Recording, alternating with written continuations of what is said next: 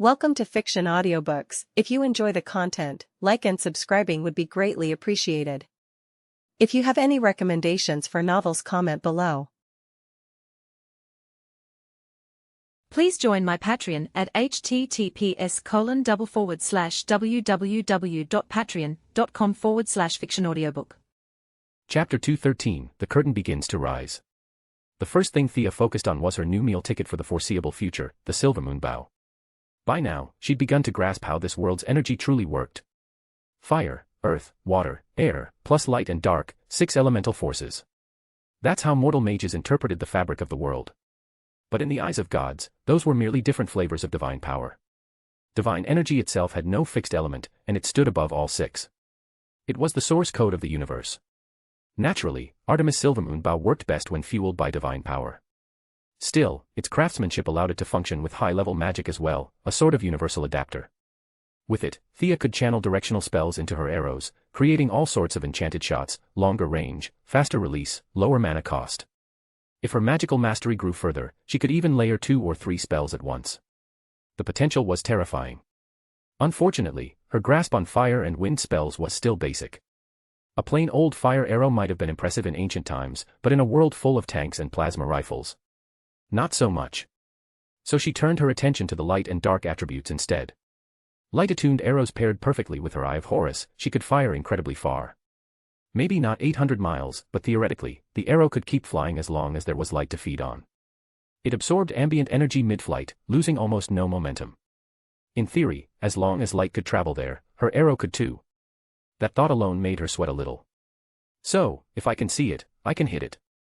Of course, there was a catch: divine restrictions still capped her Eye of Horus. Her vision simply couldn't reach that far. And even if the arrow flew halfway across the galaxy, it still lacked the destructive power to kill Darkseid on Apocalypse. But Earth? Oh, she could ruin someone's day just fine. As for dark element spells, thanks to her Chosen's inheritance, she had far more to work with there. Most of Artemis' teachings were way beyond her current comprehension. In terms of age alone, comparing Merlin to Artemis was like comparing a toddler to a university professor.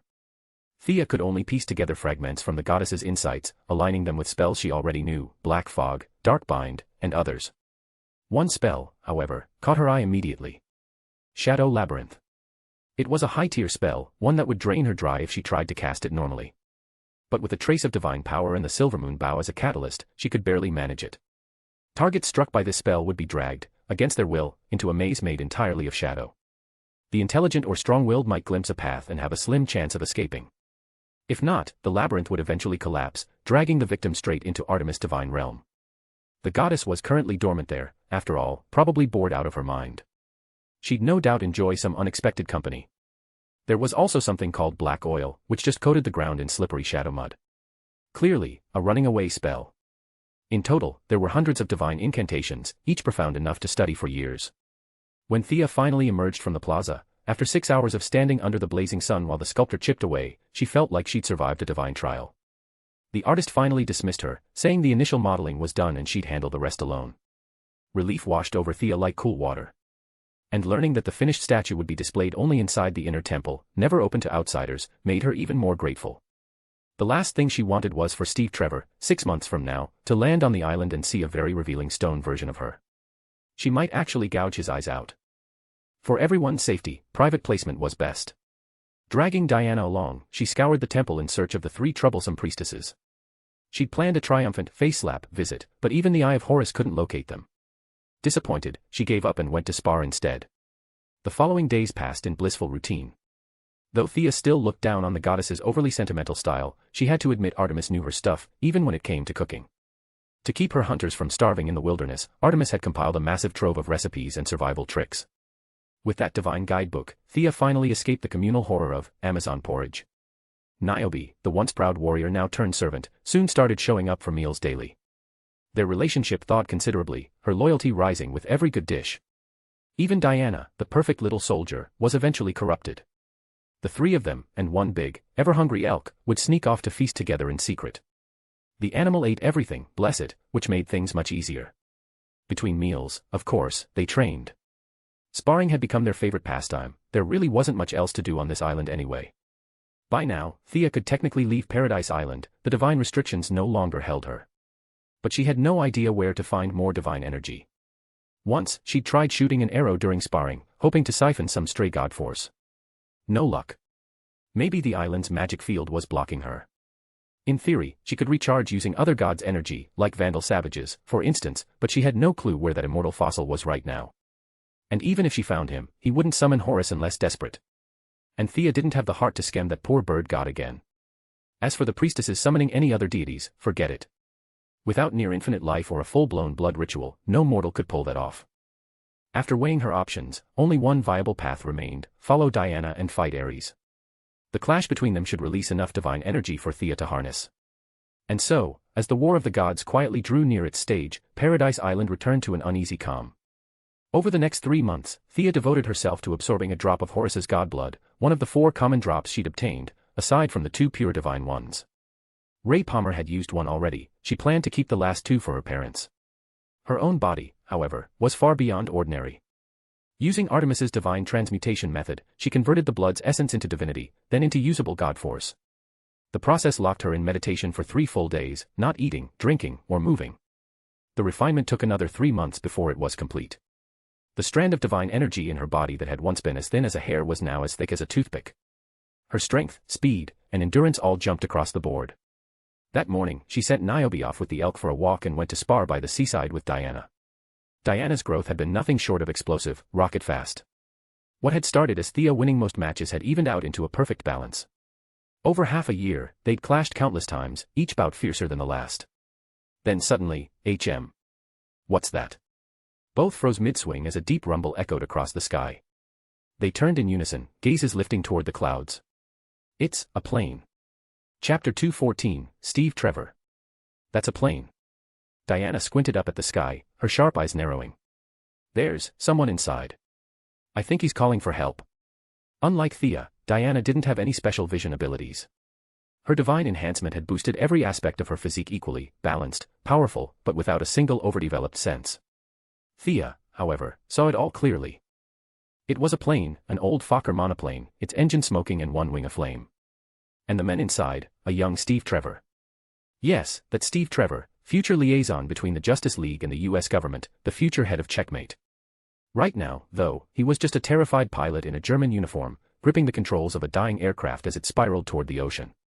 He didn't have Thea's tricks, no magic or tech to save him. He struggled desperately to stabilize the plane, but after a few moments of futile effort. Splash. The plane hit the freezing water hard, vanishing beneath the waves. Diana froze for only a heartbeat before her instincts took over. She stepped forward, ready to dive. And then, tug. Her braid jerked backward. She turned, wide-eyed, to find Thea gripping it calmly. Paradise Island must never be seen by outsiders, Thea reminded her gently. Think of your queen's teachings. Of course she couldn't let Diana just go diving after him. If Steve Trevor lived, he'd fall in love with his beautiful rescuer, textbook bridge effect. It was romantic, sure, but it complicated everything. And really, it sounded better if she blamed it on the queen. Predictably, Diana faltered. She thought of her mother, of Hippolyta's cold, regal expression.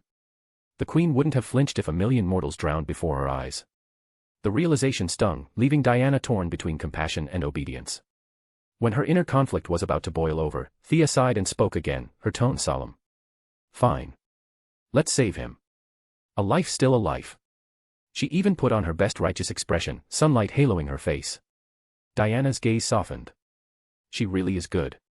Of course, Thea had no intention of letting Steve die. The man was too important to the timeline. If he drowned here, who knew what 2008's America would look like? Without Steve's steady hand, Amanda Waller might unleash the kind of patriotism that ended worlds. Still, there was no way Thea was jumping into the ocean herself. She hated large bodies of water with a passion, too cold, too wet, too splashy. She gauged the distance. Not far, and more importantly, outside the anti-magic zone.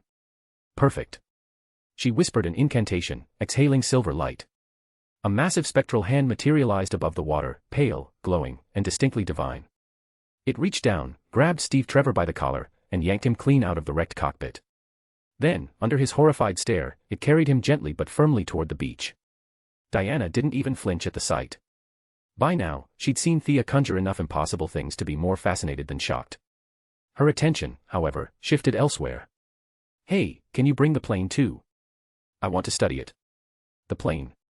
Thea followed her gaze to the wreck, shattered in 3 pieces, floating on the waves. Wait, that wasn't in the original script. Still, easy enough. She drew the silvermoon bow, conjured a shimmering arrow of pure magic, and fired.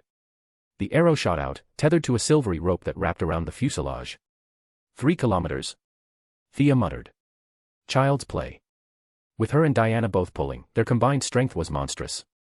The wreckage slid across the water like it weighed nothing, soon dragged ashore beside the unconscious pilot. Thea's spectral hand set Steve down gently on the sand. Diana tilted her head, staring. That's a man. Thea rolled her eyes and turned away. Yes, Diana. That's what men look like. But Diana had already gone still, curiosity flickering in her eyes. Should I examine the man first, or the machine? After a moment's inner debate, compassion won out. Machines could wait. People couldn't. Come on, she said brightly, grabbing Thea's arm. Let's check on him. Thea followed, reluctantly. She knew what was coming. Steve Trevor's arrival was the start of everything, the war, the battle with Ares, Diana's destiny. If Hippolyta found out Thea had been the one to save him, well, that could go sideways fast. The Queen would absolutely use it as an excuse to exile Thea and keep her own daughter safely at home. A political move wrapped in divine duty, totally her style. And Thea wasn't about to take that fall. She lagged behind a little, muttering a subtle suggestion spell to dim her presence. Diana crouched beside Steve and smiled like sunlight breaking through clouds. You're a man. Her voice was pure innocence, and her perfect white teeth sparkled with genuine delight. Steve Trevor blinked up at her, dazed and pale. He had just been hauled out of the ocean by a giant glowing hand. His brain hadn't caught up yet. A man. He repeated inwardly.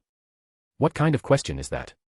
Normally, Steve would have flirted by now, he always did, no matter how dire the situation. But this time, all he could think was, her teeth are really white. Is she going to eat me? A faint magical tremor pulsed through him.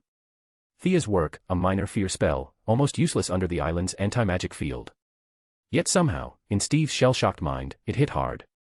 He froze, trembling slightly. Thea smirked. Adorable.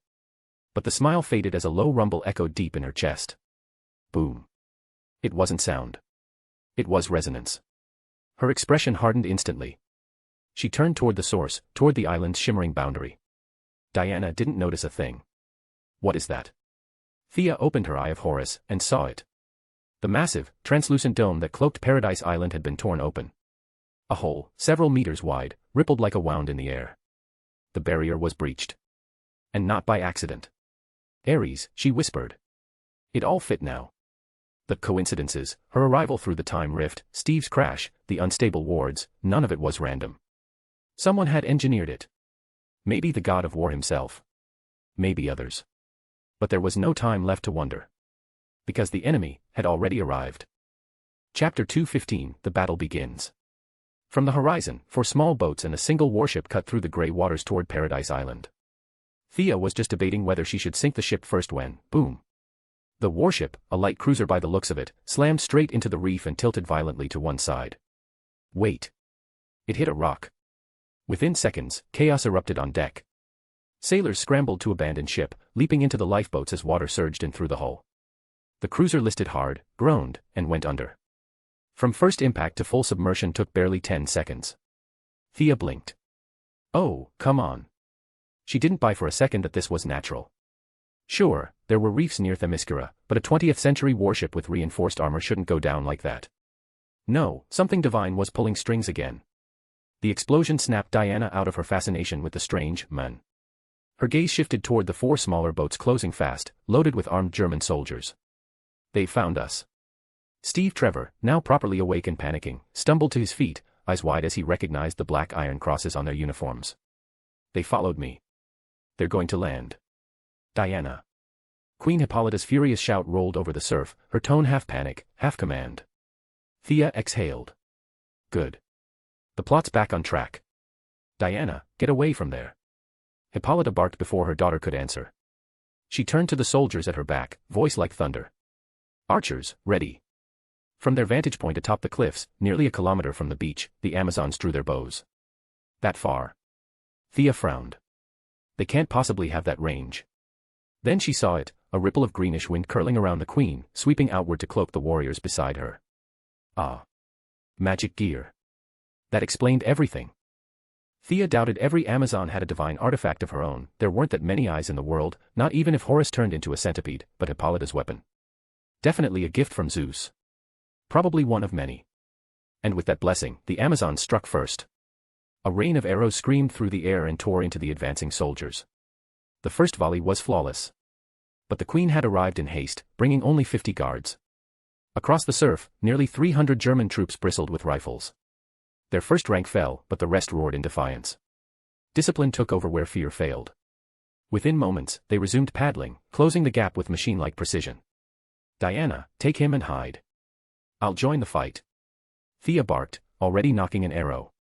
Paradise Island wasn't her home, but after months here, the faces on those cliffs weren't strangers. They were comrades. Friends. And Thea refused to let history repeat itself, the bloody battle that had once taken so many of them. As for the Germans, in the original timeline, they were all doomed anyway. Killing them wouldn't disturb a single thread of fate. Before they entered the anti-magic zone, Thea loosed 4 glowing arrows in quick succession. Each one carried a flash spell, basic illumination magic, but blinding when weaponized.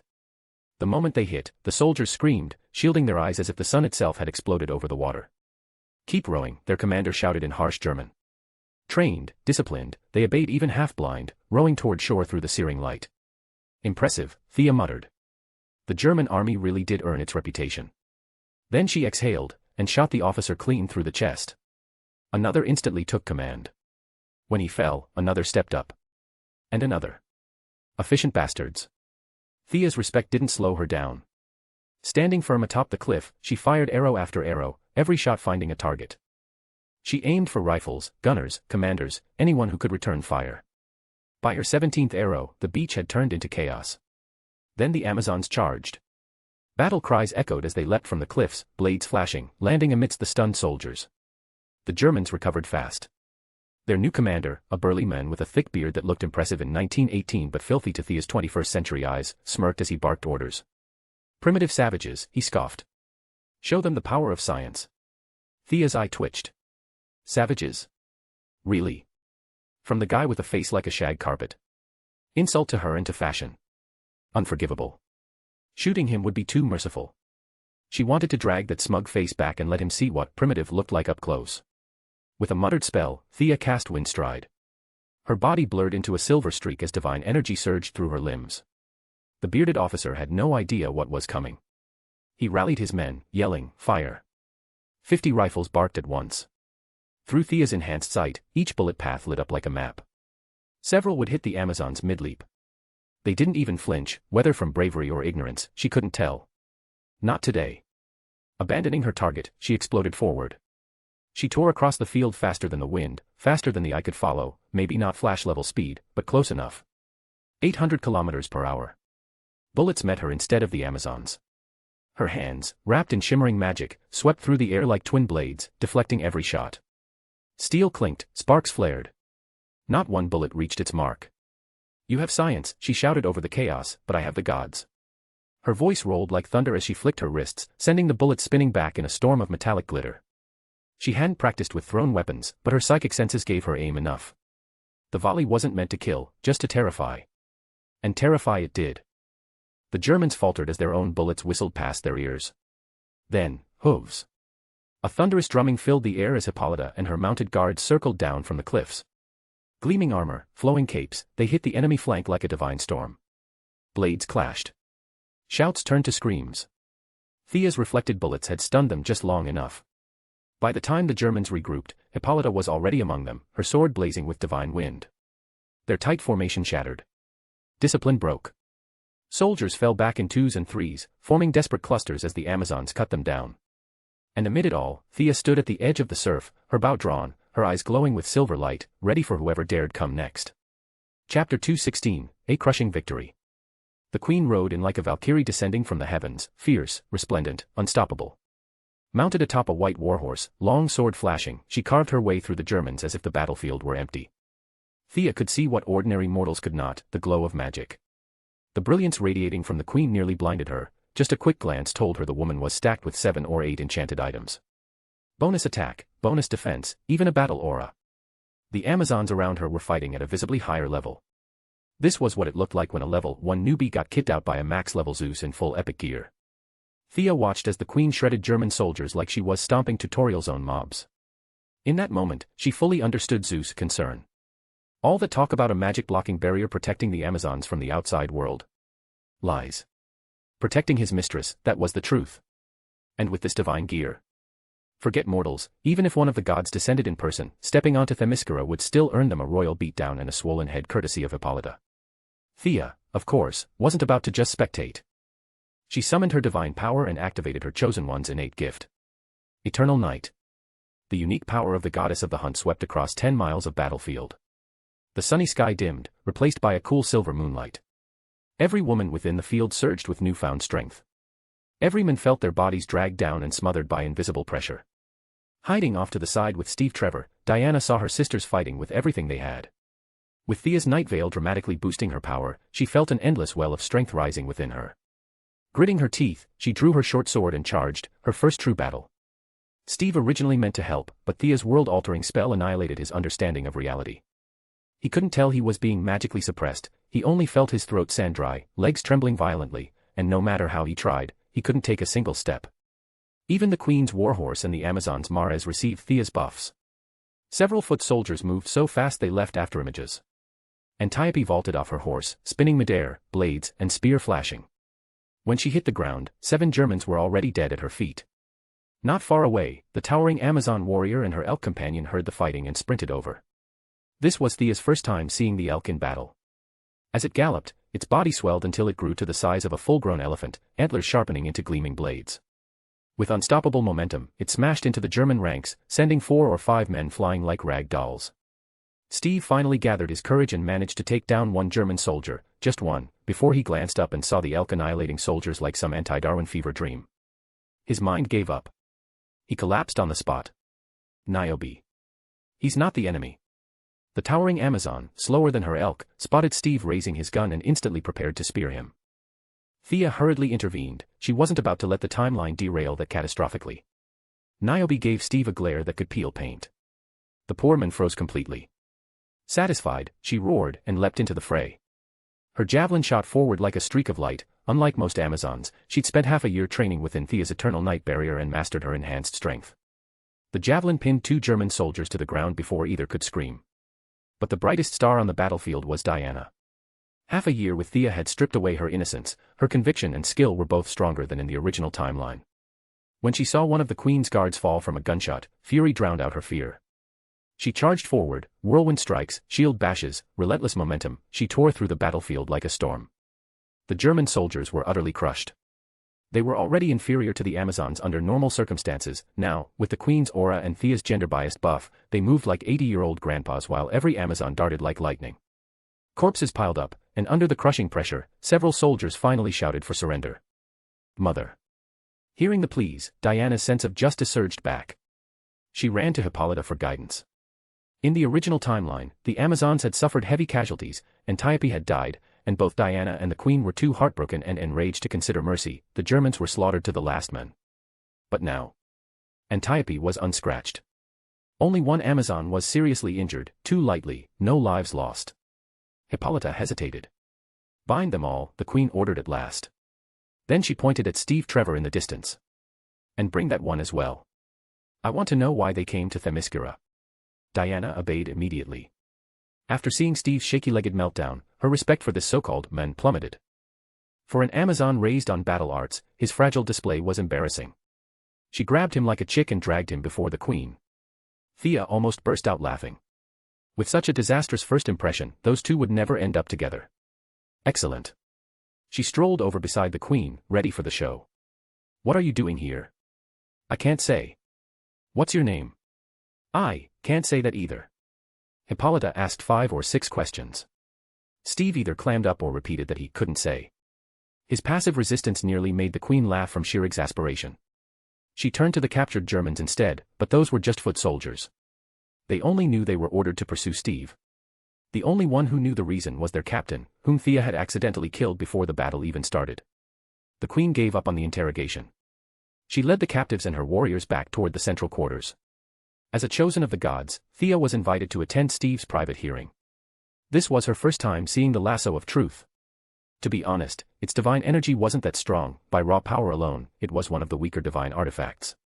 But for reasons unknown, the artisan who forged it had embedded a trace of cosmic law into it.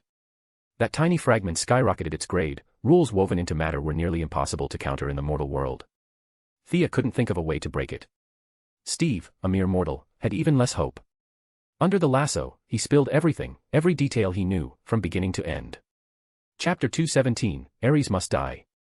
To hear Steve talk about Germany wanting to dominate the world, how America was nobly stepping in to save humanity, how selfless he was, fighting for the liberation of all mankind, the Amazons, led by their queen, merely listened politely.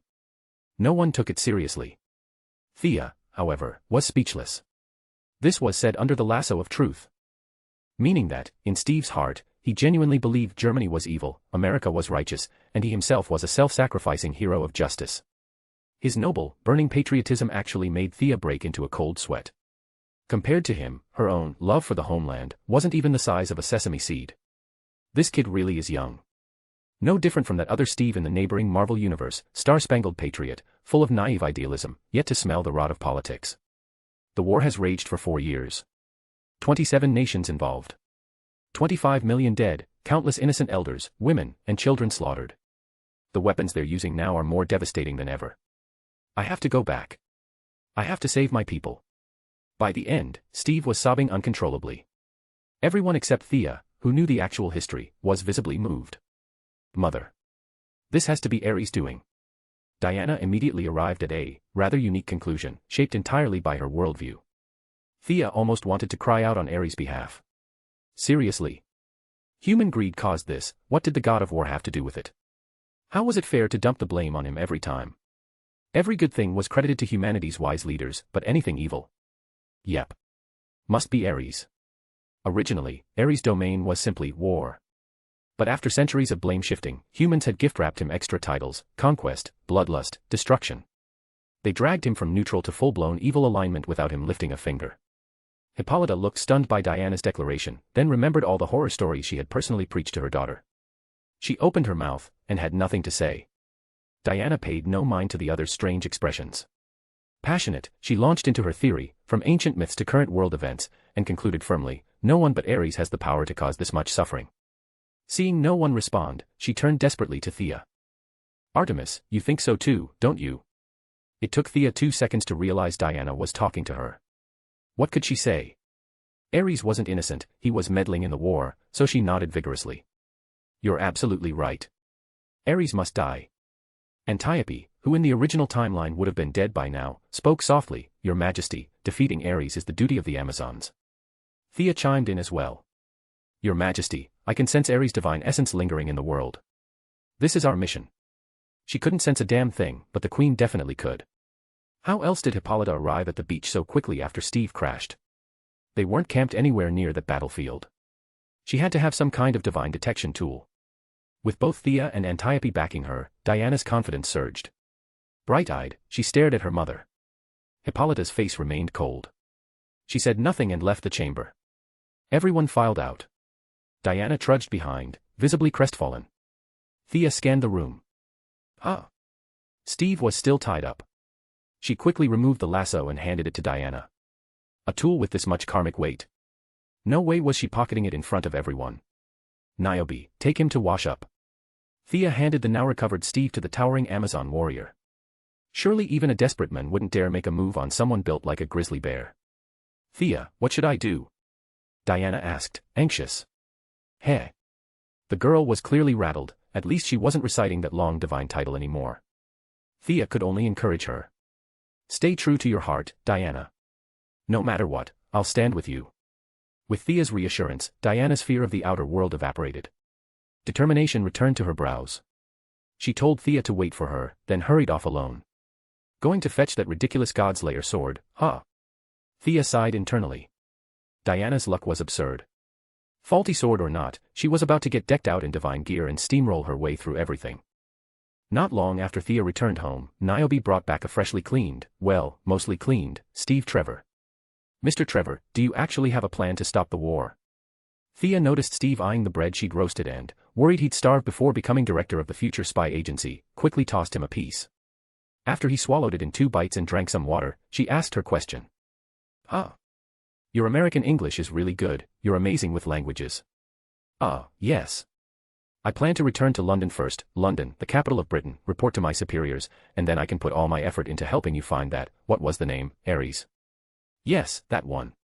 Steve had originally wanted to flirt a bit, her beauty was impossible to ignore, but when Thea's divine gaze pinned him in place, he dropped the idea immediately and explained his plan honestly. What a load of garbage. This guy was clearly planning to use Diana as his personal, unpaid bodyguard. If Ares didn't deliberately reveal himself later, poor Diana wouldn't find him even if she searched for a century. This divine battle wasn't about strategy or planning. It was a competition of who was more clueless. An innocent do-gooder versus a self-destructive war god, 2 half-siblings competing to see who could be a bigger idiot. But Thea needed to gather energy to go home, so she would pinch her nose and go along with this so-called epic adventure. Niobe, Diana, and I are going on this destined journey. Our relationship started rocky, but we're friends now. Will you stay, or come with us? Niobe hesitated. She wasn't Diana, she didn't yearn for the outside world. Living and dying on the island was her destiny. I understand. Thank you for taking care of me all this time. I release you. I'll speak to the Queen and have your status restored among the Amazons. Chapter 218, Niobe's Gift. Thea didn't wait for Niobe's reaction. She simply lifted her longbow and touched it lightly to the Amazon's shoulder, dissolving their spoken contract. The genuine kindness in that gesture shattered Niobe's composure. She dropped to her knees and wept openly. Steve, who didn't understand Greek, had no idea what was happening. He just stared, bewildered. After crying for a while, Niobe realized this wasn't the moment for emotional release. She pressed her forehead to the ground in a full prostration, standard Amazon ritual. Thea let her finish. Watching Niobe depart in tears, Thea felt a faint sting of sadness. They wouldn't see each other again for over a century, assuming Hippolyta allowed her back on the island at all. And then another worry popped up, who would she get to feed the elk now? That job had potential. But before she could think further, Niobe ran back, holding a beautifully carved jade box. Artemis, Niobe said solemnly, this is a treasure of our lost Amazon tribe. Long ago, we abandoned the Greek gods and sought refuge with the deities of Egypt. Only 2,000 years ago did we return to Themyscira, but we can no longer awaken the magic within this. Perhaps you are its true master.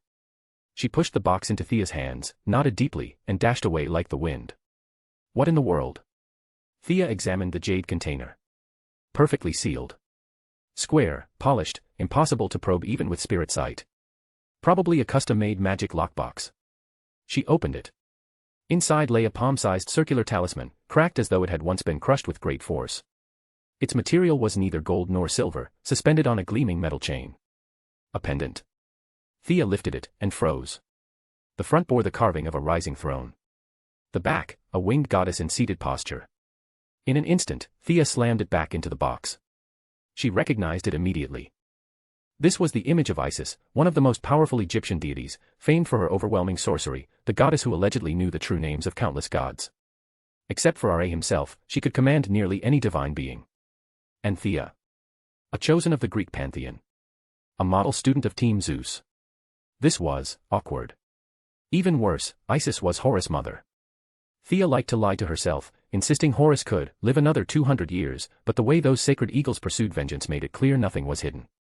If even the birds knew their master had been killed, how could Horus' own mother not know? This wasn't a trap from Niobe. Just that even with a brief glance, the talisman's function became obvious, it was practically idiot-proof. Anyone with sufficient mental strength could put it on and instantly channel the lingering magic to allow Isis to descend. In ancient times, that might have meant a full manifestation. In this era, where gods survived on mystical welfare. Maybe a projection. Maybe more. But Thea wasn't about to take that chance. What if the goddess barreled into the material world seeking revenge for her son? Maybe she and Diana together could take Isis down, but then what? After killing the son, the daughter-in-law, and then the mother, was the next boss fight Osiris himself? Become eternal enemies of the entire Egyptian pantheon? Sure, she could possibly collect a full set of Horus eyes, but at what catastrophic cost? No wonder Niobe's tribe couldn't use it. This island was Zeus' anti-magic dead zone.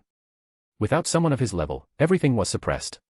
Even Diana, Zeus' literal daughter, got nerfed here.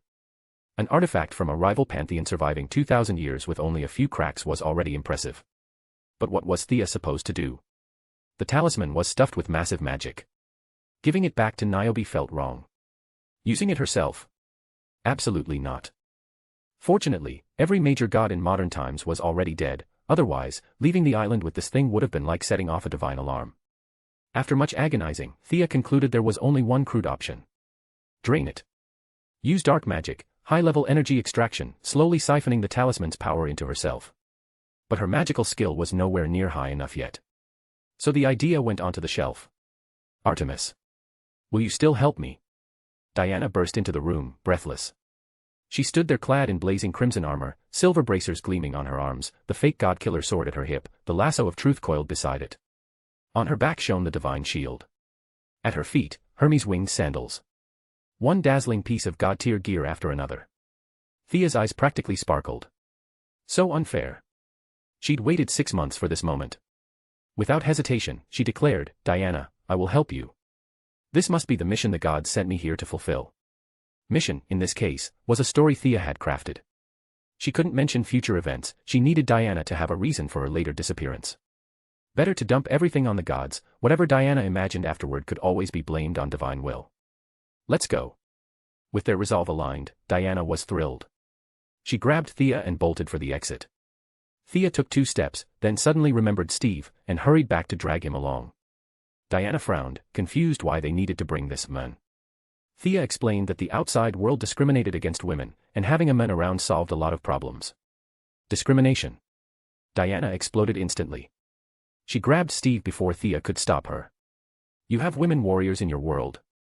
Steve shook his head immediately. You have women generals. He thought hard. Didn't recall any. Shook his head again. How could this be? The question was too broad, even a professor wouldn't know how to answer. Steve could only shake his head helplessly. So women have no status at all. But the books never said anything about this. This time, she wasn't asking Steve, she turned to the one she believed was wise, Thea.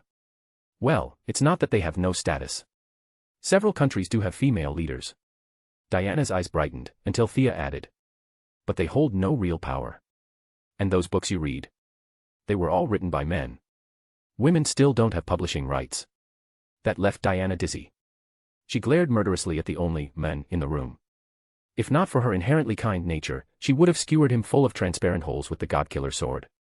Chapter 219, Parting. Although Thea was bent on breaking them up, she couldn't watch Diana, whose temper had grown lately, stab Steve to death with one sword strike. After soothing Diana, she returned to her room and changed back into her Kevlar combat suit. Putting on this outfit after so many days felt like returning to those blood-soaked days in Gotham. Looking at the Amazon half-armor she had worn for over 6 months. Hippolyta might not even let her back onto the island when she returned 100 years from now. At least it was a souvenir. She stored it in her blood-imprint space. Only when she put it in did Thea realize this armor barely counted as magical equipment, though the effect was extremely weak. Seeing Diana still waiting outside, Thea gazed at the tables, chairs, and furnishings in the room.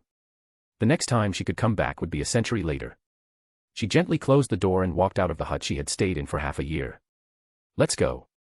Diana didn't know that once they left, they wouldn't return for a short while. She thought Thea had made a great determination to help her, holding her hand and whispering comforting words. As the sidekick, Steve's eyes were very sharp. He immediately noticed Thea's outfit was different, deep red and black, extremely aesthetic in design. Is this their local clothing? Are you kidding me? Comparing it to the female warrior armor he saw during the day, Steve felt these were 2 completely different styles no matter how he looked at it. But Steve didn't ponder for long before discovering that the very same anti-Darwin elk from earlier that day had followed them. He hurriedly took 2 steps to catch up to the 2 women, pointing at the elk following them and whispering, "That deer followed us." Thea glanced at him without speaking. How fresh. I called it here. I haven't even summoned my unicorn yet, wouldn't you faint if you saw that? That is our divine messenger, it is our friend, Diana explained kindly. Steve opened his mouth wide. This deer is too amazing, it can actually change size. This violates Darwin's theory of evolution. Do you know Darwin? Anti-Darwin.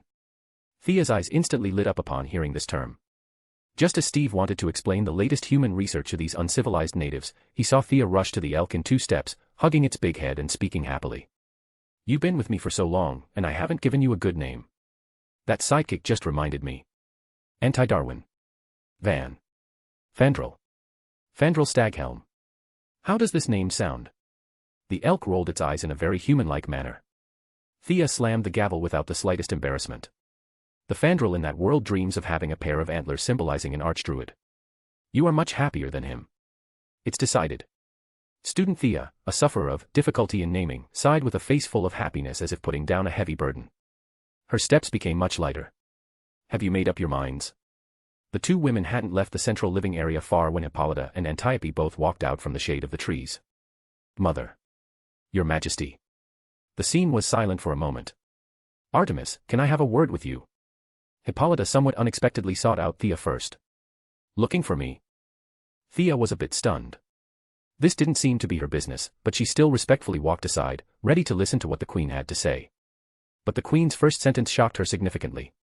You aren't from this point in time, are you? Do you come from the future? This. Thea saw the Queen's expression was very flat, seemingly certain of this matter. She racked her brain but couldn't come up with an excuse. You don't need to be in a hurry to deny it.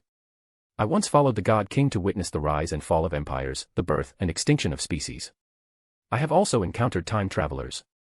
I only want to ask you 2 questions, since you know the future. Your Majesty, please speak. Faced with this knowledgeable mistress of Zeus, Thea felt truly powerless.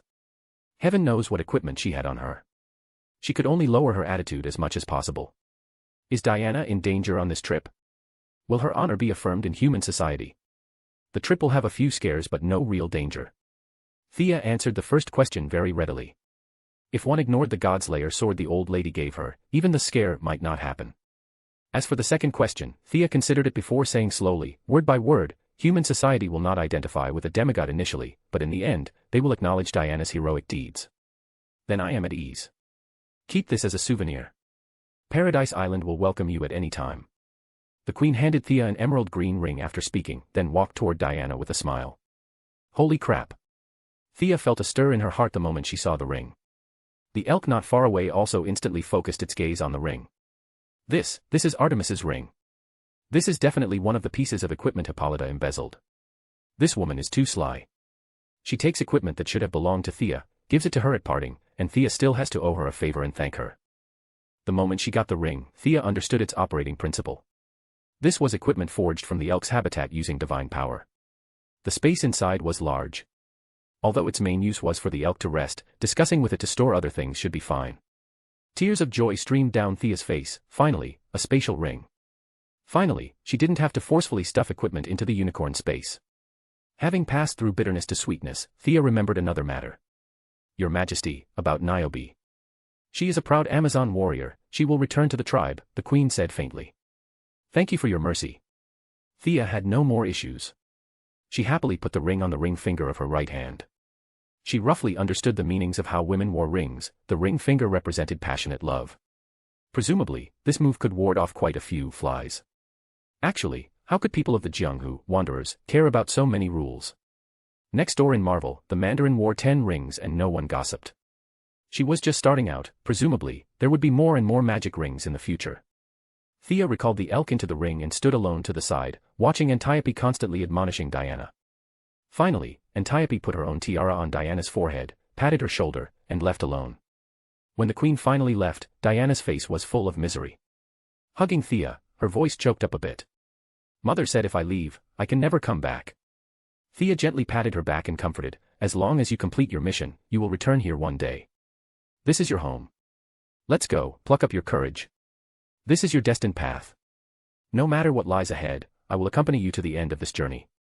Sure enough, mentioning the sense of mission made Diana recover most of her spirit instantly. Although her expression was still a bit low, she had finally mustered some fighting spirit. Chapter 220, Leaving Themyscira. Night mist drifted around the three of them, cool and silent. Only the fading clatter of the Queen's hooves echoed in the distance. Diana lingered, shoulders trembling, until Thea gently tugged her forward. Don't look back. Let's go. In the original timeline, Diana left Themyscira carrying crushing guilt, the death of her sisters, the fall of Antiope, driving her into a near self-imposed exile. But now, the island was almost untouched. Instead of mourning, the Amazons had prisoners, German soldiers who would no doubt be subjected to research during their leisure time. Diana's sense of mission was unchanged, but the emotional push that once fueled her departure was clearly weaker. Thea didn't know how to fix that. She could see Diana's resolve wavering after Hippolyta's final words. And who could blame her? Anyone would hesitate at leaving a home they'd lived in for 5,000 years, especially someone who had never touched the outside world. Time for tough love. No hesitation allowed. Thea grabbed her firmly and hauled her into the small boat. Steve didn't need prompting, he had already jumped in and was waiting nervously. This boat doesn't seem to have an oar. For a spy, Steve's ability to read the room was excellent.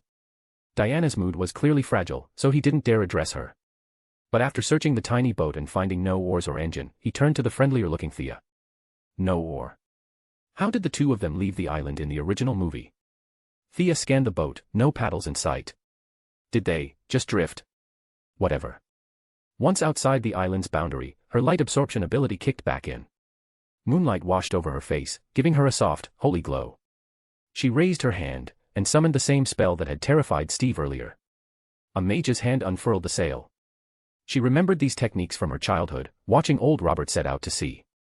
Then she conjured a gust spell, wind filling the sail with a crisp snap. The boat shot away from Themyscira at near full speed. Oh, it's sail-powered. I thought you used oars. Steve felt stupid saying it. In the darkness he hadn't even noticed the mast. To cover his embarrassment, he hurried to explain. Thea waved him off. Forget it. Do you know where we are? Or at least how far London is from here? Steve blinked. Do you people not even know where you are? Privately, he judged them as primitive islanders, but out loud he stayed polite. I flew from Germany toward Britain. Something threw my plane off course and I ended up over the sea. We should be in the North Sea now. Do you know the North Sea? Cut it out. Of course I know the North Sea. Thea snapped. Queen Consolidated had a branch in Norway in the future, she had been to Europe as a child. Being mistaken for a savage stung. She felt the magic in her blood rising, nighttime reduced her spell cost. Channeling power to her skin, she lifted into the air. Steve's expression turned into pure oh hell no panic as she rose 100 meters up. Then she unleashed the Eye of Horus. South, 1 nautical mile, nothing. 2. 5. 10. Nothing. North, 1 mile. 3. 7 miles out, she finally saw a coastline. She scanned the people, their clothing, and the signage. Landing softly back onto the boat, she deadpanned. North Sea my ass. This is the eastern Mediterranean. 7 miles north is Crete. She rolled her eyes. Honestly, how could the movie expect anyone to believe they drifted from Themyscira to London overnight without paddles or direction? That would put the British Isles practically on Zeus' doorstep. But Zeus was Greek, Britain belonged to the Celtic gods. Why would he hide a mistress in enemy territory? Crete made far more sense. Zeus practically lived there. Too many eyes in mainland Greece, but the scattered islands around Crete were perfect for hiding a divine affair. No prying gods, no awkward questions. Crete. Steve frowned. His geography was excellent, and this made no sense. His plane had been flying east. Now they were west. He started doubting his entire sense of direction. London was far away. The trio needed to land, whether for transportation, supplies, or simply water. Why don't we go straight to Ares? Where the fighting is the fiercest, he must be there. Diana asked, wind tugging at her hair, her spirit finally recovering. The question nearly made Thea choke. She couldn't say. Your mother lied. Ares is pretending to be crippled in London. And she definitely couldn't say. Your choices won't actually change the war. And another, even worse war is coming in 20 years. Ares is only partly involved. You're blaming the wrong guy. She threw Steve a desperate look. To his credit, Steve immediately rose to the challenge. Full patriotic youth mode. He delivered an impassioned speech about Dr. Poison, about the horror of her weapons, about how many people would die if they didn't stop her, about how returning to London could save countless lives. Sincere. Emotional. Heroic. Diana still doubted his combat ability, but his convictions moved her. She agreed. London first. With their plan aligned, the next task was finding transportation. Thea dared not summon her hoverboard, even Steve would start asking dangerous questions. Gideon had tried to prevent her from acquiring future tech earlier for exactly this reason. People weren't stupid, give them a sci-fi gadget and they could reverse engineer half the tech tree. If not for the Amazon armor looking exotic enough, Thea would never have worn her combat suit around them. Magic would have to be her primary weapon for now. With the direction confirmed, conversation faded. Thea meditated and absorbed the night's energy. Diana brooded over her thoughts. Steve pinched his thigh repeatedly, still trying to wake himself from what he hoped was a nightmare. Chapter 221, Coincidence. Not even close. The moment the three of them came ashore, Thea could feel the malice of 1918 society pressing down on her. Discrimination. Discrimination against women. Discrimination against anyone who didn't look or dress like the locals. Nothing went smoothly from the moment they entered the port. Customs officers looking for bribes, local thugs trying to force deals, and a few suspiciously nimble kids running past them again and again, clearly trying to pickpocket them. But the kids eventually gave up. After circling the trio several times, they discovered something shocking. These three looked polished and elegant, but didn't have a single coin on them. Reality hit hard. They were completely broke. Diana understood the concept of money in theory, but putting the theory into practice took time. Steve had escaped in a rush and brought nothing with him. Greece might have been on the Allied side, but he was a spy. He couldn't just walk up to pro-American locals for cash. That would send him straight to a military tribunal. As for Thea, her wallet was still on the Wave Rider. Not that she could use it, this was 1918. The paper, printing, watermarks, all entirely different from future currency. As night fell, Thea slipped around a corner, created a clone, and sent it after the thugs who had tried to extort them earlier. After a short and educational lesson delivered via fists and boots, the clone returned with 3 crumpled bills. What the? That's it. Thea tested their purchasing power. 2 bills marked 100 could only buy a jar of honey and a small bag of nuts from a street stall. No wonder this country would be flat broke a century later. Expensive goods, worthless money, a populace that barely worked, the economy was doomed. What's wrong? Diana reached toward the food stall, but Thea grabbed her hand. We have no money. You can't take something that isn't yours. Diana froze, then nodded. For someone born to be a hero, this was fundamental. She would never bully ordinary people. Then what do we do? Thea didn't have a good answer. Robbing 1 or 2 people was fine, but too many would draw attention. And these people were too poor anyway, the effort wasn't worth the gain.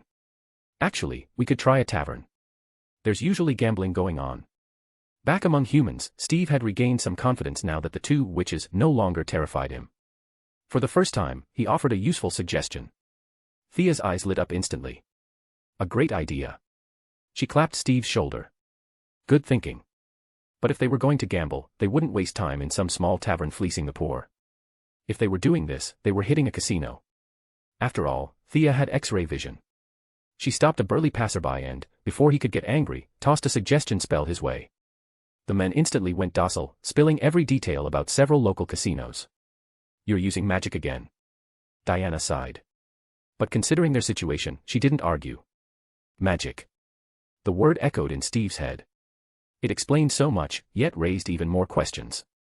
Not that he dared ask. His social rank among these 2 was near 0. Just 20,000.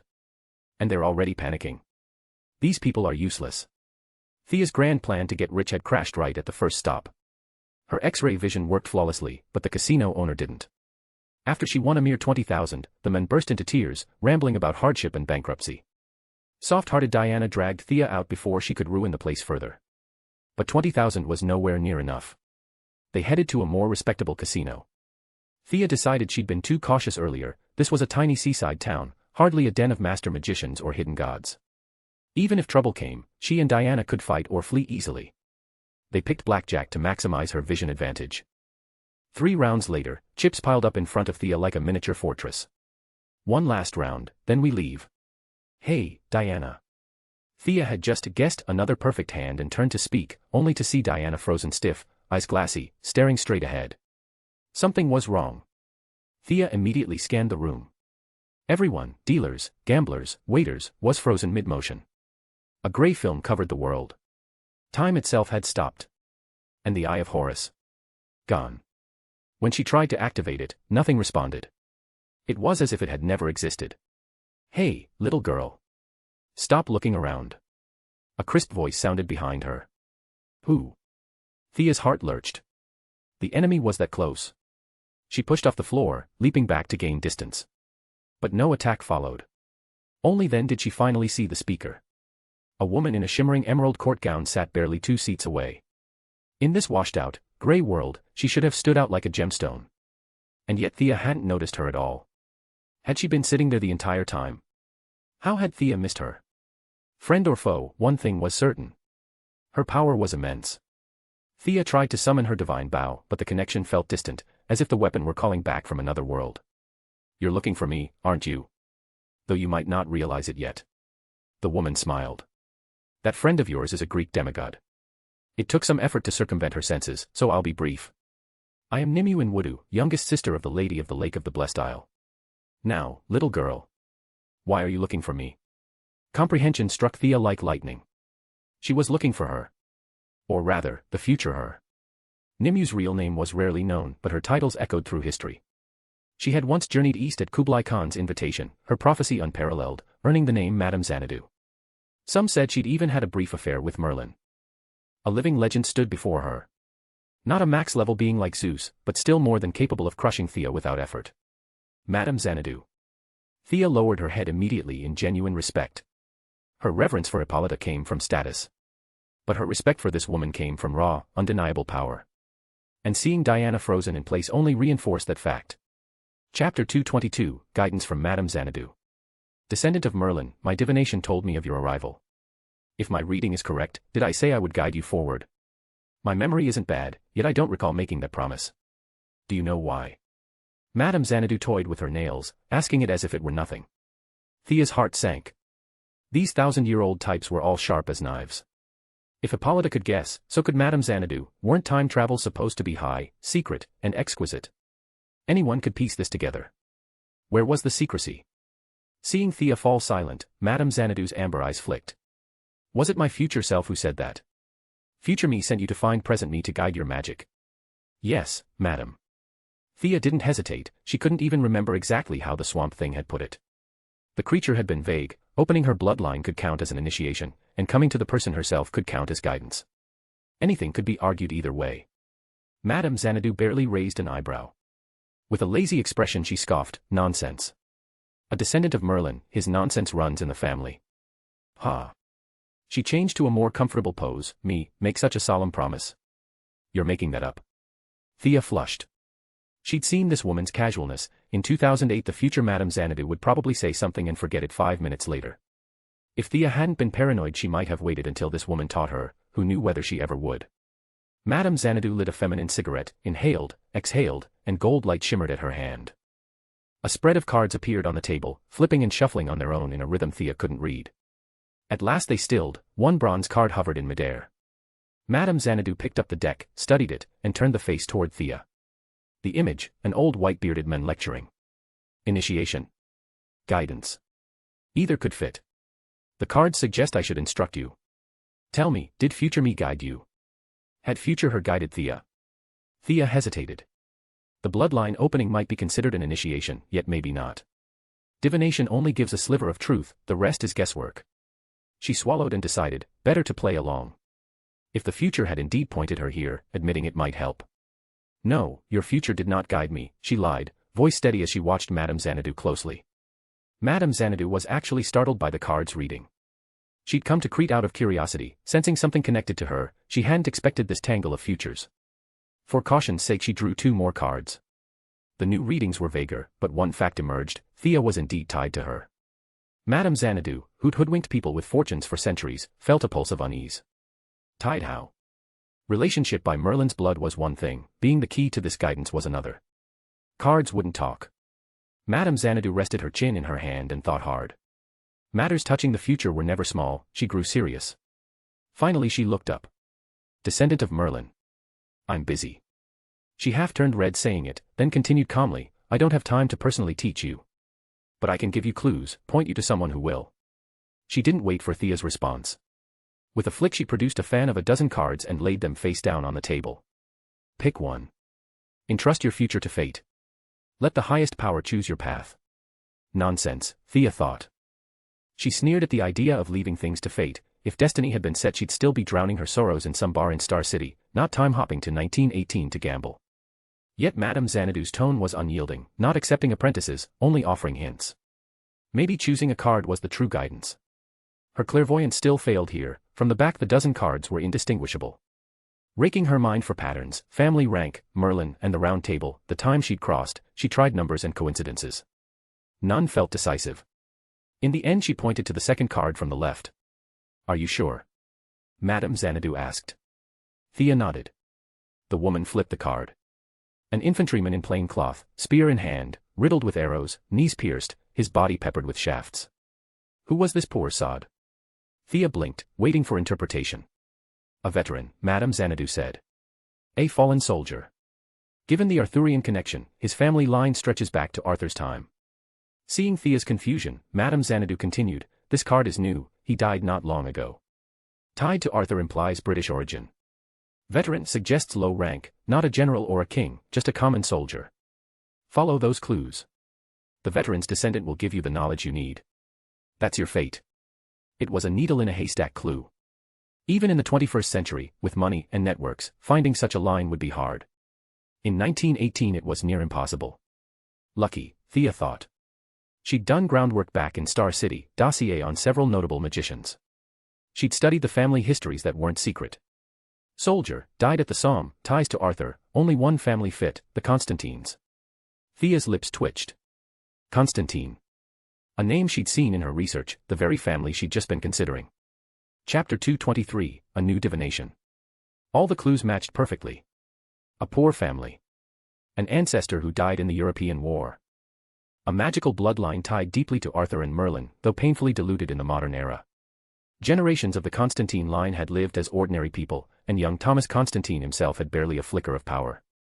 Only after years of reckless, fatalistic adventures would his son, John Constantine, claw his way into true strength. But in this time, John Constantine wasn't even born. His infamously abusive father wasn't even an adult yet. How was a magic-less child supposed to teach her anything? Thea stared at Madame Xanadu, hoping for at least some guidance, but Madame Xanadu merely shook her head, refusing further explanation. What you need is there. How you obtain it, that is your problem. Another vague riddle. Any method works, huh? The fastest would be the violent option. Kick down the Constantine family door and take every book with writing on it. Quick, effective, and a guaranteed disaster. John Constantine would absolutely come for revenge one day. This was the man whose nickname, Conman Constantine, came from how poorly he treated both demons and friends. His moral baseline would not be higher than Thea's. Thea did not want to return to Star City only to find a bunch of hell lords playing poker in her living room. So violence was out. Soft power it was. If Thomas Constantine willingly handed her the books, maybe the future Constantine wouldn't object too much. But, what did Thomas need? What was he lacking? She'd have to find him first and improvise. Just as Madame Xanadu was preparing to dispel the barrier, Thea remembered something very important, something worth asking a powerhouse like this. Madam, wait. There's one more matter I'd like your insight on. Maybe Madame Xanadu also felt a bit guilty for shooing Thea away so abruptly. She withdrew her hand and sat upright again, ready to listen. I possess an ancient Egyptian amulet. If I use it directly, I fear it will draw divine attention. Is there a way to extract the amulet's magic without alerting the god attached to it? Thea wasn't stupid, you never flaunted your wealth. But Madame Xanadu was a Celtic-aligned deity. Egyptian artifacts probably wouldn't tempt her. She was gambling that Madame Xanadu simply didn't care for such things. Unfortunately, Madame Xanadu's face remained unreadable. May I see it? I can't bring it out inside this barrier. Snap. With a snap of her fingers, the barrier shifted. Now you can. Thea instantly felt her connection return, to her bloodline space, to her divine bow. She glanced sideways. This woman's grasp of spatial magic was frightening. Compared to Vandal, the Hawks, or Hippolyta, warriors who had lived endless years, true longevity was far more terrifying in the hands of a mage. No time for admiration. Thea immediately took out the jade box from her ring. She'd moved everything inside the ring space while on the ship, the unicorn had celebrated for hours. Madame Xanadu opened the box and let out a soft, amused gasp. Isis. You wretched woman, to think you've fallen this low. Ha! Thea watched her laugh so hard she nearly fell over, and a wave of relief washed through her. So, good. These two were enemies. The enemy of her enemy was, at least temporarily, a friend. After laughing to her heart's content, Madame Xanadu coughed twice and composed herself. Little girl, what was it you wanted again? Thea repeated her request. I see. Madame Xanadu did not answer immediately. Instead, she swept her amber gaze up and down Thea, then lowered her head in thought.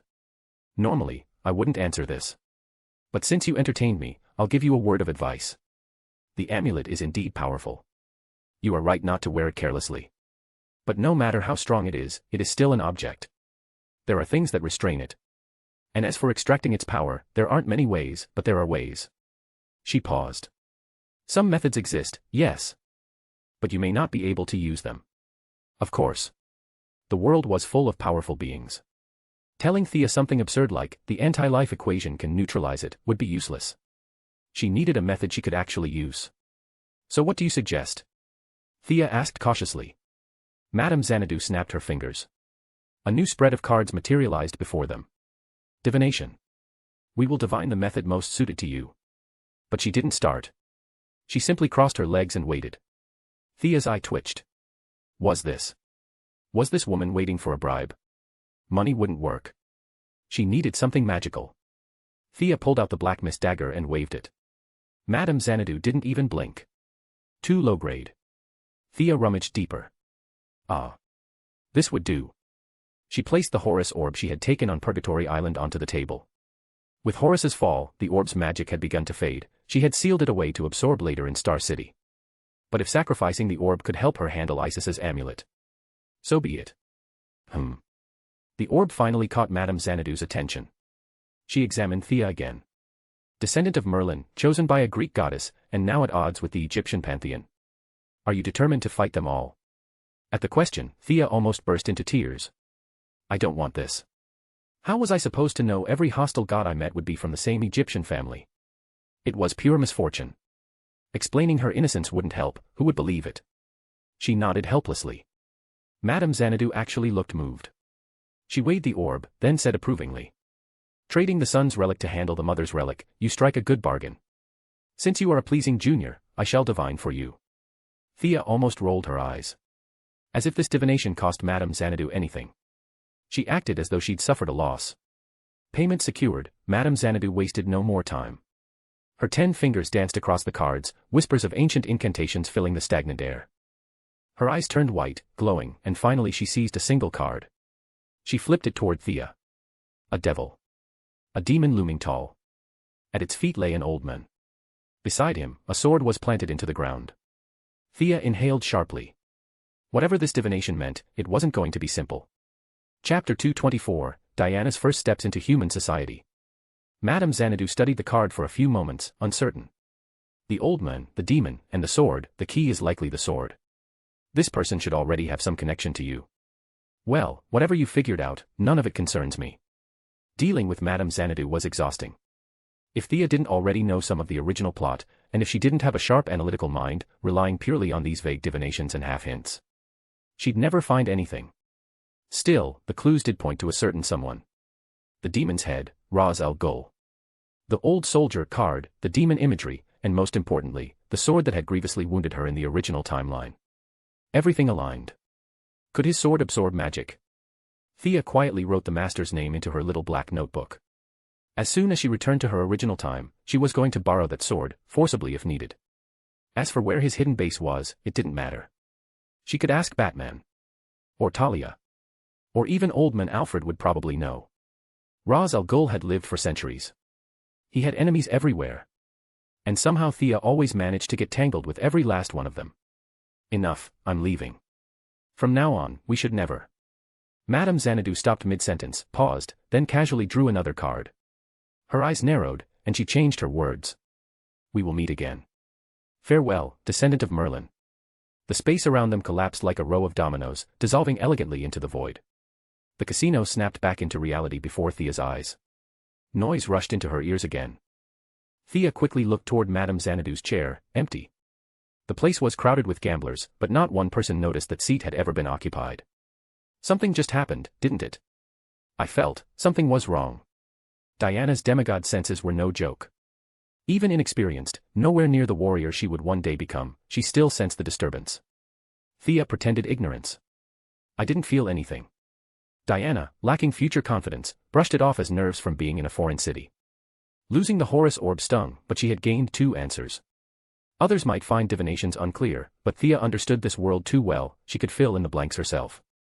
Madame Xanadu hadn't mentioned a time limit, but of course there was one. The faster she acted, the better. Thea counted the money they had left. If they lived frugally, they could barely get to London. But Thea was not someone who tolerated discomfort. After buying food and clothes, she hypnotized a captain on a ship headed from Crete to Marseille. To the horror of Steve and the silent despair of Diana, she marched the 3 of them straight into the VIP cabin. Steve stood guard outside. No one was allowed in.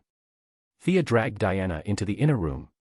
She wanted to find the Constantine family as soon as possible, but Diana needed attention first. This Diana had not lived the original timeline.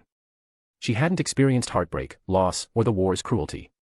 Her conviction was intact, yes, but her drive came half from choice, half from Thea dragging her out of Themyscira. And since Thea brought her out, she had responsibilities. First, clothing.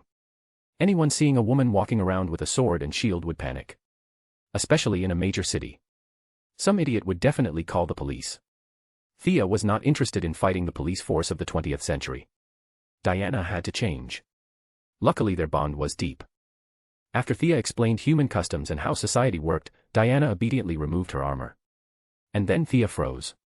"You're not wearing anything under that." Diana blinked innocently. Thea poked the indescribable area experimentally. Not squishy like cheese, but not stone either, acceptable softness.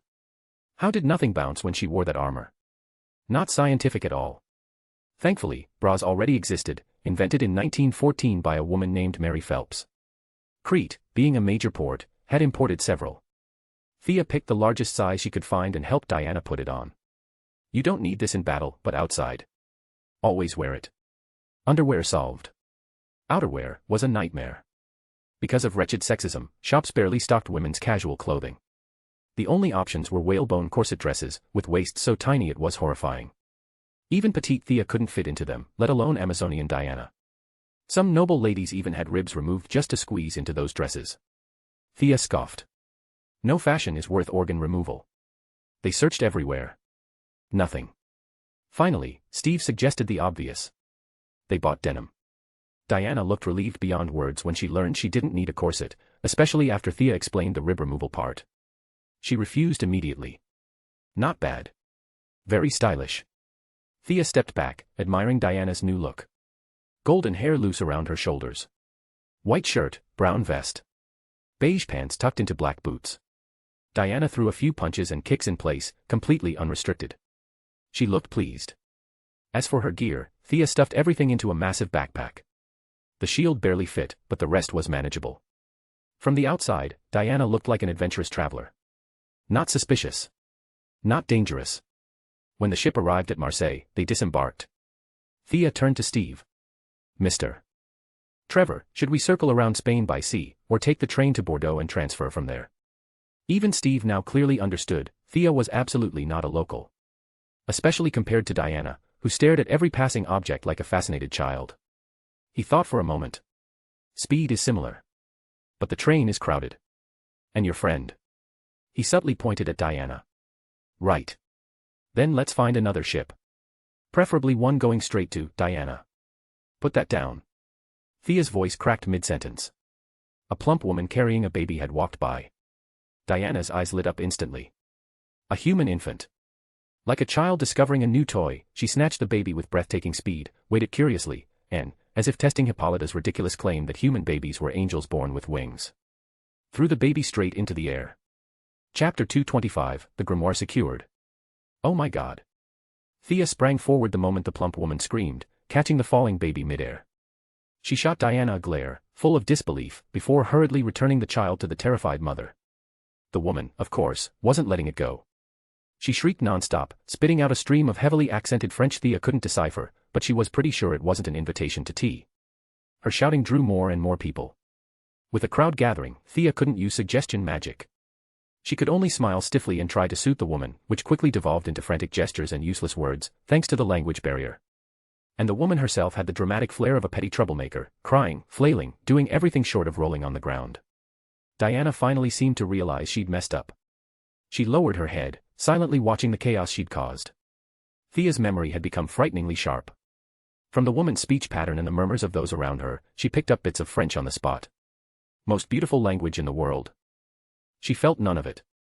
She powered through with a mixture of broken French and wild hand signals. In the end, after handing over a fat handful of colorful bills from various countries, she finally secured the woman's forgiveness. Sorry. When the crowd dispersed, Diana approached awkwardly, seeing Thea's stormy expression. And when Thea asked why she'd thrown the baby, she nearly collapsed on the street. Hippolyta's nonsense storytelling habits were going to kill someone someday. Thank God nothing terrible happened. Thea immediately sat Diana down and explained the basics of normal human life. Whether any part contradicted the Amazonian fairy tales Hippolyta had fed her, that was Diana's problem to sort out. After this disaster, Thea didn't dare leave Diana alone. She would stick with her a few more days. But lectures alone weren't enough. Diana might look mature, but inside she was a giant kid. And kids needed rewards. Try this. Thea handed her an ice cream.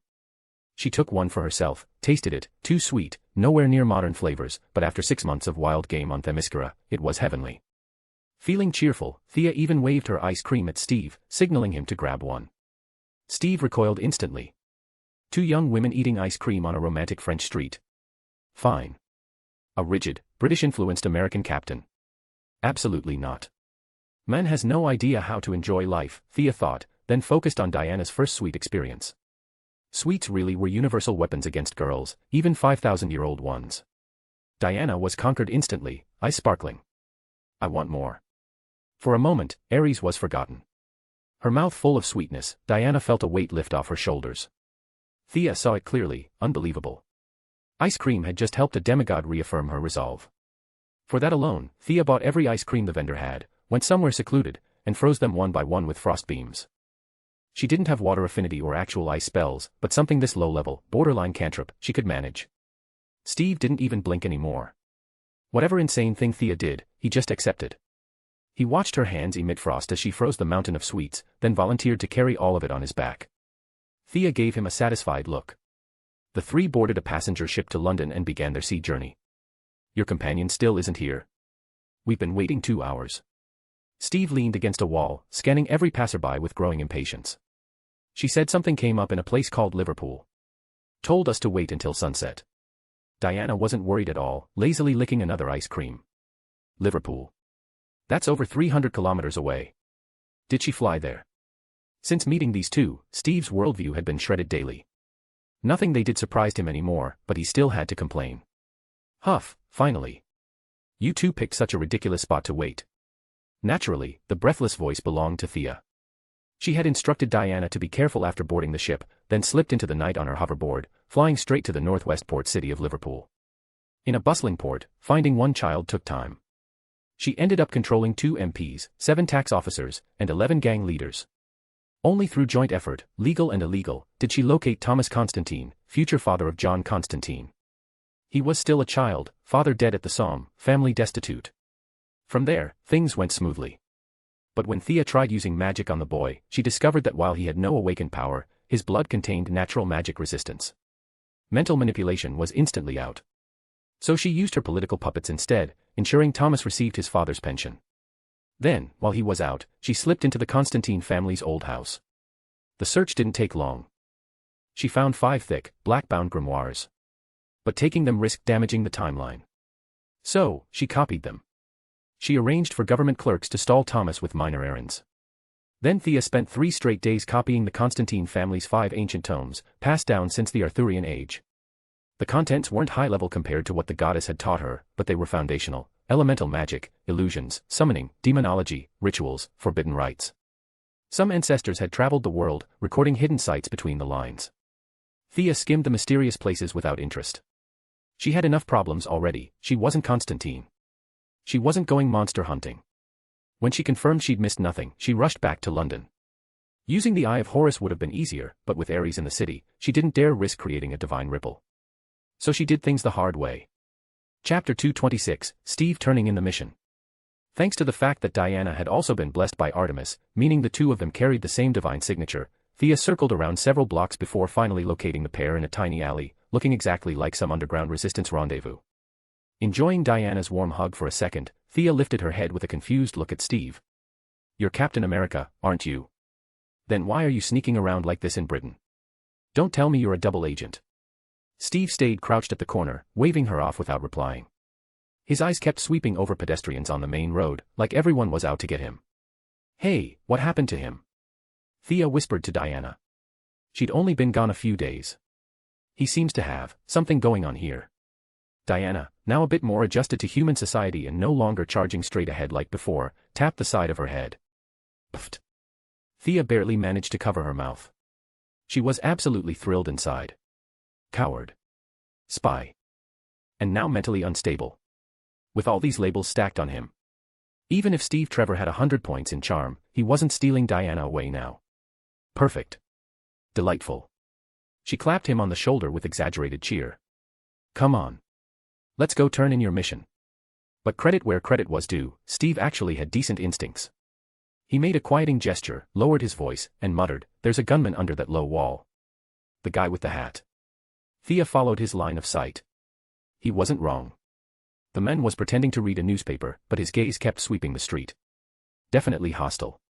Even without divine power, years as an archer and mage meant Thea quickly spotted 3 more with the same tells. In the original timeline, the perpetually tense Diana mistook these 3 for Ares agents and nearly went full power on them, even pulled out the lasso of truth, all for 3 small-time goons. As if Ares would be stupid enough to send a few pistol-waving spies to kill a demigod. Now armed with the Constantine family's grimoire, Thea's magic was smoother than ever. She tapped Steve's shoulder. All right. Step out there, they won't see you. Go turn in your mission. I'm invisible. Steve stared at his hands. Nothing looked different. I lowered your presence. In terms you'd understand, people will automatically ignore you. Just don't do anything extreme and you'll be fine. Obviously, don't kill anyone. Walk ahead, we'll follow. She didn't bother checking if he understood, just shoved him straight out of the alley. For an ordinary human like Steve, her strength was way beyond what he could handle. The shove launched him nearly 10 meters. Ah! Thrown suddenly into the crowd, Steve realized no one noticed him. Even the tall man who'd looked suspicious earlier was still staring at the alley. Amazing. He can't even see me. Steve walked right up to the man. The guy didn't react. Completely reassured, Steve strode forward with confidence. Thea and Diana followed at a distance. Thea had rushed back mainly to gauge Ares' true strength, but London could not become a battlefield. Britain was the main force of the Great War right now, America was still just dipping its toes in the water. London's streets were crawling with government officials and allied generals. If a godly battle erupted here, the timeline would be nuked beyond repair. Thea's patriotism might only be the size of a sesame seed, but she definitely didn't want to return to 2008 and find every American speaking fluent German. His taste is interesting. Is that his partner? Walking behind, Diana suddenly pointed ahead. Huh. Thea snapped out of her Ares-related thoughts and looked up. Sure enough, Steve had walked right up to a short, plump woman. The two were smiling, chatting, even hugging. Partner? What partner? That was Steve's secretary. Thea vaguely remembered her as the comic relief type. But since Diana misunderstood, might as well let her keep misunderstanding. Steve, having found his trusted assistant, turned around to introduce her to the 2 women, only to realize he couldn't see either of them. Must be that magic again. He'd walked right past his own secretary earlier and she hadn't noticed him until they made physical contact. Now fully convinced magic was real, Steve wished he could squat in a corner and write the biggest I concede in history. He told his secretary to stay put, then strutted toward the Allied command building, only to freeze at the entrance. According to that witch, he could walk straight in. But then what? Just tap a general on the shoulder out of nowhere? Would they shoot him on the spot as a spy? Britain was the world's first superpower. Shooting an American lieutenant wouldn't cause a ripple. But he couldn't see Thea. He couldn't turn off the spell. Panic crept up as he stomped his foot in frustration. Thea finally spotted him pacing. A ripple of unseen energy washed off him, the spell lifted. The guards at the door were minding their business when suddenly a full-grown man materialized in front of them, stomping the ground. 2 nearly wet themselves. This assassin was too good. They raised their rifles instantly. Steve jumped at their reaction, but his training kicked in. He dodged a rifle but aimed at his face and quickly flashed his identification. A U.S. captain. The guards didn't buy it for a second. A spy this skilled could forge anything. He could show the Prime Minister's badge and they still wouldn't let him through. Steve was on the verge of tears, but just then, German spies drew their attention. The 3 who'd been watching the alley heard the commotion and, spotting Steve with the guards, exchanged looks, dropped their disguises, and pulled out pistols. Too late. They were nearly 100 meters away. The guards were already on edge. As soon as gunfire rang out, they returned fire instantly. Chaos exploded across the street. Thea and Diana were jostled around and automatically popped out of the spell's effect. Diana watched the firefight and asked uncertainly, "Are those Ares men?" "They're Germans." "And Germans are, well, the ones who came to Themyscira were Germans." Thea couldn't be bothered explaining politics. She'd let Diana sort it out herself later. Chapter 227, God of War. Ares. Sure enough, the moment Thea said it, Diana instantly understood. She might not grasp the tangled grudges of the outside world, but the people who tried to kill her sisters on Themyscira. Those were unquestionably bad guys. Should we go help them? Help what? It's only 3 enemies. Look, reinforcements are already coming. Thea actually admired these 3 German spies a little. Truly fearless. Charging out with just 3 pistols at the front door of the Allied command headquarters, even if the guards weren't elites, there were still more than 10 rifles pointed that way. And then some jumpy sentry called a nearby patrol. Over 100 more soldiers poured in. The 3 Germans didn't even get the chance to bite cyanide before they were turned into Swiss cheese. A young man wearing a lieutenant colonel's insignia dashed out when he heard the gunfire. Realizing it was a false alarm, he turned to his aide. Tell the generals inside they can crawl out from under the table now. I've secured the situation. Damn it, not a single live capture. Looking around, he realized he'd bragged a bit too early. Only 3 corpses on the ground, each riddled with over a dozen bullets. He roared at the guards, furious that none had been taken alive. What if the higher-ups blamed him for incompetence? Sir, there's one alive, a sentry shouted, saluting as he pointed to Steve, whose face was swollen like a clubbed boar. I'm not German. Steve raised a trembling hand in protest, which only earned him another rifle butt to the head.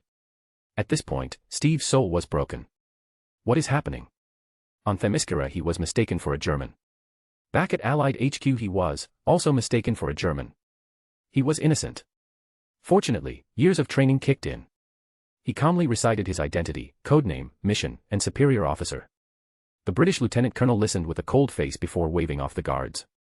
Bring him in. He'll see the general. He turned and walked away without the slightest intention of apologizing. In his mind, the swollen-faced American clearly wasn't German, but so what? As a proud officer of His Majesty's army, roughing up a few American bumpkins wasn't worth a second thought. If this one died, well, that would have been his own problem. The 2 women watched Steve get half-dragged away. Are we allowed to let this happen? Diana's voice held genuine concern. She'd never found a single admirable quality in Steve, but he was a companion who'd traveled with them. Seeing him dragged like a dead dog tugged a bit at her conscience. Thea also felt a hint of guilt, her spell apparently caused this mess. The original storyline definitely didn't unfold this way. But at least nothing catastrophic had happened. Overall, things were still, more or less on track. What could she say now? She forced an explanation. This is actually the fastest way for him to reach the generals. To make it sound convincing, she even started lecturing Diana on British-American relations. Look, Steve is an American soldier. If the British respected him, that would actually harm his future. Right now this is perfect. Nobody wants him, nobody trusts him. America knows he won't defect, and Britain won't value him enough to keep him. To prove her point, Thea added, look, his partner is right there, calm as ever. She pointed at the plump secretary standing at the entrance, still too shocked to process anything. She's probably scared stiff. Diana hesitated, but Thea's "this goes deeper than you think" expression convinced her. She nodded thoughtfully. And what about us? We're going in. With another layer of suggestion magic, the 2 strolled through the entrance as if they belonged there. The conference hall, which should have been chaotic in the original timeline, had fallen silent after the first gunshot. Then, like a tightly wound spring snapping back, the room exploded into noise, ruining the speech Ares had been delivering in his peace advocate disguise. He didn't believe a single word he'd been saying, but seeing his performance ruined still annoyed him. When Thea and Diana entered behind Steve, he glanced over, pretended not to see them, and inwardly scoffed. Can't even use proper invisibility. Walking in with nothing but suggestion magic. Zeus has truly left no one capable of stopping me. The generals, officials, and allied delegates were still shaken from the gunfire. Seeing Steve dragged inside, several who'd been hiding under tables began shouting to have him hanged immediately. Naturally, Ares couldn't let his pawn die. With exaggerated warmth, he defended Steve and offered explanations for the chaos. That's Ares. Thea examined the man, who looked uncannily like Professor Lupin, without showing any reaction. His disguise was flawless, not a trace of divine energy leaking out. Yet her instincts told her, he wasn't all that strong. By now she'd seen plenty of powerful beings. Artemis stuck in her divine realm. Horus reduced to a skin suit on the mortal plane. Diana the demigod. Madame Xanadu. She'd seen many levels of power. The Ares before her wasn't even a projection, just an avatar shaped from a sliver of energy siphoned from human warfare. With her current strength, she couldn't beat him. But with the divine bow in hand, she could definitely escape. So could Diana's battle with him really generate enough energy to send her home? Thea rubbed her chin, lost in thought. Ares, unaware he was being silently judged, continued smoothing things over until the assembled leaders reluctantly gave up the idea of executing Steve. The dignitaries stormed out, furious. Whether any of them were going to change their pants was another matter. Patriotic Steve, spared from bleeding and crying both, repeatedly thanked the limping Lord Ares for speaking up on his behalf. Only after surviving death did he remember his mission, and immediately realized, like an idiot, that he couldn't read a single word in Dr. Poison's notebook. Diana wanted to rush forward to translate, a job she'd probably enjoy, but Thea instantly cast a soundproof ward around them. Not yet. Are you kidding? The Allies were fighting the Central Powers, not a village scuffle, but dozens of nations at war, speaking over 100 languages. Dr. Poison wasn't an alien. Of course the Allies would have someone who could read the enemy notes. If Diana ran out now, she'd make the Allies look incompetent. The generals would lose face, and in a time when women were widely dismissed, it would only make her look like she was outshining them. Even if she achieved great feats later, their memory of today's humiliation would make them ignore her contributions. For someone who wanted to protect and integrate into humanity, that would be disastrous. Even if these men all died years later, their ideas would carry into the next generation.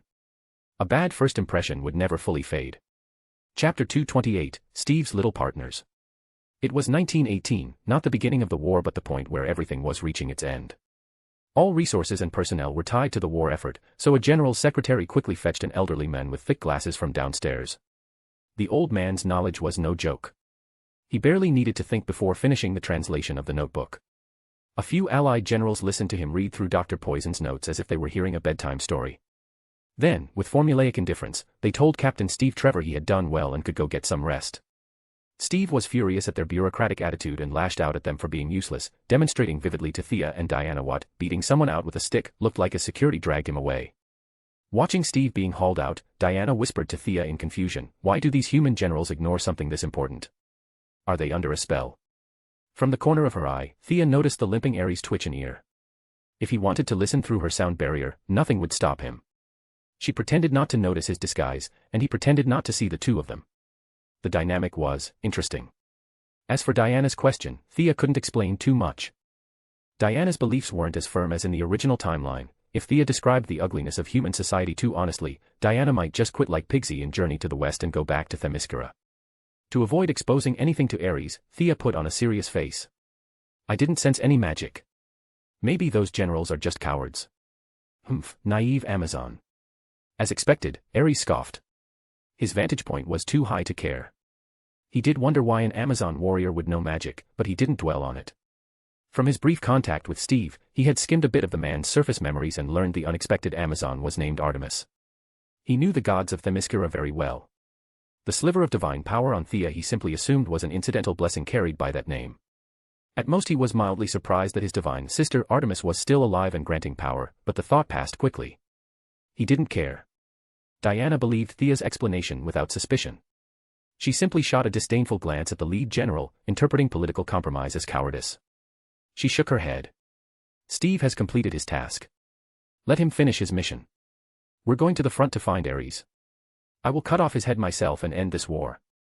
Thea's face twitched. She forced herself not to look at the dog head standing inside the room. If this so-called god of war got angry and refused to follow the script, transforming right here in London, that would be catastrophic. So she straightened up and declared confidently that this was also her mission, grabbed Diana, and marched out of the command building. Without Steve as baggage, Diana still couldn't fly, and Thea didn't want to pull out her flying board in broad daylight. So they bought ship tickets to Belgium, planning to head directly into the battle zone and search for the elusive Ares. Back in Liverpool, Thea had squeezed the local gangs dry, and her elk ring was stuffed with British pounds. Not enough to be rich, but enough to count as comfortable. The two bought their tickets and checked into London's most luxurious hotel. Just after changing clothes, while Thea was happily reading her beginner's black magic, an urgent knock sounded at the door. "You are Mr. Trevor." Thea opened the door, staring at the face swollen with bruises. It took her a moment to recognize Steve, whom they had parted from only hours ago. The patriotic young man was exhausted. "I searched all the inns in the city. I finally found you. You have to help me." He was miserable. He didn't dare use American intelligence personnel, so he'd been asking around from the docks to the train station, learned the two hadn't left London, assumed they had no money, and searched every cheap inn. Only after scouring nearly the whole city did he find them in the most luxurious hotel. "Miss Artemis, I need your help, and I'm sure you also need mine, right?" Steve had almost lost hope until a limping aristocrat offered support. The kind sir casually suggested he find a few helpers. Steve had no idea this thought had been planted by Ares. Thinking it was his own idea, he thanked the men profusely before running himself half-dead around the city to find the two women. Thea had expected this. Ares's plan wasn't hard to guess. He wanted Diana to witness human evil, weaken her belief, and then sway her with honeyed words. His method was to cut slowly, letting her see more and more. But he didn't have enough divine power to monitor her directly, so he manipulated Steve instead. As long as Steve stayed glued to Diana, Ares could track them. Thea welcomed it. If the destined battle happened on schedule, and she collected enough energy without disturbing the timeline, what better ending could there be? She brought Steve to Diana. Steve launched into a heartfelt performance, selfless, uncompromising, devoted to justice and humanity, begging for their help. And Diana, sworn protector of humankind, fell for it instantly.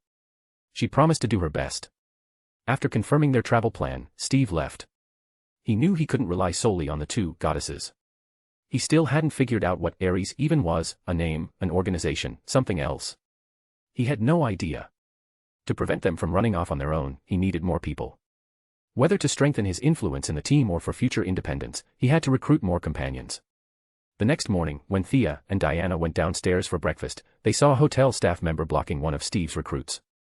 "Sir, I'm very sorry, but your Indian servant is not allowed inside." "I'm not a servant." The short, curly-haired man with Indian features protested angrily. But the staff member remained impeccably polite and absolutely firm. "This is the most luxurious hotel in the world. Indians may not enter." Chapter 229, The Little Team Assembles. The commotion at breakfast naturally caught the attention of the two women. Thea watched with a spectator attitude, but Diana frowned. She clearly had opinions about Steve's choice of teammate. After all, ancient Greece valued appearance immensely. Gods and heroes alike were tall, strong, radiant with physical beauty. Themyscira, deeply shaped by that culture, inherited the same aesthetic. Steve might have been weak, but his appearance barely passed Diana's standards. But the Indian companion he brought today. Barely 1 meter 60, dark-skinned, curly-haired, short-bearded, slightly hunched, in no way did he resemble Greek ideals of beauty. Future Diana, after spending a century in human society, would learn to appreciate all kinds of people. But this Diana, freshly off the island, wasn't shallow, yet she still felt a twinge of discomfort. Would this man lower the average attractiveness of their group? She couldn't help silently blaming Steve again. Fortunately, Steve wasn't alone. Behind him walked a kindly limping gentleman. Thea's eyes narrowed. Ares was going to meet Diana directly now.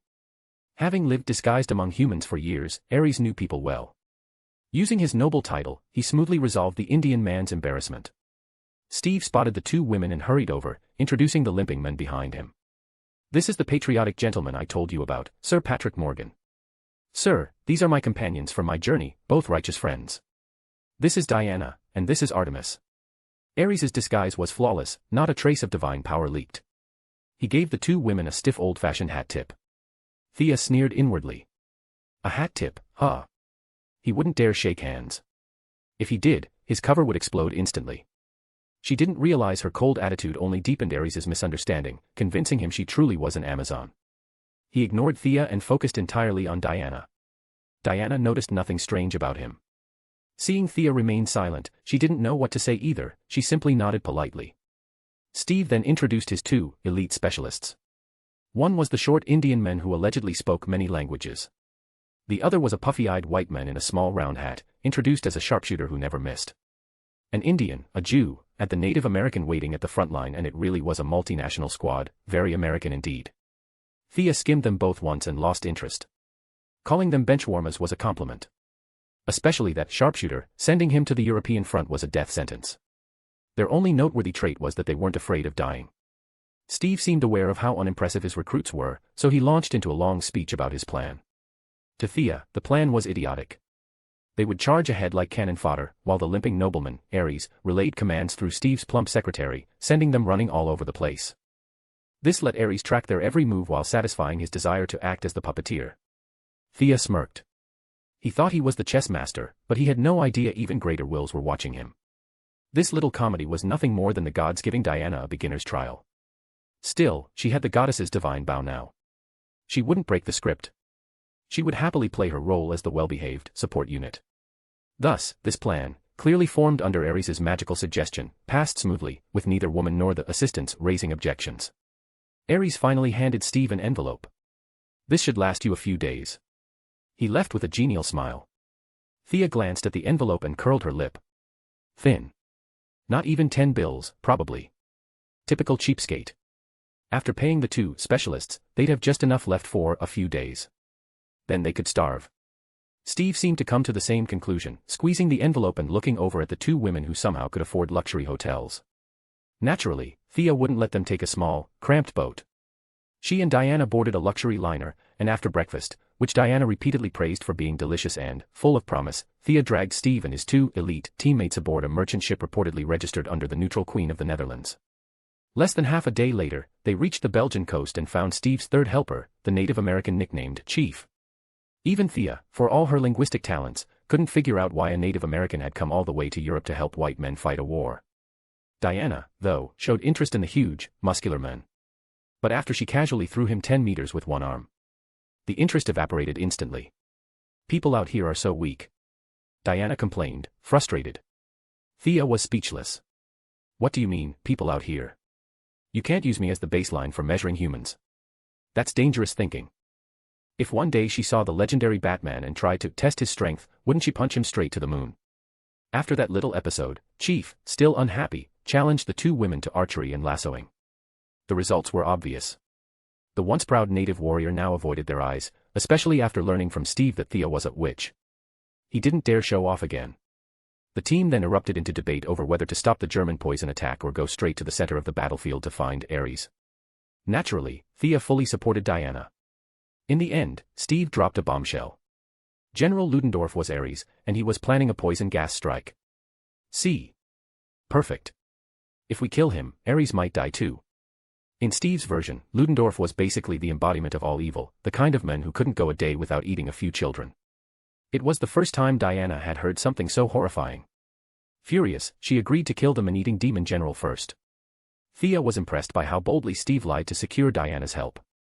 He took advantage of their ignorance of the Great War and spun a detailed tale about Ludendorff being a warmonger who launched a world war for personal ambition, presenting claims, evidence, arguments. If Thea hadn't taken history classes, even she might have believed him. Chapter 230, The Front Lines of War. With their target confirmed, Steve secretly let out a breath of relief. He knew full well that relying on the elite trio he'd gathered to assassinate a junker noble like Ludendorff was pure fantasy. Dragging these 2 terrifyingly strong women into the plan cost him some dignity, but for his country and his people, a little sacrifice was acceptable. What Thea didn't know was that, when the world finally returned to peace in the future, Diana would confront Steve with America's self-written history textbooks. She'd demand he explain all the stories he fabricated back then. Steve would be left speechless, and the 2 would sever ties for good. Right now, though, Steve felt rather pleased with himself, unaware of the price he'd one day pay for today's careless lies. As the small team crossed the battlefield and passed a ruined village, Diana faced her first major choice in life. A disheveled woman clutching a child grabbed her. Please, help me. My house, my food, everything is gone. Please. Thea put on a sympathetic expression, but her mind was sharp with suspicion. This woman had all her limbs, no injuries, yet instead of fleeing west, just 10 miles to safety, she was hiding with her child in a frontline trench. Her heart was way too big. 100 people had passed by already, and she grabbed Diana with perfect accuracy. Too convenient. Highly suspicious. This wasn't the tug-of-war stage of the war anymore, it was nearly over. The rear lines were already stable. Anyone with sense would have evacuated. This woman was practically performing her role, and Thea could only laugh inwardly. We should help her. She says her village has no food, and the people have become slaves. This is my duty. For once, Diana didn't consult Thea. It was natural, but Thea still felt a little bittersweet. Little white flower Diana is finally growing up. Steve didn't realize this was Ares' test. He stuck stubbornly to the original plan, passed through the village and moved to the next safe point. How can you have no compassion? Diana's brows drew together as she glared at him. Then she turned to Thea. Thea pretended to struggle. Diana, the queen forbids us from taking part in the war. Instantly, the light in Diana's eyes dimmed. But, I won't enter the war under the Amazon name. Thea picked up a nearby rifle. I'll fight as a human. I told you, I will always stand with you. Her firm tone nearly made Diana leap with joy. She turned to Steve and the others. And you? Steve, clinging to his dream of saving the world, avoided her gaze. The 3 specialists didn't even bother, no one would risk their lives for a few £100. Diana loosened her hair, letting the black strands fall around her shoulders. She set Antiope's tiara, shed her coat, revealing her gleaming armor, and looked back over her shoulder. I'm going to save them. Then she vaulted out of the trench and sprinted toward the German lines. Thea followed with a rifle, firing supportively, or at least pretending to. Unlike Themyscira, this battlefield wasn't hers to tear apart freely. German soldiers here were real people with real futures. She couldn't risk killing the father or grandfather of some future major historical figure. Reckless action could destroy the timeline. Still, she couldn't refuse Diana's call. So she chose the safest path, a seemingly bold, actually harmless performance. Fight as a human, no divine bow, just a rifle. Shoot wildly and hit nothing. Perfectly acceptable. And with artillery roaring everywhere, long-range spells would be lost in the noise. Missing was easy. Hitting corpses was even easier, and surely an already dead man taking one more bullet wouldn't damage the timeline. While Thea safely paddled, Diana demonstrated exactly what a fully armored tank warrior looked like trampling ordinary soldiers. Block, deflect, parry, bullets met her bracers, artillery met her shield. The Germans weren't weak, their machine gunners howled as they unleashed streams of bullets at her. Her advance slowed, shield firmly raised. Like Captain America's shield, but even worse, it had built-in aggro. The Germans seemed to hate the shield more than anything, ignoring her long legs entirely. They poured every weapon they had into that one glowing target. Thea felt a faint ripple of magic. Steve suddenly looked fired up and leapt out of the trench. His teammates, for some unknown reason, followed with newfound bravery. Such unnatural behavior immediately caught Thea's attention. A confusion spell? No. She opened the Eye of Horus and scanned Steve. Ha! A phantom battlefield shimmered above his head, countless soldiers fighting. The god of war's domain. So Ares had given him a little push. Thea didn't intend to break it. Steve now had a low-level war blessing. As long as he didn't jump into a cannon barrel, he shouldn't die. Still, it wasn't very strong. The other specialists barely showed any war phantoms at all. Their courage probably came more from loyalty to Steve than divine influence. Individually, they were weak, but their charge was the final straw. When Chief hurled a grenade into the German trench, Diana seized the opportunity and stormed inside. Sensing victory, the Allied trench commander immediately ordered a full assault. Thea held her rifle and charged, keeping up appearances. Diana, are you all right? Thea checked her over, not even a strand of hair out of place. A true divine body. I'm fine. We're heading to that village. After witnessing the power of human weapons firsthand, Diana finally had confidence. She wasn't even scratched. She led the rush into the small German-occupied village. Unlike her, Thea didn't have divine armor and wasn't nearly as reckless. Her body, enhanced by divine power, could withstand bullets, but getting hit hurt. She kept her distance as they entered the village. The battle was exhilarating for Diana, but suffocating for Thea. This German soldier looks promising, big forehead, might be somebody's important ancestor. This boy looks too young, spare him. Eventually, Thea just stopped fighting altogether. She shouted for the villagers hiding in their homes to come out and, using her powerful mental abilities, led a massive group through alleys and ruins. There were so many people that even Diana stopped fighting and focused on covering their retreat. Chapter 231, Diana's Future Path. Leave this to me, you go deal with the enemy. Thea's whole purpose here was to show up, do a little good guy routine, and not break the historical timeline. Whether these villagers lived or died honestly had nothing to do with her. She was just putting on her protector of life act. And with a tank like Diana here, how was she supposed to happily slack off if Diana didn't move forward? The sooner she pushed Diana to the front lines, the better. Be careful. Diana had no idea what calculations Thea was making. She thought Thea was sincerely taking care of her worries, and, touched, she dashed into the German stronghold like a gust of wind. Left hand, sword slicing down. Right hand, shield smashing forward. And those two long legs of hers, the moment she saw an opening, she flew in with a kick. Standing outside, Thea watched her move with the agility of a one-woman war beast. Anyone Diana touched was either dead or maimed. Getting hit by the fake god-killer sword was still considered mild. Getting slapped in the face by the shield left head dented out of shape. And the unluckiest ones. The few soldiers she'd kicked more than 10 meters away, their insides practically came spilling out. Once Steve acted as a human launch pad, tossing Diana up 10 meters to deal with the sniper in the village's clock tower, the battle finally came to an end. Thea saw that things were wrapped up. The last remaining German soldiers scattered and fled, and she herself ended the little farce that had been disguised as evacuating the villagers, but in reality was just her playing tag with them like some twisted version of eagle catching chicks. She even deliberately delayed the evacuation by a few minutes to avoid getting caught in the infamous photo scene. These villagers were unbelievable. The enemy had barely left, their homes were smashed to rubble by Diana's rampage, and they immediately started taking pictures. A whole group celebrating noisily, crowding around Diana, their savior, and snapping the photograph that would be passed down for generations. How does it feel? Being the savior, pretty great, right? After politely declining several villagers inviting her home for a meal, Thea walked over to Diana, who was standing alone among the ruins. Those German soldiers were so fragile, not much different from the villagers. Why didn't the villagers fight back? Because of the weapons. Diana pointed toward the hundreds of villagers who had suddenly poured into the square, confusion written all over her face. Many of the men here looked strong and capable, why had they all hidden during the battle? In her understanding, if something like this had happened on Themyscira, the ground would already be covered in corpses and rivers of blood. These villagers had functioning limbs, why didn't they resist at all? Humans are complicated. You can't measure them with simple labels like good or evil, cowardly or brave. Some people are timid all their lives, but they're not bad people. Some never hesitate to act, but that doesn't make them good. Thea gently brushed her fingers across Diana's cheek, wiping away the dirt. Diana, you're not a god. You're not human. Her voice softened. And you're not truly Amazon, either. You're too unique, you're one of a kind in this world. Humans have their own path of development, not even gods can interfere. You're not their nanny. And humans aren't as weak as you think. You can't use your power to solve everything for them.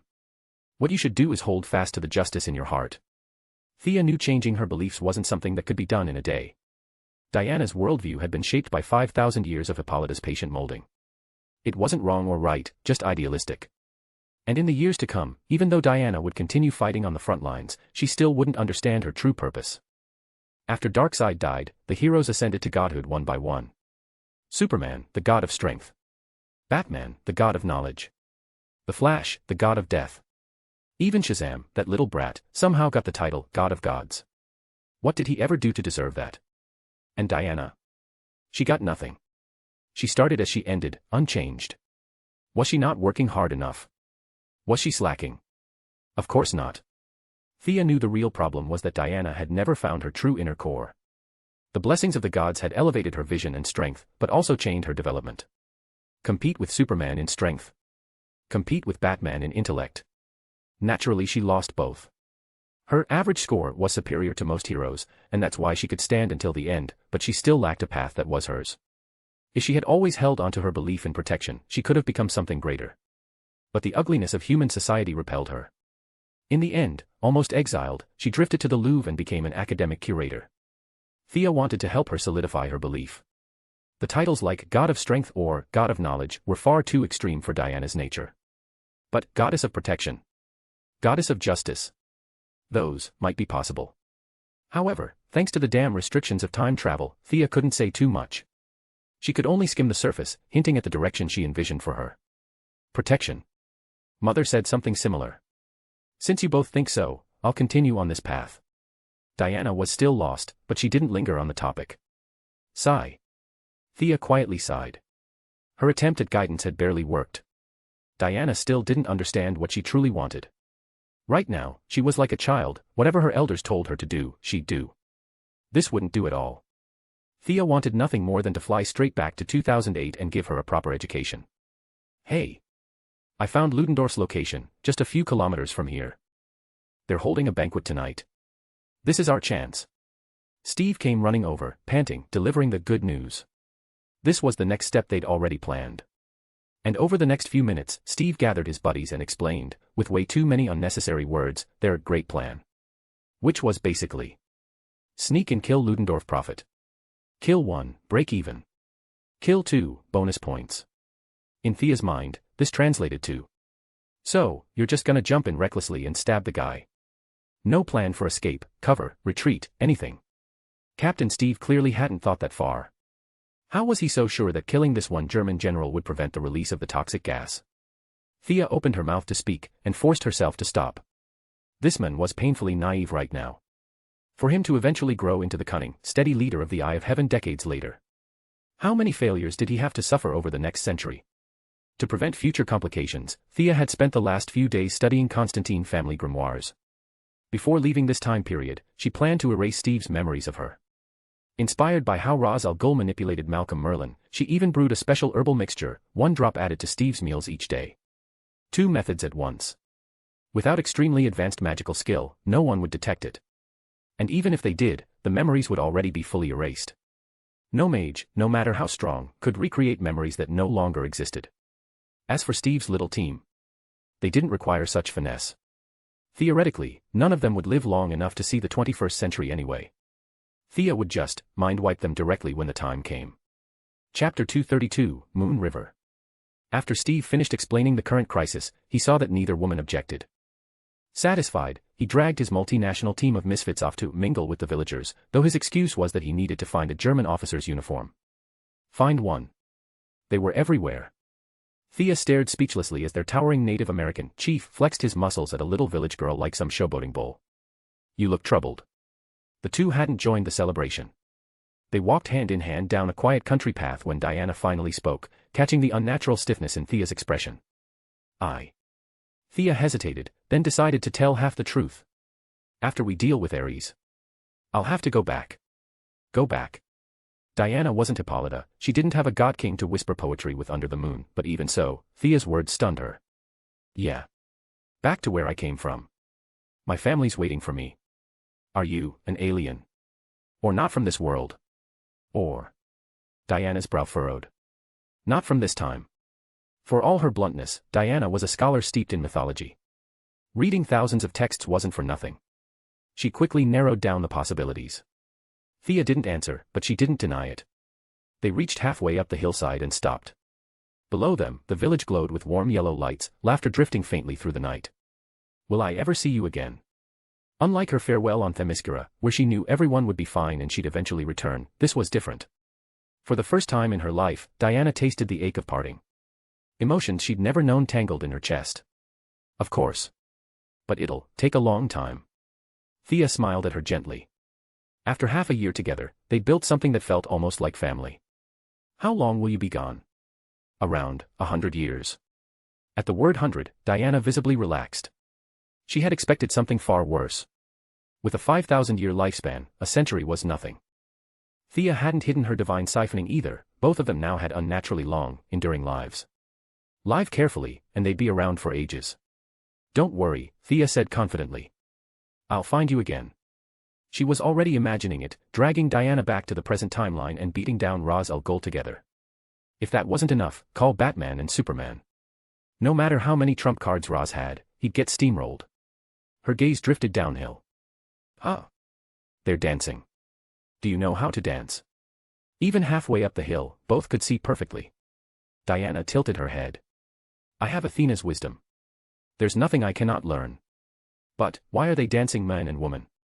That's not how we do it on Themyscira. Thea's expression twitched. Of course not. You don't even have men. What are they supposed to do, pair up with ghosts? Still, Themyscira's traditions made things easy for her. She'd worried that 2 women dancing would look strange here, but now she could just call it Amazon culture. Beautiful lady, Thea said, bowing theatrically as she conjured a white suit with magic. The cut leaned masculine, she looked a little like a Greek version of Kaida Kid, and even summoned white feathers drifting in the breeze. May I have this dance? Deeply shaped by ancient Greek romanticism, Diana found the gesture charming. She placed her hand in Thea's. I would be honored, my knight. Under the bright moonlight, the two began to dance alone on the quiet hillside. Thea, dragged through years of Moira's noble lady training, had danced since childhood. Add her current agility and the divine memory from being Artemis chosen, and her movements flowed like a living spirit. Classical Greek steps merged effortlessly with modern forms into something entirely new. Diana, with her perfect memory and coordination, quickly followed. In ancient Greece, where beauty was culture, dance was a required art. Themyscira preserved those traditions. Following Thea's lead, Diana adapted swiftly. They were a striking pair. Thea, dressed in sharp white, elegant and steady. Diana, armored, radiant, feminine yet fearsome. It only lacked music. Thea felt a small pang of regret. Then she remembered a song, one that fit the moment perfectly. Though it wouldn't exist for decades, singing it now wouldn't break time too badly, right? She whispered a silent apology to Audrey Hepburn, cleared her throat, and began to sing. Moon River, wider than a mile. Moonlit waters stretching far and bright. I'm crossing you in style someday. Someday, somewhere, I'll meet you again, beautifully. Oh, dream maker, you heartbreaker. A river that carries dreams and shatters them. Wherever you're going, I'm going your way. Wherever you flow, I'll walk alongside you. Two drifters, off to see the world. Two wanderers, seeing the world together. The original version was soft, melancholy, wistful. Not their style, not for two women who would rather cut a Gordian knot in half than lament it. Thea's rendition soared, bright, ringing, pure in the moonlit air. Diana heard every emotion threaded into the lyrics. Their eyes met. They both understood what the other felt. Diana gave a deep, steady nod. Whatever the future held, she knew someone would always walk by her side. At first, few villagers noticed them. But as Thea's voice traveled downward, the celebration slowly grew quiet. What song is that? I can't hear clearly from this far, but it's beautiful. Several villagers whispered excitedly. The Indian man elbowed Steve. Hey, is that the two women up there? You still haven't said, where on earth did you meet women that beautiful and that? He fumbled for a word strong enough to describe Diana's terrifying combat power. That amazing. They're from. Steve opened his mouth, and nothing came out. The more he tried to speak, the foggier the memory became. He didn't know it was the automatic effect of Themyscirus wards, pushing his mind away from the supernatural and redirecting the blame toward Thea. I can't say. Samir, you have to believe me, I'm not hiding it on purpose. Chapter 233, Faith. Then remember, don't go getting all excited the next time you hear this song. Thea, who had spent most of her life pinning random labels onto other people, never expected Steve to turn the tables on her today. Singing felt great in the moment, sure, but then she instantly remembered the consequences of what she'd just done. If Diana ever saw Audrey Hepburn singing this song in the future, then what? She hurriedly lowered her voice and began whispering to Diana, desperately trying to patch things up. I've never heard this song before, and it's so good. But from the way you're talking, does that mean I'll hear it someday? So it's a song from the future. That means you're also someone from a future timeline. Oh, no wonder you didn't use your full strength in that fight this afternoon. Diana might be innocent, but she wasn't stupid. With this many clues, a bit of casual reasoning was enough for her to piece together the truth. What could Thea say? She could only nod. Diana folded her arms, her gaze sweeping up and down Thea. You didn't dare join the fight earlier because you were afraid of triggering a time chain reaction. But you still insist on joining the battle against Ares. That means Ares is definitely going to be defeated by me, isn't he? As long as it wasn't some complicated political problem, Diana instantly transformed into a Grim Reaper version of Conan the Detective. One deduction after another came flying out. Seeing Thea neither nod nor shake her head, the conviction in Diana's heart shot straight to its peak. Thea stared speechlessly at the battle-ready Diana. She never imagined it would be this chain of deductions that firmed up Diana's belief in her destined victory. Call it coincidence or call it historical inevitability, whatever the reason, Diana was finally back on her original narrative track, believing wholeheartedly that she could defeat Ares. Once Ares is defeated, does that mean my mission is over? Even though Diana knew she shouldn't ask too much, after several moments of hesitation, she still voiced the question. Thea gently patted her on the back. Of course not, my knight. Your mission is only just beginning. Knight. You think I'm like a knight? Diana clearly had read her fair share of knight stories too. She burst into a bold, hearty laugh. Why not? Look at you, you've already got a shield and a sword. If you're not a knight, then what are you? I'm the delicate little lady who needs your protection. Nonsense. You are definitely not a delicate little lady, my great mage. Diana seemed to genuinely enjoy this roleplay. She even struck a proud kingly walking pose as she said it. The gap between her usual seriousness and this was simply too cute. Watching Diana finally show a real smile, Thea felt her heart fill with joy. But this knight and mage play couldn't continue. Everyone knew the story of King Arthur. Someone who'd been cooped up on Themyscira for 5,000 years would absolutely know it. If Diana suddenly connected Thea to Merlin, that would be a disaster. So Thea hurriedly steered the topic away. The next day, the six of them said their goodbyes to the villagers and set off on the final leg of their journey. As they neared the German castle fortress, Steve, disguised as a German officer, went ahead with Samir, who pretended to be an Indian driver, to scout for intel. To avoid creating any major timeline disturbances, Thea split from the group early and headed off alone. She cast an invisibility spell and sprawled out on the castle rooftop, happily sunbathing. When she got tired of lying down, she pulled out a magic book to study. When she got tired of studying, she went back to sunbathing. She had no intention of participating in the upcoming plot. As long as she was nearby when Diana fought Ares, that was enough. Zeus's divine arrows, after all, came with auto-recharge. Right now, she was flipping through a book with an absolutely ridiculous title. Defense Against the Dark Arts. Thea complained about it endlessly. Would reading this book drop her straight into the Harry Potter world? She only made it 3 pages in before the reindeer spirit inside her spatial ring sent her a vague message. Goddess wants to see me.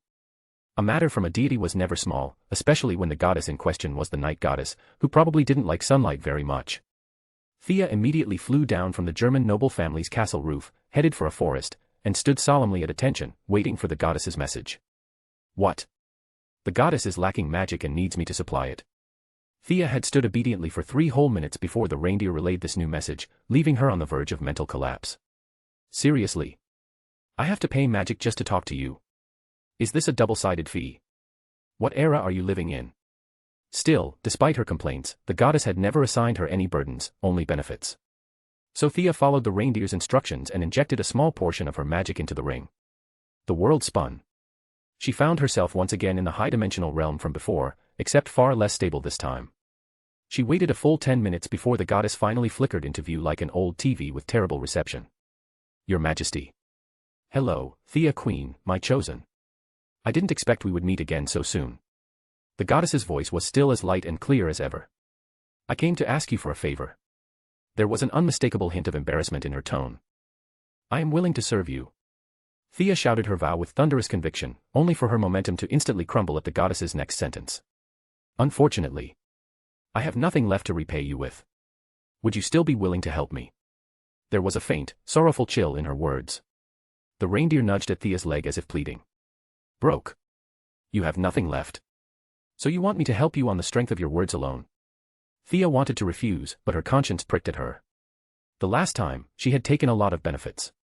And the goddess really did seem pitiful right now. So she decided she had to help. She lifted her chin with heroic resolve. Your generosity is enough to light the long, dark night. I am honored to assist you. Though Thea couldn't see the goddess clearly, she could feel her relief. I had already accepted my inevitable fall, but your night dance last night allowed me to regain a sliver of vitality. Before anything else, I must thank you. Last night's dance. Thea didn't even know how to feel about that. She danced for a few minutes, and that somehow revived a dying goddess. Faith-based divinity really was absurd, growing fast, dying fast. One little dance, and the night goddess was pulled away from the brink of death. Seeing the goddess's situation only strengthened Thea's resolve to follow the path of power-based divinity. Faith was far too dependent on external forces. The goddess didn't seem to have much time. She didn't give Thea long to think. After watching your dance, the nearby villagers developed a shallow level of belief. Thea immediately sensed danger and quickly interrupted. Your Majesty, I can't alter the timeline. If I start spreading faith in this era, that would. Don't worry. I'm not so easily extinguished, I can survive for a few hundred more years. I only want to ask, would you be willing to return to your own era and help me spread just a bit of faith? Ah. That was fine. Actually, it wasn't hard at all. And faith, even shallow faith, was useful. Not something to rely on, but something that could deflect disaster and invite good fortune. Thea had placed her own statue on Themyscira for this very reason, to slowly absorb a tiny amount of belief, like carrying a personal good luck charm without disrupting her foundation. If the goddess regained enough faith, Thea, as her chosen, would benefit as well. It made sense to agree. Chapter 234, The Destroyed Village. Thea thought for a moment, then asked. Your Majesty, do you have any requirements for the scope of faith spread? So you've agreed. The goddess was visibly delighted. Thea could clearly sense the surge of hope from someone who'd seen a sliver of life after accepting certain death. Of course, the wider the spread, the better. Is there a problem? Noticing Thea's troubled expression, the goddess asked with concern. There was definitely a problem, a huge one. Europe and America were the territory of Christianity. And Thea still couldn't figure out how the God constantly mentioned by Westerners related to the supreme creator God of the DC universe. But considering that the old man upstairs hadn't smashed Europe into the sea for speaking his name constantly, well, that already said a lot. Even though his gaze had long moved past little things like mortal faith, spreading the night goddess's belief on his home turf, wouldn't that make continents sink? Even if you gathered every deity and god king in this world, their combined strength probably wouldn't match a single flick of his finger. Thea truly didn't know how to explain it. Obviously Artemis had no idea that God existed, so how was Thea supposed to explain why she knew? There was simply no way. Your Majesty, have you perhaps considered the unity problem of the 12 Olympians? After much deliberation, Thea finally found a usable excuse. Think about it, the 12 gods had all agreed to die together, yet now you suddenly get to live again. What's that supposed to mean? Are the remaining 11 supposed to go kick a cosmic soccer ball while you enjoy an extra life? Gods, at the brink of death, weren't that different from ordinary mortals. Jealousy and imbalance existed all the same. We're all family, siblings, unity, blah blah.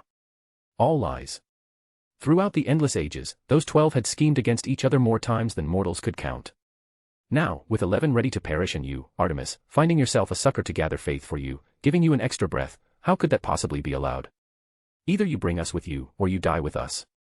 The moon goddess's silhouette clearly understood Thea's implied warning. She paced back and forth, thinking for a long time before finally reaching a decision. You're right. I can't promote this publicly. You may work only in small areas. Now that I've fully awakened, you can no longer act under my divine name. To compensate you, I'll grant you a small privilege. The goddess pointed at Thea, and a faint ribbon of transparent spiritual light connected them for a brief moment. The divine title had never been something Thea wanted. On Themyscira, it was considered an honor; to her, it was nothing. Returning it and getting a privilege instead wasn't a bad deal. But after patting herself down, she didn't feel any clearer or stronger. Seeing her confusion, the goddess explained. From now on, within the range covered by night, if someone calls your name, you will automatically hear the next 5 words they speak. As your divine power grows, this range will expand. At first glance, it sounded useless. But Thea instantly understood, this was the true terror of gods. Speak a god's name, and the god knows. Her version was weakened, limited by distance and night, but the implications were enormous. The first thing that came to mind.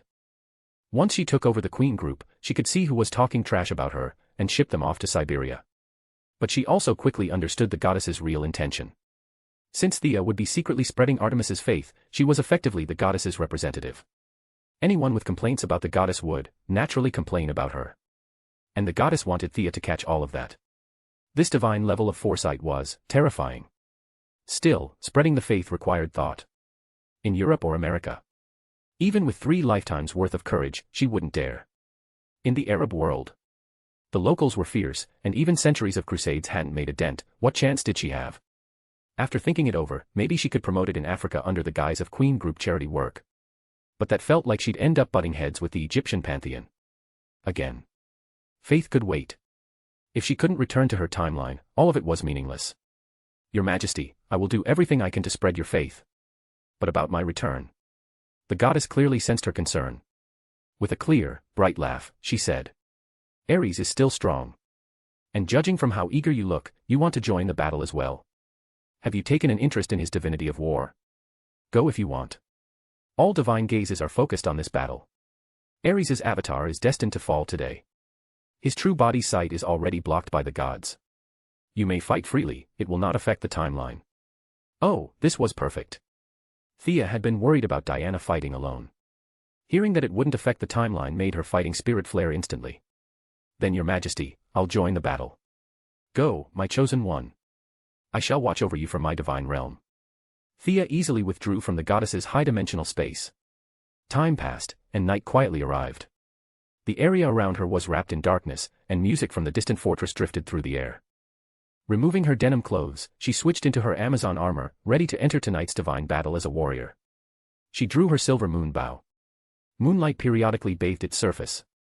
Feeling the stillness of the night sky, she steadied her breathing. She would face Ares in her strongest state. A commotion erupted from the fortress. A cannon shell fired, hurtling straight toward the village she and the others had stayed in. Originally, Thea had been hesitating whether to intercept the shell. But after speaking with the goddess, she changed her mind. From what the goddess implied, the villagers who felt faith stir during her and Diana's night dance would likely be protected. They were essential for the goddess to hold on until Thea returned to the future. No matter how cold she might appear, she wouldn't gamble with her own survival. As for those who didn't place their faith in the goddess, Thea could only sigh. This was fate. They lacked the ability and courage to change their destiny, and were fated to die tonight. This was no longer something she could intervene in, the timeline itself constrained her.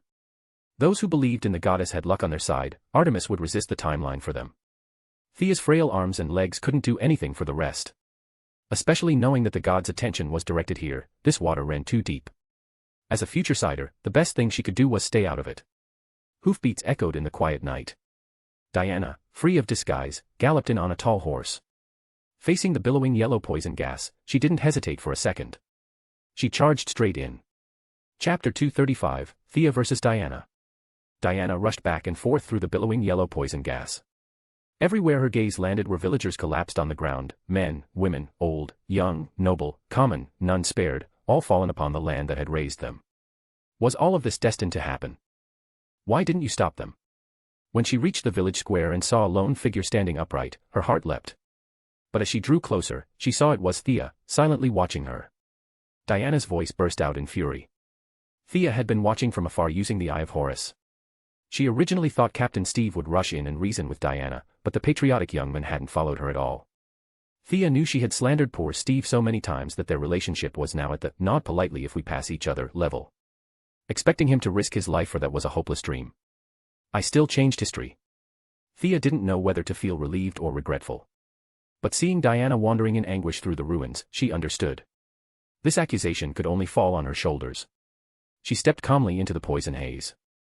With the air dispersing it, the gas thinned visibly. Thea had once eaten the swamp monster's gift fruit. She wasn't fully immune to all poisons, but her resistance was absurdly high. Combined with her enhanced physique as a divine chosen, this diluted gas couldn't harm her at all. Facing Diana's question, she could only answer with silence. You could have stopped this. Diana grew angrier by the second. Her fist shot forward. Thea had expected this. In the original timeline, Steve had nearly been punched as well, but Diana probably spared him because of his fragile mortal body. Now that the role had been swapped to Thea, the experience was far less pleasant. Any explanation she offered now would sound weak and feeble. And honestly, Thea did want to see how powerful Diana had become after leaving Themyscira. Standing still like a punching bag, like those movie scenes where the hero silently endures. Sure, but Diana's strength was way too high for that. Across the entire multiverse, there were a few beings who could let Diana punch them full force and stand unfazed. Thea was definitely not one of them. Not yet. So even before stepping into the poison fog, she had already layered herself with every enhancement spell she knew: strength, speed, durability. Feeling still uneasy, she even armed her mechanical prosthetic onto her right arm. Now, facing Diana's grief-fueled punch, Thea didn't hold back either. A resonant boom blasted out. At the point of impact, the compressed air exploded outward, scattering the poisonous mist. Diana staggered back 2 steps. Thea was sent flying more than 3 meters, flipping midair before landing lightly. Her silver moon bow was already in her grasp, and a dark smoke arrow shot forth. You missed. Diana deflected it with her bracers. How could I, my knight? Thea answered with a sweet, playful smile. Before the last syllable fell, a surge of black mist wrapped around Diana. Black mist again. This trick didn't work on me even back on Themyscira. Have you forgotten? Diana was completely unaffected. Seeing Thea draw her divine bow, she unsheathed her sword and lifted her shield, ready for the next arrow. But Thea didn't shoot. Instead, she traced elegant runes through the air. Black mist binding, 2nd tier. She released a spell she had personally developed. This improved version borrowed the structure of her old black mist to create an upgraded technique. One that had once nearly driven Oliver Queen into mental collapse on Purgatory Island. And now, enhanced by the Constantine family manuscripts and the Knight's Divine Chosen bonus, it was another 30% stronger. Even Diana's divine body was frozen for a full second. A fine spell, but that's all it is. Though Diana's abilities leaned toward warrior-type demigod, she had sparred with Thea enough to understand her casting principles. Seeing Thea stop firing arrows, she immediately realized lingering in the mist was a bad idea. She stomped hard, leaping high into the air to escape the fog and recover her rhythm. AI. I told you before, if you can't turn midair, jumping straight up like that is stupid. Thea teased her, already sidestepping well outside Diana's landing range. Let me show you my latest research. Phase 3. Shadow replication through dark fog. She aimed her right hand at the airborne Diana. Dark runes flared. Thick black mist gathered around Diana. What is this? Diana landed but didn't immediately attack. For a moment, it felt like they were back on Themyscira, those carefree days of sparring and sunshine. This is a 3-stage spell created from my talent, the Chosen's nature, and a pile of divine study notes. Come, dear, try it for yourself. Of course, Thea would never admit she'd modeled it after Moria's shadow fruit. Black smoke billowed from Diana's body, merging with her shadow on the ground.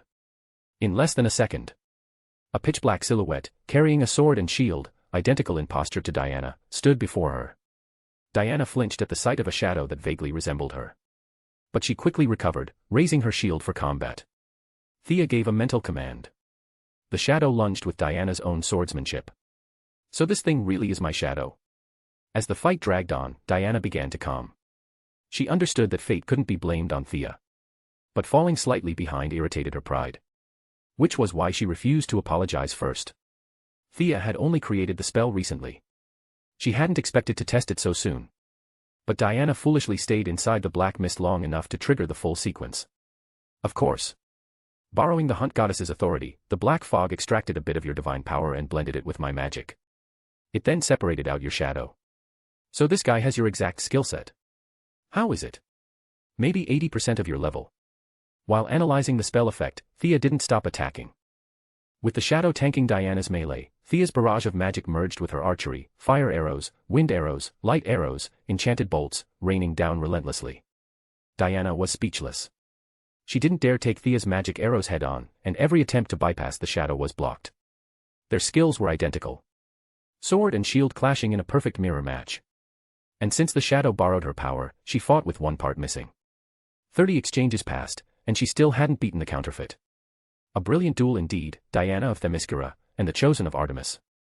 Would the two of you care to pause for a moment? Just as Diana finally gained the upper hand and the shadow was about to crumble, a limping old man stepped out from the poisonous mist. Chapter 236, Old Man, you're overthinking, I'm just passing through. Ares. Oh come on, why did he show up early? Thea's mana was noticeably drained at this point. She immediately dispersed Diana's shadow clone, returning Diana's divine power and restoring part of her own magic. Seeing that Ares wasn't attacking right away, Thea hurried to Diana's side. The two of them had no real conflict, Diana had just thrown a brief tantrum. With the real enemy now in front of them, Thea felt much safer standing beside DC's #1 frontline warrior. How did he get in here? Diana naturally didn't point her sword at Thea. For all their bickering, they had the kind of rapport where they argue at the head of the bed and reconcile at the other. But seeing the limping old man step into the yellow gas, she was stunned. The poisonous fog still covered the entire village. Their earlier fight had only thinned it from deep mustard yellow to pale yellow. So how was a limping old man strolling in like this? Thea wondered the same thing. So, he didn't bother disguising himself anymore. You can walk right in, then what's with the limp? Too deep into character. In truth, Ares' true body was being blocked by the gods, so he didn't care what Thea or Diana saw. But Thea remembered the universal rule, villains die from talking too much. So she swallowed the truth back down. If Ares wanted to ramble his villain monologue, let him ramble. She needed time to recover mana, especially after casting the heavy-cost shadow mimic spell. So Thea stayed silent, gripping her divine bow tightly, putting on a facade of extreme tension. Ironically, her acting completely wrong-footed Ares. He hadn't been paying her much attention before, but after witnessing their brief exchange earlier, he was finally alarmed. Combining the traces around the battlefield, he made a rough but accurate deduction. This girl who followed Diana was no nobody. Especially after seeing Thea clash fists with Diana.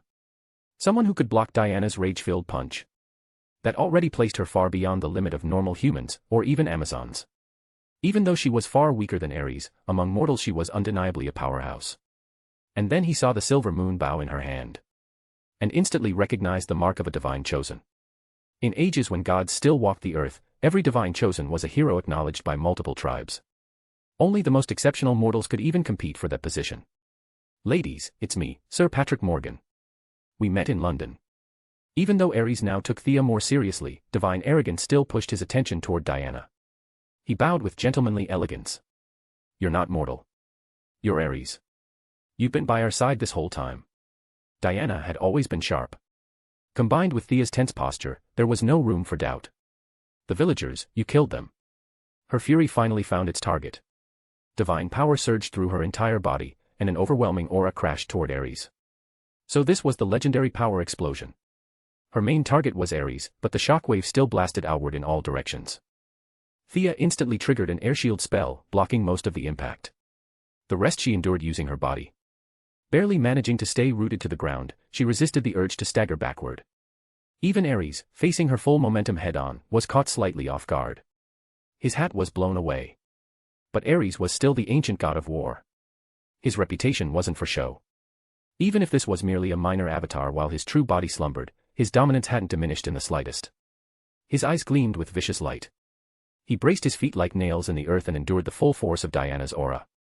At this point, anyone could tell something was wrong with him. Ares dropped the fake frailty. His back straightened.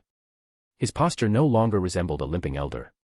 He stood like a spear planted into the earth, small in stature yet towering like a monument. Thea had to admit she had badly underestimated him back in London. He had layered 7 levels of disguise.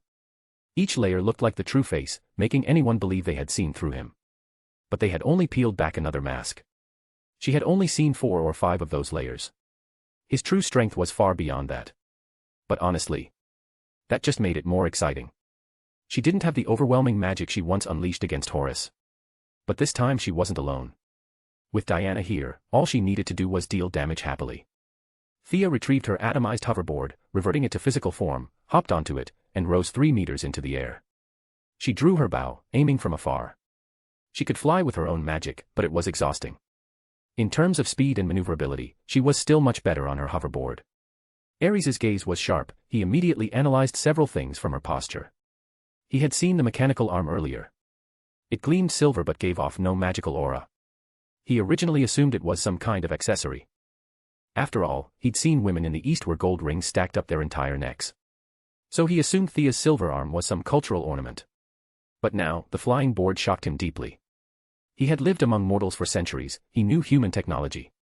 This flying board had no wings, no fuel, no visible propulsion. Tell Ares this was invented by mortals of this era. He'd believe it. A single conclusion formed in his mind. Ares stared up at Thea. Chosen of Artemis, did you come from the future? Thea waited for Diana to initiate combat and couldn't care less about answering. She neither nodded nor shook her head. So. An Amazon from the future. Ares's gaze moved to Diana again. In that case, that means I win today. You came back from the future to stop this outcome, didn't you? The more he spoke, the more convinced he became. It fit Thea's appearance and timing perfectly. Fate must be on his side. Today, he would triumph. He didn't lower his voice at all, speaking loudly and confidently. Clearly trying to create psychological pressure. Diana fell for it instantly, anxiously turning to Thea. I'm really just passing through. Thea muttered weakly. Neither of them believed her. To be honest, Thea admired the god's imagination. How did he reach such a ridiculous conclusion? But thinking more carefully, his reasoning wasn't entirely wrong. How did she end up here, anyway? With the god's secret manipulations layered on top of each other, even Thea wasn't sure whether she'd arrived here entirely by accident. Chapter 237, is that sword even real or not? Diana, my sister, surely you see it now. Fate has already declared your defeat. Why not join me instead? With our combined strength, we could reshape this corrupt world. Isn't that what you've always dreamed of? Ares's confidence was soaring. Originally, he'd felt 60% sure of winning today. But after understanding Thea's reason for appearing here, his confidence shot up to 90. I'm not your sister. Maybe humans are flawed in many ways, and the greed of their rulers hardly deserves my help. Diana's words brought a faint gleam of joy to Ares's eyes. But her next sentence instantly darkened his expression. But I am Diana. I accept the blessings of the gods. My mission is to protect mankind.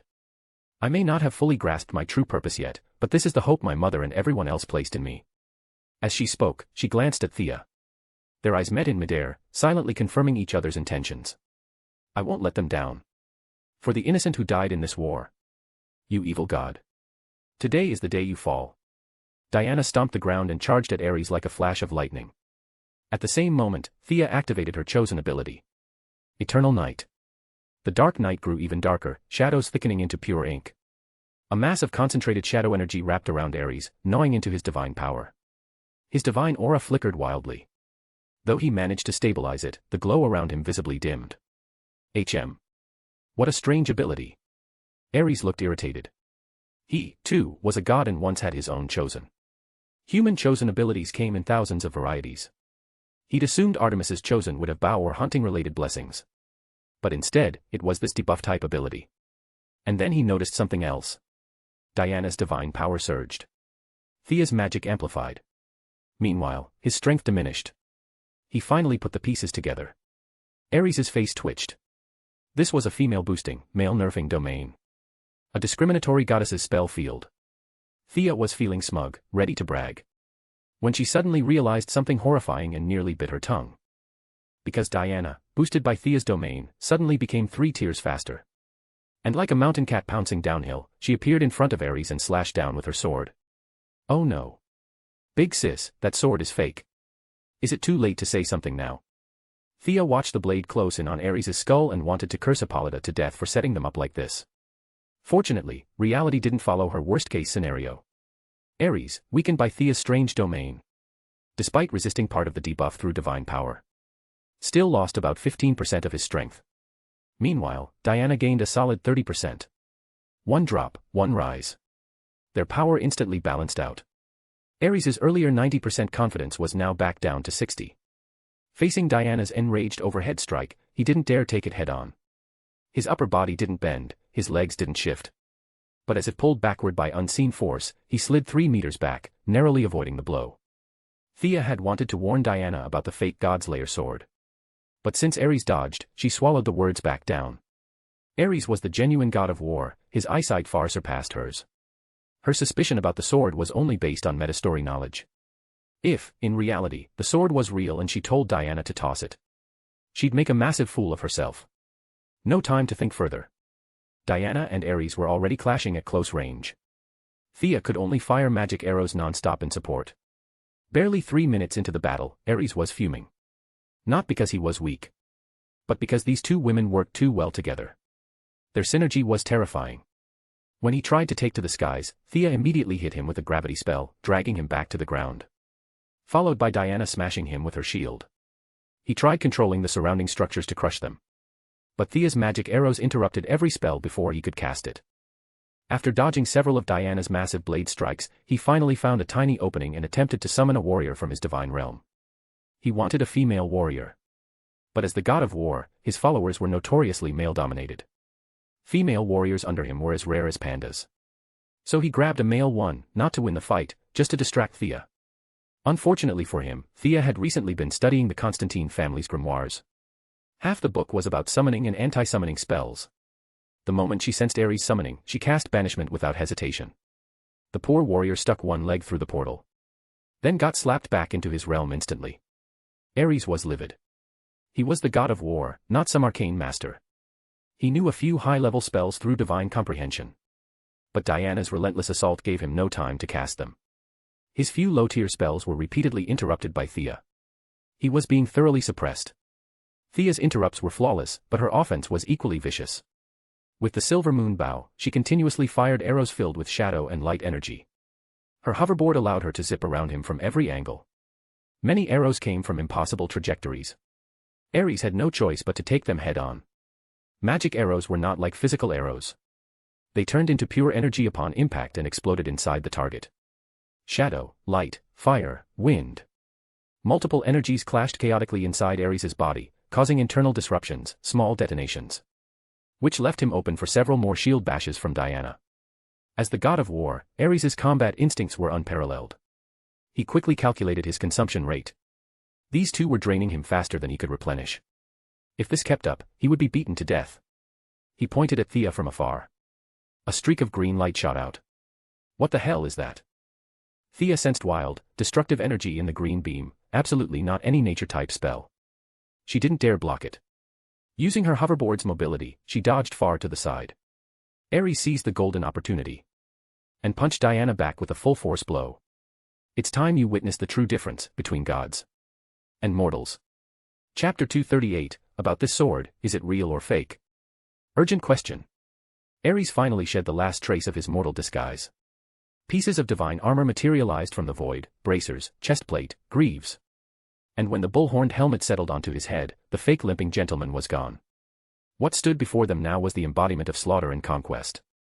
The true god of war. Visions of countless battles swirled around him. The Battle of Thermopylae, the wars between Saladin and the Crusaders, the devastation of World War I. Endless heroes threw themselves into war chasing ideals and glory, though far more never returned. Thea's eyes were almost drawn in, but she quickly shook her head. These projections weren't aimed directly at her. And now that she was walking the divine path herself, she could resist their pressure. Damn, he's actually pretty scary. Thea was briefly shaken by the oppressive aura Ares leaked effortlessly. But with her broadened horizons, she recovered quickly and turned to glance at Diana. On the level of pure life force, Diana was undeniably stronger. Though the weight of Ares' divine domain struck her as well, she snapped back to clarity almost instantly. You think this is my true power? You're mistaken. Ha ha ha ha ha. Ares' body split into 2, then 4, then 7 armored Ares clones. each wielding a different weapon: swords, axes, great hammers. That Amazon mage over there. Got any tricks left? This is divine power, you think your pathetic spells can challenge it? Ha ha ha. His disdain toward Thea was loud and clear. He barely even looked at Diana, preferring to mock Thea first. Oh hell no. Thea was no longer the paranoid, half-traumatized girl from Star City. Her strength had grown, and so had her pride. Ares was only pushing them down because his war god aura worked as a suppressive field. But this wasn't his true body. And compared to Horus's might during their old battle, Ares' avatar was much weaker. What was so amazing about divine power anyway? Thea muttered coldly to herself. I have some too. She channeled the sliver of god force inside her into the eye of Horus. Divine sight activated. The world became clear as day, every illusion, every falsehood laid bare. A single beam of mystical golden light swept over the group of Ares clones. What? Ares didn't even understand what had happened yet.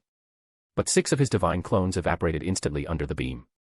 Only the real Ares remained, holding 2 swords awkwardly mid-pose. This isn't Greek divine power. Ares was stunned. He had thought this was an internal conflict among Greek gods. Never imagining Thea carried another pantheon's blessing. The Egyptian gods, despite their current friction with Thea, were at least responsible. Horus, for instance, spent his days flying around judging the world under the name of Ra. Very diligent, very serious. Compared to them, the Greek gods were not like that at all. Zeus, as king, set the worst possible example. Transforming into bulls and birds to chase women for fun. If the god king was that irresponsible, the rest of the pantheon naturally ran wild. They had plenty of divine arts for singing, dancing, partying. But combat-related skills like piercing illusions were few and far between. Ares once massacred a whole generation of gods. Yes, he ambushed them. But also because the Greek pantheon genuinely wasn't built for actual warfare. So now, suddenly stripped bare by Thea's divine sight beam. His magnificent multi-body technique collapsed instantly. Those 6 clones weren't illusions. Each was a fully equipped divine avatar, crafted with painstakingly saved god power accumulated over decades in the mortal realm. In a blink, half his reserves were gone. Ares was livid. He was not known for patience or generosity. And after being repeatedly humiliated by Thea, he finally snapped. He hurled the 2 swords in his hands toward Diana. And with a painful expenditure of divine power, transformed them into 2 massive barbarian warriors. He didn't expect them to kill Diana, just delay her. You little ant, rejoice. Your pitiful life will be personally harvested by the god of war. Ares reached into the void again and pulled out a blood-red spear. Then shot toward Thea, eyes blazing with fury. Oh crap crap crap crap. I pulled aggro. Aren't you supposed to be Diana's mortal enemy? Why are you coming after me? She darted a glance toward Diana. The 2 barbarian warriors had locked Diana in a brutal clash. And Diana still couldn't fly at this point. Thea, faced with a berserk Ares charging straight at her, immediately turned tail and ran. No joke. She didn't have centuries of divine power stored up. She was a glass cannon archer. Getting stabbed once by that murderous spear and she was done. So she ran. Shamelessly. But not mindlessly. In the air she weaved through rooftops and ruins, using buildings as obstacles to slow Ares down. But Ares carried memories of his true self. His airborne speed and maneuverability far surpassed Thea's hoverboard. He closed in repeatedly, intercepting her path at every turn. In barely 10 seconds, Thea had brushed shoulders with death multiple times. The situation dire, Thea used one of her hidden trump cards. Her shadow pattern clone dropped to the ground and sprinted off. A petty trick. Ares wasn't as specialized as Horus. But as the god of war, he had basic illusion-breaking capabilities. He ignored the clone completely and kept chasing Thea. But that was exactly what Thea wanted. This wasn't a distraction. This was a setup for a 2v1. Though the shadow clone's consciousness was weak due to the mana cost, it could still use Thea's spells. And under Eternal Night, it also gained spell amplification. Debuffs of various kinds rained down on Ares. And Thea herself, dodging and kiting on the hoverboard, kept firing magic arrows non-stop. Catch. Diana, still wrestling the 2 barbarian warriors, saw Thea in danger and threw something her way. Thea fired another explosive arrow to push Ares back, caught the thrown item, and froze. It was the Godslayer sword. Diana absolutely meant well. But Thea now wanted to grab Hippolyta by the collar and scream. Is this sword real or not? I'm asking online, urgent reply needed. Chapter 239, Shadow Labyrinth. Thea stared at the shining greatsword in her hand. Complaining about Hippolyta was pointless. because the moment she caught the sword, Ares lunged at her again. They were too close now. It was far too late to draw and knock an arrow. Facing Ares' spear swinging like a storm, Thea could only brace herself. In a heartbeat she dodged 4-5 strikes. Ares seemed puzzled that she kept evading instead of counterattacking. He suspected she was plotting something, so he didn't go all out, holding back a bit. But the difference in skill was simply too large. Ares' divine office as the god of war held the distilled essence of countless warriors throughout history. Even stripping away divine power, purely in technique, Thea's 2 years of learning couldn't compare to an aggregate of thousands of masters. Even the sensei, Raz al Ghul, would lose to him. How could Thea hope to match him? She made a small mistake, her movement lagging for half a breath. Ares thrust straight at her heart. With no other option, Thea had to choose sword to spear. She had already made up her mind. If the sword shattered, she would instantly swap places with her shadow clone below. The clone's destruction meant nothing, she could remake it with stamina. But without her hoverboard, she would be dead meat against Ares. Clang. The sword and spear collided. Thea's strength was crushed almost instantly. But the sword itself? Completely unharmed. Not even a crack. So this was the real God's Lair sword. And now Thea completely lost track of the original plot. Why did it shatter instantly when Diana used it, but it stayed intact in her own hands? She didn't believe she was some kind of chosen main character. Which meant there was a truth behind this that she hadn't uncovered yet.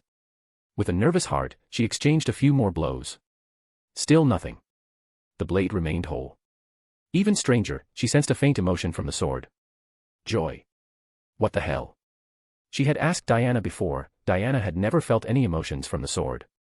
For now, though, the sword's durability let Thea fully unleash her very limited swordsmanship. But compared to Ares, it was nothing. Ares didn't know the sword's secret. But seeing Thea begin to counterattack, he realized she had no hidden scheme. He dropped all hesitation and began a full assault. And Thea was immediately overwhelmed. She wanted to send her shadow clone to help Diana so Diana could come help her. But Ares' attacks came faster and faster. Without the clone's support, Thea wouldn't last 30 moves. She barely blocked another sweeping strike, used the force to leap back, and finally pulled open distance. Vandal. Buy me time. Thea thrust out her right hand and released the elk from her ring. The elk, seasoned from years of fighting alongside the goddess, responded instantly. Enlarging itself mid-stride, lowering its sharp antlers, and ramming Ares head-on, dragging him several kilometers away. Floating just above the ground, Thea faced her shadow clone. Together they prepared a spell far beyond her current level. Shadow Labyrinth. The main body began chanting softly. The clone gathered power and etched runic structures. The spell drew strength from her chosen ability. From the shadow clone's auxiliary casting. From the magic patterns of her silver moon bow. Then, just as the elk's desperate cry signaled it could hold no longer, Thea finished the spell. Her mana was nearly drained dry. She dispelled the clone to recover a sliver of stamina. She bound the completed spell into an arrow. Sensing the elk's position, she opened the Eye of Horus. Saw Ares rushing back. Lifted her bow skyward, aimed. Fired. It was a light arrow shot, speed nearly at its limit. With the eye's divine targeting, the arrow flew straight toward Ares' heart. Ares was still a god. His battlefield instincts were unmatched. He hadn't expected her arrow to be that fast. Only when it was right before him did he react. Friction between the arrow's shadow energy and the air sparked lightning. Any fool could see how lethal that shot was. Relying purely on instinct gained from countless battles, Ares shifted his body half a step aside. The arrow pierced through his right chest plate and exited through his back. Nothing but that. Wait, what? Ares had been gravely wounded. But his pride as a god refused to admit being hurt by a mortal. Yet before he could finish boasting, a mass of pitch-black shadow was curling around him, dragging him backward, trying to swallow him whole. A high-tier spell. Ares had never seen it, but the energy level was unmistakable. Whatever this thing was, it wasn't going to treat him to dinner. If he were at full strength, such a spell couldn't restrain him. The gap between gods and mortals wasn't something technique could bridge. But this was only his avatar. His god power had no source, once spent, it was gone. After Thea's gender bias debuff, after all the interruptions, the losses, he had already burned through 20% of his reserves. And he still needed enough left to face a nearly full-power Diana. He hesitated. The elk, veteran of countless battles and shamelessly cunning, saw that hesitation, took a running start, and in full view of Ares' outraged expression, rammed him straight into the labyrinth. Go help Diana. Thea instructed the elk weakly. Her magic was exhausted, only slowly replenishing. Ares was only temporarily trapped. No doubt he could escape, it was only a matter of time. Diana would have to carry the rest. Diana had been panicking earlier, not realizing her shortcomings until now. She couldn't fly, so the two barbarian warriors locked her down. And she lacked any high-impact finishing moves. Her shield had slapped their faces purple, but the results were mediocre. But with the elk's assistance, she quickly broke free. She flung out her lasso of truth, snaring both warriors, and slammed them repeatedly into the ground until they burst into smoke. Only then did she vent her frustration. Remembering Thea, she rushed over at full speed. "Are you hurt?" Seeing Diana ignore Ares' escape and check on her first made Thea's heart very, very warm. What did that mean? It meant her route strategy was working beautifully. But now was not the time to flirt. Ares could emerge at any moment. Thea tried to hand back the Godslayer sword. But Diana shook her head. "It wasn't my choice. The sword told me to throw it to you. It chose you. You're its true master." Chapter 240, Ares' Reinforcement. "Ah. The fake Godslayer sword chose me." Thea examined the blade still glowing gold in her hand. Whatever its true power was, whatever hidden effects it held. One thing was certain. Its appearance alone was absolutely top tier. While she was staring at the sword, Diana suddenly nudged her with an elbow. "Hey, where's Ares?" Right, wasn't this supposed to be their fated battle? She'd waited 5,000 years for this. And all she got was beating up two muscular idiots. The main boss didn't even get a proper intro before disappearing. "He's trapped by my spell. With his power he'll definitely break out, but the time flow inside is different, so You're dead." A blood-red flash tore open the air. Ares burst out, dual swords in hand, fury roaring like a storm. Thanks to the Chosen's night vision gift, Thea wasn't surprised, and she'd been on guard anyway. She jumped aside instantly. Diana, who still had a bellyful of anger, didn't even think. Bang. She smashed him with her shield, sending him flying 5 meters. Huh. Of everyone present, Thea understood Ares' strength the best. She'd been chased by him for 10 straight minutes. But now, he seemed noticeably weaker. Before she could think further, a gray-skinned, leather-armored minotaur leapt out of the red flash after Ares, hefting a massive battle axe. Minotauros. Quick, flank that flying one. Ares ignored Diana completely. He was dead set on killing Thea first. Just as Thea rose into the air to dodge, she heard the bull mutter in a quiet, completely unfitting voice. "Why? Didn't we finish our task by sending you out of the labyrinth?" "What?" This timid voice. This minotaur was a female. Ares really put in effort, summoning a creature specifically to counter her. Except apparently this one wasn't on the same page as him at all. Sure enough, Ares nearly had a stroke hearing that. His current appearance was far from divine. His helmet was gone, half his left cheek was scorched, and his armor looked like it had been through an industrial grinder. The Shadow Labyrinth had hurt him far more than Thea ever expected. Normally, building such a labyrinth required a mage to construct it personally with mana. The smarter and more powerful the mage, the larger and more complex the labyrinth. But the version Thea inherited wasn't a spell. It was a divine technique. The core maze didn't require Thea to build anything. Artemis had built it ages ago. Not for Thea, but for every chosen and high priest under her. This divine labyrinth embodied 3 qualities of Artemis's power. Vast, deep, and enormous. The goddess treated her followers generously. When faced with an unbeatable enemy, they could simply throw the enemy into the labyrinth. The goddess would later draw the opponent into her divine realm and personally handle them. Artemis was the goddess of the hunt. And with the Greek god's notoriously restless nature, she often roamed the multiverse. Whenever she found an interesting little creature, she tossed it inside to train later. And Artemis's definition of little creature was not rabbits or kittens. But Artemis had a terrible memory. Ragnarok came suddenly. The labyrinth grew overrun with creatures reproducing unchecked. So when Ares got dragged in, he just happened to meet 3 little creatures. A family of 3 black dragons, notorious for their violent temper. Papa Dragon alone was 100 meters long. He was teaching baby dragon how to hunt. When a burst of black smoke delivered Ares straight into the cave. Before Ares even saw what hit him, Papa Dragon breathed a hurricane of fire right at his face.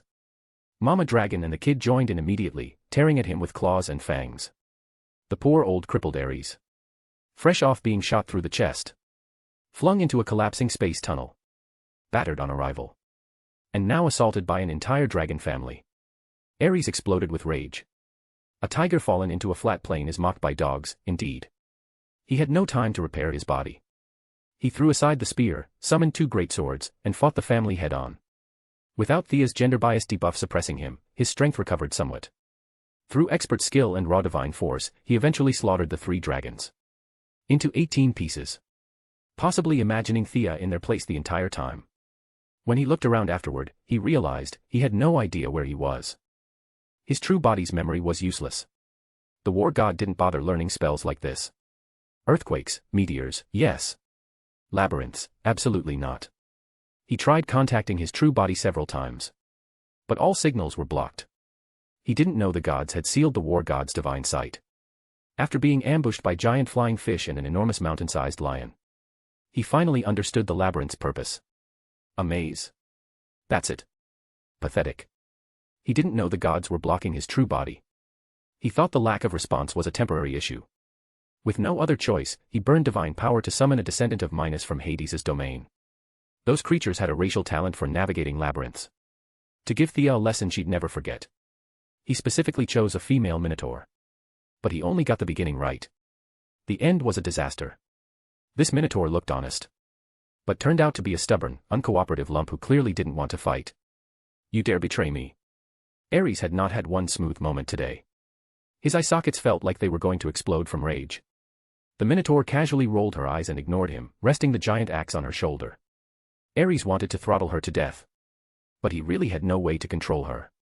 Her real boss was Hades, and she was only here as a favor. After barely forcing Diana back, Ares realized he was once again under Thea's eternal night debuff. His strength had fallen below half of what he started with. What should have been an easy win had turned into a nightmare. He couldn't beat Diana in a straight fight anymore. His only chance was to rely on superior technique. He steeled himself. This unreliable minotaur was now his only hope.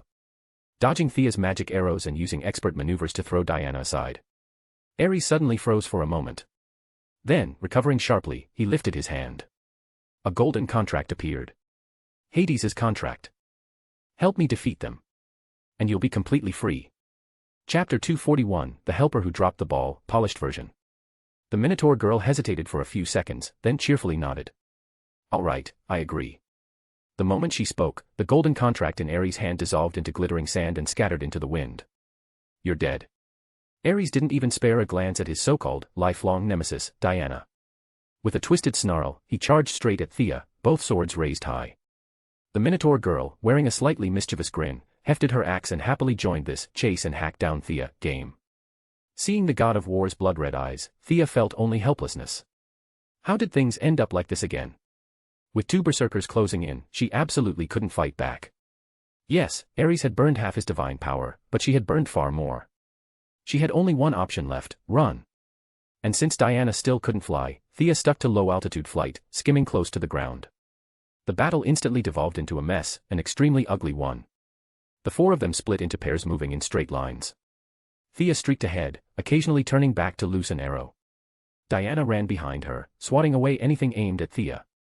Ares and the Minotaur ignored Diana completely, single-mindedly cleaving toward Thea. Being forced into such a stupid-looking chase made the god of war feel deeply insulted. He kept roaring at Thea, demanding she stop and duel him properly. As if she'd ever be dumb enough to stand still for him. She pretended not to hear a thing, dragging this bizarre parade around the village in wild, looping circles. Inspired by his shouting, Diana also demanded Ares stop and fight her one-on-one. She went from Amazon tradition to the rules of divine combat, lecturing as she ran. But Ares, half-drained, and facing a nearly fresh Diana, had zero confidence. So he copy-pasted Thea's strategy, pretend he heard nothing. In ancient warfare, attacking a mount was shameful. But Ares, desperate to catch Thea, tossed Honor aside and hacked wildly at her flying board. Unfortunately for him, Thea had clearly practiced. Her flight veered fast, slow, high, low, every direction unpredictable. Ares missed again and again. To preserve what shreds of dignity he had left, he finally gave up attacking the board and went back to hacking at her directly. By their 5th lap around the village, the Minotaur was laughing like she was having the time of her life. What the hell are you laughing at? Are you even chasing properly? Inside this damn barrier, you should be faster. Ares was practically steaming from the skull. Seeing her treating this like recess only enraged him further. The Minotaur widened her eyes innocently, swung 2 more axes at Thea, both blocked by Diana, and blinked at Ares as if to say, See? I'm trying. This is literally my max output. Her lazy attitude made golden sparks pop in Ares' vision. If she weren't technically his ally, he would have split her in half on the spot. Thea, of course, noticed. She silently enchanted an arrow and shouted, "Diana. Move." Before the words finished, Thea fired a dirt yellow magic arrow into the ground behind her. A massive crater exploded across the path. Diana leapt over it instantly. Ares, experienced and now familiar with Thea's tricks, saw her aiming downward and immediately flew upward. Thud. Ow. I fell in. I can't get out. Lord Ares, I failed you.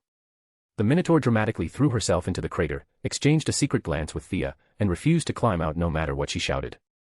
Ares erupted. He unleashed a torrent of divine realm curses, then realized no one understood him and angrily switched to English to continue yelling. But yelling didn't change anything. Without the Minotaur blocking, Thea summoned a massive elk to stall him, bought just enough time, and then slipped completely out of his attack range. Now the only person in Ares' sight was a very, very annoyed Diana. Far ahead, Thea finally exhaled and patted her chest. Anyone would be traumatized after being chased by a rampaging god of war trying to bisect them. Thankfully, she'd escaped with agile, unpredictable tactics. But she didn't rest long. She knew Diana's defense was superb, but her offensive power wasn't high enough. Thea tried returning the god-killer sword, but its will clung to her stubbornly, refusing to go back to Diana. That only made Thea more curious. Estimating she had recovered about 40% of her magic, she resummoned her magical duplicate for support while her main body pulled out the quiver's deep crimson vengeance arrow, one of only two Zeus had given Artemis. It worked especially well on guilty women, but nothing said she couldn't use it normally. Artemis' rule of vengeance was simple. Whatever the enemy does to you, the arrow returns in equal measure. Thea's smile turned cold. Ares, you maniac. You chased me that hard. Time to pay the bill. The entire arrow now brimmed with dense divine power, not Thea's, but Ares'. Every strike he'd thrown at her had been converted through the law of vengeance, and because it came from his divine source, the arrow now possessed perfect homing. Thea didn't even aim. She fired it straight into the sky. The arrow curved on its own and locked onto Ares, who was clashing with Diana. Divine artifact arrow. Ares recognized it instantly. He knew Artemis' twin arrows well. Seeing this one streak toward him, its properties flashed through his mind. Damn it. This wasn't one of Thea's magic arrows, his body wouldn't survive this hit. It could genuinely kill him. He never imagined Thea had been saving it until now, and the divine force wrapped around it was terrifying. Fortunately, the gods had been struck by Artemis' arrows enough times to develop countermeasures. Right as it neared impact, Ares split off a clone containing 30% of his remaining divinity. The arrow hesitated, sensed the higher divine signature, then veered sharply, chasing the clone. 2 steps later. Boom. The divine explosion rocked both Diana and Ares. Diana, fully armored and shield-ready, shrugged off the blast and kept her guard up. Ares, however, was not so lucky. The explosion had gone off at his flank. He had no armor, was weakened, and was flung into the dirt. By the time he crawled out of the dust, he looked utterly miserable. Years of accumulated divine power, stored while hiding in the mortal world, were now reduced to barely 15%. With that little power left. Fight. Fight what? Run. Obviously run. Chapter 242, The Fierce Battle. Dreams were beautiful, but reality was cruel. Even though old comrade Ares fully intended to make a strategic retreat, the younger crowd had absolutely no intention of letting him go. Diana, who had barely spent any strength in the battle so far, caught up to him almost instantly. The lasso of truth flared to life, looped around his ankle, and yanked him straight back. Ares' divine power was nearly at rock bottom now. His attributes were completely suppressed by Diana, and he no longer had enough strength to break free of the lasso. All he could do was use her pulling force to swing back with a counterattack, hoping to push her away and regain some distance. Bang. Even though Ares had mentally prepared himself, the moment Diana caught his full power punch with perfect stability, a deep, instinctual fear flooded his heart. Diana caught his strike with her right hand. The blow pushed her back half a step, but her stance didn't break. Her eyes gleamed sharply, and faint sparks crackled across her guardian bracers. Diana felt her strength rising every second. This sudden surge of power demanded an outlet, and what better punching bag than Ares right in front of her? For hurting people. For starting wars. You damn evil god. With one hand gripping the lasso so Ares couldn't escape, she used the other hand to hammer down punch after punch. You know nothing. That crap wasn't even my doing. Ares normally wouldn't have bothered explaining, but as the guardian bracers awakened, the divine artifact that had accompanied Diana for 5,000 years began to unleash its true might. Her punches grew heavier and heavier, her power nearly inexhaustible. Ares barely managed to block the first 2 swings. After that, every counterattack he attempted shattered on impact. Being forced to shoulder crimes he never committed made him furious. He knew he was losing, but he refused to lose verbally. When he was in control, perhaps he could arrogantly claim, "All evil in this world is my doing. What can you do about it?" But now, when he was being beaten like a dead dog, he had no mood left for posturing, only deep, bitter resentment. Damn it. What do human wars have to do with me? Under Diana's relentless barrage, each punch heavier than the last, Ares felt as if he were being swallowed by flames, rage toward his own weakness, and fury at being falsely accused by mortals. He was a god above gods, he would not admit any of it. "I refuse. I haven't lost yet, don't you dare insult me." Ares' divine power, nearly drained dry, suddenly flared with a small resurgence born from pure, violent rage. But all things came with a price. Gaining that bit of strength cost him dearly, he gave up a portion of his sanity. Diana's next punch was already flying toward him. Instead of blocking, he only shifted slightly to avoid a direct fatal hit and threw his own full force strike straight at her. It was too late for Diana to retract. The blow was already unleashed, and her shield and bracers were both out of position. All she could do was throw up a surge of divine energy to protect her body and take Ares' berserk strike head-on. Their blows landed simultaneously. Half of Ares' left torso exploded under Diana's ever-growing force, his body flung 100 meters back before drilling into the dirt. Diana fared far better. Her divine power was richer, and though her armor wasn't as protective as her shield, it was still a divine artifact. Ares' punch only left her lightly injured, she slid back a dozen meters before coming to a halt. But her expression darkened instantly. To think that even after Thea had already torn him apart repeatedly, this crippled Ares had managed to injure her, unforgivable. Meanwhile, 2 miles away, Thea was observing everything through the eye of Horus. Seeing Ares suddenly explode with power again made her jump. She had fired the vengeance arrow, and when she saw Diana's guardian bracers awaken, she assumed Ares' defeat was guaranteed. She never expected the god of war to dredge up some buried memory and miraculously regain a portion of his strength. Thea shrank her neck in fear. The 3-foot column of red light blazing over Ares' head said everything, he was furious beyond words. She had no defensive artifacts, no defensive abilities. Charging into that was suicide. What? You want me to go stab him? Are you kidding? Thea wasn't just hiding, she was conversing with the fake sword, which, to her surprise, could communicate simple thoughts. The sword was urgently urging her to stab Ares, but whenever she tried throwing it back to Diana, it refused, reacting as if Diana were some kind of terrifying monster. This is troublesome. Thea scratched her head. After a brief exchange, she finally understood the sword's intention. Calling it a fake sword was a bit unfair. It had originally been forged by Hephaestus. He had created 2 swords, one would become Diana's famed godslayer, the other was the so-called fake sword in Thea's hands. For reasons unknown, Hephaestus set a rule into this second sword from the moment of forging. It was destined to fall into Diana's hands and shatter during the War of the Gods. This command was an intrinsic law carved into its creation. Even after thousands of years of worship by the Amazons gave it a faint will of its own, it could not defy its creator's original decree. With the gods watching, it couldn't reveal the truth to Diana. All it could do was quietly await destruction. But Thea's unexpected intervention changed its fate drastically. Ares' furious assault forced a panicking Diana to toss the sword to Thea. "So you're saying your original mission still stands? If you return to Diana, you'll break. But normally you're fine?" Thea asked skeptically. The sword didn't answer, only kept urging her to go stab Ares. "So urgent? Did Ares slaughter your whole family or something?" Thea rubbed her chin, lost in thought. She estimated a 60% chance that the sword would undergo some enormous transformation if used to kill a god. But was it worth the risk? Ares kept repairing his body with divine power, but each time, his spirit grew more exhausted. Facing Diana's increasingly powerful onslaught, his counterattacks became fewer and fewer. As the saying went, rage could fuel strength, but only for a moment. Charging through pure anger was a privilege reserved for protagonists. Unfortunately for Ares, he was not a protagonist. There might be a chance. Thea layered multiple protective spells over herself, instructed her duplicate to bombard Ares from afar, and began carefully approaching the battlefield without drawing too much aggro. Ares glanced at the duplicate once and dismissed it immediately. Dealing with Diana was already taxing, wasting energy on a clone operating at 30% magic capacity wasn't worth his attention. Chapter 243, The Fall of Ares. Seeing her duplicate getting closer and closer to Ares, Thea reviewed her plan and decided it still wasn't safe enough. She sliced her palm open and used her blood to draw a reverse teleportation sigil on the ground, an infernal spell recorded in the Constantine family's grimoires. The sigil was absurdly complicated. Halfway through, her wound had already stopped bleeding, and she had to cut herself again. After checking the pattern twice to make sure nothing was wrong, she finally began her operation. Meanwhile, the peaceful little village was now utterly ruined by Diana and Ares' clash. The more divine power they unleashed, the more devastation they caused. Flat roads turned into craters and trenches. Thea's duplicate darted through the broken terrain, weaving along ditches and debris, trying to get close to Ares. "I've been watching you sneak around. Damn insect, you really think such petty tricks can deceive a god?"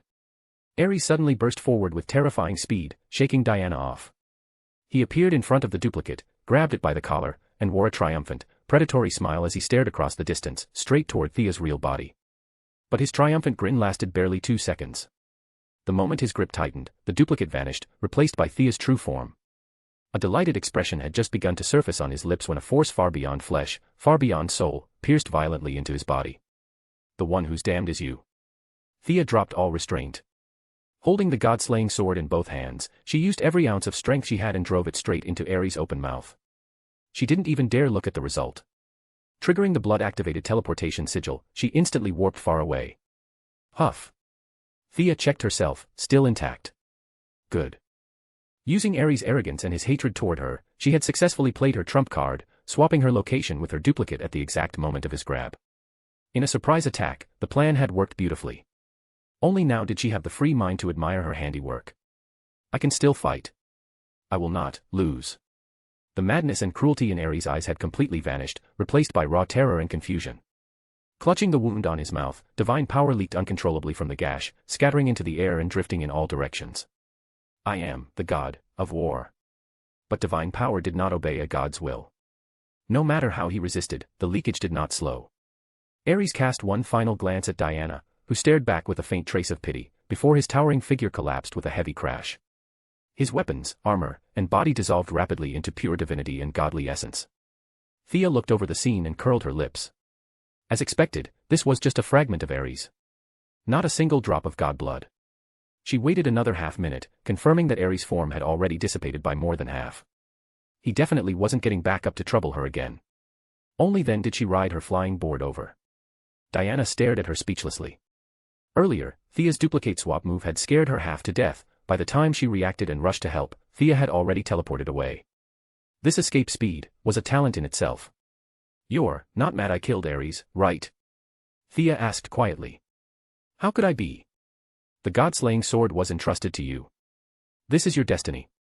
Diana looked completely puzzled as to why Thea would even ask. "Ah." Thea replayed everything mentally and understood Diana's thinking at once. Diana's worldview was painfully straightforward. She still firmly believed every story her mother had told her. In her mind, the god-slaying sword worked exactly like this, so of course Thea wielding it meant this outcome. What was there to question? Thea swallowed back the urge to explain the countless twists behind this. Especially now that she noticed that although Ares' divine power was dispersing into the wind, his godly war authority was being gathered by an unseen force, condensing, waiting. All the gods were watching. Better not say anything. This water runs deep. Let Diana keep her good impression of Hippolyta. The two women chatted casually while Thea quietly waited for the decision on how Ares' godhood would be distributed. In the original timeline, Diana absorbed all of it. But now that Thea had barged into the story, things were different. Although she was close with Diana, Thea genuinely did not think giving the war authority to Diana was a good idea. Diana simply didn't need it. Her baseline divinity was over 1,000 units, she was only using maybe 200 of it. Raising her ceiling further would be pointless. But if Thea received it, her own divine ceiling would jump from 50 to 150, an enormous increase. The problem was obvious. She was an outsider. Diana was the real daughter. There was no universe where Thea could step forward and argue, "I contributed more, give me more." That simply wasn't happening. To subtly advocate for herself, she discreetly took out Zeus' lightning bolt, the command token given by the king of Olympus himself. Partly to check its charge, partly to show the observing gods. "Look, I'm holding the boss token. We're on the same side, right? Maybe be a little generous here." Whether the gods pitted her or the gesture actually worked, the suppressing force around Ares' godhood suddenly vanished. The divinity split cleanly in two and flew straight into the bodies of the two women. Faint motes of light entered Thea. This was her first time truly absorbing divinity. Her previous attempts, absorbing what unicorn magic accidentally siphoned, or the tiny trickle from god blood, were tiny and indirect. Ares, even as a fragment, was still a god. His quality was below Horus' true divine form, but in quantity he far surpassed him. Thea had just received half of that fragment's godhood, far more than she had ever touched before.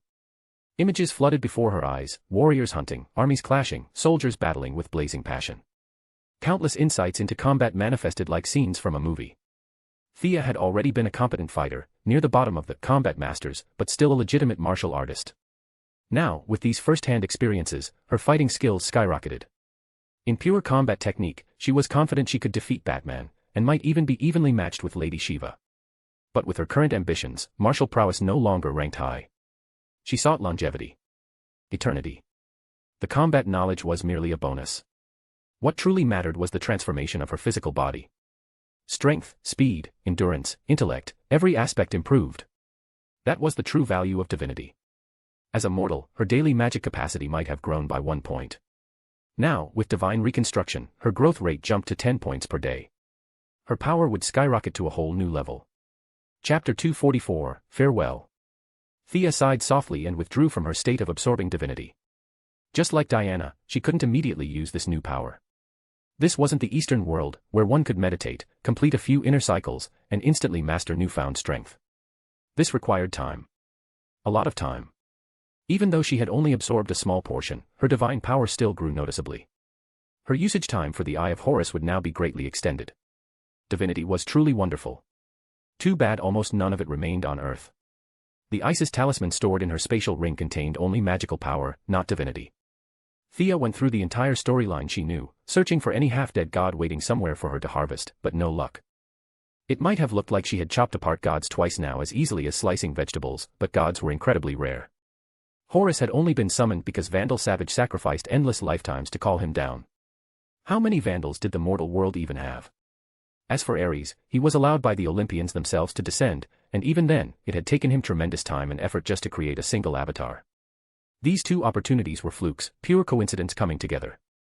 Thea didn't expect she would ever meet divine essence again. But after absorbing it twice, she had completely shed her mortal nature.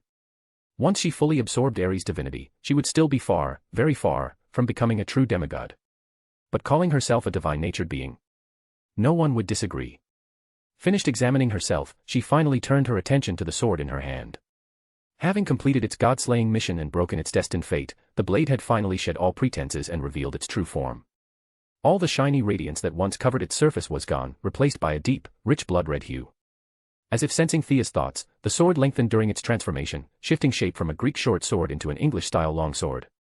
After a brief mental exchange between wielder and blade, 3 black lines metaphorically slid down Thea's forehead. Calling it a Godslayer sword wasn't accurate anymore. Its main ability was now exactly one thing. Kill Ares. The sword now had a refined, elegant name. Ares must die. Its effect was absurdly overpowered. It could ignore Ares' condition, form, defenses, or state, and kill him with a single strike. But such a powerful property worked only on Ares. Against any other god or mortal. Just a regular magical sword. Thea glanced at the spot where Ares' body had lain, now completely clean, not even a hair left. Her mouth twitched. Where was Ares' divine kingdom located? Should she go there and stab him again? Using her toes to think, obviously impossible. Ares was Zeus' son. Even if she found his divine realm, the king of Olympus would never stand by and watch her stab his child to death. Because it had been forged by Hephaestus, the sword retained one additional, but not very useful, function: it could absorb fire attribute magic. Thea could pour fire magic into the blade, causing roaring flames to envelop it, making it look impressive when swung. Yes, looking cool was basically its only remaining ability. What am I supposed to do with you? Thea grumbled and stored the sword in her spatial ring. Though it had escaped its destined destruction, it still could not be held by Diana. According to the sword itself, Thea would need to acquire power beyond divine authority to rewrite its original settings. Activating the Eye of Horus, she gazed toward the horizon and saw Steve and the others trying to seize the plane carrying poison gas. Thea murmured a spell, influencing their minds. They would gradually forget her existence over the next 3 days. It was finally time for farewell.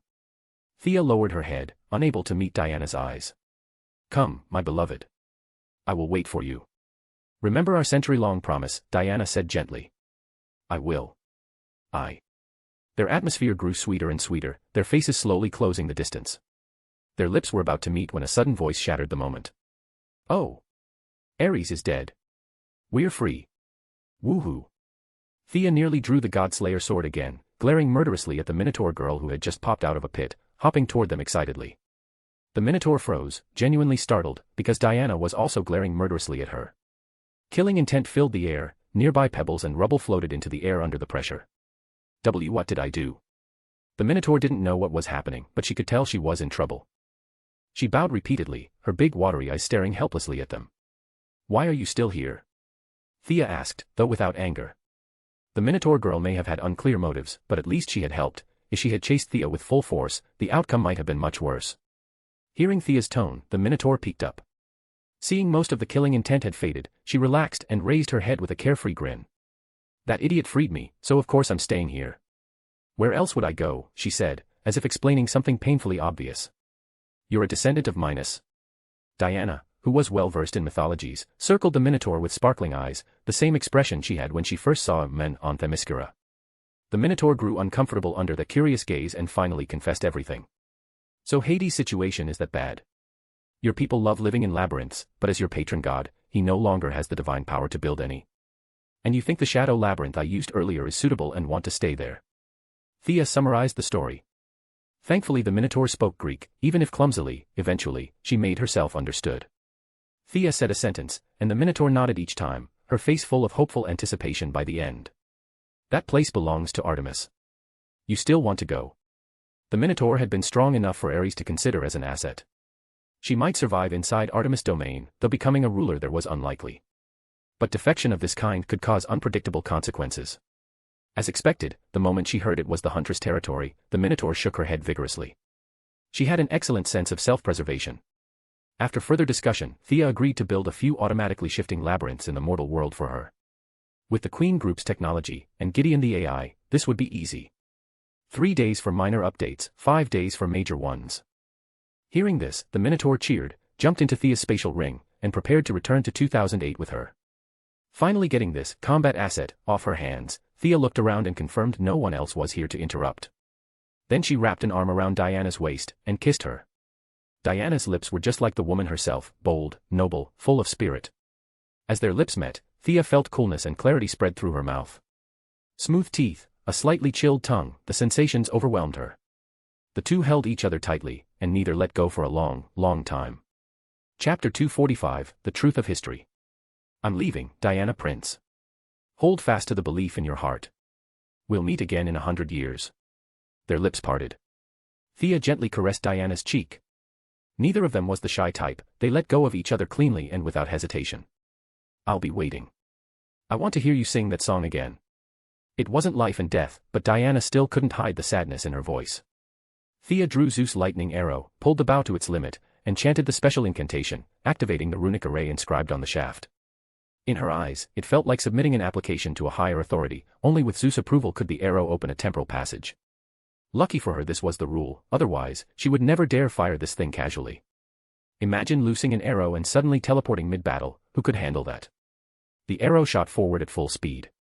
Not far from them, a deep blue portal unfurled in midair. With its divine energy completely drained, the arrow dissolved back into the quiver. Take care. Thea waved cheerfully at Diana.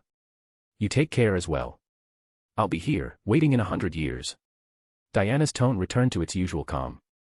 After confirming she hadn't forgotten anything, Thea stepped into the temporal passage. This trip was different from the previous two.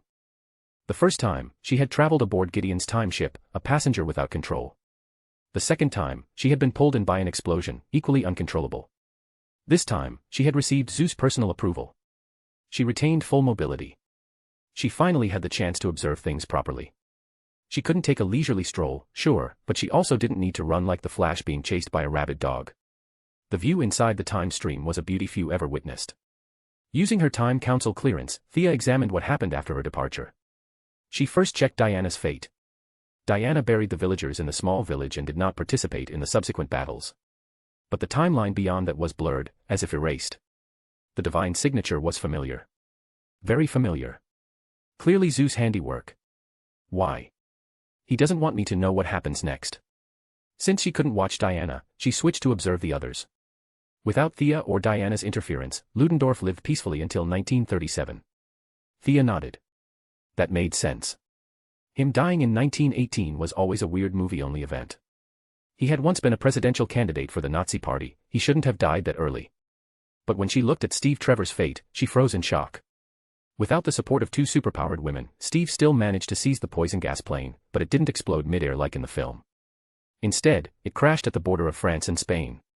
Toxic gas spread across all of Europe. 1 billion people were infected worldwide. Asia and the Americas suffered less, but Europe was devastated. Conservative estimates put the death toll above 20 million: women, children, wounded soldiers. This was the mysterious event recorded in history as the Spanish flu. This massive outbreak broke Europe's spine. World War I had lasted 4 years and killed just over 10 million. But patriotic Captain Steve Trevor's single accident had caused more damage than the entire war, crippling Europe's military and economic potential for a generation. American politicians secretly rejoiced while publicly distancing themselves from the disaster. They quietly sent agents to retrieve Steve's body. After a hidden tug-of-war with other forces, they finally secured the unconscious Steve. He had no idea he had just performed the greatest service imaginable for his country. Because of his accident, the European powers were too weakened to resist Germany during World War II, giving the United States the perfect chance to play savior. Civilization's flame shifted to the Americas. But Steve never woke. During the crash, he had been at the very center of the gas cloud, and the explosion. Burns and poison ravaged his body simultaneously. The two lethal forces reacted, creating a new chemical transformation inside him. His body was slowly altered. He didn't awaken until the 1980s. In recognition of the immense contribution he had unknowingly made to American dominance, the administration promoted him directly to colonel. His unwavering loyalty made him the perfect candidate to establish the Eye of Providence, Argus prototype, a process that continued well into 2008, the time of Thea's original era. Thea stared grimly at a photo of Steve being sworn in as colonel. Gone was the handsome young man of 1918. In his place stood something no longer human, an altered patriot whose physiology had changed completely.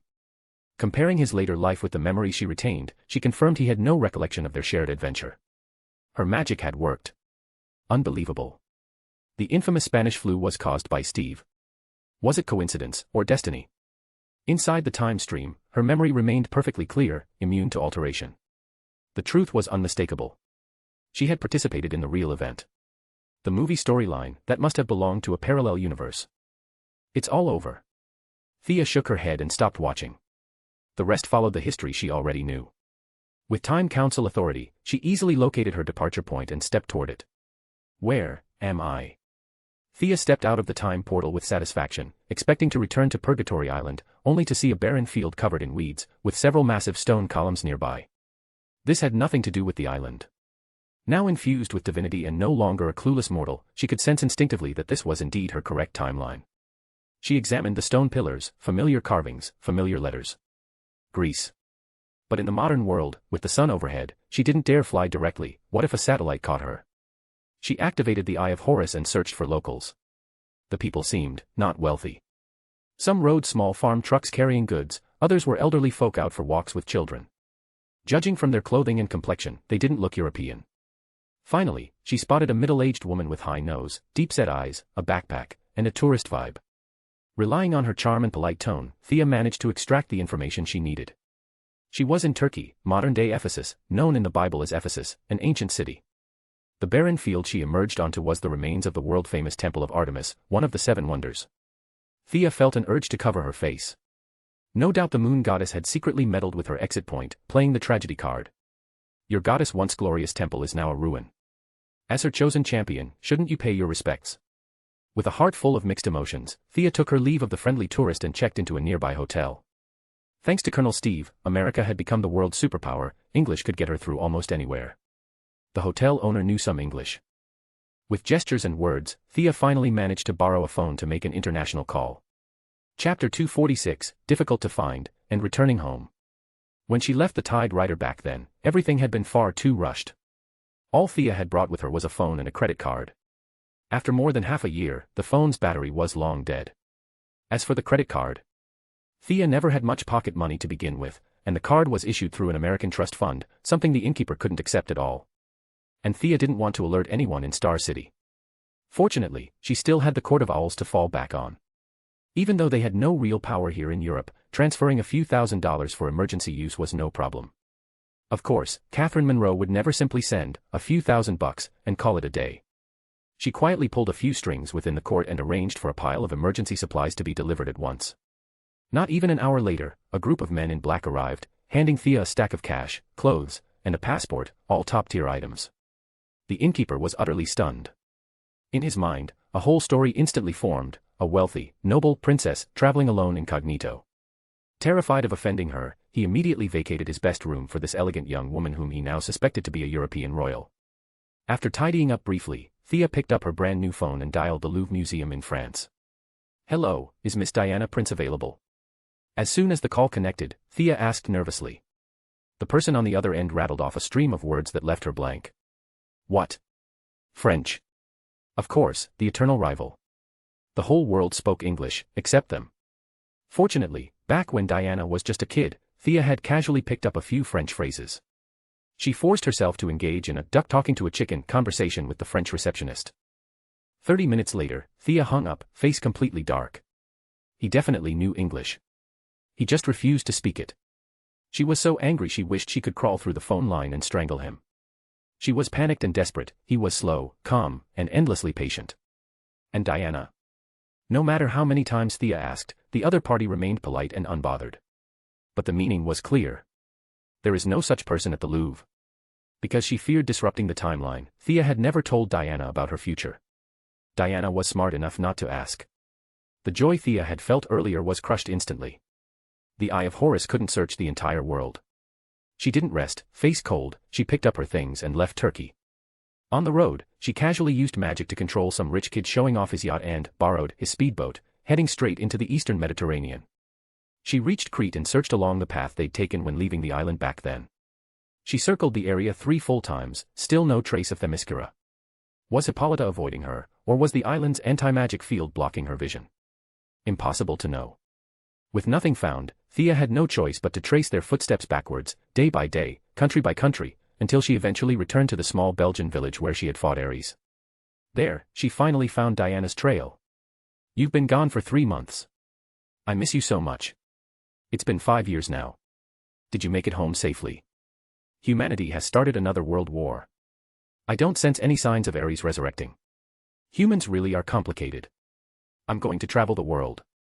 Every day I think about you. The people of Africa are so warm and welcoming. I really like them. It's been 80 years since you left. Do you still remember me? Please come find me soon." A dark green stone tablet stood where Ares had fallen, densely carved with handwriting. From the strokes alone, one could tell Diana had lived in this little village alone for many, many years. There was longing, joy, but above all, an overwhelming, aching love. Aya. Thea drew the god's lair sword, fiery red mana flooding the blade, and slashed toward the distance. Her full power strike carved a trench half a meter deep and over 10 meters long. I didn't want this either. She threw the sword aside, collapsed to the ground, fists pounding the dirt as tears streamed uncontrollably. The last message Diana left was dated 1998, apparently she had discovered signs that an Amazon warrior had left Themyscira, and she went to investigate. Thea's heart was in chaos. Where had Diana gone? In this vast human world, where could she even begin searching? She notified her family in Star City that she was safe and would stay in Europe for a few more days. Then Thea remained in the village, once destroyed by poison gas and no longer fit for human life. The harsh scars of that great battle could still be seen everywhere. But more than that were the traces of Diana spending decades alone. Every time Thea found impressions of a golden lasso or marks of a shield strike, she would break into a silly smile. "Hey, shouldn't we leave? It's been 3 months already." The speaker was the little cow Thea had tricked with promises of a luxury labyrinth palace. It took Thea a full month at the village before she even remembered the cow existed. The creature truly had a good temperament. After hearing Thea's story, it never complained, and even comforted her occasionally. "Yeah, staying here forever won't help. We'll definitely meet again anyway." Thea finally calmed her heart. They were no longer ordinary mortals, waiting 100 years meant nothing. She drew her sword and carved a new message beneath Diana's tablet, telling her she had returned. At the end, she inscribed the name Star City in ancient Themysciran script. As long as Diana reached Star City, the shared power of Artemis within both of them would let them sense each other. She summoned the little cow into her space ring. This creature absolutely could not be seen by Batman. This wasn't 1918 anymore, modern satellites zipped across the sky non-stop. During training with the Eye of Horus, Thea had personally seen a massive satellite bearing a giant Wayne Enterprises logo drift past Europe. That was clearly Batman's watchtower. A bizarre creature like the little cow. Batman would never let it slide. After 2 connecting flights, Thea finally returned to Star City. Moira had been sworn in as mayor 2 months earlier. Thea had watched the ceremony live, then hurried back to the village claiming urgent matters. This time returning home, she finally felt it, she was truly back. She visited Moira at City Hall first, and then a mountain of responsibilities came crashing down on her. Walter Steele, that black uncle of hers, had apparently talked things out with Moira, the two peacefully separated. And as the largest shareholder of the Queen Group, now over 18, the position of chairwoman automatically fell to Thea. After taking over, she made no drastic changes. She let the former vice president ascend to president, gave Felicity an honorary VP title so she could continue managing the software division. Dr. Hoffman, who once got along very well with Thea, became the director of the newly established Applied Sciences Lab. Thea even slipped them a few pieces of Adam's research, nothing too sensitive, for them to study. For a full month, she worked non-stop, meeting department heads, listening to reports from branch leaders. Mind control on a large scale would have been the fastest and easiest solution, of course. But in an age overflowing with superpowered individuals, she didn't dare be so reckless. If any bored superhero caught her doing that, she'd instantly be flagged as a villain. Chapter 247, Making a Big Headline. Sighing, Thea tossed the pen in her hand aside and sent away yet another department head who had come to report, but in reality was just here to show loyalty. At this moment of transition between old and new leadership, problems came in droves. The old guard needed to be soothed, the new blood needed to feel valued. Backstabbing, undercutting, tripping each other up, those things were happening in her office almost every single day. The Eye of Horus could distinguish good from evil, but the ancient concept of good and evil was very different from the modern one. Plenty of people who would have been deemed villains in ancient times were, within Queen Group, exactly the sort of hard-driving, highly capable talents she needed. Sorting these people out and placing them in key positions had burned through a lot of Thea's mental energy. I feel like I forgot something. She spun twice in her chair, and then it hit her. Crap. I forgot Oliver. She'd said she would bring him home. Now, because of the entire Diana situation, she'd delayed 3 full months. Was it too late? Of course it was. By now Oliver was probably already working under Amanda as a field agent, cutting a bloody path through the world. With her relationship with Amanda, buying him back at some cost wouldn't be hard. But a version of Oliver who had fallen so deep into darkness, without all the trials and suffering of his original future, would he ever find his way back to the light? Let him be. Thea knew very well how tenacious Oliver's cockroach-like life was. So long as she didn't interfere, he'd claw his way back to the heights he was meant to reach. That little trip through time had brought Thea huge gains, but there were still several things she hadn't gotten her hands on, things she would have to collect personally. First on that list was Ra's al Ghul's demon sword. According to Lady Xanadu, that blade could siphon the magic from the Isis amulet. For Thea, who was chronically short on mana, that was like snow in winter suddenly getting handed firewood. But the exact location of Nanda Parbat completely stumped her. Malcolm had gone off to Europe alone a month before she returned to Star City, leaving no contact information whatsoever. Batman and Talia also knew how to get there, but if she told them she was going to pick a fight with their dear father, they weren't exactly likely to hand her the address. Worse yet, Ra's al Ghul's boss was the Three-Palace demon. Just thinking about that guy made Thea's liver tremble. Yes, that big demon was sealed, but better safe than sorry. Superman, Diana, and the Flash had ganged up on him and still couldn't break through his defenses. A monster like that probably could even go a few rounds with Darkseid. Thea genuinely did not believe she could win against something on that level. The other thing that would be of tremendous help to her was the artificial intelligence hidden in the cutting-edge research facility in Central City, STAR Labs, essentially. Thea might be walking the magic path now, but she hadn't forgotten the power of technology. She wasn't nearly reckless enough to stroll in cloaked and just try to steal it herself. Through the Court of Owls, she hired an unrelated assassin to scout the way. When Thea saw the file on this woman, Alfristaya, she was honestly impressed. Whether it was some sort of modification or a metahuman ability, Alfris fought with 2 daggers in her hands, while her hair could also control 2 more blades. According to her record, her success rate was a perfect 100%. She had never failed a job. Thea had the court pay her retainer as agreed. The task was simple, all she wanted was for Alfris to probe STAR Labs and map out its defenses. But Thea still underestimated Eobard Thawne, the reverse flash from the 25th century.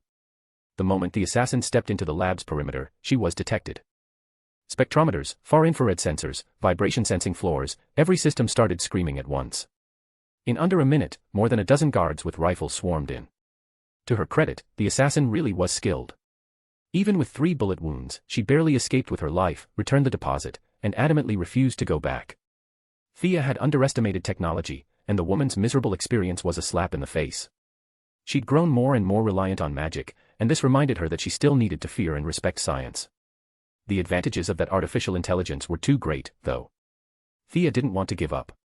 For her second attempt, she relied on Felicity's hacking skills to locate a security guard working inside the facility. After a deep-level subconscious brainwash, she manipulated him into going in to gather intel. But 3 hours after the guard entered the lab, his abnormal mental fluctuations were detected. Thea rushed to restore his original personality, bringing all his metrics back to normal ranges. After a thorough examination, he was written off as overly stressed, barely dodging disaster. Thea knew she couldn't make any more sudden moves. Too many eyes were on STAR labs, various corporations, state governments, the military. Everyone had poured massive funding into the place, even Queen Group had thrown in a symbolic amount. With so much attention clustered there, Reverse Flash wouldn't expose himself lightly, and she had no real opening. What then, was she supposed to just wait for the particle accelerator to explode, for STAR labs to be reduced to a handful of survivors, and then make her move? Thea shook her head. That was too long. She was not willing. Careful reflection reminded her that knowing the script of the future had its perks. Her gaze shifted to one of Reverse Flash's most important future helpers, bioengineering expert Dr. Caitlin Snow. At the moment, Caitlin hadn't joined STAR labs yet, she was still teaching at Princeton. Thea's plan was to take a detour, apply to be Caitlin's grad student, then follow her into STAR labs later. In Western society, personal status lines were surprisingly flexible. A billionaire could be a superhero. A prince could serve in the military. Naturally, Thea could also be an intern. Originally she'd been dragging her feet, never going to campus to officially report in. The university had been threatening to expel her. But the moment they heard she was now the head of Queen Group, those threats died instantly. A century-old prestigious institution, all Thea could do was laugh dryly. With her mind now enhanced by divinity, university-level coursework was child's play. Half a year to finish undergrad, 1 year for a master's, 2 for a PhD, easy. That doctorate would invisibly boost her social standing. Bruce, after all, was a bona fide scholar who'd studied his way around the world, but with no official degrees on paper, there were still media outlets calling him an uneducated playboy. When she thought about it, Thea honestly felt bad for him. Ra's al Ghul was a long-term objective. STAR Labs was a mid-term goal. Thea's short-term goal, however, was very simple. She was going to create a huge headline. She wanted to do something that would be broadcast worldwide, something Diana would see no matter where on Earth she was. If she couldn't find Diana, then she'd make Diana come find her.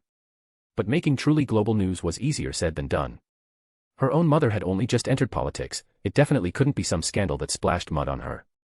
That meant Thea had to pull off something spectacular but positive, something that would catch every eye on the planet. She quickly pinpointed an event that met all the conditions, and would absolutely attract Diana. She was going to rebuild the Temple of Artemis. A pile of ruined stones out in the wilderness didn't sound like much. Level it and rebuild it, on paper, that seemed easy enough. With the political leverage Thea currently possessed, putting up a temple in Turkey was nothing more than a medium-sized project. But that wasn't what she wanted. She wanted global media attention. The Artemis Temple she planned to tear down and rebuild was one of the 8 wonders of the world. Her goal was to restore the ancient marvel on its original site with all its former glory. She would be facing scholars and experts from around the globe, plus countless news outlets. The amount of resistance she'd encounter was hard to even imagine. Her plan was to have the Court of Owls quietly buy off local Turkish parliamentarians and a few senior advisors close to the president. On the surface, she would openly leverage her own identity, securing official approval from the US government. One above board, one from the shadows, two-pronged approach. No matter what, she was going to turn this into a world-shaking headline in the shortest time possible. Chapter 248, Finding a Patsy. You're insane, Thea. Are you running a fever? To Thea, it had been almost a year since she'd last seen Felicity. In truth, only about 3 months had passed, but Felicity came storming in like she was ready to fight. You actually want to demolish one of the 8 wonders of the world and rebuild it. Something that huge, and you expect nobody online to talk about it. Are you out of your mind? Felicity fumed, not caring in the slightest that this was the CEO's office. I am discussing it with you, aren't I? Thea knew this wasn't a trivial matter. She'd intended to gather a few trusted people first to sketch out a plan, but she hit fierce opposition at step 1. There's absolutely no way people won't talk. You're going against the entire history of human civilization. Felicity couldn't comprehend how someone as smart as Thea would choose to do something so exhausting, so thankless. She kept rambling on and on. Thea also wondered if the headline she wanted was too big. But the moment she remembered being dragged through a time tunnel straight to the temple ruins, the goddess's intent was obvious. If rebuilding the temple could both help her find Diana and fulfill the goddess's request, then the temple must be rebuilt. Humans cared about historical value, cultural value, heritage. But to the goddess, this was her temple. And humans had let it crumble until it looked like a barren wasteland, a place not even birds bothered with. Letting it decay was one thing, but humans actually kept bringing tens of thousands of tourists every year, staring and pointing. What was that supposed to mean? Mockery. Laughing at her misfortune. No matter how far she had fallen, she couldn't let mortals look at her shame. Whether for Diana's attention or the goddess's dignity. This temple had to be torn down and rebuilt. Realizing she'd been too naive at first, Thea sought Moira that evening and laid out her idea. Rebuild a temple. Moira, who'd been reading a magazine, froze. This was far, far outside Queen Group's line of business. Seeing the confusion full in Moira's eyes, Thea understood perfectly how shocking this must sound. Any normal person would think she was just a young heir who'd grown arrogant too fast. To earn Moira's trust, and to prepare her mentally for a future god-blood injection, Thea decided to reveal a little demonstration. Mom, watch this. Her eyes swept the room until she found one of Moira's scarves. Perfect. Transmutation. A soft green light shimmered. The motionless scarf suddenly twisted as if an invisible hand pulled at it, reshaping and folding until it became a perfectly formed hat. Thea beckoned it over and placed it before Moira so she could examine it herself. Moira, who'd lived over 40 years and considered herself well-traveled, was completely stunned. At first she thought it was some kind of sleight-of-hand trick. But after touching it, feeling it, turning it over. No. This was a real hat. How was that possible? Only after a long moment did she finally connect this miracle to the earlier conversation. Moira carefully chose her words. You want to rebuild the temple because of this power? Is it dangerous? Will it hurt your body? As a mother, her first worry wasn't how powerful Thea was, it was whether her daughter was safe. Thea didn't dare dump everything on her at once. God-blood, divinity, those concepts strayed far too far from a normal worldview. Moira had once been a nouveau riche CEO and was now just a fledgling politician. She was still miles away from the hidden truths of this world. Thea wrapped her arms around Moira tightly, and together they slowly lifted off the ground. Don't worry, Mom. Don't you think I've only gotten healthier? Oh. Flying had always been humanity's dream. Even though they were only floating a little inside the room, Moira was exhilarated. A merchant at heart, she understood perfectly, everything gained required a price. Feeling this extraordinary power firsthand, she began seriously considering Thea's plan for that big headline. You cannot be the one leading this. At most, once everything is settled, you can appear as an important investor. But you cannot be the face of it. Moira's tone grew firm. She realized Thea was no longer a little girl clinging to her arm. Thea winced. Moira was saying the same thing Felicity had said. Boiled down, both meant. Thea lacked the authority, reputation, and legitimacy to lead such a monumental project. Even if the entire world agreed, why should she be the one to rebuild the Artemis Temple? And in reality, the world wouldn't even agree in the first place. Once this project became public, criticism would pour like rain. Reputation. Where was she supposed to find that? Sure, killing a god was impressive, but ordinary people didn't know that.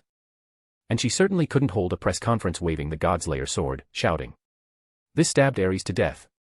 People would think she was insane. If the temple truly must be rebuilt, I think the government should be the spearhead, Moira said. It wasn't complicated. The US government had done so many infuriating things already, one more wouldn't make a difference. They'd bombed ancient Iraqi cities before, knocking down and rebuilding one temple wasn't even the worst of their sins. The mother-daughter conversation lasted late into the night. Using her own network, Moira outlined for Thea several key advisors who could influence the government, as well as a few reform-leaning congressmen. The project sounded massive, but it actually didn't threaten any major interests. Compared to starting a war, it was trivial. Under Moira's persuasion, Thea finally let go of her fantasy of personally shoveling the first piece of dirt. She would simply be a participant. Her real goal was only to attract attention anyway. But who should carry the burden? It wouldn't be easy to find such a patsy. They would need considerable social prestige, incredibly thick skin, and the ability to withstand media backlash and academic outrage from around the world. This is so troublesome. 3 days passed since that talk. Moira had begun subtle lobbying, while Thea and Felicity were going through lists of officials who might be persuadable. The Court of Owls couldn't offer much help here, their influence abroad was limited, and relying on assassination or coercion would bring far too much unwanted attention. That wasn't what Thea intended the court to be. "Miss Queen, a man named Jim Gordon is here to see you. He says he knows you." The phone call from her assistant snapped Thea out of her frustration. "What? Gordon? That Gordon? From Gotham? What was he doing here?" After confirming his appearance, it wasn't a namesake, it was indeed the real Jim Gordon. They'd fought side by side before. Thea and Felicity personally went downstairs to receive him. "Miss Thea." The old commissioner looked worn and travel-stained, his expression grim. With people around, he forced out a simple greeting and followed her into the office. Thea waved for her assistant to bring coffee and gestured for him to sit. Seeing him hesitate endlessly, she had no choice but to start with small talk. "Uncle Bruce and Barbara, are they doing well?" She shouldn't have asked. The moment she did, Gordon's eyes filled and tears spilled down in sheets. "Barbara, she's badly hurt. She's not going to make it." Chapter 249, The Gravely Injured Barbara Gordon. The moment Commissioner Gordon mentioned Barbara, tears streamed uncontrollably down his face. At first he forced himself to speak in broken sentences, but eventually he couldn't continue at all. He removed his glasses and simply cried in silence. Thea and Felicity exchanged helpless glances. Even combined, the two of them weren't as old as Gordon, and watching an elderly man break down like this felt improper, yet neither knew how to comfort him. Fortunately, Gordon's mental resilience was strong. Forcing himself to steady his breathing, he finally managed to explain why he had come. "The Joker injured her spine. Bruce believes she'll never be able to stand again. I hate myself for being so powerless." As he spoke, Gordon pounded his fist in frustration. Thankfully Thea had only just moved into this office and it wasn't fully furnished yet, otherwise he probably would have smashed something. "Miss Thea, your company is a high-tech group too. Bruce can't help her, but I want to ask, do you have any way to help Barbara stand again?" Gordon looked at her with desperate hope, yet also with fear that she might say no, shattering the last piece of faith he was clinging to. The heart of a parent truly is universal. What was an impossible problem for others was, for Thea, barely even a challenge. She could repair Captain Cold's broken gene chain, healing a damaged spine was practically a minor injury with her current level of magic. But she also had to consider Bruce's deep suspicion and hostility toward anything supernatural. Healing Barbara might be good but could easily become politically complicated. Still, telling the sobbing commissioner to leave empty-handed. Thea wasn't that heartless. "Commissioner, I've thought of 3 possible solutions.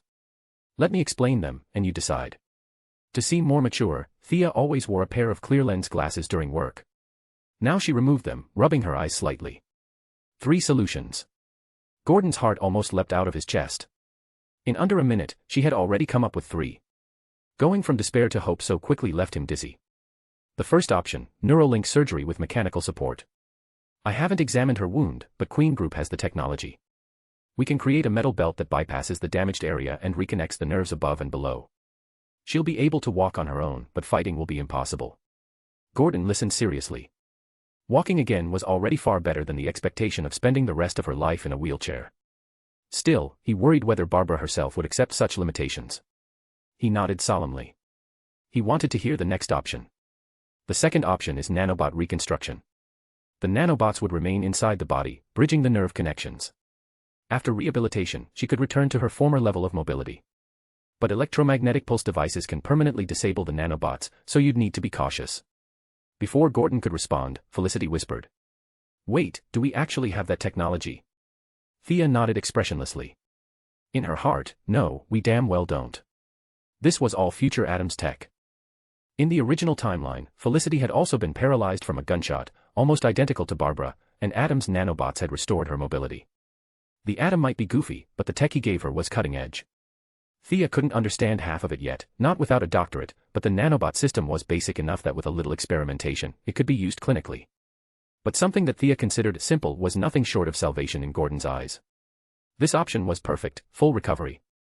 As for the EMP weakness, well, Gotham was chaotic, but not chaotic enough for people to throw EMP bombs every day. This is perfectly fine. No matter the cost, I'll pay it. Please help her. For the first time since he walked in, the old commissioner's face finally showed a smile. Coming to Star City had indeed been worthwhile. But he still wanted to hear the final option. What if it was even better? "You said, there's a third?" Thea sighed. A small orb of light appeared in her palm. She had shown her magic to Felicity a few days ago, partly as a precursor to the temple reconstruction, and had even given Felicity a brief flight with magic. The girl had thrown up everywhere and then complained nonstop. Now revealing this to Gordon was a calculated decision. She couldn't hide her magic forever. Better to expose it while he was in need, it would boost her credibility later. Magic can heal her completely. But the price is that it accelerates cellular growth. Her lifespan might be shortened by 5 to 10 years. This was, of course, complete nonsense. Her magic wasn't what it had been on the Tide Rider, but healing Barbara was trivial. The dramatic cost was just to make it sound difficult, useful when she needed leverage later. As expected, someone who'd spent decades fighting crime had a far easier time accepting superpowers than a normal civilian. Gordon didn't ask where the magic came from. He simply paced the room in deep thought. Thea didn't rush him. In truth, the solution was easy, almost effortless for her. The complicated rituals and runes were simply for show, to make things seem appropriately mystical. And funnily enough, while she had been searching for someone to serve as the patsy to lead the Artemis Temple project, one had just dropped into her lap. Gordon was perfect. Respected, socially established, elderly enough that, embracing faith in his twilight years, could be explained away. And for his daughter's sake. He would hesitate before destroying the Statue of Liberty, perhaps, but knocking down an ancient temple in Turkey. Not even a blink. But she couldn't lay out the terms openly, not yet. A hesitant expression later would be enough. Gordon was sharp, he would understand the implication. Right now, though, he was drowning in thought, one shock after another, decision after decision with no easy answers. Can I discuss this with Bruce? And also consider Barbara's own wishes? He finally asked. Each option carried weight. Each could save her, but choosing wrongly could haunt him forever. Of course. Can you connect to the Batcave? Thea answered the first part to Gordon and asked the second part to Felicity. Who am I? I'm a world-class hacker. Felicity puffed her chest slightly, grabbed her keyboard, and started typing furiously. In under 3 minutes, the large LCD screen in Thea's office flickered to life, revealing Bruce. For once, Batman, always calm and composed, actually looked startled. From their angle, they could see he'd been punching a heavy sandbag when the sudden screen activation caught him off guard. Chapter 250, choosing among the 3 options. Although a trace of panic flickered at the corner of Batman's eyes, he recovered almost instantly. His gaze swept over the 3 people on the screen, steady and composed, as he greeted them. Miss Thea, Miss Felicity. You hacked my system for what reason? Neither Thea nor Felicity got to see him truly flustered, which annoyed them a bit. They stepped aside, giving Commissioner Gordon the space to speak. Mechanical support, nanotech, or magic. Batman had long known Thea possessed a few unusual tricks, magic did not exceed his expectations. But even he hesitated when faced with 3 very different paths. When it came to loved ones, he would never use his strict moral standards to judge. If Alfred were grievously injured, Batman would use every method available to save him. Barbara wasn't as important as Alfred in his heart, but she was still family. And this time, Barbara had been hurt because of his war with the Joker. The fact that an old friend like Gordon was still suffering consequences at his age filled Batman with guilt. For him, the nanobot option was the best. His reasoning was similar to Gordon's. Who the hell carried EMP grenades around in Gotham? If the gangs had EMP weapons, half of his tech would get fried. He wouldn't survive a single night.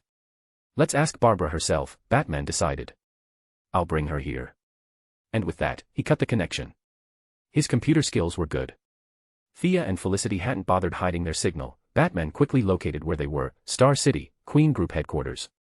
But after checking his systems top to bottom, he still couldn't figure out where the breach had been. The fact that Felicity had cracked his carefully built security with ease left him speechless. When I get back, I have to examine this system again. Muttering, he rushed out to fetch Barbara. Why did he hang up? Does the Batcave not have enough money to pay the electric bill? Thea and Felicity were baffled. He's always like that, you'll get used to it. Gordon said with an embarrassed smile. They could only wait. Thea instructed her assistant to prepare a helicopter, they would likely need to fly to Gotham soon. Her spellbook didn't include teleportation, and Cyborg's future teleportation ability depended on Apocalyptian Mother Box technology, far beyond her current reach. Less than half an hour later, the display lit up again. Of course it was Batman hacking his way in. Thea mouthed at Felicity, upgrade our system ASAP. Which translated directly to, prepare to work overtime. Felicity glared bitterly at Batman's face on the screen. Barbara appeared next, completely drained. The once vibrant red-haired girl now looked wilted, lifeless. The moment she spotted Thea and Felicity on the screen, she turned her face away, unwilling to let them see her like this. Why is she still like this? Thea and Felicity looked to Batman for an explanation. I didn't tell her the solutions yet. This is something she needs to hear herself. The moment Barbara heard solutions, her eyes lit up. She bit her lip, barely daring to believe what she had heard. Thea, now playing the role of physician, explained all three methods again, their pros, cons, and limitations. Nothing omitted. Barbara covered her mouth, overwhelmed by emotion. She had fallen to the lowest point of her life. Any hope at all, she would cling to. If there had been even one solution, she would have taken it. But three. Yet, standing at such a crossroads, anyone would hesitate. She looked pleadingly to Gordon and Batman. You decide for yourself. We'll support whatever you choose. Both important figures gave their stance. Any option was acceptable. I choose the magic option. Barbara finally said, stealing a glance at Batman. She knew well her mentor's views, but she wanted only one thing, to be whole again. Putting a machine inside her body felt wrong. As for losing a few years of life, she was only 20. Living under constant knives and bullets, she didn't expect to die of old age anyway. Batman nodded, offering no objections. Then I'll trouble Miss Thea to come. Whatever materials you need, I'll prepare. All right. We'll discuss the details in person. Thea ended the call, feeling a faint sadness. One bullet had turned a bright young girl into this. This was the helplessness of ordinary humans. Her own body, though far weaker than Diana's, had been transformed by divinity. Handgun bullets meant nothing to her now. Rifle shots would barely break skin. Anything short of a one-hit kill could be healed through divine energy. She told Felicity to watch over the office and upgrade the system. With Thea's influence increasing, more eyes would be on her. She had no desire to be hacked every other day. The trip to Gotham went smoothly. 6 months earlier, their battle had left local gangs shattered, they still hadn't recovered. Guided by Gordon, Thea landed the plane by the shoreline, and the two walked into the infamous Batcave. Last time Thea had come, Bane had wrecked the place. She had no idea whether this was rebuilt or a different section. The eerie, oppressive atmosphere was very Gotham-like, almost like a haunted house. Using the Eye of Horus, Thea swept the area and spotted 3 sealed chambers. She wondered how many files and contingencies Batman had hidden here, perhaps even details of the Babel project. Miss Thea, whatever you do, don't mention Dick in front of Barbara. Walking in heels through these uneven tunnels was torture. Gordon suddenly remembered something and warned her urgently. I know, don't worry. During the flight, she had learned the recent updates. Dick Grayson, the first Robin, had left Batman and become Nightwing. He and Barbara had peacefully parted ways. He was no longer in Gotham. Batman had since chosen the burly Jason Todd as the second Robin. Barbara had suffered emotional trauma, followed by physical injury. Batman had moved Jason's training elsewhere, afraid she would be triggered if she saw him. Yo, Uncle Bruce, looking good today. When Thea entered the room, she saw Batman frowning over lines of code, not because he wanted to be a programmer, but because Felicity had bruised his pride. Bruce nodded. Let me take you to Barbara. I just gave her a sedative, she's emotionally unstable. And he led them deeper into the cave. Chapter 251, The Patsy Takes His Place.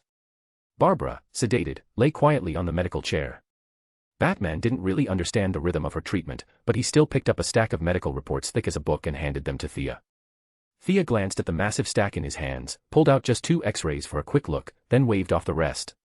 She didn't need them. If she had to read all of that, when would she be done? She planned to go home for dinner, at this rate she'd finish reading by tomorrow morning. You have something like Superman's X-ray vision, don't you? Batman watched her look at the X-rays while staring intently at Barbara, not lifting her, not removing any of the layers of clothing. What could she possibly see? He held it in for a long time before finally asking. Nowhere near as good as his. In truth, the difference wasn't that big, but Thea always downplayed her own abilities.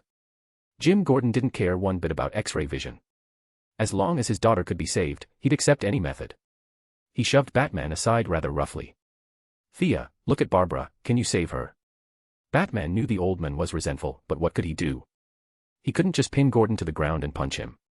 All he could do was smile bitterly and watch silently from the side. Thea examined Barbara carefully, the injuries weren't actually that serious. With current medical technology, this would be a lifelong disability, but to a magic user, especially one with strong light-based spells like Thea, it was a matter of minutes. But she absolutely couldn't heal her that easily. The more precious the help, the more complicated the process needed to look. If she finished too quickly, they'd say, "Oh, this easy. We'll treat you to a nice dinner as thanks." Which obviously wouldn't do. "It's too dark here.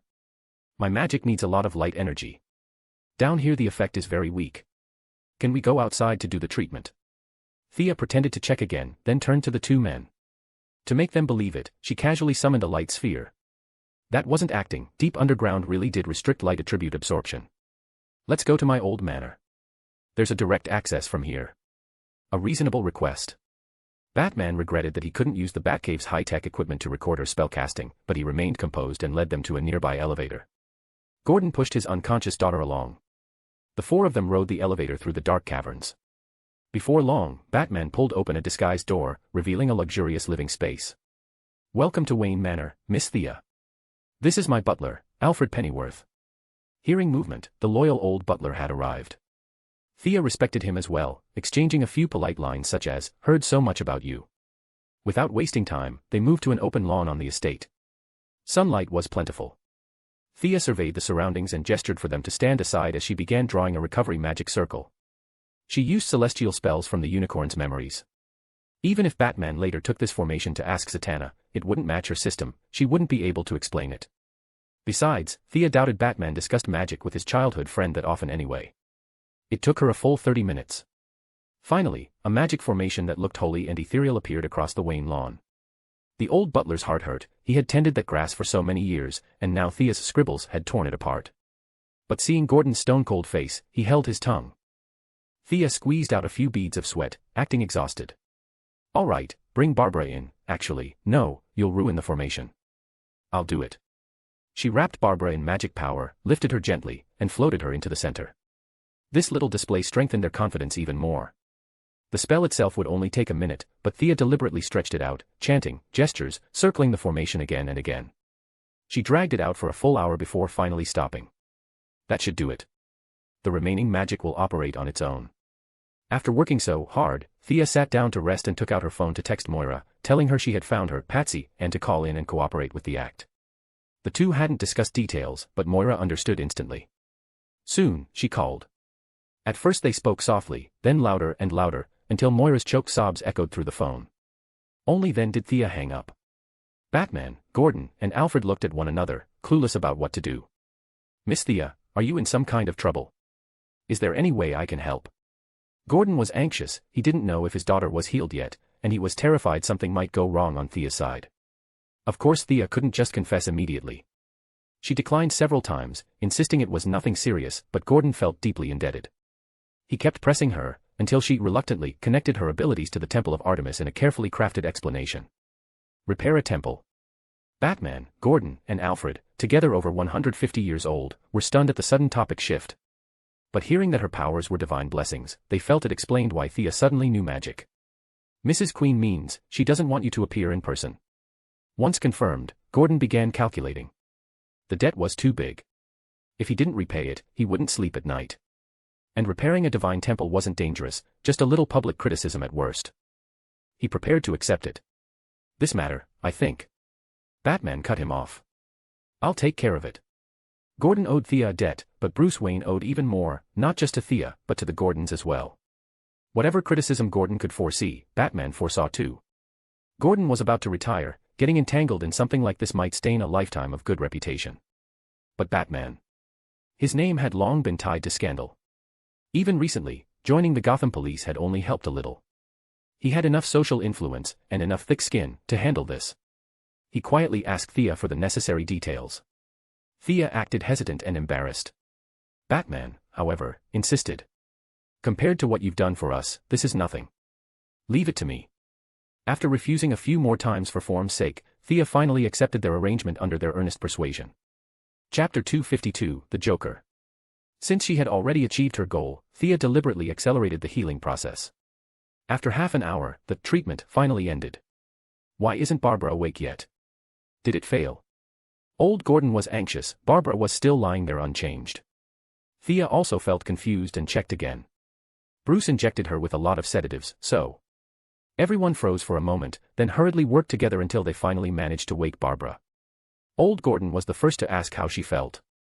It took Barbara quite a while to clear her groggy mind before she realized the treatment was over. She touched her lower back in disbelief. I think I can feel it. The old commissioner carefully supported her as she took a few shaky steps. The first steps were nerve-wracking to watch, but the more she walked, the steadier her steps became. For their willingness to be her patsies, Thea smiled and politely stayed to observe for another hour. Thank you. Thank you. Realizing she was completely healed, Barbara threw her arms around Thea in a huge hug. Then she felt she had ignored the others and went around thanking every single person in sight. Tears streaming down his face, Commissioner Gordon repeatedly tried to keep Thea from leaving. He escorted her all the way to the helipad behind the manor before finally letting her go. At that moment, forget repairing a temple in Turkey. If she told him to blow up the White House, he might actually consider it. Thea had just started the aircraft when she saw Gordon waving frantically at her. At first she thought he was just saying goodbye and ignored it, but when she noticed him sweating and signaling urgently with both hands, she realized something was wrong. She stopped the aircraft and shouted back. What's wrong? Bruce just called, he wants us back immediately. He's in the Batcave, says it's urgent.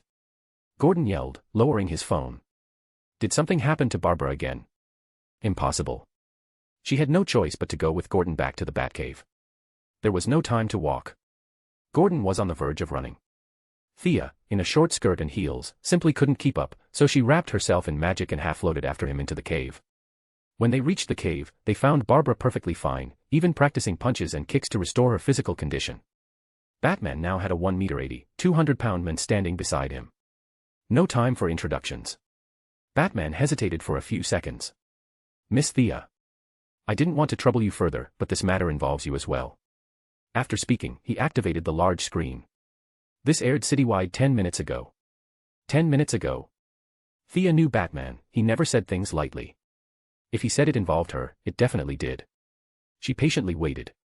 Static flickered on the screen for less than 30 seconds before an all-too-familiar figure appeared. Ha, ha, ha. Ha. Hey, Bats. Did you receive my little gift? I heard that red-haired beauty was your assistant. That pale face, the heavy black eyeshadow full of madness, but most iconic of all were those crimson lips and the huge split grin on both sides. This figure needed no introduction. The Joker, Batman's nemesis. Thea remembered hearing that Batman had locked him up. She didn't expect him to escape this quickly, or that he'd nearly cripple Barbara in one strike. Thea subconsciously looked toward Barbara. The red-haired woman was trembling all over, part fury, part fear. On screen, Joker pulled out a small knife from his purple suit, smoothed back his dry yellow hair, and gave what he thought was a graceful smile, though nothing about it resembled joy. I know you've been desperately looking for me. What do you want? Revenge. Is that it, you lunatic? Ha! Joker howled at the camera. From the corner of her eye, Thea noticed Batman standing completely still, wooden, as if he didn't hear a thing. I went through a lot of trouble to find someone very important to our dear Bats. Ladies and gentlemen, let me introduce our honored guest. What? You want a name? Well, I don't actually know his name. Maybe he'll say it himself. Joker exaggeratedly acted for the camera, then suddenly dragged a chair into view. Tied to it was a young boy. He ripped the tape from the boy's mouth. The knife in his hand traced teasing lines across the child's face. Hey. Why don't you tell our lovely viewers your name? At this point, Thea could only think one thing. Holy shit. The Joker had kidnapped Damian Wayne. If she remembered correctly, Talia had entrusted Damian to the care of the demon's head, and this clown, a normal human, somehow infiltrated Nanda Parbat, slipped past assassins, thieves, and the demon's head's own guards, and abducted the boy. Even Thea considered the demon's head a long-term target requiring meticulous planning, yet Joker went in alone. And succeeded. On screen, Damian handled the situation remarkably well. My grandfather is the demon's head. You crazy freak, let me go. Even at 6 years old, Damian understood he couldn't reveal Batman's identity. He used tough talk to show defiance and to signal the League's spies outside. Joker shoved Damian aside with a wicked giggle. Thea realized Joker likely knew Batman's real identity. To him, this entire thing was just a game with no win condition, no loss condition. Damian's attempts at clever signaling were meaningless to him. Switch the feed. Joker ordered one of his goons. The screen went dark before flashing to several blurry photos, though blurry, they clearly showed a red figure flying through the air. Damn. Now Thea understood why Batman had urgently called her back. That figure was her. These were images from the day she blew up the Arkham gas pipeline to lure Solomon Grundy away. There weren't many photos. Joker soon returned to the center of the broadcast. This guy is the Bat's new partner. Looks like he's even related to the Bat. I spent a lot of effort tracking him down, and finally, I found. Thea's heart clenched. Had this maniac discovered her identity? Would he go to Star City? Malcolm was a major villain, no way Joker captured him. Diana was even less possible. Then who? I found his sister. The mother of this brave little boy. Such noble motherly love. She bravely came alone to my place as a guest. You'd better hurry to save her, Bats. Ha, ha, ha. The screen cut to black. My sister? Who? Thea was stunned. She only had 2 older brothers, where did a sister come from? Then she connected the dots. A memory, not too long ago, surfaced. Joker had kidnapped Talia al Ghul. Chapter 253, The Second Robin. At this point, Thea's admiration for a certain someone could only be described as endless like a rolling river. This lunatic didn't just kidnap the demon's head's grandson, he snatched his daughter too. To bring the words courting death to such artistic heights, truly, only he could do it. As a normal human with no powers, no high-tech gear, barely any combat training, daring to offend Ra's al Ghul this badly, he really was one of a kind. Talia, Damien, none of these people had much to do with Thea. If she ignored everything, went home, and had dinner, that would have been perfectly fine. But Batman had just agreed to take the fall for her, disappearing right now would be ugly. And more importantly, Joker already had his eyes on her. If she didn't eliminate him, who knew if Star City might be next on his list? She didn't put much weight on high IQ criminals. If one spell didn't solve it, she'd use 2. They didn't even operate under the same worldview, how were they supposed to fight on equal terms? What's your plan? Thea looked at Batman seriously. His partner's daughter had been crippled, his son and his lover had been kidnapped, if he had no plan, he wouldn't be a man. We'll split up. Did you bring your gear? Batman suddenly realized Thea was wearing professional office attire and high heels, not exactly combat ready. Thea took a travel bag out of her spatial ring and shook it at him. Those who had seen her magic before weren't surprised. But Jason Todd, the future Red Hood, now the second Robin, nearly jumped out of his skin. He rubbed his eyes, still unable to figure out how such a large bag appeared out of thin air. Joker seems to be holding them in separate locations. We each take one. Move quickly. Based on my judgment, he should be inside this chemical plant. I'll go here. Batman pointed at the map. The other location, the machine workshop, is yours. Fine. Thea turned, ready to change outfits with Barbara. With her physique, she could fight in anything, but normal clothing was inconvenient, and bullet holes in a blouse would definitely be revealing. Wait. Jason Todd raised his voice. Mr. Wayne, what about me? It's not that I don't trust this lady. I just think she might need help. Your training isn't complete. Bruce, already suited up as Batman, replied with a deep, resonant voice.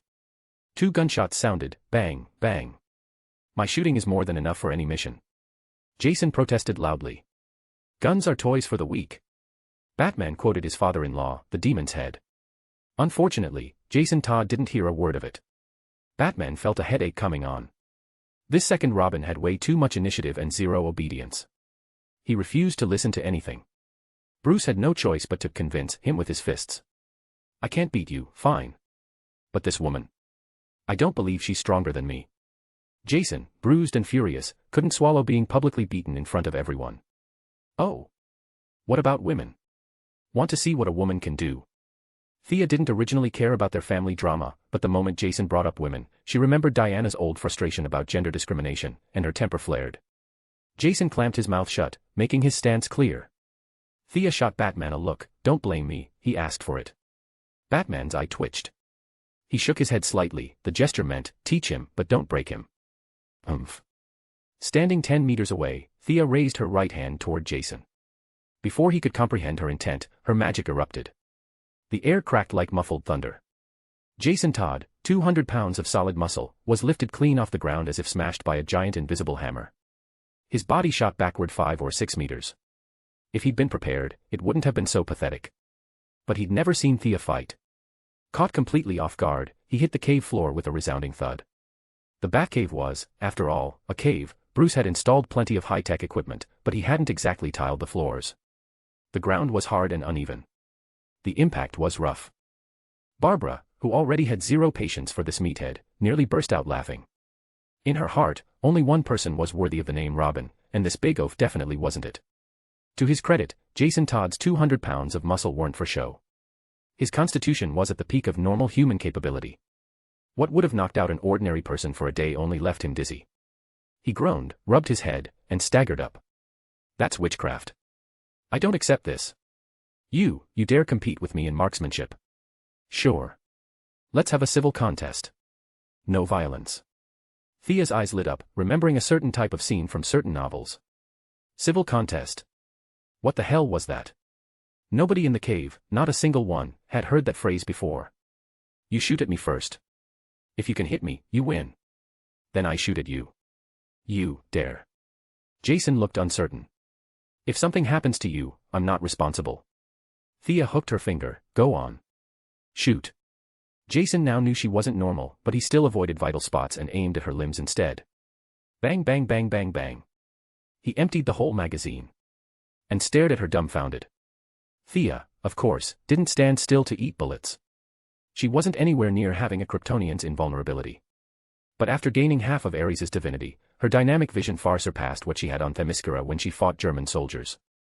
Every bullet's trajectory was crystal clear to her. She plucked them all out of the air, effortlessly. Then smiled, held out her hand, and opened her palm to reveal the bullets. Unfortunately for you, none of them hit. My turn now, right? Jason Todd was completely stupefied. He double-checked his gun. Real gun. Real bullets. But how was this possible? Seeing Thea accept a handgun from Barbara with a sweet little smile, Jason almost cried. He couldn't catch bullets. No amount of muscle would save him. But he was too proud to admit defeat. So he braced himself. All right. Barbara, take Thea to change. We're moving. Batman saw Thea raising the gun at a leisurely pace. He knew she wouldn't actually kill his new partner. And while Jason certainly deserved a lesson, Bruce's wife and child were in danger, that mattered more. Enough playing. We have work to do. Chapter 254, The Crushed Harley Quinn. Changing outfits didn't take long. Besides preventing wardrobe malfunctions during gunfights, the main purpose was to hide her identity.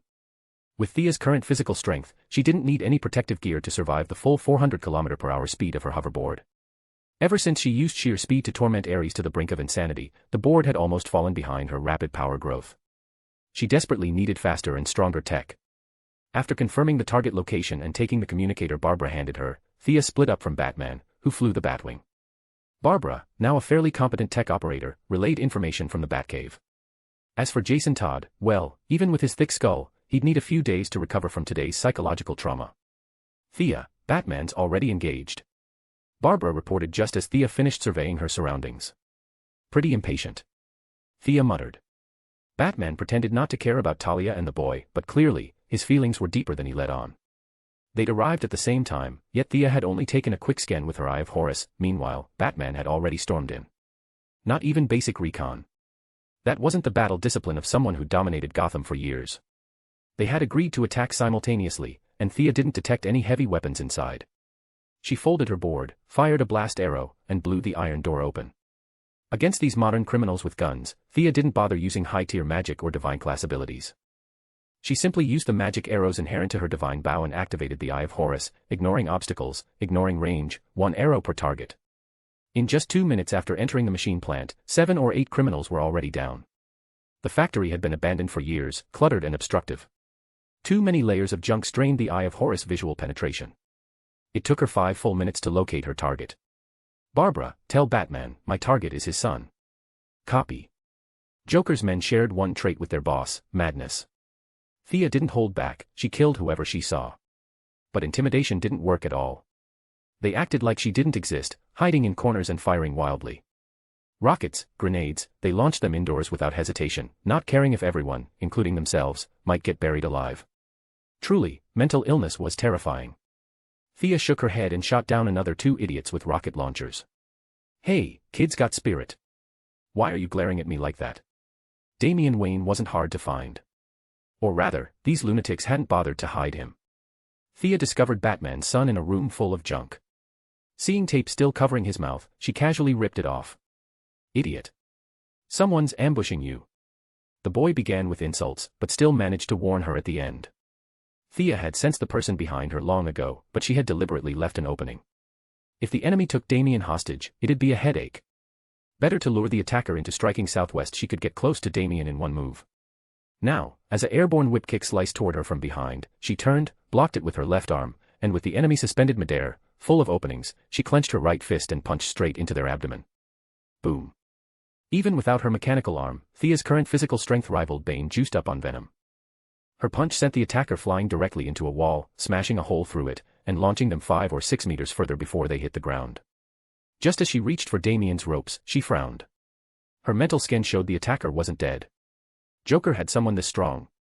But when the figure climbed out from the rubble, wearing that unmistakable red and blue jacket, with a slender, curvy figure, Thea realized this wasn't just a random goon. This was someone with a name. Harley Quinn. The girl had taken Thea's punch head-on and was still standing, barely. Her dirty tank top offered no armor, no padding, only a large, fist-shaped bruise across her bare stomach. Injected with some enhancement drug, perhaps. Interesting.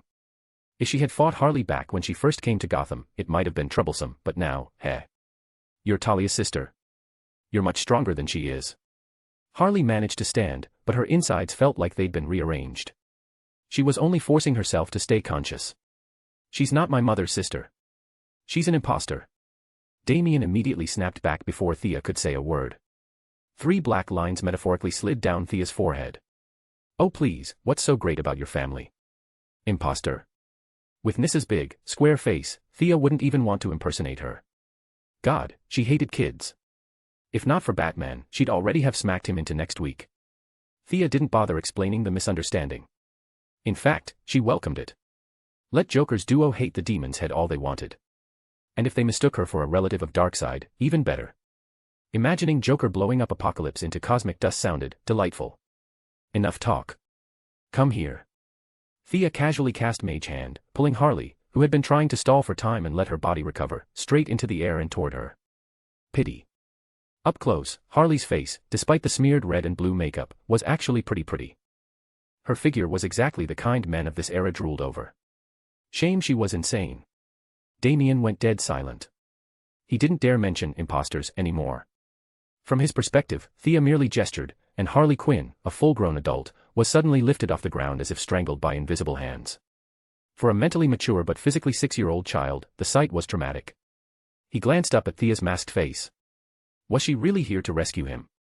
Or was she one of his father's enemies? He tried to stay calm, but his legs trembled slightly. Damn you. What's with that look? Harley, on the verge of suffocation, wasn't afraid of death. But Thea's, interesting specimen, expression enraged her. She snatched her revolver and fired point-blank at Thea's head. She could still move. That was surprising. 2 fingers snapped up, catching the bullet. Harley stared, stunned, as Thea plucked the gun from her grip, weighing it casually. Nice weight. Nice balance. Shame Thea had zero interest in firearms. Chapter 255, a subject worth studying. It was a good gun, excellent performance in every aspect. But the person holding it. Thea kept studying Harley Quinn, wondering whether she should snap her neck or just shoot her in the head. Forget it. A woman is still a woman, no need to make things hard for each other. Maybe she was salvageable. Thea dropped the idea of killing Harley outright and silently exerted her mental power to try brainwashing her. But for the first time ever, her foolproof spell encountered resistance. Harley actually fought back against her psychic intrusion. Now that was new. Thea increased her power output. At first, the magic slipped in smoothly, but a moment later, a violent wave of mental backlash slammed into her. The 2 forces clashed evenly. In the end, Thea withdrew her magic, afraid she might accidentally fry Harley's brain with the struggle. This lunatic actually held her ground through sheer insanity. Thea had never seen something so unmagical. Her curiosity rose. But Harley's face twisted in agony. The mental battle inside her head must have been excruciating. If she could resist, then Joker's mental resistance must be even stronger, right? Thea sighed. Fine. 1 free pass today. She'd find a few mental patients in Star City to study when she got the chance. She flipped the gun and knocked Harley out with the butt of it. Freeing Damien from his ropes, she tossed Harley's gun to him. For self-defense. Then she contacted the Batcave. Barbara, the kid is safe. What's Batman's status? Does he need backup? Before Barbara could respond, Batman's voice cut in. Just head back. I'm almost done. Gunshots and the sound of fists hitting flesh echoed through the comm link. Clearly, he wasn't almost done at all. Ah, the eternally prideful Batman. If he said he didn't need help, fine. His relationship with Joker was too complicated anyway. Thea slung Harley across the back of her board and turned to Damien. Kid, you afraid of heights? You. Don't look down on me. My grandfather is the demon's head. Despite being impressed by her bizarre abilities, Damien still grumbled in indignation. Yeah, I know. Get on and stand still. Don't move. Thea cut off his bragging and placed him in front of her. Demon's head, my ass, if he didn't have the 3 Palace demon behind him, I'd have taken him apart long ago. With that thought, she took Damien and slowly flew out of the plant. The sight of corpses everywhere startled Damien. You're really my father's ally. He doesn't kill. Each corpse bore a fatal, precise death wound, no hesitation in the execution. Already undergoing training with the League of Assassins, Damien recognized a clean kill. But he couldn't understand how Thea killed them, no blades, no blood splatter, nothing left behind. I'm not his subordinate, and I'm not from Gotham. He doesn't control me. Thea didn't bother explaining her bloody history here, the 7-in, 7-out massacre at Arkham, the piles of bodies, the screams. Batman didn't say much back then either. If he sent her to save someone, he clearly accepted her methods. And besides, she didn't kill everyone. The unconscious, named villain was still strapped on the back of her board. Once they left the factory, Thea cast an air shield on Damien to protect him from the wind while flying at high speed. As for Harley, her body seemed tougher than the average human anyway. She'd survive. The board was fast. In just 20 minutes, they were back at the Batcave. Hearing Batman was still finishing up, Thea handed Harley over to Barbara. Whatever happened next to Harley was their business. Thea changed back into her regular clothes and borrowed the Batcave's network to quickly deal with some work. As the CEO of Queen Industries, she rarely had free time. Everyday nonsense piled up endlessly. To avoid disappointing Moira, she forced herself to keep working. Luckily, her divine upgrade massively boosted her intellect and perception. She handled official matters in fragmented moments, barely cutting into her training. 6-year-old Damien might be mentally mature, but being suddenly dropped into an unfamiliar environment surrounded by strangers was unsettling. He clung to composure but remained tense.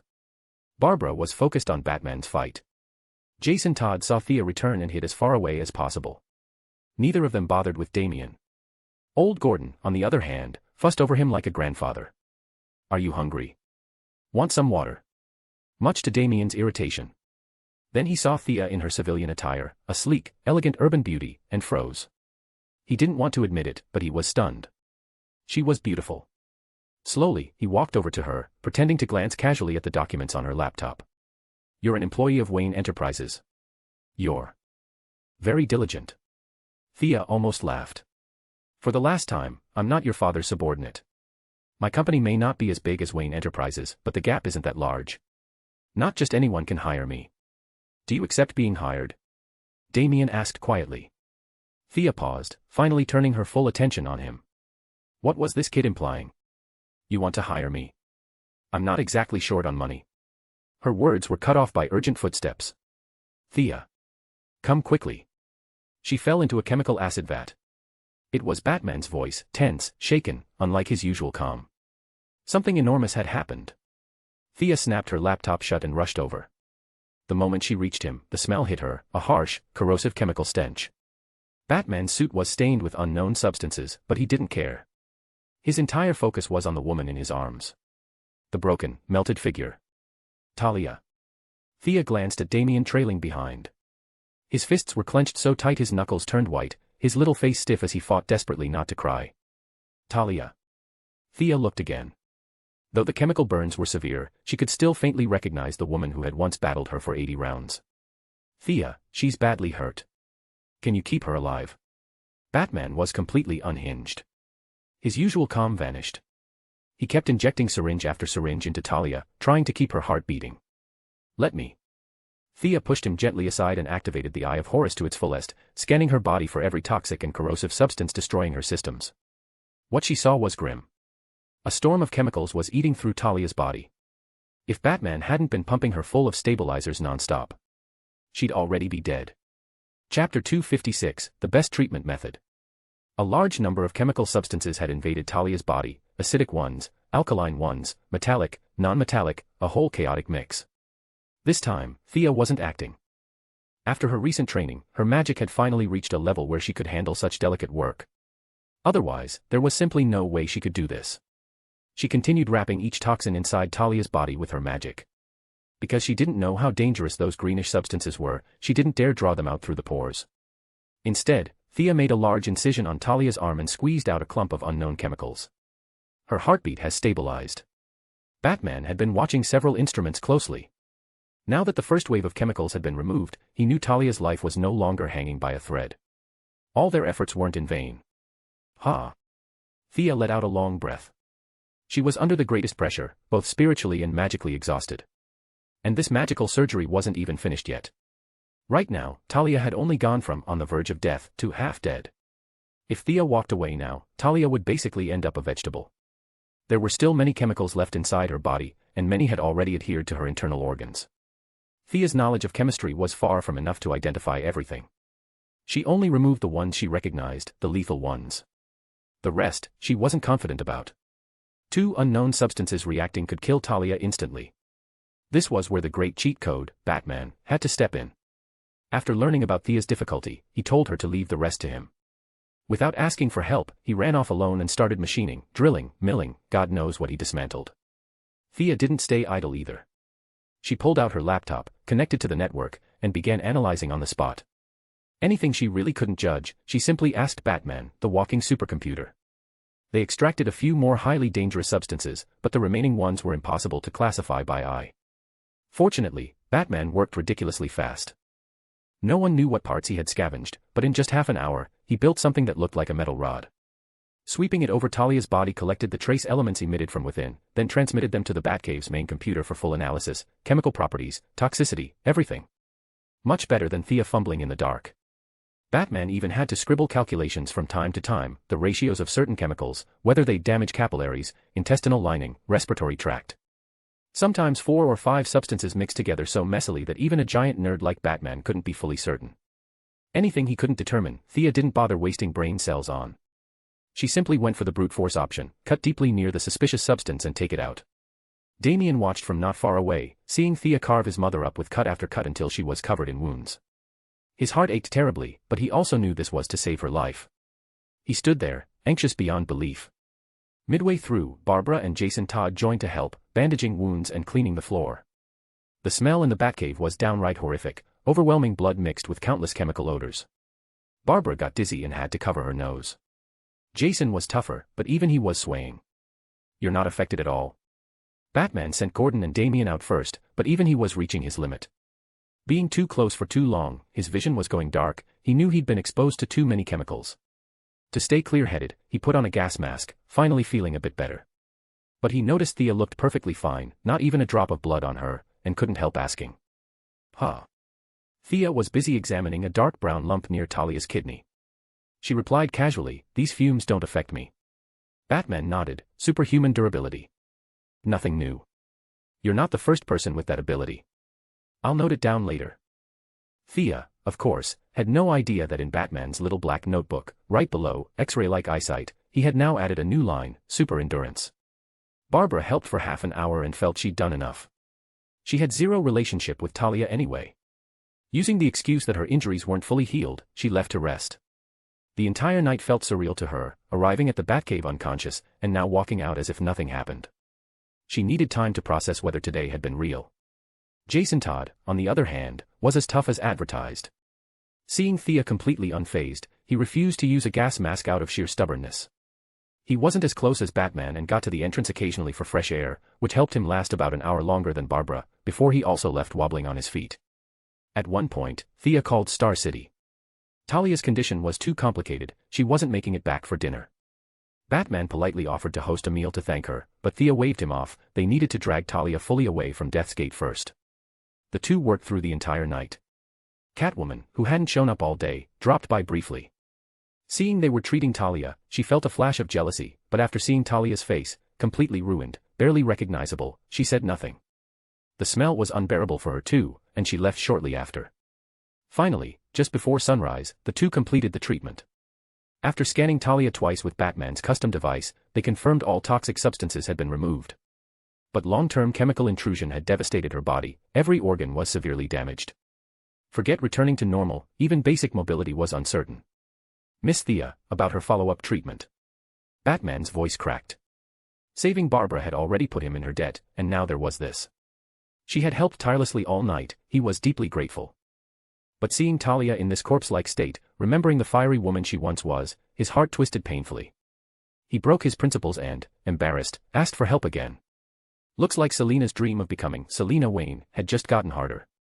Whoever said Batman had no feelings for Talia was a liar. Thea sighed.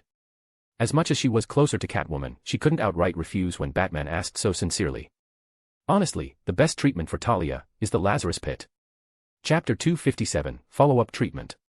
The Lazarus Pit. Batman's eyes lit up instantly, but whatever he recalled right after made that brief spark dim again. No. Ra's al Ghul said it himself, the pit is connected to a demonic realm. Anyone who bathes in it will have their soul dragged toward hell. He's had many children and descendants, but he always let them die naturally. He's never once allowed a single one of them to enter the pit.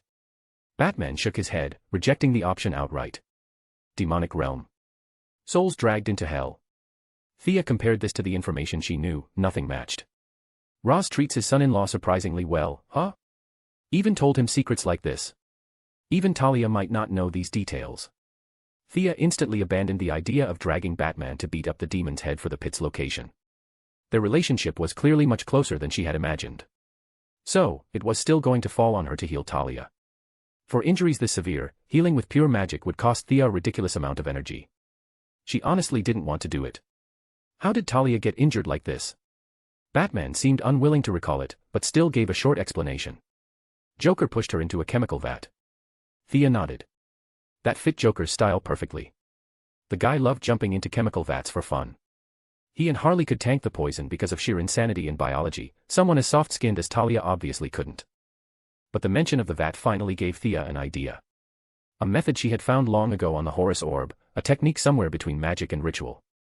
Back in ancient Egypt, the pharaohs were obsessed with immortality to the point of madness. They tried every method imaginable, humane or not. Combining witchcraft, magic, and alchemy, they actually discovered several effective techniques. The proven ones were carved onto the handle of the Horus Orb itself. Gideon, the AI on the Wave Rider, had even translated tons of related material for Thea back then. How about this? I have a way to save her. But ancient rituals don't match modern conditions. Some requirements are missing. I'll need time to prepare. And right now, Talia's body is far too weak.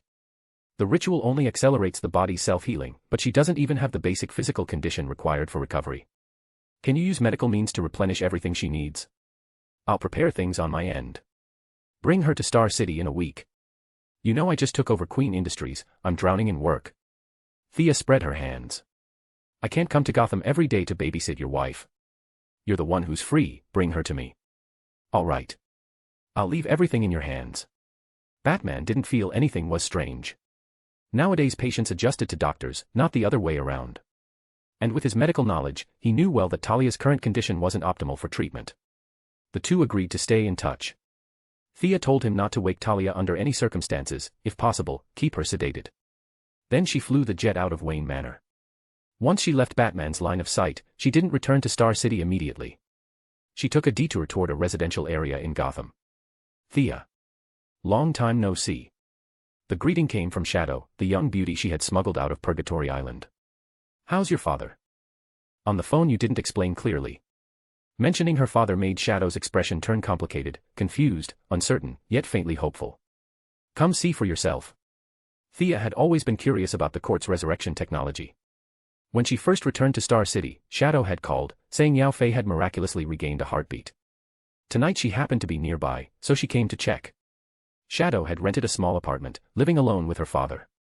The court's diagnosis stated that on the day he was shot, the bullet hit his head, but with gene repair technology, the missing brain tissue had now regrown. Whether his memory would ever return, no one knew. Yao Fei's state was similar to many vegetative patients, heartbeat, breathing, but almost no consciousness. Shadow accepted this. As long as he's alive, there's hope. Knowing the rest depended entirely on natural recovery, she refused further arrangements from the court and chose to care for her father on her own, working at a Chinese restaurant to cover their expenses. When Thea entered the small apartment they had lived in for over a month, she could see how hard Shadow had been trying. The air in the bedroom was fresh, everything was neatly arranged. Yao Fei lay on the bed, eyes closed, peaceful. Aside from his previously messy hair now shaved clean, nothing looked unusual. Thea activated the Eye of Horus to examine him. The court's diagnosis was accurate, his head injury had fully healed. The real issue was the missing memories. That part made things very difficult. Memory wasn't something magic could create out of thin air. This was just like when she erased Steve's memories, once gone, they were gone. Never coming back. If a memory existed, it existed, if it didn't, it didn't. No amount of power could force it into existence. Sorry. I don't have a solution for this either. Shadow had seen Thea's supernatural abilities on Purgatory Island. Hearing that even Thea was helpless, her eyes dimmed with disappointment. Are you planning to stay in the US or return to China? Yao Fei meant nothing to Thea, but Shadow, a poor girl burdened with tragedy, deserved sympathy. My father signed a declaration on Purgatory Island, we can't go back. And medicine here is more advanced anyway. Her answer was quick, not rushed, but clearly something she had thought about many times. Medicine more advanced here. Thea held back a laugh. Just wait a few years, aliens and metahumans are going to start popping up everywhere. Each of them is a walking nuclear bomb. With casualty rates that high, of course medicine becomes advanced. But she didn't say that aloud. Come to Star City with me. Gotham is too dangerous. Thea's reasoning was solid. Barbara had just recovered, now Talia was critically wounded. Even though Joker had been locked up again, Batman's rage needed an outlet, and Gotham's criminals were the perfect targets. Even if Gotham's citizens were ordinary humans, every fight still looked like a meteor collision. Better not let Shadow witness that chaos. Compared to Gotham, Star City, while Oliver Queen was still absent, was far safer. Some say superheroes are the source of chaos.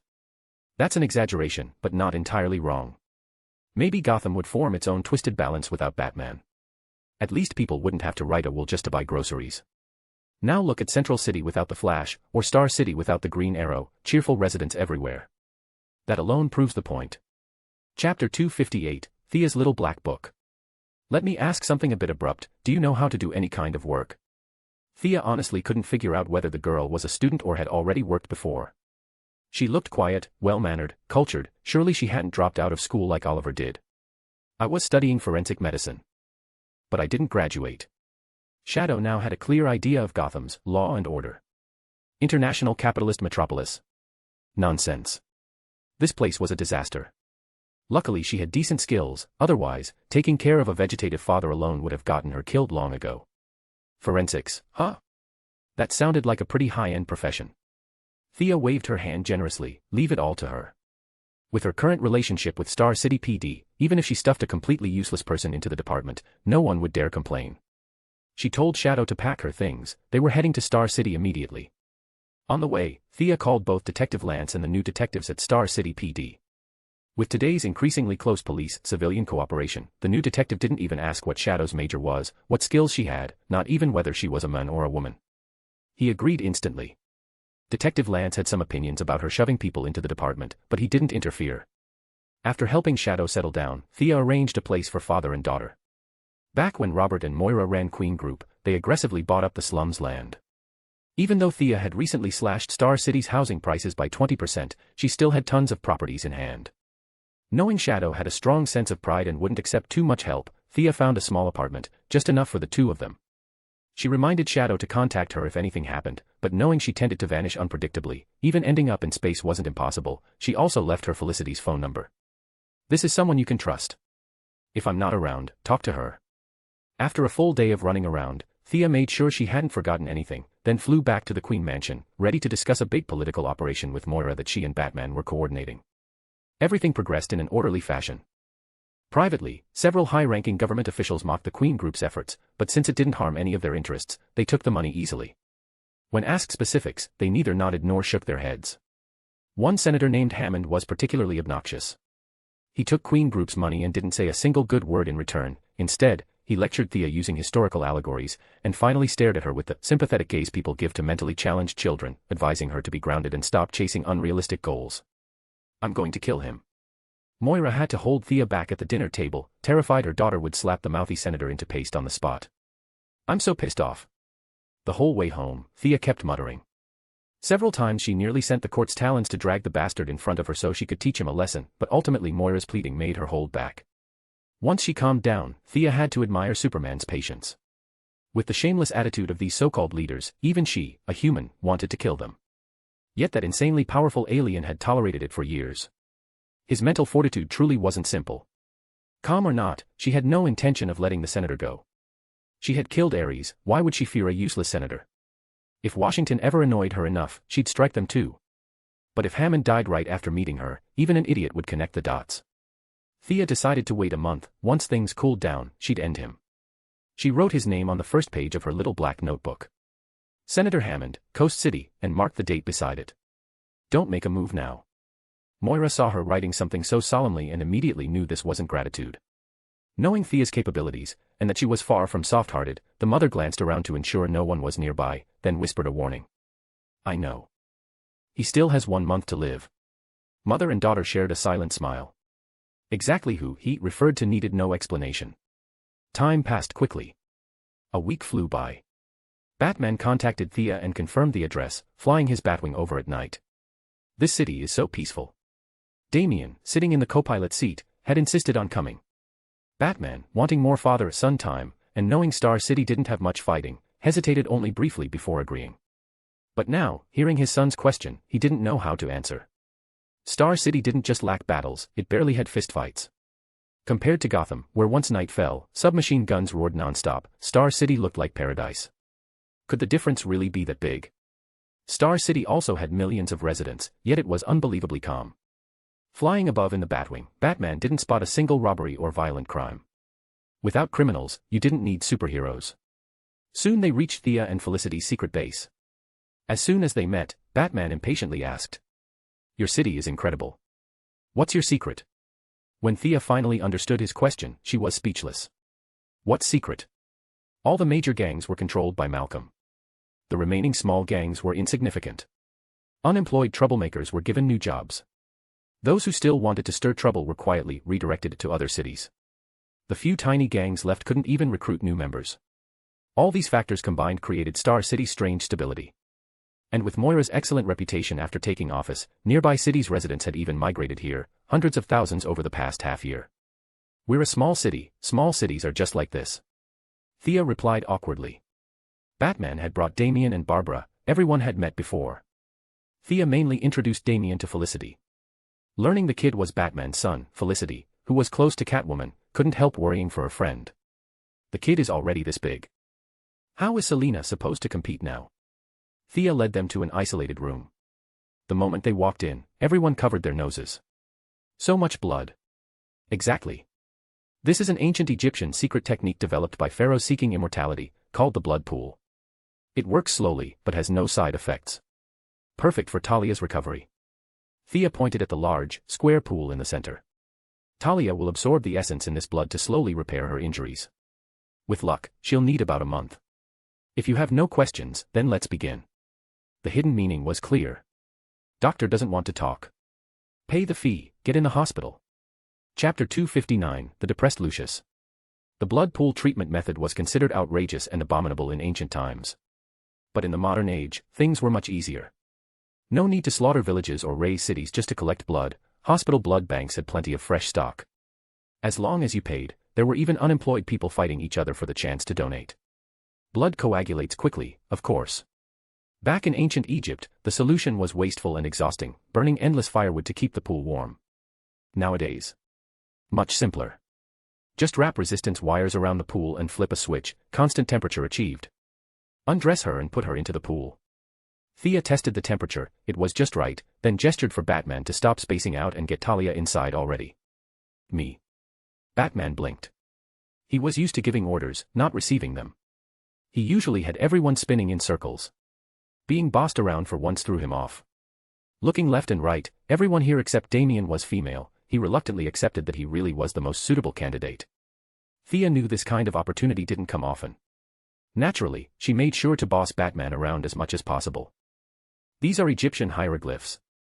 Batman gently placed Talia into the blood pool, then examined the carvings on the walls. That's right. Calling it a spell isn't fully accurate, this is closer to a ritual.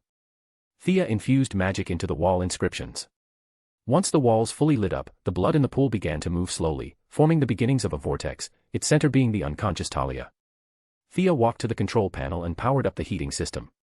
Maintain this temperature. The blood will stimulate her natural recovery. Change the entire pool in 3 days. Are you planning to stay here, or? I'll return to Gotham and come back in 3 days. Batman looked at this bizarre blend of ancient ritual, medieval magic, and modern technology. It made no sense, but Talia's condition had visibly improved. He quietly relaxed, left Barbara and Damian behind, and flew back to Gotham alone. Bruce, maybe I'm getting old and deaf, but are you telling me to repair a temple in Turkey under your name and Wayne Enterprises' name? Lucius Fox, wearing the most bewildered expression, stared across his CEO desk at Bruce Wayne. You understood correctly, old friend. Bruce, back in a suit instead of the batsuit, felt his face twitching. But a promise was a promise. As someone who kept his word, he had to follow through. A week had passed since Thea began healing Talia. Bruce's instruments confirmed her gradual improvement. Talia had even woken up 2 days earlier. They had exchanged a few words as a family. His debt to Thea had become overwhelming. Even if he had wanted to brush this off, now he had no choice but to treat it as his own mission.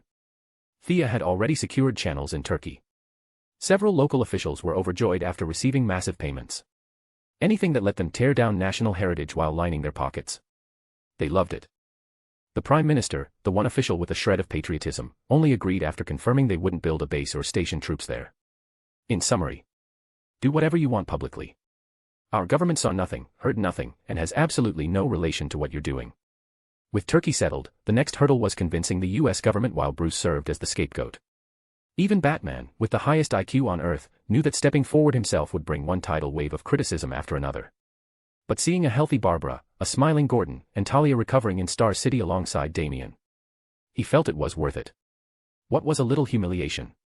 He had plenty to spare. Determined, Bruce headed straight to Wayne Enterprises to consult Lucius on how to push this through. Southwest, that place has new energy buried beneath it. Lucius lowered his voice. No.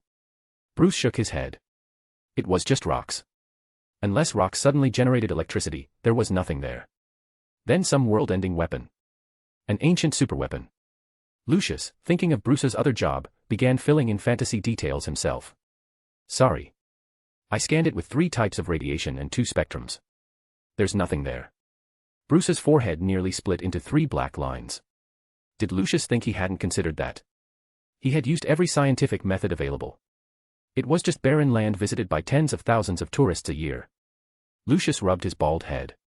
Not energy. Not weapons. Then why the hell? Are you here to mess with me first thing in the morning? Even if you're my boss, I should still yell at you. Seeing his displeasure, Bruce explained that Talia and her child had been hidden away, and only recounted Gordon and Barbara's ordeal. Lucius knew about Gordon's suffering, and learning that Barbara was alive and well genuinely made him happy. But knowing that the responsibility originally meant for Gordon had somehow ended up dumped on him. That was depressing. Still, he understood the stakes. If Gordon showed up, his career would be destroyed. If Wayne Enterprises took the hit, the damage was spread across thousands of people. For one man, it was fatal. For a corporation, it was a haircut. Lucius shot Bruce a resentful glare. You really know how to cause trouble. Fine, I'll make it happen. After sending Bruce the Menace out of his office, Lucius urgently convened the board. Bruce, blocked from joining due to political resistance, had his shares held in trust by Lucius, giving Lucius the right to vote. The meeting results were neither good nor bad. Of the 20-something directors, more than half were secretly controlled by Thea, and she had already instructed them to abstain. Lucius expected fierce opposition to the proposal, but most people simply stayed silent. The plan passed, barely, but passed nonetheless. With no choice but to accept reality, Lucius launched lobbying efforts using Bruce and Wayne Enterprises' names. Government efficiency was always sluggish, so Lucius gathered several PR elites to discuss strategy. They didn't understand why they were promoting something completely unrelated to their business, but to their credit, the Western contract spirit was strong. They were paid by Wayne Enterprises, so they'd do whatever Wayne Enterprises needed. Push a temple. Sure. Push Mars. They'd figure something out too. And surprisingly, with enough people brainstorming, the fire grew bright. They eventually came up with a bold but highly effective publicity strategy. Chapter 260, Prelude to the Big News. Let's leak that we're going to rebuild all 8 wonders of the world at once. Then announce we're canceling 7 and only doing 1. When Bruce returned to the manor after another long night of beating criminals senseless, Lucius handed him this carefully crafted plan, the crystallization of collective wisdom. With his understanding of psychology, Bruce could immediately see the genius behind it. The strategy was excellent, and had a very high chance of success. But, on the first day, the public reaction will be huge. Lucius finally voiced what was in his heart. Afraid of becoming collateral damage, he had already prepared 3 bulletproof cars and hired 8 bodyguards, just in case the public backlash got too intense once the news went out.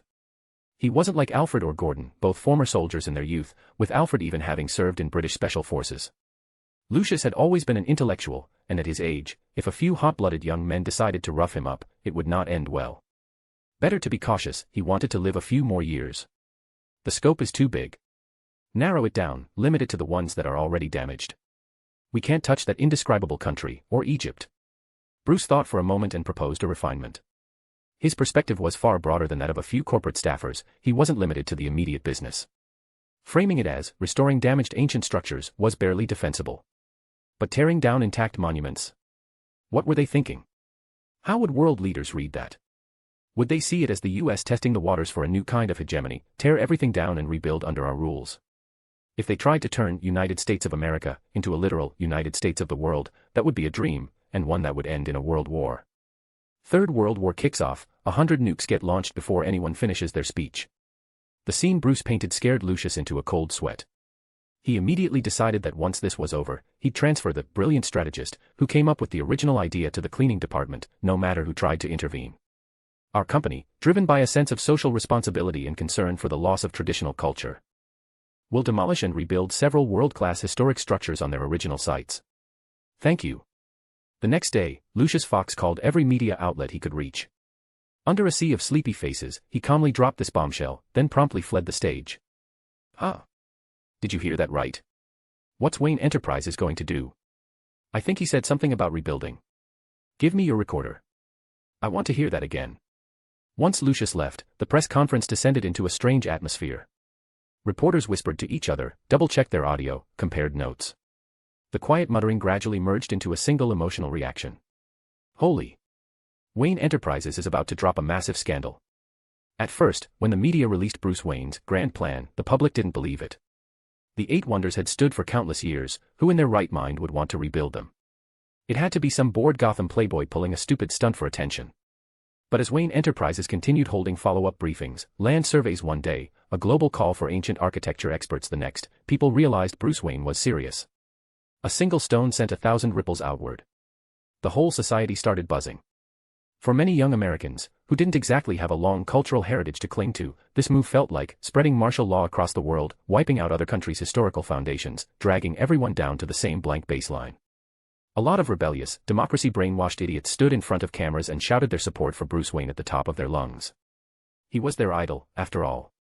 With this wave of blind fanaticism, several Wayne high-tech products nearly sold out, and the company's stock price even ticked up. Most US politicians felt this whole thing had nothing to do with them. They neither supported nor opposed it. A few who'd taken Queen Group money made vague statements of support from the sidelines. The military, mired in the Iraqi quagmire, was very pleased to see Wayne Enterprises helping divert global media attention. A general named Lane even publicly voiced his support. Compared to America's lukewarm attitude, the international reaction was far more intense.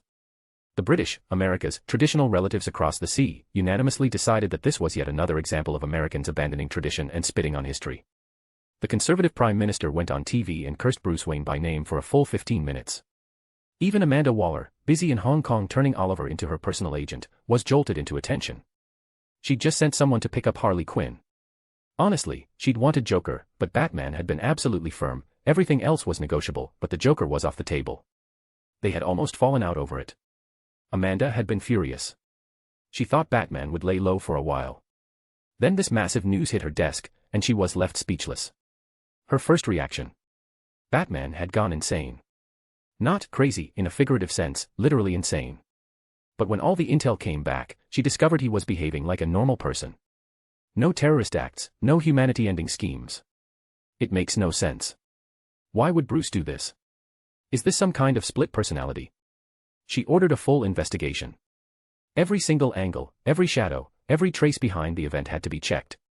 Amanda refused to believe Batman was just bored enough to mess with the entire world for fun.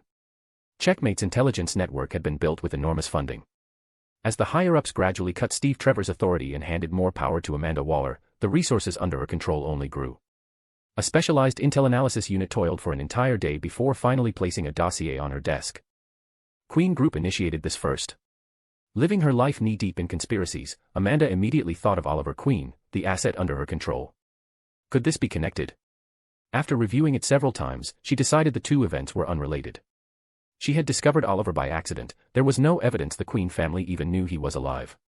That meant the one driving this temple reconstruction had to be Thea Queen, who had a good personal relationship with Batman. Amanda stayed up all night and still couldn't understand why Thea wanted a temple rebuilt. And Batman, so proud, so defiant, how had he agreed to play the scapegoat? Clearly, there was more to this than she knew. Keep digging. This time, it wasn't so easy. Her subordinates scurried around for half a month before, by pure chance, they captured footage of Thea out shopping with several women. An eagle-eyed agent spotted Barbara, the redhead, in the background. Only then did they piece most of the story together. Paralyzed Barbara Gordon was cured. How? Amanda stared at the report, dissatisfied, and asked in a dangerous tone. Her subordinates glanced at each other and shrugged helplessly. They didn't know either. Barbara was always in Star City or Gotham. They couldn't just kidnap her, pour half a liter of truth serum down her throat, and interrogate her about the procedure. For one thing, Barbara was no pushover. They'd need a full combat squad just to grab her. For another, they were government operatives, not mobsters. They hadn't walked away from lucrative private sector jobs just to become thugs. They served the government because they believed in justice, and they weren't about to use brutal methods on another hero who stood for justice, just like they did. Chapter 261, Laurel's Unexpected Discovery. Amanda was deeply disappointed in her subordinates. What she needed were people who followed orders and obeyed commands, not this group of hot-blooded, patriotic youngsters. The idea of forming a small unit that would do whatever it took, handling the things the Court of Owls found inconvenient, had been circling in her mind for a long time. No, it wasn't time yet. The villains currently in custody were far from enough to secure government support. She needed pressure from a truly powerful individual to ensure those criminals wouldn't rebel. Everything needed long-term planning. Though she didn't hold much hope, Amanda still instructed her subordinates to verify everything to the best of their ability. Talia's injuries were healing slowly, but each day brought visible progress. As the one nominally assigned to take care of her, Barbara naturally became much more relaxed. Spending her days in Thea's secret base, she used her free time to learn computer science from Felicity. Her talent in computing began to show, and her days passed comfortably. Compared to Gotham's gunfire and chaos, this place truly felt like another world. Staying home every day wasn't enjoyable either, so Thea suggested they go out shopping. Thinking it would be too quiet with so few people, she also invited Shadow, who had smoothly joined the Star City Police Department, and Laurel Lance, whose law firm was practically doing nothing and looked like it was about to go bankrupt. Because of Shadow's job, Detective Lance was originally unhappy that Thea had casually stuffed someone into the police department, but after he saw what a gentle and soft-spoken girl she was, he stopped complaining entirely. Laurel, who visited her father at the precinct from time to time, had run into Shadow a few times, so they counted as acquaintances. Since Thea knew everyone, she helped introduce the girls to one another. In truth, the Star City crew mostly knew each other already. The main introduction was Barbara Gordon from Gotham. They're getting along really well, Felicity said, holding a huge cup of soda while walking behind Thea and Shadow. Her eyes kept drifting toward Barbara and Laurel walking ahead. They just met today, right? How are they already bonding like that? Shadow nodded beside her. Her own relationship with Laurel was lukewarm at best. She had always thought Laurel was the cold, aloof type. Turns out, not at all. Thea could only laugh awkwardly. She had no idea either. Who knew Barbara and Laurel would click so well? But honestly, their personalities were similar, American women overflowing with justice, optimistic, idealistic. They weren't like Felicity, who had 1 meter of criminal record behind her, nor like Thea, who was, well, Thea. And Shadow didn't count, she was practically a foreigner here. Barbara and Laurel shared almost identical environments and educational backgrounds, so many of their values lined up astonishingly well. At first, they still chatted with the rest of them. But once they started discussing their family backgrounds and realized they were nearly identical, divorced families, raised under the wings of upright police captains, the sense of mutual understanding skyrocketed. Thea felt that if this were a different era, those two would already be cutting chickens and burning yellow paper to swear sisterhood. Feels like someone's watching us, Shadow whispered to Thea. Thea waved dismissively. This was Star City, stalker capital. The only one tailing Laurel would be her own brother, Tommy. Still, she looked at Shadow with new appreciation. For an archer, sharp intuition was essential. Yao Fei's training really had been effective. You all look amazing. After a day of shopping with no robberies, no murders, in Barbara's opinion, such a smooth outing was practically a luxury. The girls sent their purchases home and Felicity suggested doing Pilates. Laurel, changing in the locker room, looked at their figures and touched the soft flesh at her waist, feeling a little defeated. Thea, Barbara, and Shadow had all trained extensively. It didn't show normally, but once they changed clothes, the difference from an average citizen like Laurel became obvious. Thanks to divine empowerment, Thea's muscle lines still looked relatively normal. Shadow and Barbara, however, clearly had defined muscle groups. That's why we're exercising. Felicity quickly diverted the topic after noticing Laurel's insecurity. She stretched her arms and legs, trying to show she was just a normal person too. Seeing Felicity's very normal figure, Laurel finally relaxed. If 4 out of the 5 women had superhero physiques, she would lose all hope in life. Even now, the ratio felt a bit unfair. Taking advantage of the group splitting up during the workout, Barbara quietly asked Thea, "Laurel doesn't know about you." "She doesn't. But I think she's suspicious. You know, her father is a cop." From the corner of her eye, Thea noticed Laurel wasn't fully convinced. "But she's a really good person. Physically and mentally, she's solid. A bit of training and she'd be another righteous hero." Barbara clearly had a high opinion of Laurel, practically ready to recruit her on the spot. Thea felt speechless. Their friendship level was rising way too fast. Was this the destiny of the future Birds of Prey founders? They literally met this morning. To Barbara's implication, she replied, "If she's not against it, I don't mind. Whether you bring it up or not is up to you. I still want to observe her a bit more." Barbara ended the conversation excitedly. Whether she would truly observe was another story. Thea was already used to the chaos she had caused in history.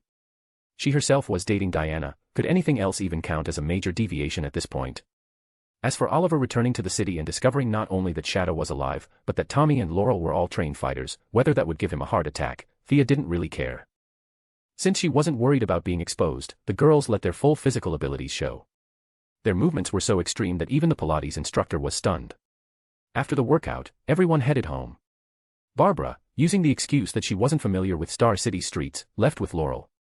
"Why are you all in such good shape? Those moves you did, normal people definitely can't do them." Laurel asked directly. She liked Barbara so much already that she didn't bother being cautious. "You know my father, Jim Gordon. But you don't know my other identity, I'm Batgirl." Barbara spoke as she pulled out her whip, cracked it toward a nearby tree, and snapped off a branch as thick as an arm. With a flick of her wrist, she wrapped the branch and pulled it back. Barbara's sharp eyes locked onto Laurel. "Now that you know who I am, do you have anything to say?" If Laurel showed fear or contempt, Barbara would be disappointed. But the future Black Canary did not disappoint her. "A superhero? You're Batman's partner?" "Oh my God." Laurel covered her mouth, stunned. Then another realization struck her. "And Thea, is she one too? I've known her for years." Chapter 262, The Early Shape of the Birds of Prey. Barbara smiled. "Of course she's a superhero, just like Felicity today. She looks unreliable sometimes, but Thea is a great protector of this city, on the same level as Batman." Ever since her injuries healed, Barbara no longer had any desire to argue with Thea about who was stronger. Back when their strengths were still close, they might have competed a bit. But now the gap kept widening, and instead of feeling frustrated, she felt peaceful, especially after witnessing Star City's stability and safety. Her admiration for Thea had reached the point of worship. Batman looked into her background. She probably started emerging about 2 years ago. That was when her brother and father passed away. Eh? Laurel, why does that name sound so familiar? The woman who dated her brother, that was you, right? Barbara suddenly realized just how small this world was. When collecting information on Thea, the intel about Laurel and Oliver had been organized by her. She just never matched the photo with the real person until now. So she was quietly protecting the city even back then. Star City is definitely safer than it was 2 years ago. Laurel pieced things together. There really was a long period where Thea was always disappearing. Was she actually out fighting crime every day? Their perspective limited their understanding. They didn't know the many non-violent ways of preventing conflict. They simply believed in violence for violence, convinced every crime could be solved with fists. Laurel Lance, the more people we have on the side of justice, the better. Are you willing to join us? Of course I want to, but I don't have any power. Laurel looked down at herself. She doubted she could ever learn how to wield a whip like Barbara. Barbara thought about it. Thea neither supported nor opposed this idea, so why not train Laurel herself? After being drilled by Batman like a grandchild for so long, being the one doing the drilling now felt unexpectedly satisfying. The next day, when Thea finished half a day of work at the company and came to the secret base to rest, she found an extra person there. Sweaty, wearing a sports tank top, Laurel was practicing boxing. Seeing Thea walk in, she made a sour little joke. Thea could only smile politely. She honestly thought this training was useless for Laurel. Star City was surprisingly peaceful while Green Arrow was still gone. Laurel would be better off expanding her law firm. But everyone had their own passion. Thea wouldn't interfere. Seeing Barbara teaching enthusiastically and Laurel studying painfully hard, Thea couldn't help remembering her own day's training with Malcolm. Who knew where he'd wandered off to now? That trace your origins journey of his had practically made him disappear. After watching them for a bit, Thea walked to Felicity and nudged her. Not joining in. I'm not very athletic. Felicity was instantly deflated. She was lazy, yes, but she had begged Thea to teach her before. The results had been so disastrous that even Thea had given up. Felicity's coordination was hopeless, she could distort even the simplest moves. The two chatted for a while before Thea went to read alone. A few days earlier she had visited Princeton's leadership, offering a generous donation. The meeting had gone smoothly. Her ambitious plan, half a year for a bachelor's, 1 year for a master's, 2 years for a PhD, had reached an initial agreement. As long as her grades were legitimate, the university wouldn't stop her from earning degrees. In fact, they'd proudly advertise it. It was mutually beneficial. With her super-enhanced memory, these relatively easy Western University courses were no challenge at all. She had zero doubt she would graduate on schedule. Being a public figure with only a high school diploma didn't sound great. A PhD would be far more impressive. Time passed quietly. Thea occasionally stretched or moved around, Felicity typed away on some mysterious program, and in the empty room Barbara could be heard relentlessly beating Laurel. Smack.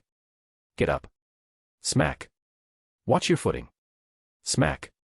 Too many openings. Laurel was beaten black and blue. Thea winced just watching. No need to ask, this was clearly Batman's standard training method for Robin and Barbara. No complex explanations, no theory, just brute force conditioning. Maybe Americans really preferred learning through physical memory. Thea increasingly appreciated being trained by her own father. She would never have survived this kind of training. While she was thinking this, Barbara landed another solid strike on Laurel's face. When Laurel stood again, blood dripped steadily from her nose. Are you okay? Barbara asked. Laurel shook her head, she could still continue. Seeing Thea watching, Barbara signaled Laurel to go treat her nose before walking toward Thea, wooden staff in hand. How long do you think it'll take for Laurel to become combat ready? Barbara asked while gulping down water. Thea almost choked. Seriously? They found out the truth yesterday, trained for 1 day, and already wanted combat power.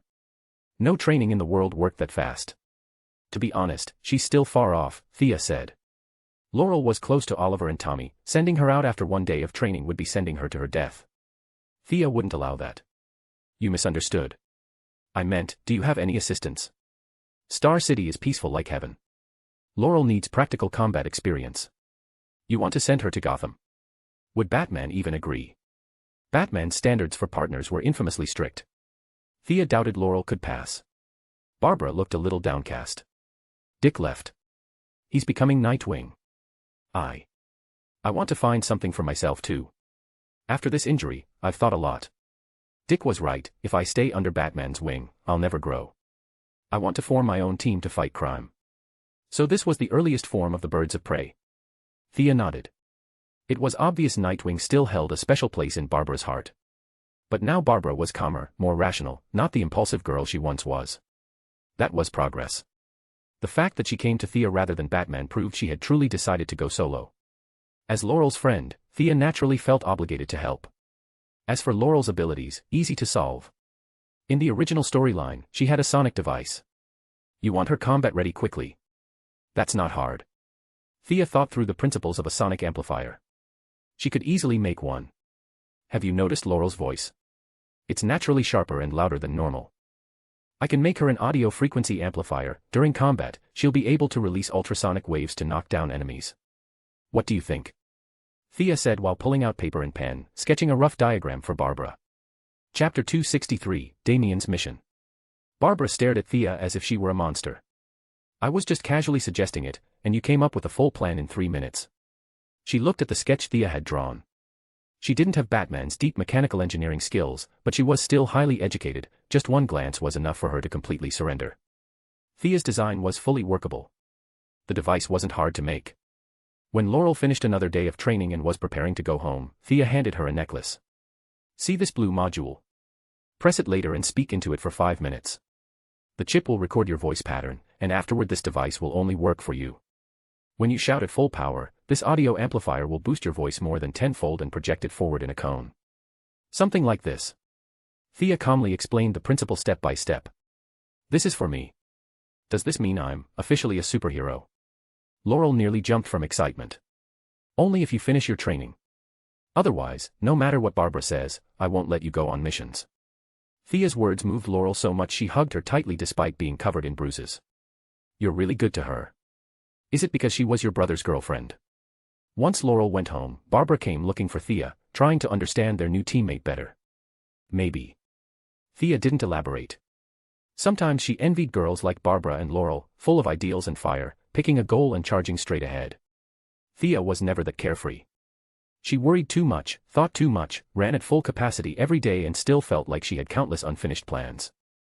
3 days after building Laurel's equipment, her office was suddenly blocked by a 6-year-old. Miss Thea, this child. The assistant had only blinked and the kid had already slipped in. She ran after him, terrified. If she were fired, she had nowhere else to go. The Queen group dominated Star City. It's fine. I know him. Thea waved the assistant away, staring helplessly at Damian Wayne. Did something happen to your mother? With more and more people using the secret base, Thea had moved Talia and Damian to a comfortable private residence to avoid disturbing her treatment. Talia had recovered over half of her combat strength, and several of her subordinates had arrived in Star City. Their safety was not a concern. Thea only went over occasionally to activate the Lazarus sigil. She hadn't seen this brat Damian in days. I want to hire you. The kid's words were so unexpected Thea almost laughed. But seeing Damian's serious expression, she restrained her amusement. What do you want to hire me for? My grandfather spent his entire life searching for traces of magic. I don't want to be an ordinary person. I want you to teach me magic. Damian's voice was firm, his eyes clear, without a hint of hesitation. Thea closed the office door and chose her words carefully. Listen, Damian Wayne. Is this your own decision? Not your grandfather's, not your parents'. The child nodded solemnly. Maybe this brat can be useful. They weren't related, Thea only valued potential, and Damian's value was far greater than even he realized. But she still had principles. She wouldn't lie to a child. First she needed to see if he even had the affinity for magic. Without it, nothing else mattered. Stand still. Don't move. I'm going to check your magical affinity. Thea summoned a sphere of light beside his face, no reaction. Light affinity, none. She then summoned earth, fire, water, and wind. She didn't possess earth or water affinity herself, but she could simulate them with magic. Among the 4 primary elements, only earth showed a faint reaction, but not a strong one. When she finally summoned the dark element, she felt an obvious pull. Thea removed her glasses. Kid, you're lucky. You have dark element affinity. Earth responds too, but considering your age, the earth connection will get weaker as you grow up. You're clearly past the threshold of a single attribute, but not enough for dual attributes. Let's call it pretty good talent. Damian let out a breath of relief. After 5 spheres with no reaction, he'd nearly lost hope. At least now he knew he wasn't completely worthless. Thea silently watched his clenched fists. For a child, this talent was already decent. Neither Malcolm nor Tommy could sense even a flicker of mana. With Batman and Ra's al Ghul as parents, his dark element concentration was far higher than other elements. Given their personalities and lifestyle, this wasn't surprising. So tell me, what kind of payment can you offer? You don't think this is Hogwarts, do you? You can't just pay money and enroll. Thea leaned back lazily, trying not to seem too eager. I'm willing to pay any price. Damian's answer was firm, clearly something he had rehearsed countless times. 10 minutes passed. Just as Damian began to wonder if Thea had fallen asleep, she slowly stood up. Young man seeking power, I don't want your money, and I don't want your soul or your life. My price is simple. Thea stared directly into Damian's eyes. I want the demons' heads. Damian's face tightened as he waited for the rest. I want the demon's head sword. Ah. Damian nearly collapsed. He thought she was about to demand Ra's al Ghul's life. All that suspense, and she only wanted a sword. Judging by your reaction, you've seen it. Good. Bring me that sword. I don't care how, steal it, snatch it, beg for it. Whatever works. Put that sword in my hand, and I'll teach you magic. Thea dragged the dazed Damian out of her office. My terms are simple. Now go wherever you want. She didn't look back. The little adult like Damian stepped out of Wayne Tower. At first he thought the mission would be easy. But once he recalled how his grandfather treated that sword, and compared that to Thea's request, only a fool wouldn't realize the sword was extraordinary. Someone like him could never obtain it alone. In the end, Damien made up his mind, he would return home and discuss it with Talia. Chapter 264, The Mother and Son Preparing to Betray Father and Grandfather. Damien recounted everything that happened with Thea from start to finish. Talia felt two things at once. First, her son was far too bold. He was only 6, yet he dared to make deals with someone like Thea, who could never be described as kind. Second, she felt proud. Her son actually had the talent for magic. She herself had been gravely injured, certain she would die, yet somehow Thea's chaotic, nonsensical treatment had saved her, and now she was nearly healed. It made her truly feel the power of magic, and also understand clearly why the demon's head had spent 8 centuries tirelessly collecting ancient secrets. What her father had sought unsuccessfully for 800 years might now fall into her son's hands. How could she not be thrilled? But she knew better than anyone just how terrifying her father was. As his own daughter, she deeply understood, you could never predict how many trump cards he had hidden. The Joker dared to raid their base because he was insane. How many Jokers existed in this world? Talia knew she was nowhere near powerful enough to replicate his recklessness. Thea's request landed exactly at the edge of what they could realistically achieve. Any harder and it would be impossible, any easier and it wouldn't be worth anything. A task requiring this much brainpower and risk made Talia grit her teeth, but for her son, she was determined to obtain that sword. As for forging a fake, not an option. Damien's apprenticeship wouldn't be a one-off transaction. He would be studying under Thea long-term. If she ever discovered the sword was fake, would Damien's life still be guaranteed? Neither mother nor son mentioned asking Batman for help. Damien's pride wouldn't let him rely on too many outsiders. Talia, on the other hand, knew her father's relationship with Batman. To be honest, she suspected her father valued Batman more than his own daughter. When I'm fully healed, we'll return to Nanda Parbat together. We'll do this. Mother and son stayed up the entire night, discussing their plan to trick both father and grandfather. Thea didn't bother worrying about their plotting. Of all dangers, family betrayal is hardest to prevent.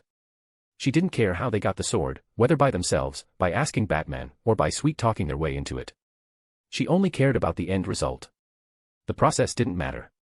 With the leadership shift complete, the company's affairs were stabilizing, and her workload decreased significantly. Using her moon goddess chosen ability, as long as someone in Star City mentioned her name at night, she could sense it. Complaints were fine. But resentment? Those people were doomed. If they were lucky, they'd get transferred to another city, like Metropolis or Gotham where superheroes were active and survival chances were higher.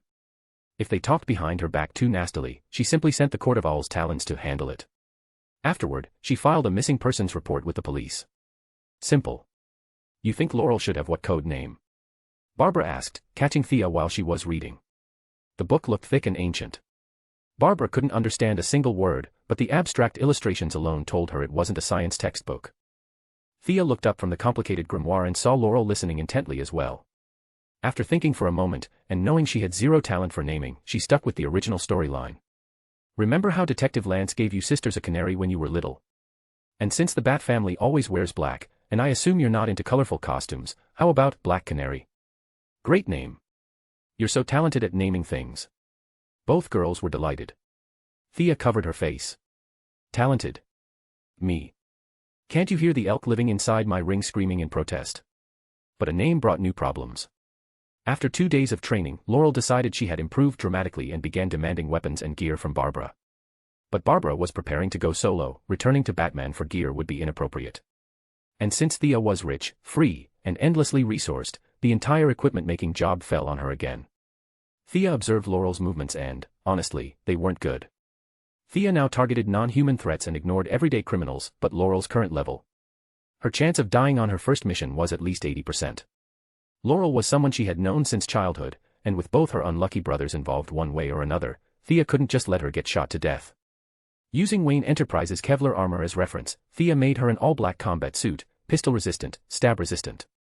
As for weapons, based on their requests, Thea wasn't sure whether Laurel chose it herself or whether Barbara wanted a female Robin to honor her lost love, but Laurel chose dual batons. A decent choice. Knowing these two impulsive warrior women, everything had to be fast, fast training, fast weapons, fast results. Thea suspected they'd even practice a female version of the Sunflower Manual if she gave them one. In the original timeline, Laurel received a few days of training from Nissa Al Ghul and then waved 2 sticks while tagging along behind Green Arrow. Her combat ability back then was tragic. Other dual baton heroes avoided killing because they could, not because they couldn't. Laurel was using batons simply because she had no other skill. Given her physical potential, Slade's Kali-style combat would be ideal, but Thea didn't know it. And even if she did, she lacked patience for teaching. Try these batons. Thea called Laurel over to test them. As Laurel swung them, Thea explained, nickel-chromium alloy, 80 centimeters each. They combine into a single staff. Since your offensive power is low, I added a stun function inside the metal rods. There's a switch on the grip. Don't worry, it only knocks people out, won't kill them. These saintly types were a pain. Thea constantly had to make sure they wouldn't accidentally break their no-kill rules. After gifting Laurel accessories, armor, and weapons, essentially a full graduation gear set, Thea stopped managing her. If she died after all this, it would be her own fate. As for the little cow that accompanied her for 3 months, Thea had not forgotten. The Queen Group publicly announced recruitment for experts in all kinds of civil engineering to build a labyrinth. No restrictions on experience or profession. Normally, such bizarre news would attract the media like sharks. But Bruce Wayne's big announcement had swallowed almost all media attention, so Thea went largely unnoticed.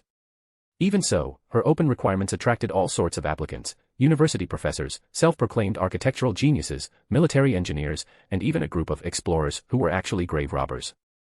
With the little cow squealing excitedly, she picked the most complicated design and approved it on the spot. Chapter 265, Coast City. The government says they'll officially submit the request to Turkey in 3 days. Did Queen Group convince them? No. I don't know what happened either. It just feels like the government suddenly became extremely proactive. Thea was currently on a video call with Batman. His question puzzled her too. Everything had been progressing step by step, it should have taken at least another month. Yet suddenly the government had gone crazy and approved all the paperwork at once. Thea even suspected Batman had activated his hidden contacts. If it wasn't because of our cooperation, then the only ones who can push the government are the military or ArrowVerse. I'll help you take on part of the pressure, but be careful. Batman warned her, and the call soon ended. To ordinary citizens, the whole thing looked like a Wayne Enterprises project with Queen Group assisting. But those in the upper circles all knew exactly who the real initiator was. It was impossible to make them selectively forget Thea.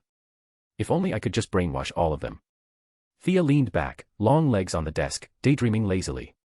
Too bad that wasn't realistic. She shook her head to clear it. Her rapidly climbing power level was starting to affect her mindset. She now thought of magic before anything else. That was not normal.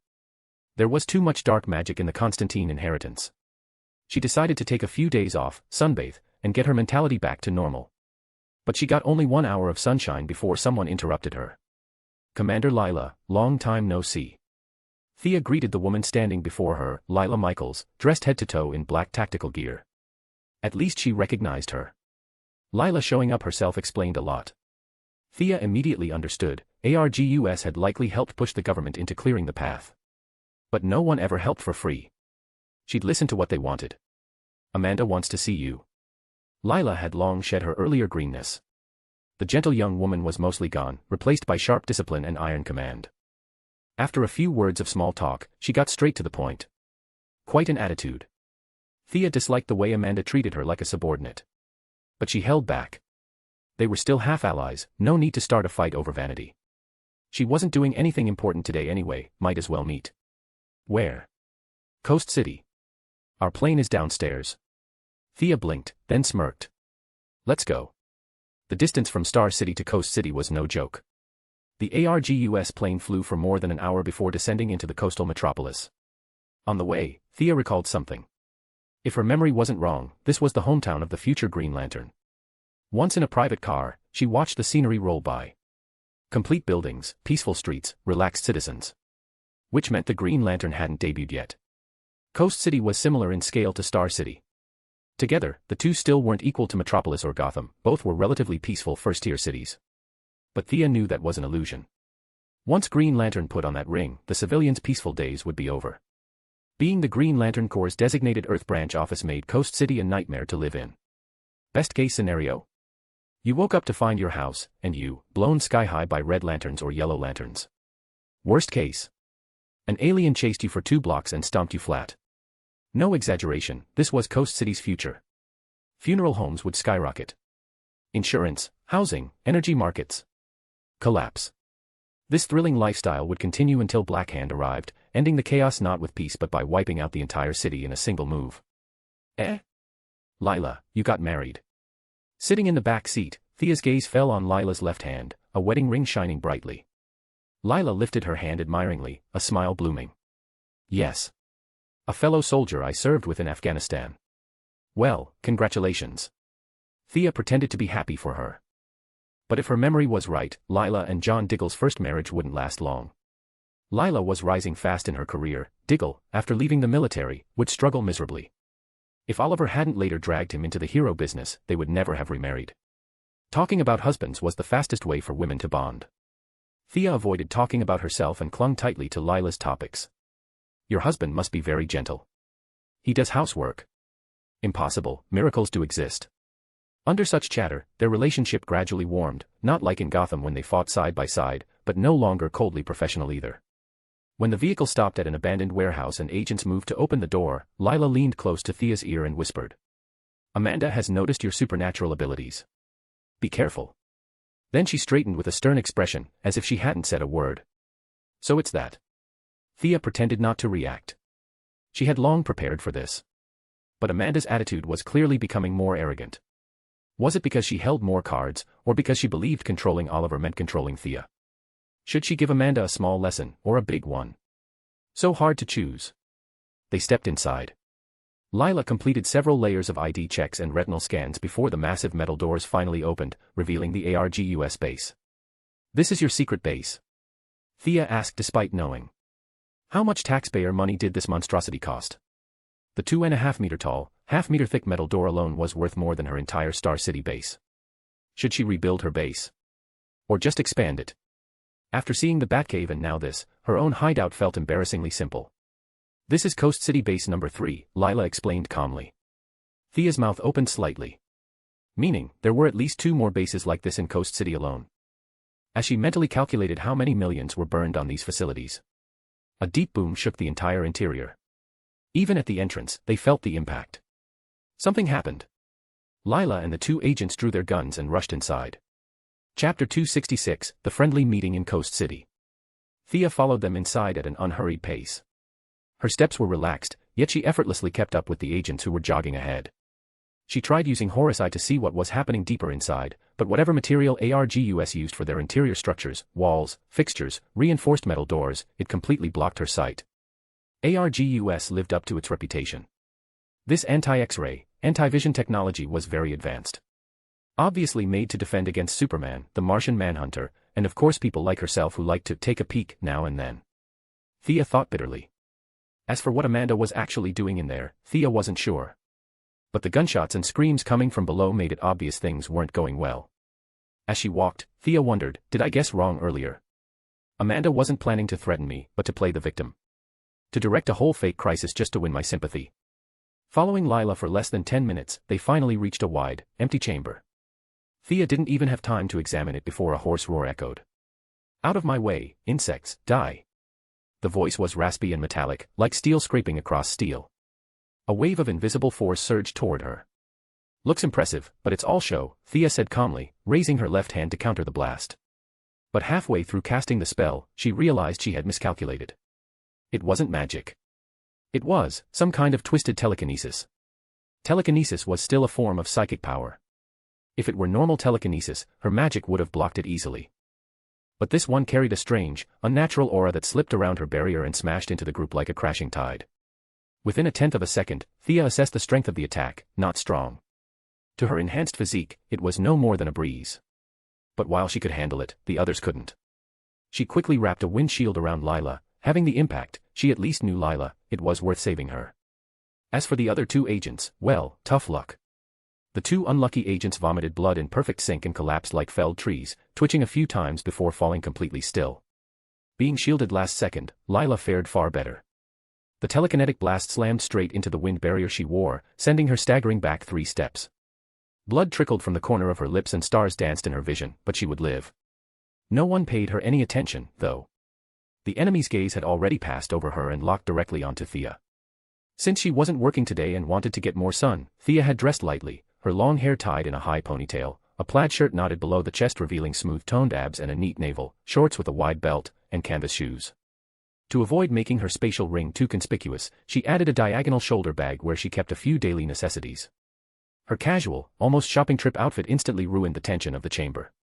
And her calm, leisurely inspection of the area only amplified the pressure on everyone else. Thea first looked at the creature who had attacked her, and immediately took a step back. Not because of the aura, but because he was hideous. A pure reflex, like seeing a giant toad.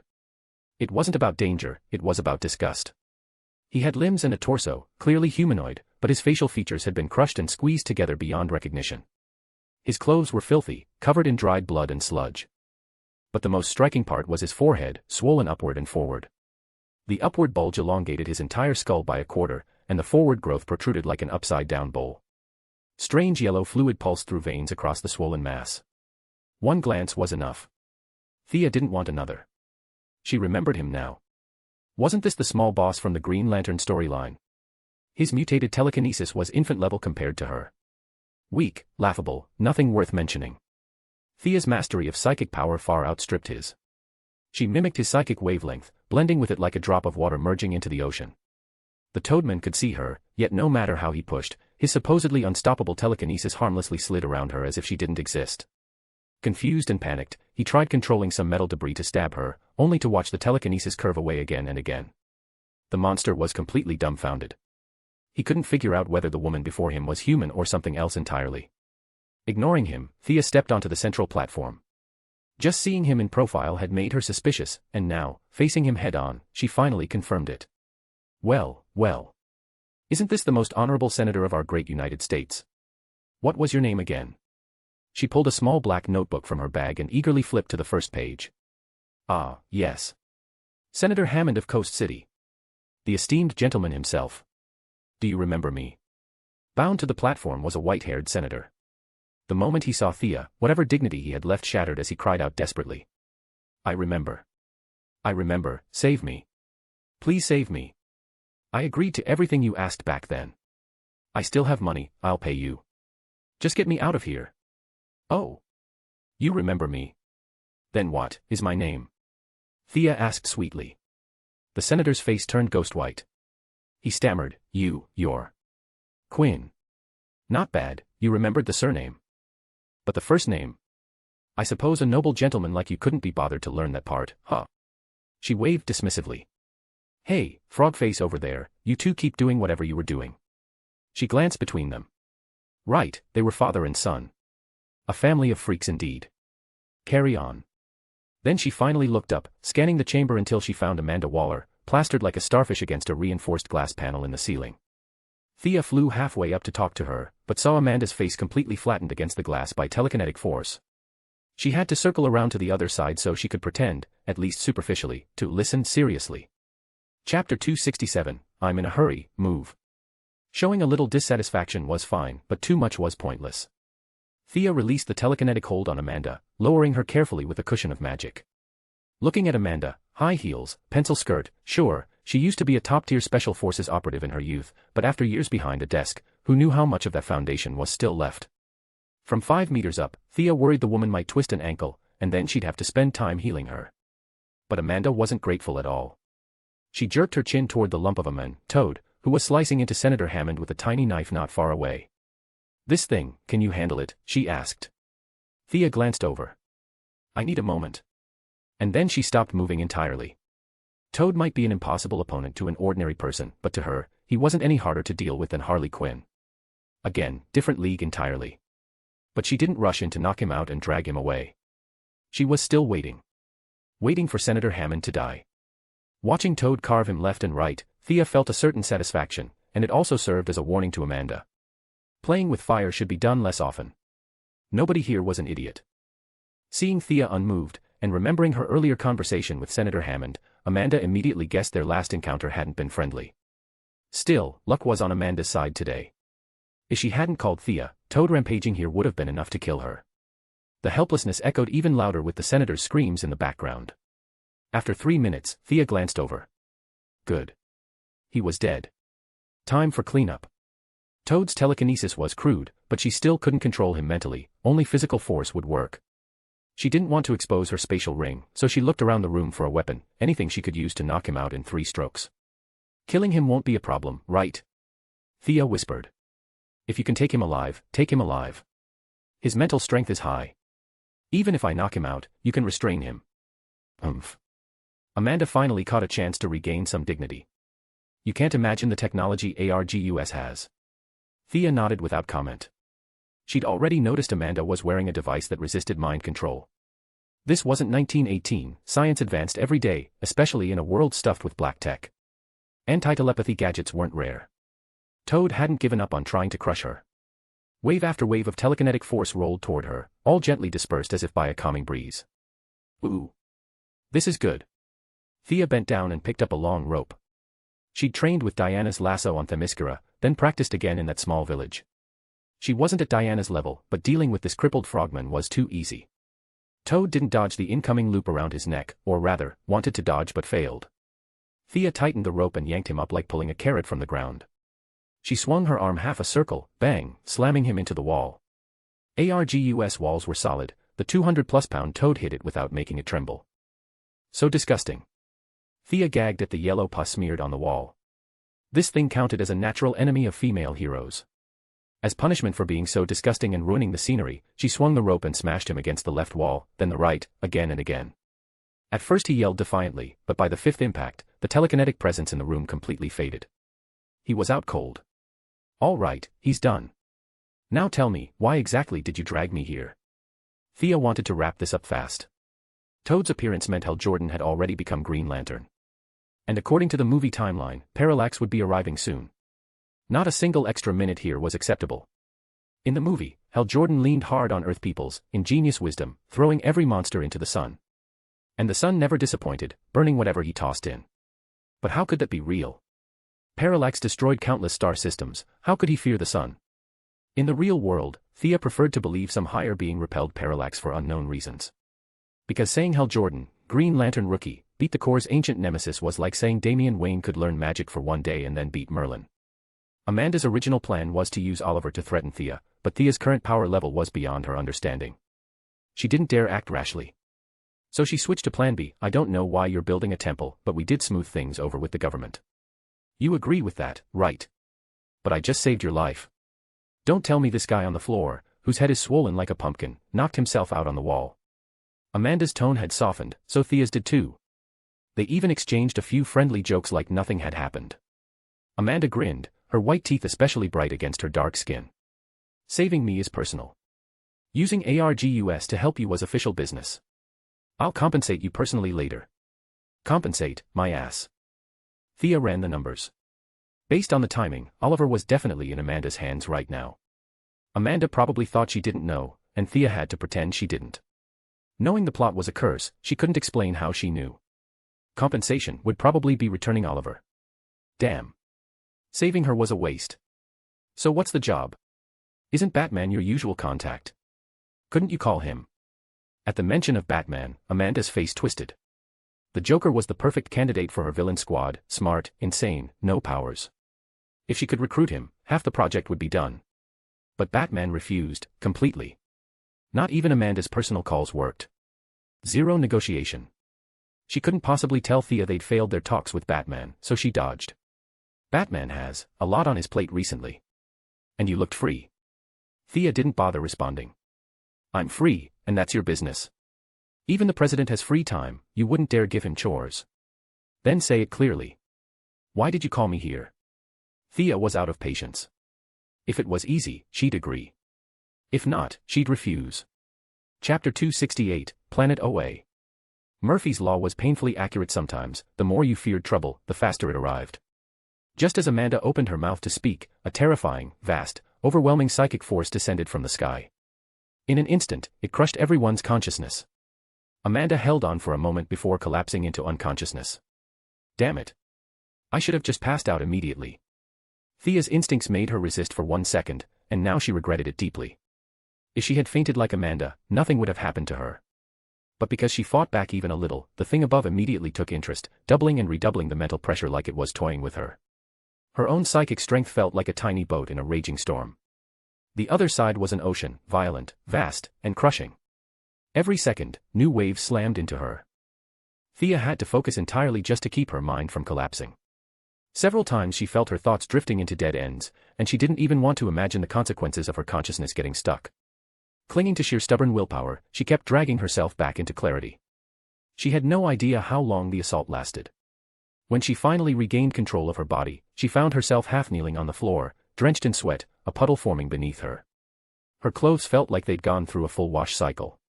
But she had no time to think about that. She pushed her wet hair aside and forced herself to look straight ahead. Of course. The toad she'd knocked out earlier was standing again, but his swollen head had been replaced with a blur of yellow light. That crushing psychic storm had come from there. Parallax. No. Not quite. Parallax, the entity, was born from the accumulated fear of countless intelligent beings, existing between form and formlessness. It chose hosts very carefully. Once fused with a host, it became Parallax the demon. Thea wasn't looking down on Toad, but even if he begged to be a host, Parallax wouldn't pick him. If she remembered correctly, he'd only gotten contaminated by a fragment of Parallax due to dissecting a dead Green Lantern. Who knew where the true Parallax entity was now? Someone out there might know, but Thea didn't. What she did know was that Parallax the demon was being drawn by those cells, and was dramatically, stupidly, theatrically flying straight toward Earth. This yellow mass in front of her was clearly the result of those cells reproducing wildly. Whether the thing controlling it was Parallax the entity or Parallax the demon, she couldn't tell. Earthling, what are you looking at? You don't seem afraid of me. The yellow sphere detached from Toad's neck. The headless corpse collapsed to the ground. The sphere circled her, probing her consciousness with its voice. Nonsense. I'm scared to death. Where the hell do you see not afraid? Thea didn't care about distinguishing which version of Parallax this was. She couldn't beat either. Forget her, Horus at full power wouldn't be able to beat it. The sphere kept circling, raising every hair on her body. When it spoke directly into her mind, she didn't even dare stand. No. You say you're afraid, but your heart isn't. In fact, you're excited. Stranger still, you seem to know me. Yes. You know who I am, and yet you're unafraid. In all these years, this is the first time I've met someone like you. Not afraid? Thea asked herself honestly, was she afraid? She feared the old gods, the eternal beasts, Yuk Khan, Eclipso, too many cosmic terrors to count. Even their lesser avatars scared her to death. But Darkseid? The Anti-Monitor? Necron? Not as much. Why? Because they'd been defeated before. Parallax, for all its power, had also been chained and dominated by Sinestro like a feral dog. Thea knew that storyline. All that fear energy had been overshadowed by even greater cosmic threats. By the time she considered Parallax, most of the fear had already been diluted by context. Whether her guess was right or wrong, she slowly stood. The world felt sharper, Amanda's faint breathing, insects chirping outside, all were painfully vivid. Her psychic power had grown, by at least 20%. Her eyes locked onto the yellow sphere. This thing should be looking for Hal Jordan, for the Green Lantern Corps. Why was it circling her? Just as she wondered whether she should say something, the sphere suddenly pulsed violently. Not psychic force this time, something else. A glow. Before she could react, it wrapped around her, opened a corridor through thin air. And she vanished from the secret base. Inside the yellow radiance, Thea saw herself being dragged into a tunnel of shifting lights. It was too fast, she had no time to think as it hurled her through a bizarre realm. Reality as she knew it broke apart. Mountains flowed like rivers. Oceans hung motionless in the air. Gravity didn't exist. Dreamlike creatures drifted freely. Jet-black trees chased a three-headed rabbit across the sky. The entire world was chaos, no order, no hope, no reason. This is the antimatter world. One of the negative parallel universes at the bottom of the cosmos, the yellow glow explained for some unknown reason. But Thea's thoughts were nowhere near fast enough to keep up. They left the antimatter world almost instantly. The glow completed 7 hyperspace jumps, then, absurdly, did a hard stop, flinging Thea out. She flipped mid-air and landed on solid ground. Real ground. Gravity. Thank the gods. This was the material realm, she wasn't destined to float in a void for centuries. Where was she? She looked up. The sky glowed with sickly green light dripping through black clouds.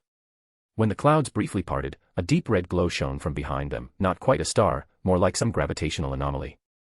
This definitely wasn't Earth. The air was thin, low oxygen. Even with divine enhancements, the sudden drop made her uncomfortable. She glanced around. She was on the highest point in the area, at the peak of a narrow, impossibly tall mountain at the center of what could be called a city. Earthling, welcome to planet OA. Your body is remarkable, no ring, no augmentation, and yet you can breathe freely here. Hard to believe, for someone from Earth. A voice came from her right, soft, but clear and authoritative. Thea turned. A small blue-skinned elder hovered calmly beside her. Chapter 269, The Earth Girl. Before the words even settled, several more short, blue-skinned aliens appeared around her. Thea counted, 7 of them in total. Welcome to planet OA, Earthling. We are the guardians of the universe. The one in front repeated himself gently, as if afraid she was still shaken. These were the guardians. The so-called ancient beings who had lived for countless ages. They didn't look special at all. Thea didn't even bother using the Eye of Horus, she simply observed them while talking. No magic. No divine power. Barely a meter tall.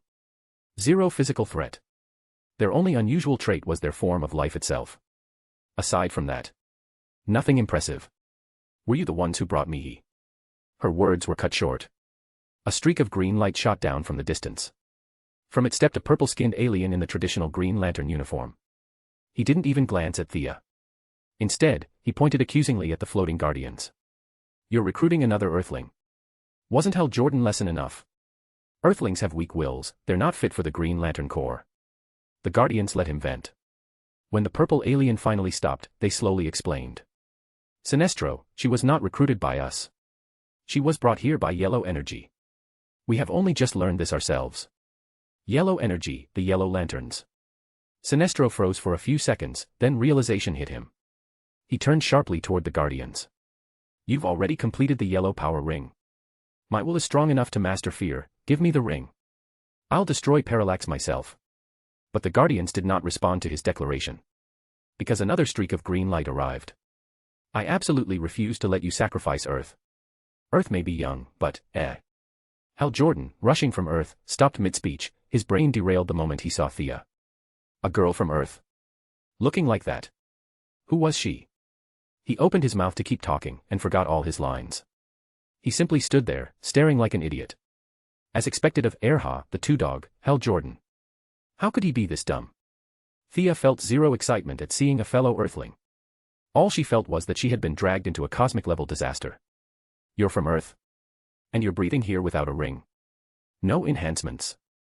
How are you adapting to OA's gravity and atmosphere? Hal Jordan completely forgot why he came. He lifted his ring and scanned her. Human. A real human. Not a humanoid alien. Impossible. His worldview, barely reconstructed after recent events, collapsed yet again. Are Earthlings all this strong? Or am I the fake Earthling? Sinestro, Hal Jordan, the lead guardian finally said, this Earthling is Thea Queen. She was summoned by a yellow power ring. The ring was completed only 3 minutes ago, so. Hal Jordan didn't hear a thing. He was still stuck in existential crisis mode. If I'm not a real Earthling, why am I breaking my back to protect Earth? You're joking. Why would she be chosen by a yellow ring? She's not only a weak Earthling, she's an Earthwoman. Sinestro pointed at Thea, furious. The Guardians exchanged thoughts silently. Sinestro, you are indeed the strongest warrior of the Green Lantern Corps. We trust your will. But this Earthling was personally selected by the Yellow Light. If you want the ring, you must prove you surpass her. Only then will the Yellow Light acknowledge you. Of course Sinestro understood, they feared him wielding both green and yellow rings. He would surpass their control. Still, their sudden change of stance enraged him. Prove it how? This woman, does she even have combat ability? Or do you expect 2 Earthlings to fight me together? The birth of the Yellow Ring is an inevitability of history, the Guardian said calmly.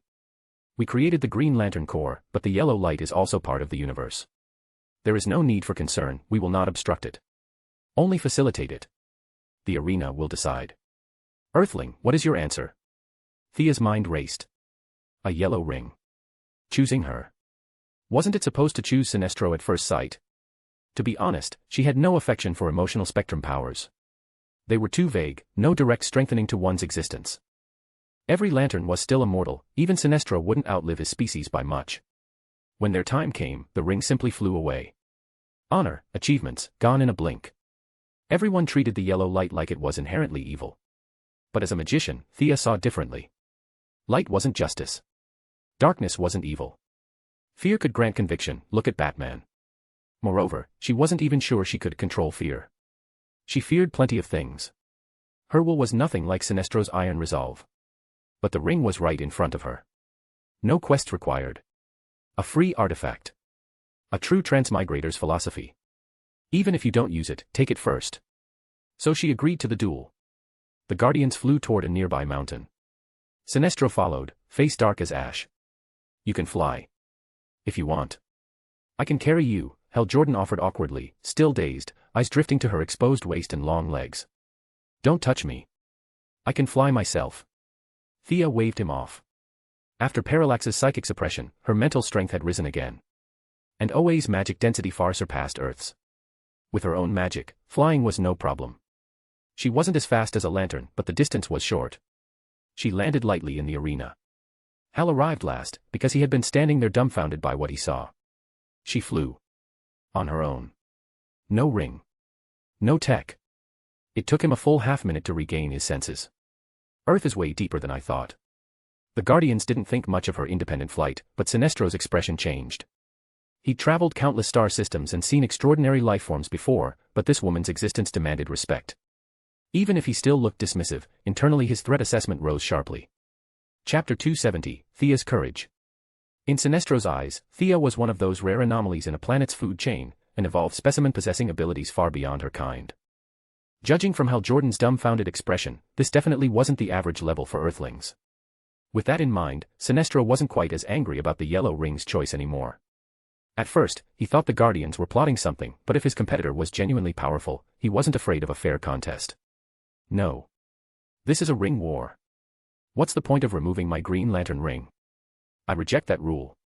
The Guardians had suggested he take off his green ring and fight Thea barehanded. If Thea had been an ordinary Earthling like Hal, Sinestro wouldn't care. But now, she could fly on her own. Across the universe, many species could fly, but humanoids who could do it naturally were extremely rare. At least Sinestro himself couldn't fly after removing his ring. So he immediately rejected a rule that disadvantaged him. He insisted this had to be a lantern versus lantern duel. After another round of silent telepathic discussion, the Guardians reluctantly compromised. Miss Thea, do you have any objections to using a Green Lantern ring in this duel? Her ability to fly had changed their attitude, no more calling her Earthling with that dismissive tone. Someone who's not part of the Corps can use it. Thea asked. She had no intention of working for these ancient, half-eternal bureaucrats. You may use a temporary ring. A pale green ring materialized in the air before her. When she nodded, it slipped onto the middle finger of her right hand. A flood of information poured into her mind. Only now did Thea realize her earlier understanding was too narrow. The power of the ring resembled magic, magic was eternal, and emotional energy shared that same nature. As long as life existed, emotions existed. The green ring's power did not repel her magic, instead, the two probed each other curiously, ancient forces intertwining for a brief, wondrous moment. The Green Lantern's strength required willpower and courage. Thea's will, tempered through magic, already surpassed most intelligent species. But courage? Did she truly have it? Borrowing the ring's power, she finally looked at the part of herself she'd never dared confront. Malcolm had once told her she was born a warrior, not just empty words. Within her, the emotional spectrum revealed a vast ocean of green. That was her true inner self. Whether she faced Horus or Ares, she always charged in head-on. She possessed a courage even she hadn't fully recognized. Ah! A burst of green light erupted outward from her, spreading like a shockwave. At its center, Thea raised her right hand as her transformation completed. Thankfully, it was only a temporary ring, she didn't have to recite that oath she found unbearably embarrassing. But the green and black bodysuit still snapped onto her body without asking for permission. Astonishing presence. This is the first time I've seen someone generate such force on their first use of a green ring. I acknowledge you as a formidable warrior. Sinestro's complaints vanished. Facts were facts, his pride wasn't so blind that he'd ignore reality. But, so strange. Why did the ring choose that Earthling back there, instead of you? Thea's power had already downgraded Hal Jordan, in Sinestro's vocabulary, to that Earthling. The Guardians didn't understand either. Could the ring's selection process have malfunctioned? Even without seeing her construct yet, her aura alone surpassed Hal by several levels. Unaware he was being labeled a software bug, Hal Jordan earnestly explained the basics of constructs to the Earth Girl. Anything you can imagine can be manifested. I started with weapons. You're American too, right? You're young, have you used a handgun before? Try starting with something small. Thea listened for a few seconds. Then realized Hal's imagination was tragically limited. A handgun. What a joke. In a battle of constructs, picking a pistol was useless. A magician's knowledge easily rivaled the most seasoned lanterns who had traveled countless galaxies. And Thea had the memories of a transmigrator, her creativity was overflowing.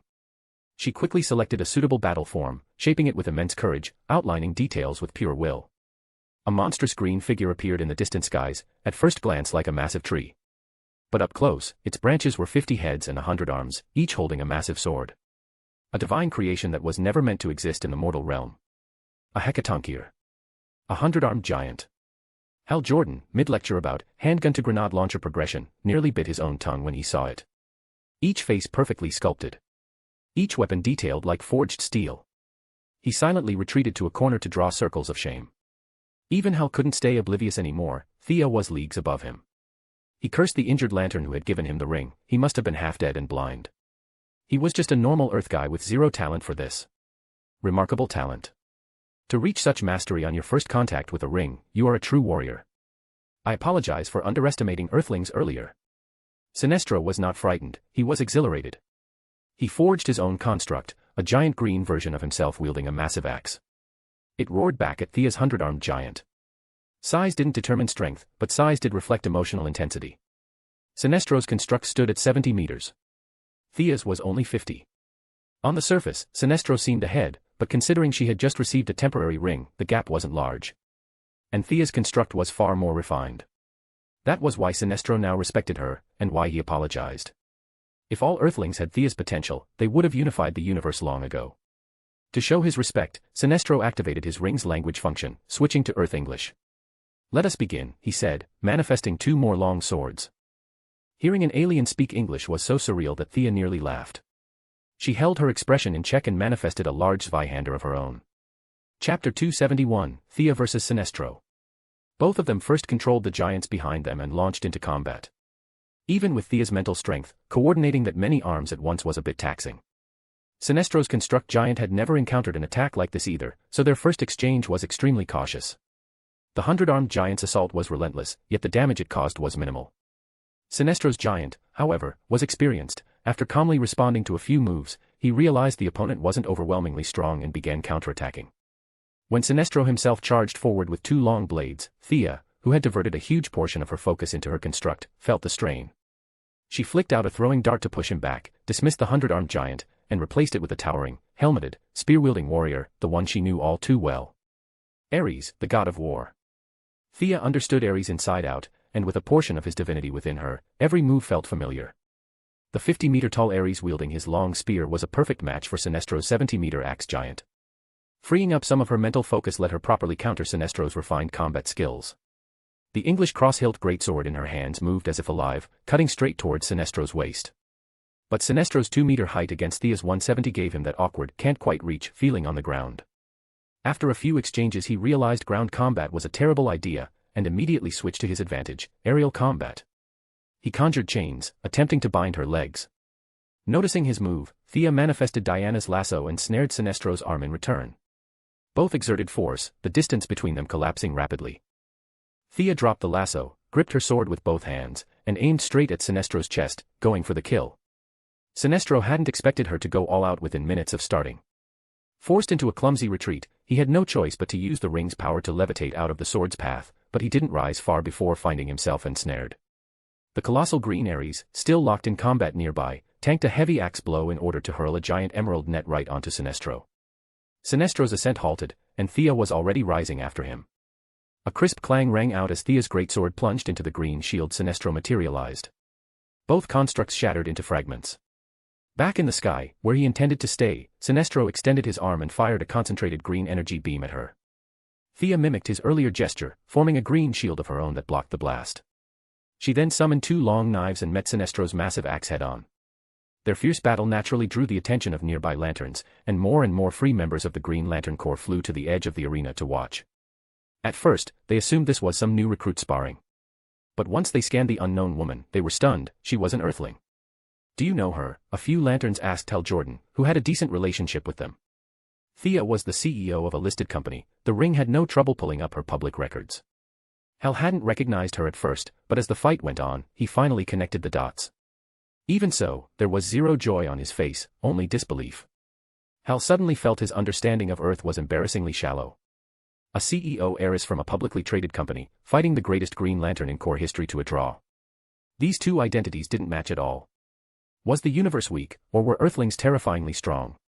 He couldn't figure it out. Faced with curious lanterns, Hal could only give a wry smile. She's a public figure. I know who she is, she just doesn't know me. The ring's universal translator was absurdly powerful. Several lanterns from completely different planets understood the term public figure instantly. They were stunned. If random humans from Earth could go toe-to-toe with their greatest warrior, then what kind of monsters lived on that planet? Sinestro, seeing more and more lanterns gathering, didn't want his subordinates witnessing him fail to subdue a rookie. He pushed his ring to full output, relying on his superior experience and trying to overpower her. Massive emotional energy manifested into swords, axes, bombardments, raining down on Thea like a storm. Thea was pressured, yes, but far from discouraged. The fight had been unfair from the beginning anyway. He had decades of experience with the ring, she'd used it for what, minutes? If she still won, the Corps should all resign together. Her mindset was simple, learn everything you can. She absorbed Sinestro's combat applications like a sponge, comparing them to her magical knowledge, and honestly felt a thrill rising in her chest. The battle ground into a stalemate. Sinestro used every ounce of skill he possessed. He hadn't fought this seriously in a training arena in ages. This was life and death determination, all to suppress Thea. But the more he pushed, the more Thea adapted. With his demonstrations, her mastery of the ring sharpened rapidly. The fight stabilized at a ratio of Sinestro's 6 parts advantage, Thea 4. Neither could break the deadlock. And though Sinestro would eventually win if they dragged it out, he refused such a victory. Winning through pure stamina, in public, against someone who'd used the ring for only minutes. He'd never show his face again. In contrast, Thea was growing more confident by the second. The greatest warrior? Ha! Just a title. The ring fed on emotion and belief, her confidence strengthened her power without her noticing, boosting her attacks. Every veteran lantern watching immediately sensed her steadily rising willpower. That meant only one thing, she believed she could win. They didn't dare interrupt, exchanging panicked glances instead. A few even began praying to their homeworld deities. Please, great Sinestro, hold on. If you lose, we all lose face. Sinestro also noticed her rising confidence and found it absurd. I, Sinestro, will never be defeated by you. He unleashed a torrent of emotional energy. His arms moved like wound-up springs, firing an endless barrage of energy spheres at Thea. She darted through the air, dodging what she could and blocking what she couldn't. Near the end, she manifested a pair of wings to boost her aerial mobility. Sinestro's explosive barrage lasted a full minute before he finally stopped, silently assessing the damage. Chapter 272, The Unexpected. Through the drifting smoke, Thea caught a flaw in Sinestro's defense. She tanked 2 green energy blasts head-on, then flicked out the Green Lantern Corps' favorite tool, a glowing green emotional chain. She wrapped him 3 full times from head to toe, tightening it firmly. Still feeling unsafe, she mimicked the 6-rod light prison and materialized 6 emerald pillars, compressing Sinestro until he was sealed airtight. Only then did she exhale in relief. Silence fell outside the arena. Nearly the entire Green Lantern Corps on OA had gathered. They couldn't believe their leader might fall, many quietly prayed and cheered for Sinestro in their hearts. But their silent support didn't help, if anything, it only deepened Sinestro's humiliation. To end up like this. Thea's bindings were unreasonably tight. He struggled several times without success. But his firm willpower finally showed its worth.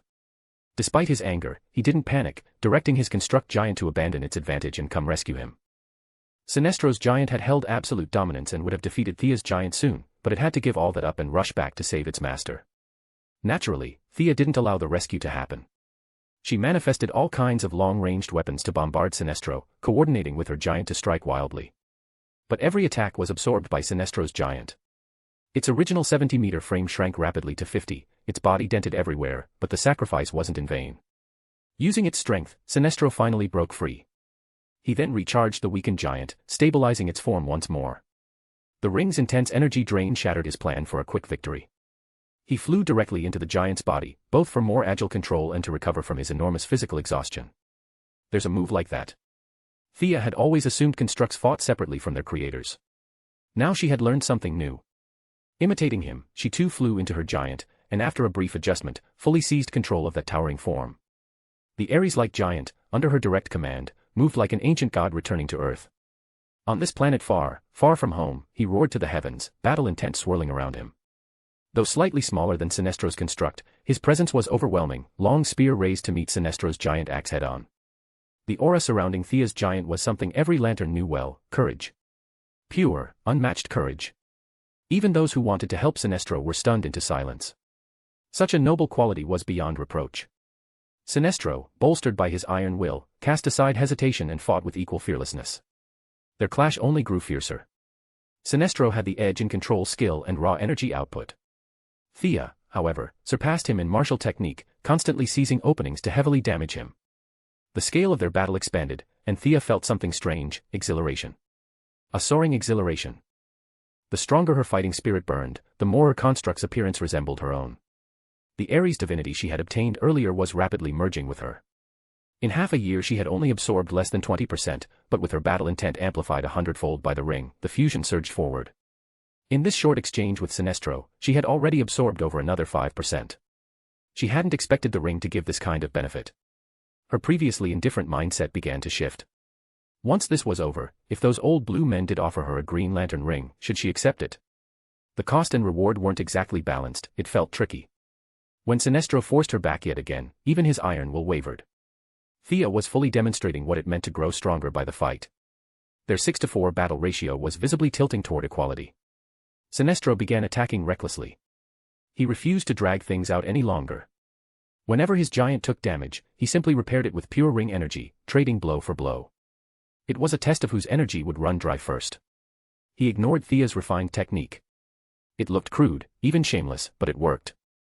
This style targeted Thea's weakness mercilessly.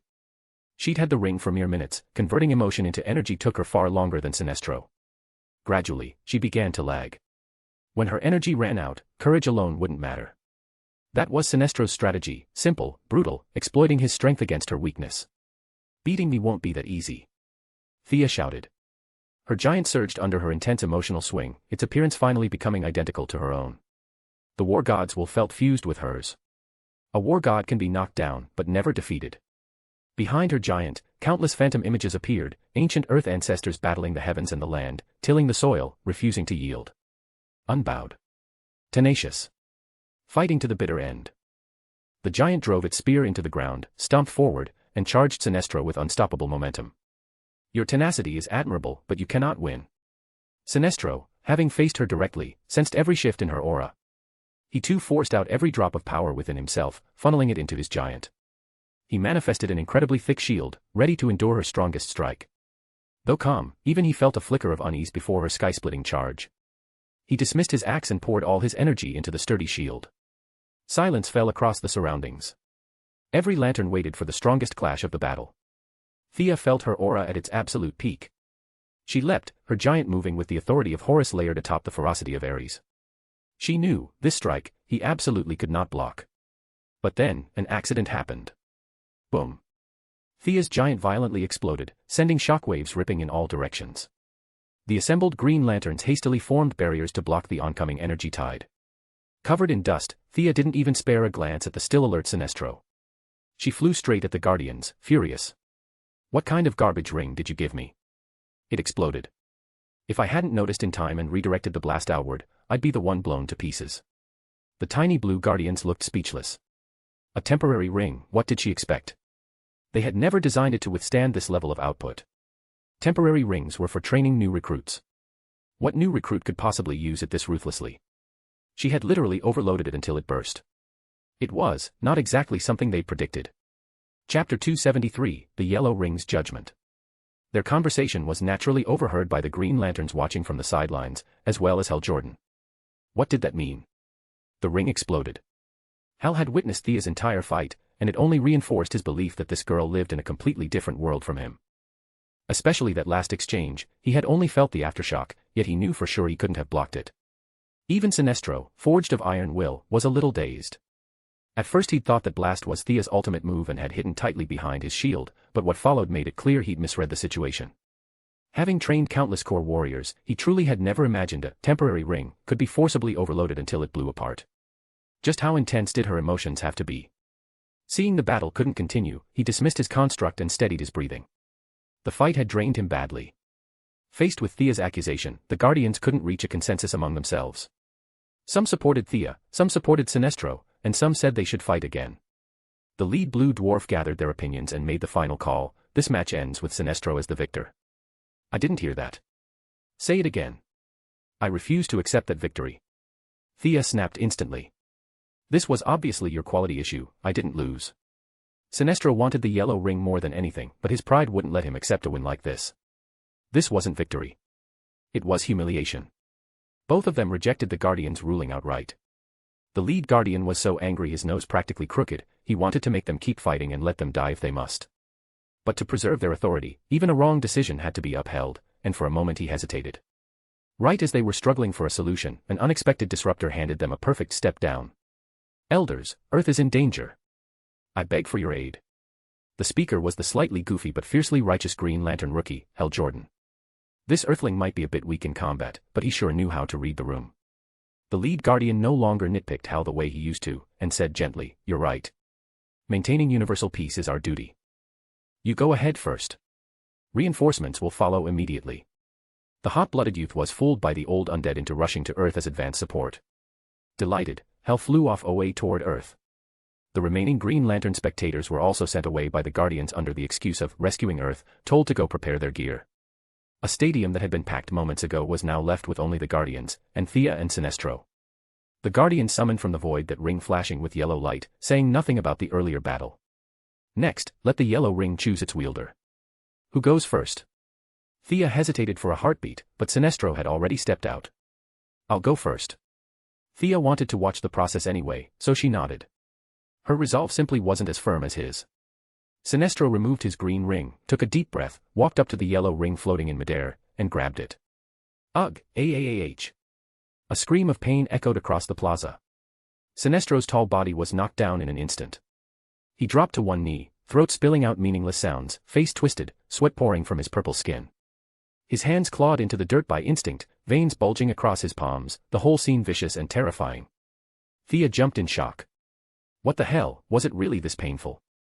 Watching Sinestro's features mash together like he was in labor made her feel a little guilty. This was the man said to have conquered Parallax. Was he not meant to claim the yellow ring today in the original timeline? She wasn't far off. Sinestro truly hadn't reached his historical peak yet, and his clash with Thea had consumed a huge amount of his mind and spirit. The birth of the yellow ring was inevitable, but the Guardians didn't want it to emerge this early. They used his urgency as bait, set the trap in full daylight, and denied him time to recover, forcing him to face the yellow ring in a weakened state. It was an unmistakable, blatant gambit. But they underestimated Sinestro's potential and ambition. Even knowing the situation was stacked against him, he still stepped in without hesitation, relying on nothing but his belief and determination. To the Guardian's disappointment, after half an hour of mental oppression, Sinestro's voice was shredded into nothing, yet he finally overcame his fear of the yellow ring. The process was brutal and reluctant, and he collapsed onto the ground in exhaustion, but there was no doubt he had earned the yellow ring's recognition. They had no choice but to acknowledge it. Still, Thea caught the worry flickering at the corners of their eyes. Miss Thea, your turn. They didn't expect much from her, but they had time to spare, letting her try wouldn't hurt. If Sinestro had any strength left, he would have protested, "Are you kidding me? I already got its approval, and you still let her try." But he was completely spent now, fighting just to stay conscious. The fact that he could even sit upright was already a testament to his willpower. Thea walked up, uneasy, and copied Sinestro's earlier motion, grabbing the yellow ring. Scenes flashed before her eyes like a spinning lantern. The first was failing an exam. Thea snorted. I could write nothing, and I've got money. I can fill in whatever score I want. That's fear. Then came her parents' deaths. It stung a little, but when she saw Moira killed by Deathstroke, and Malcolm crying as he was blown apart, she still let out a soft laugh. Deathstroke. One hand could crush him. Malcolm's a cockroach, almost nobody can actually kill him. Even if he died, he'd die laughing. What kind of nonsense is this? When the image shifted to Diana bound to a cross and burned alive, Thea burst out laughing. That's hilarious. Diana's a demigod, one of the strongest demigods. Mortal fire can burn her to death. Bullshit. The next several scenes seemed tied to the reincarnator she had fused with, but they were blurry, hazy images, drifting like smoke, obviously fake. Thea glanced once and didn't bother taking them seriously.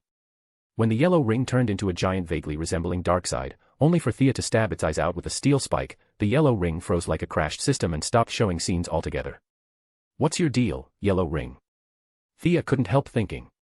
Am I destined for this thing? Isn't it being a little too obvious about going easy on me? If the yellow ring had a human form, it'd be making a helpless shrug right now. Did Thea have fear? Of course she did. But who did she fear? Gods, cosmic monstrosities, the kind of beings even parallax-based yellow power couldn't conjure. Not even a shadow of them. Chapter 274, The Yellow Ring's Choice. Those beings Thea feared were all entities beyond the rules themselves.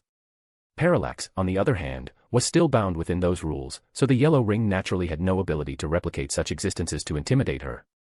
The emotional spectrum might sound lofty, but those beings she feared could erase it from existence entirely. The ring had no interest in touching that disaster. But since Thea's entire fear quota was monopolized by those beings, Parallax actually understood her very well, because it also feared those things. It tried to search for some other psychological weak point, but the fear that remained outside those top-tier terrors was so minor and scattered that the ring could only conjure up a series of nearly comedic illusions. Parallax was the fear entity of the yellow light, the ring and the entity were reflections of each other. Now, Thea did have fear, but she wasn't afraid of Parallax, creating a logical paradox that completely stumped the ring's rigid judgment system. As the ring fell into near freeze, caught in its logic loop, Thea's consciousness automatically returned to her body. She found several pairs of eyes staring at her, most notably Sinestro's, wide as a bull's. What are you looking at? Thea noticed the ring hadn't finished its assessment, it was still flashing violently, so she didn't dare let go, and instead shot an annoyed glance at Sinestro. But Sinestro had been frightened by her laughter earlier. Was she insane? Laughing through those nightmare illusions? Or maybe Earthlings expressed fear through laughter. That was terrifying. For a moment he wondered if he actually hadn't conquered the yellow ring and was still trapped in an illusion. The Guardians exchanged confused looks as well. 2 minutes. You came out in 2 minutes. Yet her expression was perfectly normal, not at all like someone traumatized by fear. For beings who had lived since antiquity, she had managed to thoroughly confuse them. Everyone waited in silence. Another hour passed. Suddenly, the yellow ring's light surged, then rapidly withdrew, over and over. Just when Thea began wondering if she had broken this one too, the ring finally escaped its logical dead end. After releasing so much power continuously, the ring was clearly weakened, floating in the air with a trembling glow. Both Sinestro and Thea tensed, hoping it would choose them. Would it choose Sinestro, who had conquered fear? Or Thea, who wasn't afraid of Parallax at all? The yellow ring darted back and forth between them, unable to decide. To improve his odds, Sinestro removed his green ring a second time. In this timeline, no one had ever worn 2 rings simultaneously. Sinestro believed himself capable of surpassing all who came before, but for now, he wanted the yellow ring's recognition first. Everything else could wait. The Guardian saw his gesture and quietly exchanged thoughts through telepathy. Another 10 minutes passed. Now without his green ring, Sinestro was looking pale. The earlier battle and the mental trial had drained him immensely, he was only staying upright by sheer force of will. In contrast, Thea was in far better shape. Her urgency had faded, if it chose her, great, if not, that was fine too. When she powered down from her Green Lantern form, her original clothes reappeared. She pulled out a stick of gum from her bag, chewing casually as she waited for the verdict. In the end, the yellow ring still could not decide. Its glow pulsed with a strange rhythm, and to the joy barely suppressed in the Guardian's eyes, the first yellow ring in history split cleanly into 2 halves, each half flying toward one candidate. Sentient being identified. Thea Queen of Earth, you possess the ability to instill great fear. Welcome to the Sinestro Corps. Sentient being identified. Thale Sinestro of Corrigar, you possess the ability to instill great fear. Welcome to the Sinestro Corps. The ring floating before Thea glowed a faint yellow, the one before Sinestro, a deep gold. Both of them were stunned. The crafty Guardians suppressed their delight and helpfully offered an explanation. The ring could not determine which of you was more suitable, so it chose to divide itself. You must cherish it well. Though the first yellow ring didn't have command authority over future ones, the first ring was always the most powerful, its foundation the richest. The Guardians had created the Green Lantern Corps, they did not wish to see the birth of the yellow light. But universal laws and the will of higher beings allowed no delay, so they dutifully forged the very first yellow ring. They had expected Sinestro to be the inevitable wielder. But Thea's interference caused the ring to split, diverting a portion of its overwhelming power. With only a little over half its strength remaining, Sinestro temporarily lacked the foundation to stand independent. And in the Guardians' hearts, joy almost bubbled over. Thea knew nothing of their calculations. She only knew she had a prize to claim. Sinestro was too exhausted to take his ring immediately, so she didn't mind grabbing hers first. The emotions she felt from the ring weren't rejection, if anything, they felt almost cordial. Without further hesitation, Thea reached out and took the yellow ring, reciting the oath that reflected her truest inner nature. In blackest day, in brightest night. The wicked flee before my sight. Those who trifle, cheat, or wrong. Fear my power, fear it strong. A pale yellow radiance surged around her. Knowledge flooded into her mind in seconds. When Thea appeared again, she was wearing a black and yellow suit. Yellow light normally altered the wielder's physique. After all, many ring users were ordinary beings, but Thea's body far surpassed the ring's enhancement limits. With nowhere else for the excess energy to go, it was absorbed into her outfit. Her shoulders, bracers, and boots glowed a faint yellow, the rest of the suit was black. A high collar framed her long neck. The emblem on her chest was the traditional symbol of the Sinestro Corps, representing parallax, an abstract insect-like shape. Unlike others, she also wore a long, thick black cloak, a much larger yellow lantern emblem emblazoned across its back. Ordinarily, a yellow lantern could end their initiation here. But Thea had inherited the first yellow ring, and within it were duties she was required to fulfill. There was still one more task. Without time to examine her new powers, Thea raised her right hand, ring glowing, and pulled something out of the void. A thick tome with brown-yellow pages, wrapped in metal bindings and chains. I am Thea Queen of the Sinestro Corps, she declared. I hereby claim the Book of Parallax. Chapter 275, Their Respective Powers. Sinestro's eyes nearly popped out of his skull when he saw the scene. He had hesitated for just a moment, just one, and Thea seized the chance. No longer caring about his battered mental state, he grabbed at the yellow ring with the resolve of a man walking to his execution. Thankfully, the ring did not make things difficult for him again, allowing him to finally relax. After a brief pause, Sinestro recited his yellow lantern oath. In blackest day, in brightest night. The wicked flee before my sight. The fearful burn beneath my fire. Fear my power, my empire. He hesitated noticeably at the last line, but in the end didn't dare toss in anything like Sinestro's authority. Like Thea, he, too, now wore a black and yellow uniform. He didn't pay attention to his outfit. Instead, like Thea, he reached into the void and pulled out a mass of yellow energy, loudly declaring. I hereby take up dual leadership of the Sinestro Corps. I, Thale Sinestro, claim authority over the central yellow power battery and will forge new yellow rings. Thea almost laughed. Thanks to her interference, the original yellow ring's power had been cut nearly in half. Sinestro's dream of branching off on his own had been chopped down before it even sprouted. Even if he still had ambition, he'd now have to expend far more effort to make any of it real. Maybe he wouldn't rebel at all, maybe he'd work under the Green Lantern Corps his whole life. Imagine Sinestro becoming Ion Lantern Sinestro. That didn't sound so bad, actually. If Thea merely wanted to laugh, then the ancient blue little elders were nearly ready to howl with joy. Even with billions of years of acting experience, they struggled to hide their delight. They kept solemn faces as they watched Thea and Sinestro examine their new powers, but their telepathic chatter was utterly gleeful. The yellow ring had turned into such a pitiful state, its primordial might split into two. Sinestro, rebel. Ha! He'd be working overtime instead. The crisis of their star general defecting had been delayed indefinitely. None of them dared grin openly, fearing they'd provoke Sinestro, still their strongest fighter. Thea finished reviewing her new abilities with a sigh. After the split, the first yellow ring was still stronger than any future ring of the same color, but many of its functions had inevitably been damaged. Manifestation, shields, high-speed flight, and wormhole generation were all still available to both rings. However, the yellow lantern's fear amplification power had been tragically split in two. Originally, the ring could locate a target's greatest fear and amplify it 10-fold, 100-fold, until the enemy lost all will to fight. Now, Thea's ring gained the ability to identify a target's fear. Sinestro's ring gained the ability to amplify that fear. Such a powerful skill, ruined by being torn in half. Thea was slightly better off, she could see fear sources like little movies and then use her own magic to create illusions.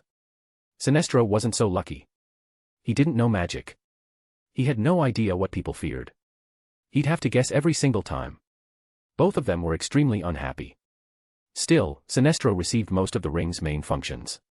Twin energy constructs, environmental replay, invisibility, light refraction, cellular regeneration, and energy absorption. Thea, meanwhile, received phase shifting, spatial warping, emergency teleportation, and one utterly unbelievable ability. Kryptonian charging. What the hell? The yellow ring had solar charging properties. Thea examined it repeatedly but couldn't grasp the mechanism. She only knew the green ring could mimic kryptonite radiation wavelengths. But the yellow ring, its direct opposite, could charge Kryptonians. One harms, one heals. Thea could feel the universe's deep, cosmic malice toward Kryptonians. Overall, Sinestro had gained all the combat-focused abilities, while Thea's skills were, mostly escape techniques. She couldn't help feeling speechless, and could clearly sense the ring mocking her on a psychological level. If the yellow ring splitting had any benefit, it was this. Against the blue lanterns, the natural counter to yellow, going from utterly crushed to merely heavily suppressed, counted as an improvement. From Sinestro's expression, though, it was obvious he was not satisfied. Even with most of the abilities, the ring hadn't given him the overwhelming power he expected. As his self-appointed leader, he couldn't exert the slightest authority over Thea, especially since she held the Book of Parallax. "Honored Guardians, what is this book?" Thea asked. After studying it, she found the cover displayed a few pictographs that translated themselves, but the pages were blank. Completely blank. What was the point of this thing? The lead guardian explained each word slowly. Parallax originates from the source wall, the boundary of the universe, the origin of all existence. Its true form is now unknowable. But yellow power comes from the antimatter universe. You must have passed through it on your way to OA. It cannot be understood with science, logic, or reason. It is the antithesis of all rational existence. The yellow central battery draws from that realm. He pointed at the yellow energy Sinestro was holding. As for the book, this is the core roster. Every yellow lantern will inscribe their name upon it, follow the rules you two create, and receive rewards or punishments accordingly. There may be additional functions, but those will be for you to discover. It is similar to our Book of OA, though its power source must be supplied by you. Thea nodded. So basically, a registry. Sinestro recruited people, she recorded their names and managed logistics. By old gang structure logic, Sinestro was the red pole leading fighters, and she was the strategist, the white fan. No matter. First things first, she would put her name down. As she thought this, she inscribed her name on the first page, first line, right under Sinestro's murderous glare. I am the leader. My name should go first. Sinestro barked, furious, pointing at her so hard his finger trembled. Humph, don't pretend I didn't see you making a yellow power battery earlier. Why didn't you give me one? Thea scoffed. Does he really think she didn't know yellow rings require regular recharging? Please. She knew plenty. Trying to control her with a lantern. Dream on. Sinestro had no choice but to create another yellow lantern and hand it to her. Thea tested it, yes, it charged her ring, then passed him the Book of Parallax. With a resigned expression, Sinestro inscribed his own name on the second line. The frustration on his face was indescribable. But credit where it was due, the man truly had the temperament of a future overlord. Even though he was livid, he still spoke calmly as he and Thea began drafting rules and regulations. Sinestro, temporarily unable to break from the Green Lantern Corps, was well-traveled and experienced. Thea, running a multinational corporation, treated rulemaking like child's play. Together, the two quickly drafted a basic framework for their future corps. Chapter 276, Team Formation begins. With the plan settled, all the recruiting work naturally fell to Sinestro. Once he gathered the personnel, all he had to do was go to Earth, find Thea, get her to stamp the paperwork, and they'd be considered official members. What happened if they didn't get that stamp? Well, the ring Thea blew up earlier was one example of what could happen to temp workers. And what if they went to Earth and couldn't find Thea? Then they'd just wait. Would all sorts of bizarre-looking aliens showing up in Star City scare Moira to death? The answer was absolutely yes. So there was nothing more to say, this base would be set up in Coast City instead.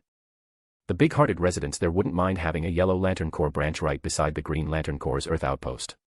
With the Green Lantern Corps' massive scale, they might even be able to mentor this tiny, newborn Yellow Lantern Corps. Who knows, maybe one day the two corps would defend peace across the universe together. In short, Thea and Sinestro's first cooperation could not be called pleasant, but at least they both restrained themselves enough not to start a fight. This disappointed the few sly little blue guys who had been waiting to watch drama unfold. Sinestro used the excuse that his mind had suffered severe trauma and sped off like a streak of light, not even mentioning Parallax. Let Thea handle it, may she die in the process, he thought. Thea didn't have the luxury of being so detached. Even though Earth had hidden powerhouses as numerous as the stars, she still felt uneasy. The little blue men kindly reminded her that, at Parallax's current speed, it would reach Earth in about 10 minutes. Perhaps she should be on her way. Facing their T-delivered to the door attitude, basically kicking her out, Thea was speechless.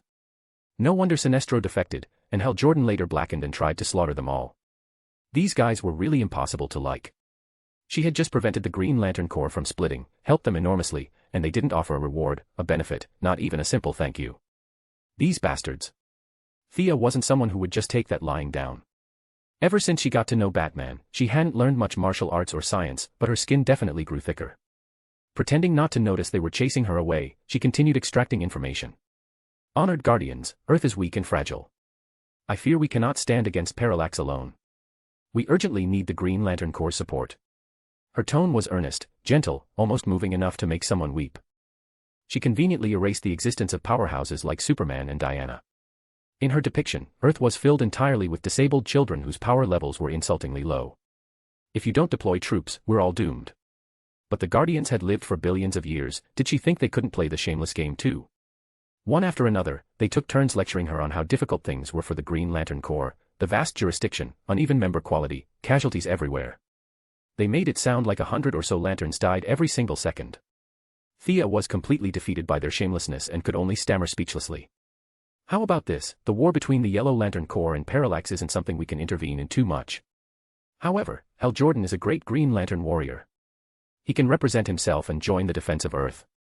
Thea nearly spat in his face. A great warrior. Hal Jordan.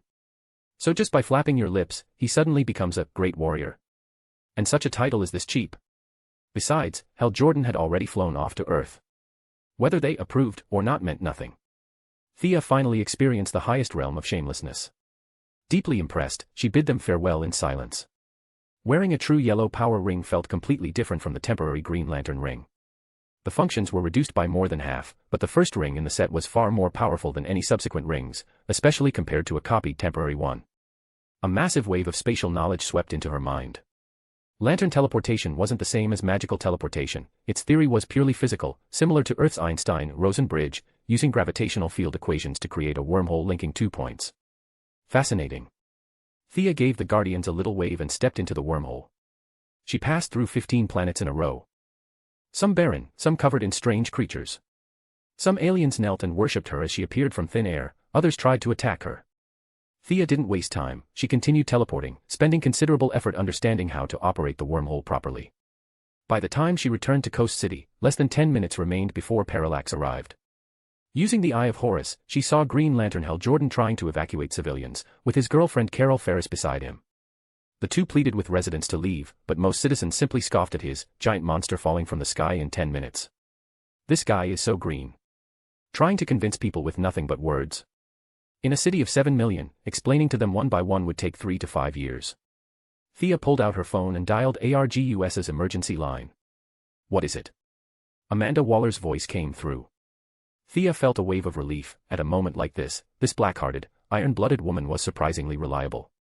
Listen, Amanda, I have very little time, so I'll only say this once. A terrifying monster is flying toward Coast City from outer space. Remember that toad that knocked you out? It's here because of that thing. I need you to evacuate the city immediately. Time is tight, I'm counting on you. She hung up and called the next person. Uncle Bruce, listen. She gave the same brief explanation, then got to her real point. During the big zombie fight, that blue suit, red cape friend of yours, can you still reach him? Coast City needs him. And it would be best if you came too. Bruce Wayne, on the other end, found it unbelievable, but his iron-solid psyche helped him remain calm. He chose to trust Thea, saying he'd contact him immediately and was already heading toward Coast City himself. Since she hadn't seen Parallax yet, the movie plot was useless. Calling Superman and Batman, 2 walking hacks, might give her a fighting chance. And if all else failed, she could just open a wormhole and flee with her family. Some planets she passed earlier seemed pretty livable. She didn't dare call Moira directly, but she did notify Felicity. An alien giant monster. Felicity's pitch jumped an entire octave. Instead of panicking, the carefree woman declared she'd hack a few satellites to livestream the whole thing. Sigh. Thea rubbed her forehead. Felicity's brain really worked differently from normal people. Any normal person would be scared stiff. But her reaction? Excitement. Thrill. The giddy joy of uncovering a classified event. What a bizarre little gremlin. Chapter 277, The Enemy Arrives. Thea had finished everything she needed to do. She now sat alone on the roof of an apartment building, waiting for Parallax to arrive. With the yellow suit, black cape, and half-covered face, she wasn't worried about anyone recognizing her. But she was still discovered quickly. A Chevrolet barreled across the sidewalk like a mad bull. Amanda Waller, fully armed, kicked open the door, stared at the half-hidden Thea for 2 seconds, and her agent-trained eyes immediately identified her. She climbed up the building with practiced agility. What's with the outfit? And what you said, was that real? Amanda, who often dealt with Batman, understood the type. These heroes loved covering themselves head to toe, terrified someone might figure out who they were. But Thea was in a league of her own when it came to making headlines. First she wanted to demolish a temple, and now she was claiming an alien monster was coming. Why couldn't this girl behave like a normal person? Look at her brother Oliver, give him a handgun and he could solve anything. Thea could only explain again, briefly. She didn't bother mentioning yellow energy. She simply insisted that the monster coming was attracted by the alien corpse Amanda's people had dissected. Believe it or not, but when that monster arrived, every casualty would be her fault. That accusation hit Amanda so hard she almost saw stars. And yes, she was guilty. She had personally dissected Hal Jordan's predecessor. She truly hadn't expected the consequences to spiral like this. So when it came to evacuating the city, she didn't dare treat it lightly and immediately ordered her agents to act.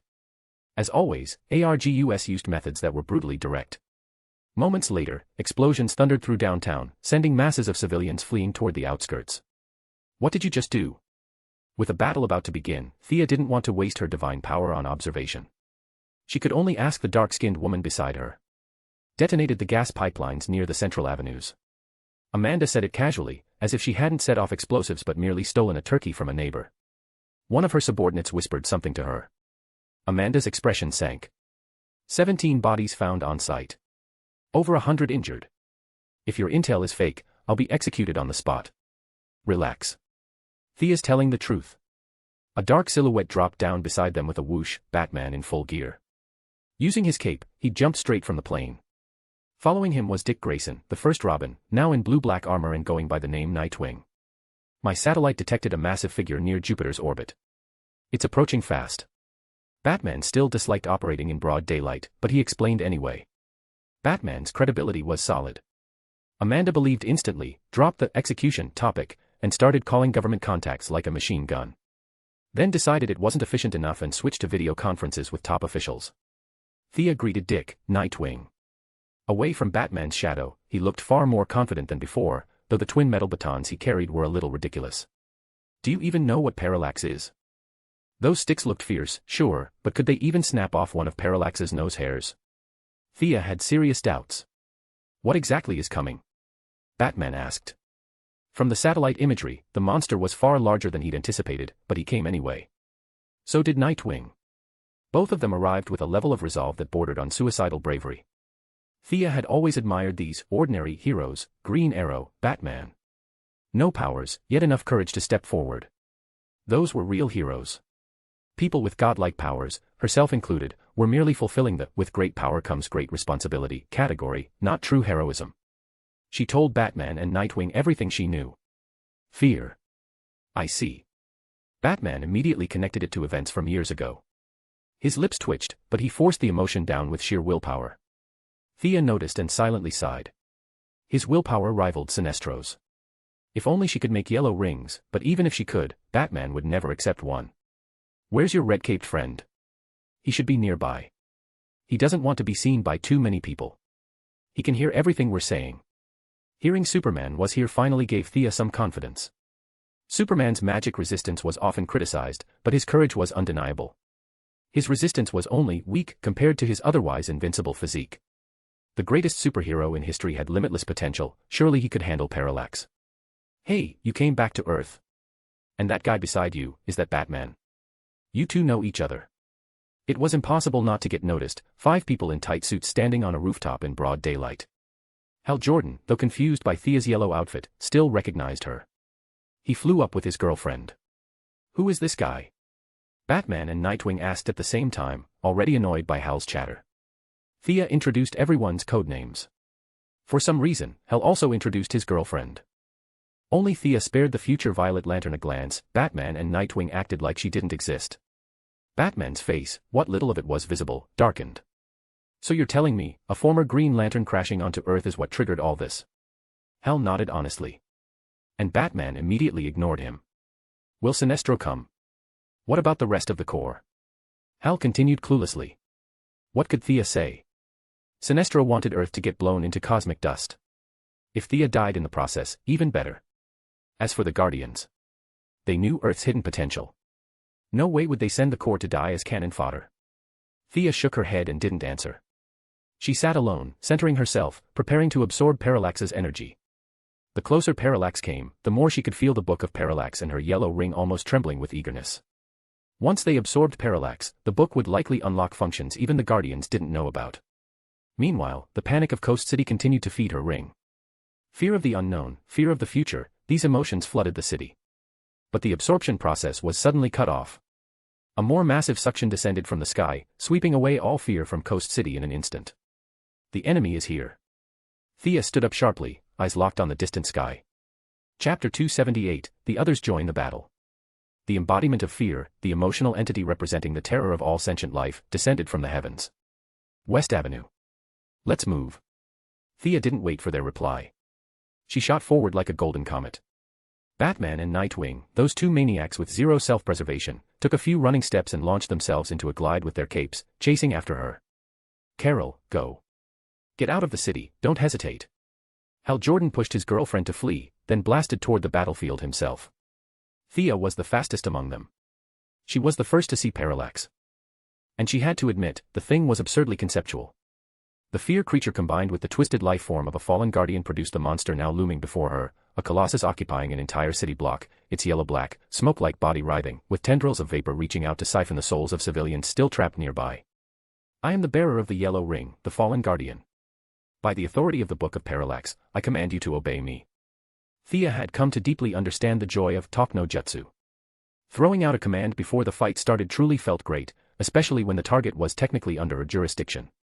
Holding the yellow ring high, the Book of Parallax in hand, she immediately drew the great entity's attention. A massive head emerged from the smoke, its features somewhat guardian-like, except twisted and magnified 1,000 times over. At first, that massive head seemed startled.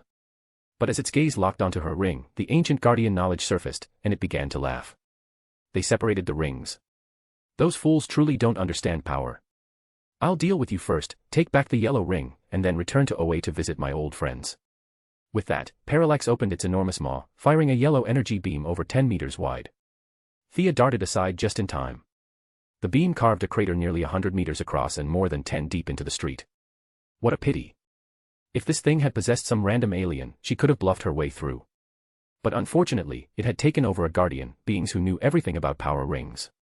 Naturally, he saw through her bluff instantly. Negotiations failed.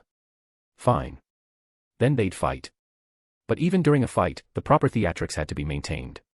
With her growing understanding of ring mechanics, Thea knew one rule held true no matter the core: momentum is everything. How dare you offend me? She shouted without embarrassment, she believed her own words even if no one else did. A construct giant materialized, towering, armored like Ares, but with her own face, wielding a massive spear as it roared into the sky. This was the first yellow ring. Even though Sinestro had taken more than half of its power. Sinestro, excuse me. You took half of my ring. The remaining energy still far surpassed any normal ring, let alone the pitiful temporary ones. If a temporary ring converted emotion to energy at times 50, a true ring was times 100. Thea's ring sat at around times 150. Fear energy surged around her, feeding the colossal construct. The 100-meter-tall yellow giant radiated overwhelming pressure, siphoning fear from nearby citizens, an unavoidable consequence. Two whirlpools of fear formed on the battlefield. Parallax, massive beyond measure. Thea, with unyielding willpower. Both devouring fear energy at alarming speed in preparation for the clash ahead. Is this thing an alien? Does physical force even work on it? The first to arrive beside her, hovering in midair, was the man in the blue suit with a red cape. Superman had rushed over after being summoned. He had overheard her conversation with Batman and Nightwing earlier, but seeing a smoke formed, physics-defying horror in person still gave him pause. He wasn't sure whether his punches would do anything. Don't hit the smoke, he has a physical core. Thea, who wasn't exactly close to Superman but certainly wasn't a stranger, gave him a quick explanation before charging in with her spear. Holy, she's bolder than me. Superman, who once mistook her for his cousin, was stunned for half a second, then followed without hesitation. Other than kryptonite, nothing in the universe frightened his steel body. Superman was unbelievably fast. Even though Thea had charged first, they reached Parallax simultaneously. Die. The downside of the emotional spectrum, emotions amplified 100-fold, were far harder to restrain. Thea couldn't stop herself from yelling as she thrust her spear straight into Parallax's face. Superman's fist landed on the other side of its head, but Parallax didn't budge. Its massive body trembled, then launched another thick beam of yellow energy toward the two. Superman easily dodged, but the 100-meter-tall construct Thea controlled couldn't move as flexibly. She manifested a giant shield and was blasted backward more than 300 meters before finally stabilizing herself. My attack power is weakened, is that because of fear? Superman flew to her side, sighing with relief when he confirmed she was unharmed. He can manipulate your fear. If your willpower isn't strong enough to suppress your own terror, you will be affected. Thea explained calmly. Judging by Superman's pursed lips, he had plenty of fears buried inside. Power of emotion, huh? Batman had finally arrived, sliding across rooftops with his grapnel gun until he caught up. One look at the smoke-shrouded monster told him his fists would be useless. Hearing Thea's explanation, he lowered his gaze, already formulating strategies. Thea still had immense faith in Batman. Nightwing, who followed right after, was shaking, not from height, but from Parallax's fear aura overwhelming his psyche. Superman was affected too, though he hid it well. Anyone good at reading micro-expressions could see his tension. Batman, however, looked exactly as always, unreadable. Then he tapped his forearm computer. Above them, the cloaked Batwing decloaked and released a barrage of colorless gas bombs. This is an antidote I recovered from Scarecrow, releases a euphoric pheromone. I'm not sure if it'll work. Batman fired a grapnel and swung to a nearby building, preparing to contribute however he could. Thea couldn't allow Batman to fight Parallax with his bare fists. She was immune to Parallax, after all, this creature couldn't intimidate her. Controlling the yellow giant, spear in hand, she charged back into the fray. Chapter 279, A Joint Assault Against Parallax. With a sharp crack, Thea lashed out a yellow construct chain, wrapping it around what seemed to be Parallax's thickest arm, signaling the start of their attack. Batman threw a batarang, observed its uselessness, then vaulted into the Batwing. Nightwing, helpless, could only join the ground teams rescuing the elderly and children. The main offensive force came from Thea and Superman. Thea held the chain tight with her left hand to keep Parallax from rampaging, while her right hand wielded a longsword, stabbing repeatedly into its mass. When she found this too inefficient, she switched to a massive blade, hacking off large chunks of smoke and tendrils. Any severed parts turned into yellow energy. 60% was reabsorbed by Parallax. 30% was absorbed by Thea's ring and the Book of Parallax. And 10% vanished into the void. That last portion irritated her. Some instinct told her that energy was drifting all the way to Sinestro. I'm fighting for my life here, and that bastard is hiding on OA getting stronger. Unbelievable. The irritation only made her fight harder, 30% was still better than nothing. Her ferocity genuinely startled Superman. His overwhelming sense of duty wouldn't allow him to slack, so he took a deep breath and unleashed freezing breath across Parallax's body. Batman, piloting the Batwing, coordinated perfectly, shattering the frozen sections. Midway through, Green Lantern Hal Jordan joined in, manifesting a giant autocannon and bombarding Parallax with rapid-fire emerald blasts. Their combined assault inflicted real damage, but the civilians of Coast City were too many, and too complacent. Even Amanda's earlier explosions hadn't frightened the entire city. Many still hid at home, thinking danger wouldn't reach them. Their wishful thinking created massive problems for Thea's group. This isn't working. He's recovering too fast. Unlike Thea's Eye of Horus, Superman's X-ray vision cost almost no energy. With nothing better to do, he scanned constantly, and discovered the issue first. After all their efforts, Parallax's total energy was actually increasing thanks to the constant influx of civilian fear. If Sinestro were here, he would have ordered a massacre without hesitation.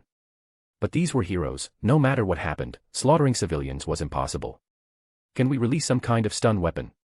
Knock everyone out. Parallax was too focused on devouring fear to chase them. Their attack had been ineffective, so they retreated to regroup. Seeing the helplessness of the Justice faction, Thea offered a suggestion. Good idea. Superman and Hal Jordan responded at the same time. But none of the three, including Thea, had any such weapon. So all eyes turned to the men stepping out of the Batwing. Damn it. Batman almost cursed aloud. Of course he had such weapons. But unleashing a district-wide stun device. What would the government and the military think? A private individual secretly manufacturing weapons of that magnitude. Future congressional hearings and Pentagon interrogations alone would be hell. But with the situation as dire as it was, he had no choice. For the greater good, he'd be the scapegoat again. He quickly switched the Batwing's payloads and dropped 3 high-intensity stun charges into the city. A deafening wave of sound ripped across normally peaceful Coast City. Even the heroes struggled with it. Thea manifested a soundproof room. Hal Jordan, inspired, created his own, pulling Superman, whose hearing was painfully sensitive, inside. His energy buildup seems to have stopped, Superman said. They still suffered from the noise, but Parallax had no hearing organs left. And even if they hid in little yellow and green rooms, he wasn't blind, he simply crushed the constructs and resumed the fight. They attacked again. This time, Parallax's energy growth clearly slowed.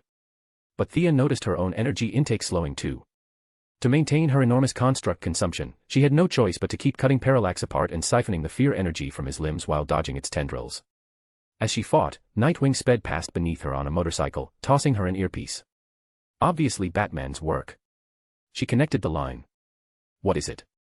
5 National Guard F-22s are taking off now. They'll enter the battlefield in 5 minutes. Regular military forces are also en route. Amanda wants to know if we can actually beat this thing. Batman sounded exhausted, fighting a monster while dealing with government bureaucracy at the same time. Is Amanda on the line? I'm here. Can't you drag that thing out of the city? Amanda's voice was harsh through the comm. This thing doesn't have legs. Haven't you noticed? It hasn't taken a single step since this started. What do you want me to do? Thea was at her wit's end. The destruction was unavoidable, none of them could control their energy output.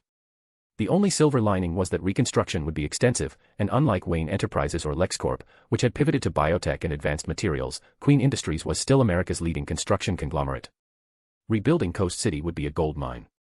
Thea dispelled her giant construct. For reasons likely tied to the guardian body Parallax was using, it showed almost no combat technique, just mindless, mutual stabbing. Her skill meant nothing against something that dumb. So she manifested a larger, more physically devastating construct, a colossal golden dragon. It tore, clawed, and slammed its wings, glittering like a holy beast, if one ignored where its power came from. The giant dragon seized Parallax's body. Its enormous head looked like a weak point, so Thea didn't hesitate, she forced the dragon's claws in deep and wrenched Parallax's head out. The heroes weren't stupid. They focused all fire on the exposed head. Thea's dragon blocked part of Superman's angle, so he switched to sweeping heat vision. Batman unleashed the Batwing's full arsenal, ice rounds, incendiaries, everything. But even combined, their power couldn't match Hal Jordan's. Every emerald blast representing courage sank into Parallax's body and caused its internal energies to churn violently. Green Lantern, don't stop. Your attacks are the most effective. After accidentally being hit by one green stray shot herself, Thea finally understood just how much pain opposite spectrum energy caused. She shouted encouragement. Hal Jordan, who was already hyped up like a kid on sugar, went absolutely wild, unleashing an even more reckless barrage. Chapter 280, Kryptonian Recharging. But 3 seconds later, Thea was already furious, thanks to Hal Jordan's legendary level of stupidity. Parallax clearly didn't like the golden construct dragon Thea had planted on its face. It opened its massive mouth, yellow energy building rapidly. Thea quickly moved the dragon aside, but Parallax suddenly twisted its lips into a sinister smile. 2 giant hands emerged from the smoke, grabbed the dragon, and hurled it straight at Hal Jordan, who was happily firing away. The idiot didn't even notice it coming. His wild barrage of energy bullets directly thinned Thea's energy shield by a whole layer. You moron. Do you even have eyes? Thea trembled in anger. Hal Jordan realized he'd been too trigger-happy and scrambled to apologize. Since Thea needed time to recover the energy her own ally had depleted, the frontline tanking job fell to Superman. Even though Parallax's fear aura grew stronger the closer he stood, Superman still stepped forward without hesitation. No, Superman's taking too much passive damage. Amanda, can you bring Scarecrow to the front line? Earth needs his expertise. Thea glanced over. Superman was relying almost entirely on his steel body to endure the fear aura, and his expression was worsening. She could only call in outside help, hoping to counter the negative effect. I'm on it. Time passed quickly. Amanda arrived dragging Scarecrow, who had been volunteered for the sake of Earth's safety. Gotham truly produced specialists. The men immediately collected samples of air and drew blood from 2 ARGUS agents whose veins were saturated with fear aura, even while 2 rifles were pressed to his head. Moments later, Scarecrow excitedly produced a vial of blue liquid, more like a potion than an injection, and handed it to Amanda. Only 1 bottle? Thea asked, noticing that even Amanda was barely holding herself together. The materials are rare, some involve extraterrestrial substances. The injection was valuable, no doubt. But who should receive it? Obviously, the big blue spandex-wearing guy at the front, taking the brunt of Parallax's aura. Ah, can he drink this? Amanda gave her a side eye. It goes into the bloodstream. How could you not know that? Her expression said. Thea knew plenty. She also knew Earth syringes couldn't pierce Kryptonian skin. But she couldn't exactly say that. She hesitated, unsure how to explain. Thankfully, Superman's best friend solved the problem. I can inject him. But he'll be weakened for a while afterward. Batman spoke calmly. Oh. So at this point, Batman already had kryptonite. Did Superman give it to him? That was trust on another level. I can help him recover his energy. Go. I'll hold this monster off. Thea manifested another golden armored giant and intercepted Parallax. You can restore his energy. Batman stretched the word out, digesting this revelation. Then he silently ordered Superman to fall back for the injection. He didn't show it outwardly, but his mental notebook had definitely added half a chapter about Thea. 2 minutes later, Batman signaled Thea. Come back, Superman's dying. Green Lantern, can you stall him? Thea had hacked Parallax countless times and had been stabbed just as many. It looked intense, but honestly. They were absorbing each other's energy, neither could overpower the other. Hal Jordan spun his thumb upward flamboyantly. Relax. I'm great at drawing aggro. Thea froze for 2 seconds. Was he saying he naturally had a face that invited hate? A rare talent indeed. But, could he really be trusted? Before she could decide, 5 National Guard F-22 Raptors arrived, completely ignoring the difference between heroes and monsters. They unloaded a flood of missiles onto the battlefield. Thea quickly threw up a shield. This cliché military nonsense made her stomach turn. Like in the movies, the army always carpet-bombed heroes and villains alike. If it weren't for the political fallout, she would have blasted those jets herself. Ridiculous. She immediately tossed Parallax at the aggro-magnet, Green Lantern and his ex-pilot colleagues, then rushed to the rear. Seeing Superman again, Thea almost didn't recognize him. The once imposing Titan now looked so weak a breeze could knock him over. His blue suit, usually stretched tight, sagged loosely on his frame. You can restore me. I've never heard of such an ability. He asked weakly. The universe is big. Lie down first. Thea actually respected the pair. These paragons of justice hadn't even asked how she planned to help before laying Superman flat. If she were a villain, this trust could have killed him. She didn't fully understand the mechanism herself. But the yellow ring had explicitly stated Kryptonians could be recharged. And the ring, stiff as it was, didn't lie. She raised her right hand. A pale yellow beam connected the ring to Superman. Incredible. It's working. Superman, half dead a moment ago, immediately sat upright and began absorbing power. He felt great. Thea did not. Superman's body was like a bottomless pit, draining her ring's power at terrifying speed. When the ring dropped to 10%, Thea forcibly severed the connection. Damn it, how can you absorb that much energy? Judging by your earlier performance, you shouldn't have this much capacity. Don't tell me your energy reserves were never full to begin with. Superman looked embarrassed. Sorry, once I start absorbing, it gets hard to control. But you're right, I usually operate below optimal levels. All right, I've purged all fear effects. My energy is at 80%. Leave the monster to me. Before she could answer, Superman shot forward at a speed Thea had never seen from him. Without caring about Parallax's intangible form, he punched straight through it, air rippling from the force. Time seemed to freeze for several seconds before the delayed boom finally erupted. So strong. Thea pulled out her lantern, recharging her ring, unable to help admiring that overwhelming punch. A power on that level ignored everything, cultivation, tears, forms. It was pure, crushing, absolute strength. That was the future god of power. Superman ignored the jets circling overhead, jets that were now targeting him as well. And unleashed a relentless onslaught on Parallax. Every punch, every kick carried a strange rhythm, something Thea's perception wasn't high enough to decipher. But she could feel the immense force behind each blow. Even though Parallax was a smoke-like entity, its attacks meant nothing against Superman's steel body. The monster was being beaten senseless. Chapter 281, Reinforcements. Thea had been studying Superman's attack patterns, hoping to find something, anything, she could learn from him. But after only a few seconds, she realized his style had nothing in common with her own. There was no overlap, no technique she could borrow. With a soft sigh, she gave up on the idea. Her attention drifted back to Parallax, and that was when she noticed something wrong. Huh? What is it? Batman asked sharply. Thea narrowed her eyes. His power, it's rising again. Slowly, but definitely rising. Amanda Waller stiffened, scanning the quiet buildings around them as if expecting a monster to jump out of the shadows. Don't tell me someone out there is still feeding him fear, civilians, broadcast networks, something. Thea didn't answer immediately. She couldn't sense any conscious fear absorption behavior from Parallax.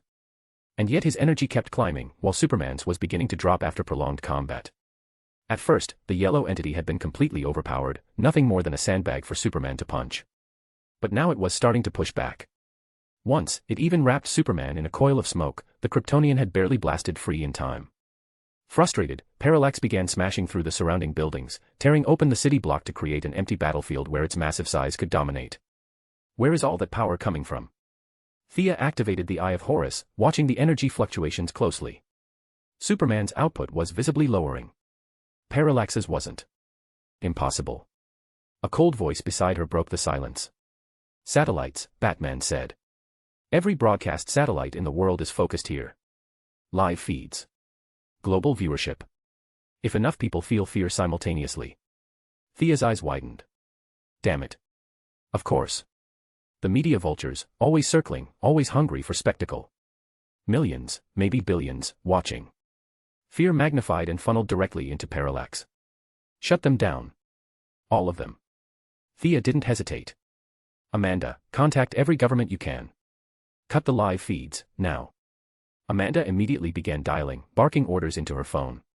But after only 3 minutes, her expression collapsed. No good, she growled. Half the networks don't take government orders. Their parent corporations refuse to comply. Thea exhaled sharply. She could picture it perfectly, billion-dollar media moguls in penthouses, cigars in hand, shrugging at the end of the world because ratings were good today. Fine, she said coldly. If they refuse to act responsibly, I'll make the choice for them. She pulled Amanda aside and whispered, can we hijack their satellites? All of them. Amanda actually blanched. That's, Thea, that's the entire global satellite grid. Over 1,000 units.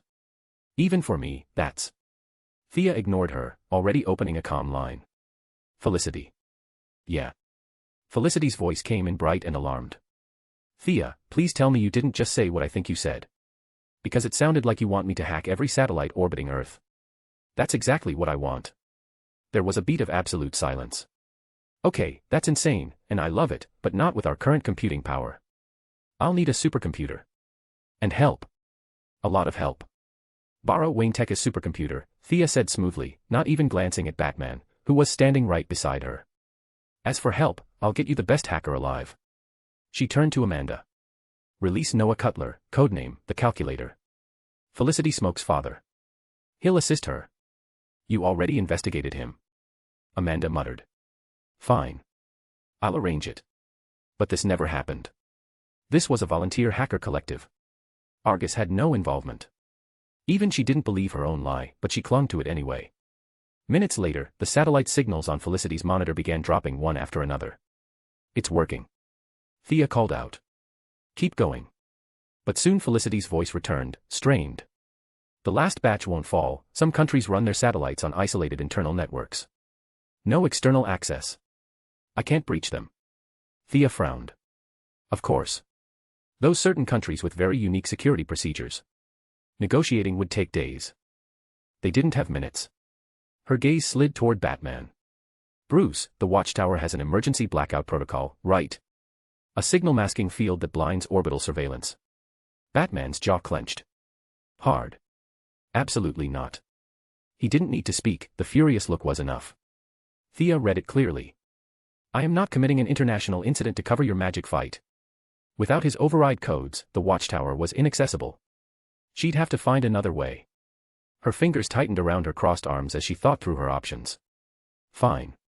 If the world insisted on watching this battle, then she would simply take away the world.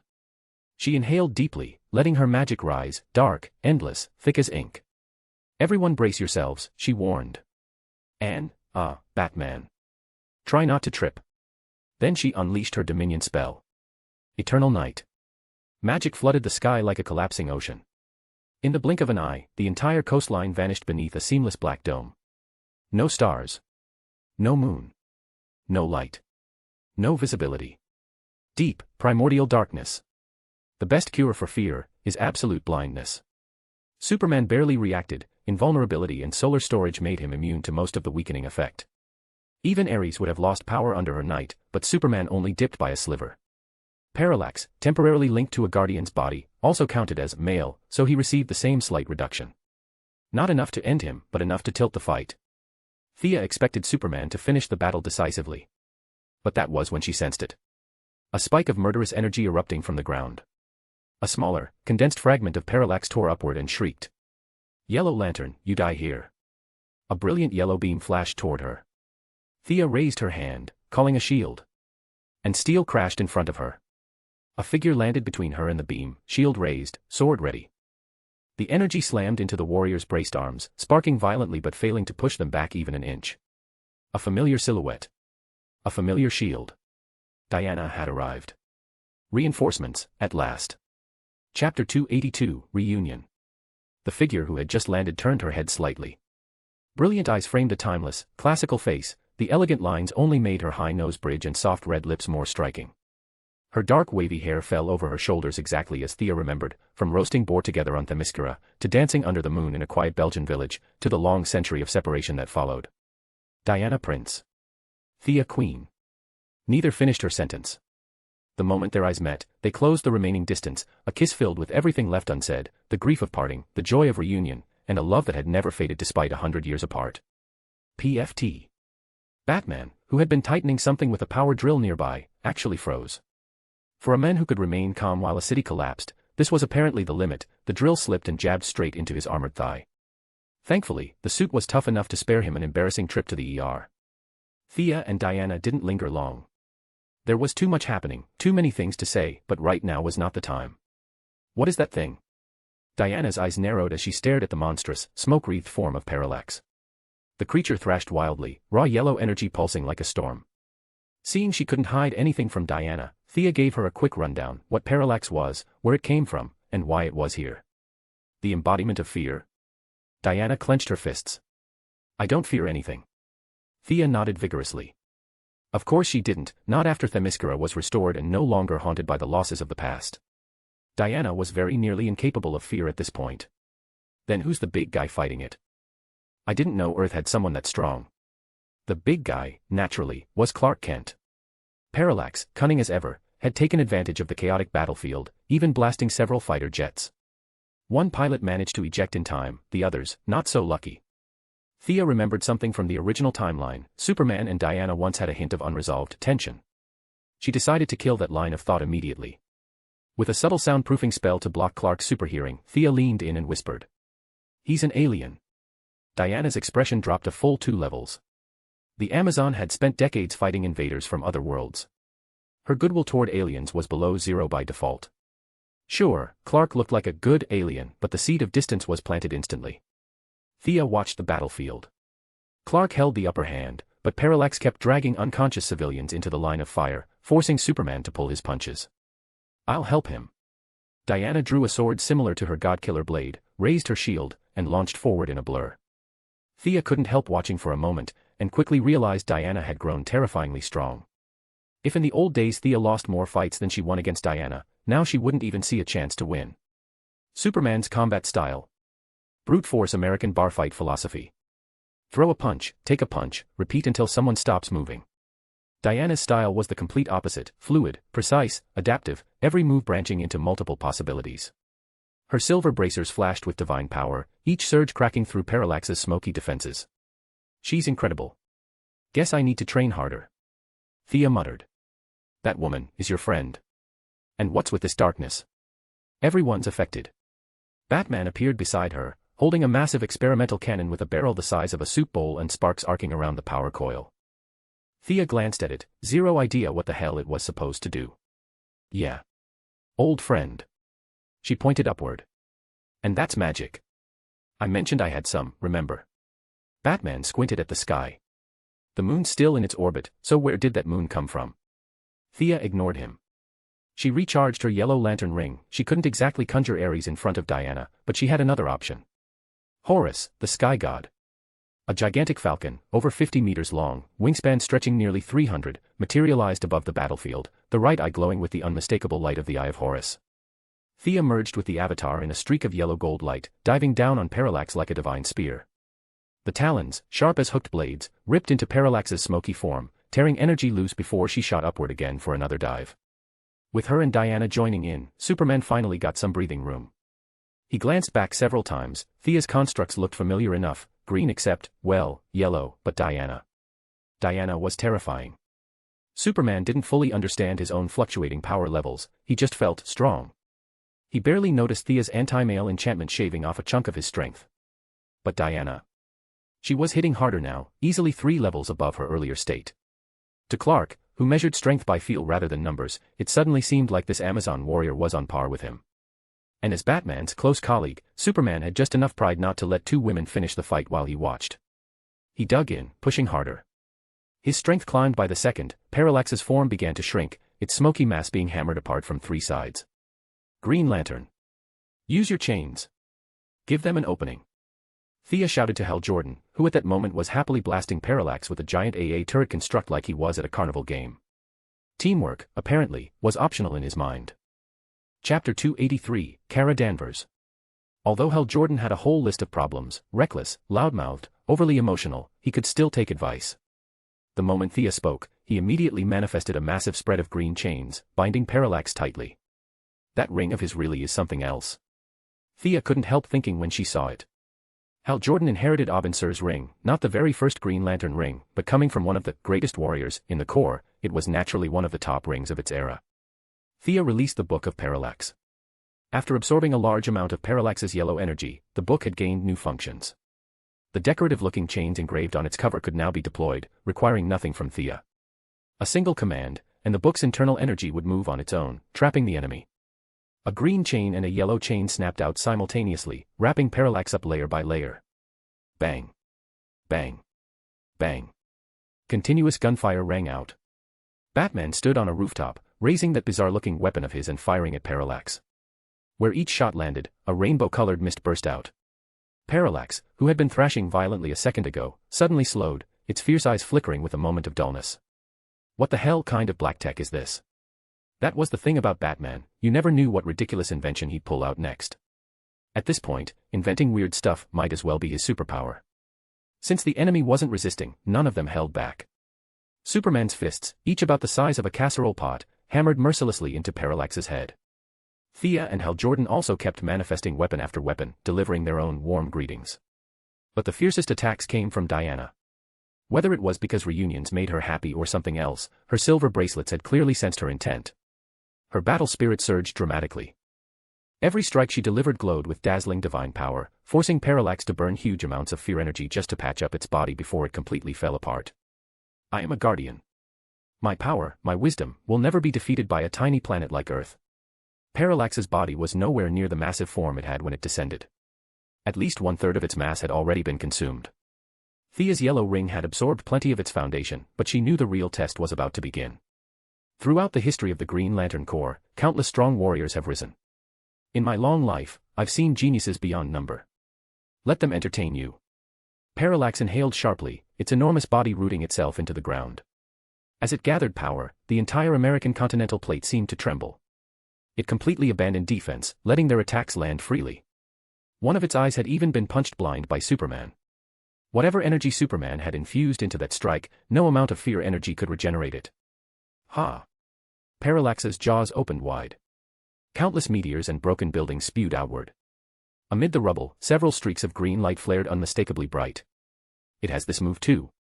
Thea quickly asked Hal Jordan to scan them. Her yellow ring couldn't register Green Lanterns, but Hal's could. Gemini Cova, Sector 2214. Disappeared 37,000 years ago. Carl Holes, Sector 269. Disappeared 110,000 years ago. Garrel Knight, Sector 1129. Disappeared 2,100 years ago. 5 Green Lanterns appeared before them. Their uniforms were the traditional Green Lantern design, though torn and faded. Their eyes were vacant, mouths slightly open. Their bodies had been preserved through some unknown method, and their minds were still frozen at the moment they'd been captured. The rings on their fingers still glowed, proof that, in their minds, they were still fighting. Parallax laughed like every stereotypical supervillain combined. They were the prodigies of their eras. I saved them on purpose. I even keep them charged. Ha ha ha. Let them play with you. The 5, missing, presumed dead, lanterns twitched, then shot upward mechanically, each locking onto a target. Whether fortunate or unfortunate, even Batman, who only ever wanted to be a great Earthling, got assigned an opponent. A burly Green Lantern warrior fired a huge blast at him.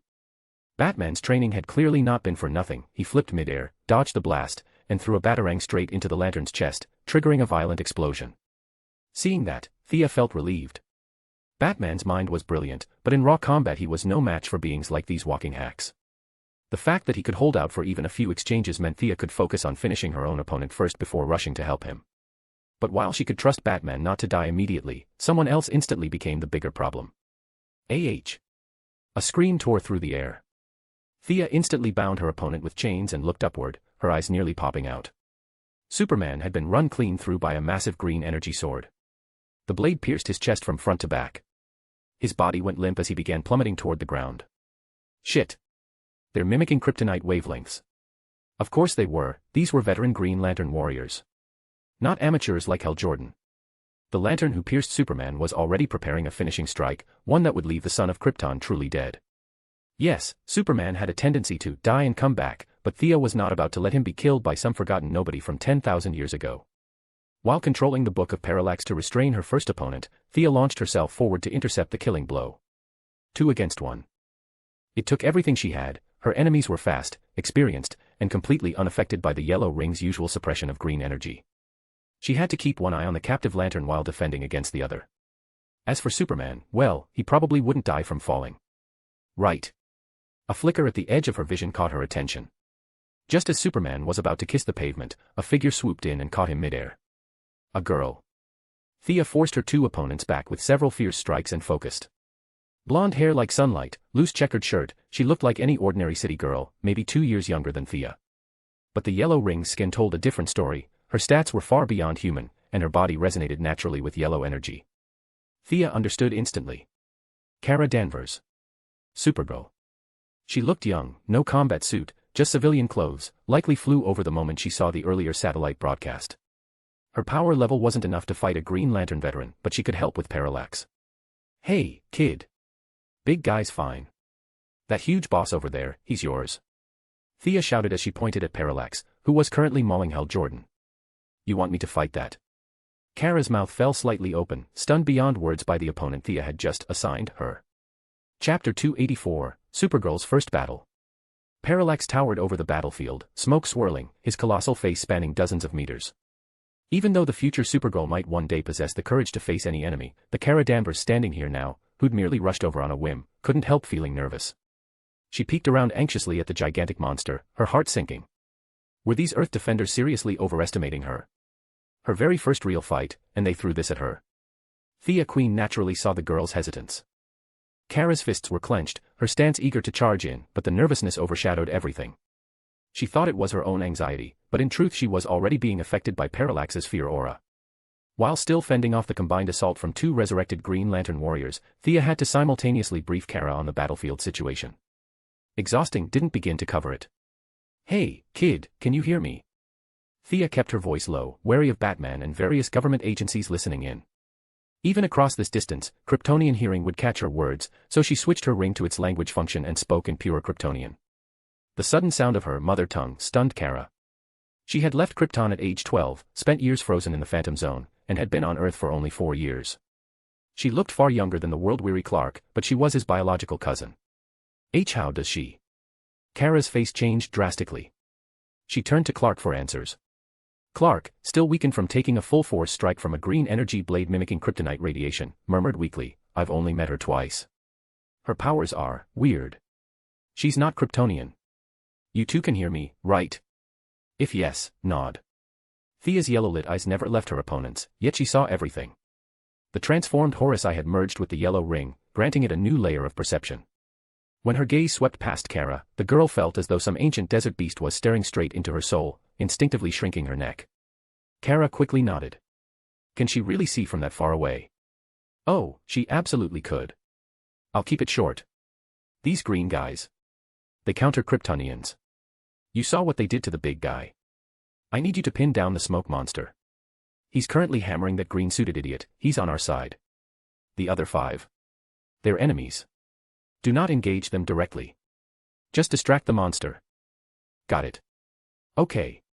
Kara swallowed hard, but after a glance at the recovering Superman, she shot upward to meet Parallax head-on.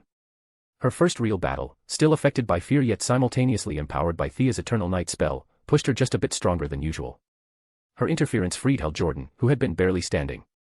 Even from a distance, Parallax's aura hit him hard, and Thea's discrimination barrier reduced his output by nearly a third. If Kara hadn't arrived, Hel would have been the first body on the ground. Thea had originally planned to send him to support Batman, but judging by how the men looked seconds from collapsing, she instantly abandoned the idea. Good thing Diana was on the field. Empowered by joy, courage, and divine might, Diana's lasso of truth snared one resurrected lantern. With a single shield blow, she shattered his head like clay. The second fell moments later beneath a blast of divine energy from her silver bracelets. The so-called greatest warriors of their eras, their bodies already drained long ago, turned to dust along with their rings, dissolving into nothingness on this distant world. Her tactical instincts sharp, Diana immediately recognized Batman's dire state, despite Nightwing's risky support. She left Thea and flew to the Dark Knight. Batman had truly reached his limit, drenched in sweat, mind stretched razor-thin. Nightwing had taken a green energy blast through the abdomen, and Batman had urgently sent him away in a batplane for medical treatment. With Superman, Hal, and Batman all forced to retreat, the battlefield shifted dramatically. Diana, the strongest, dominated her opponent. Thea held her own 2-on-1. And inexperienced, nervous Kara, who couldn't even use heat vision yet, was being blasted around by Parallax's sweeping yellow beams. Still, her instincts were sharp. She didn't try to overpower the monster. Instead, she constantly disrupted its line of attack, weaving through the air to scatter its aim and buy time. The resurrected lanterns, equally experienced, stopped trying to break through and instead focused entirely on delaying Thea and Diana. A tense stalemate settled over the battlefield.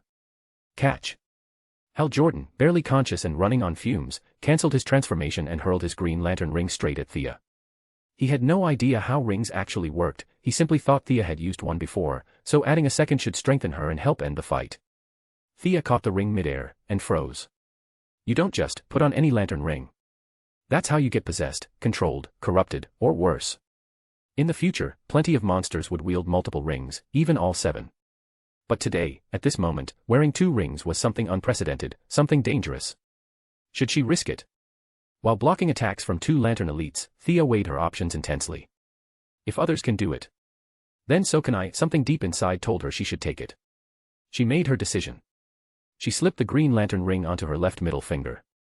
At that exact moment, boom! A vision exploded in her mind. The universe peeled itself open before her. Colossal, endless wall-like structures, ancient, rugged, immeasurably vast, filled her sight. Most lanterns wouldn't recognize it. But Thea knew instantly. The wall of origin, the boundary of this universe. And clinging to it. Cosmic dust. Broken planets. And the bodies of titans who had challenged creation itself.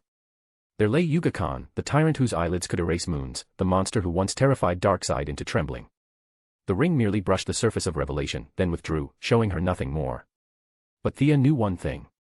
She had stepped into a power no one on Earth had ever touched before. Chapter 285, I'll heal you one more time. Even though the vision lasted only a heartbeat, Thea understood it instantly.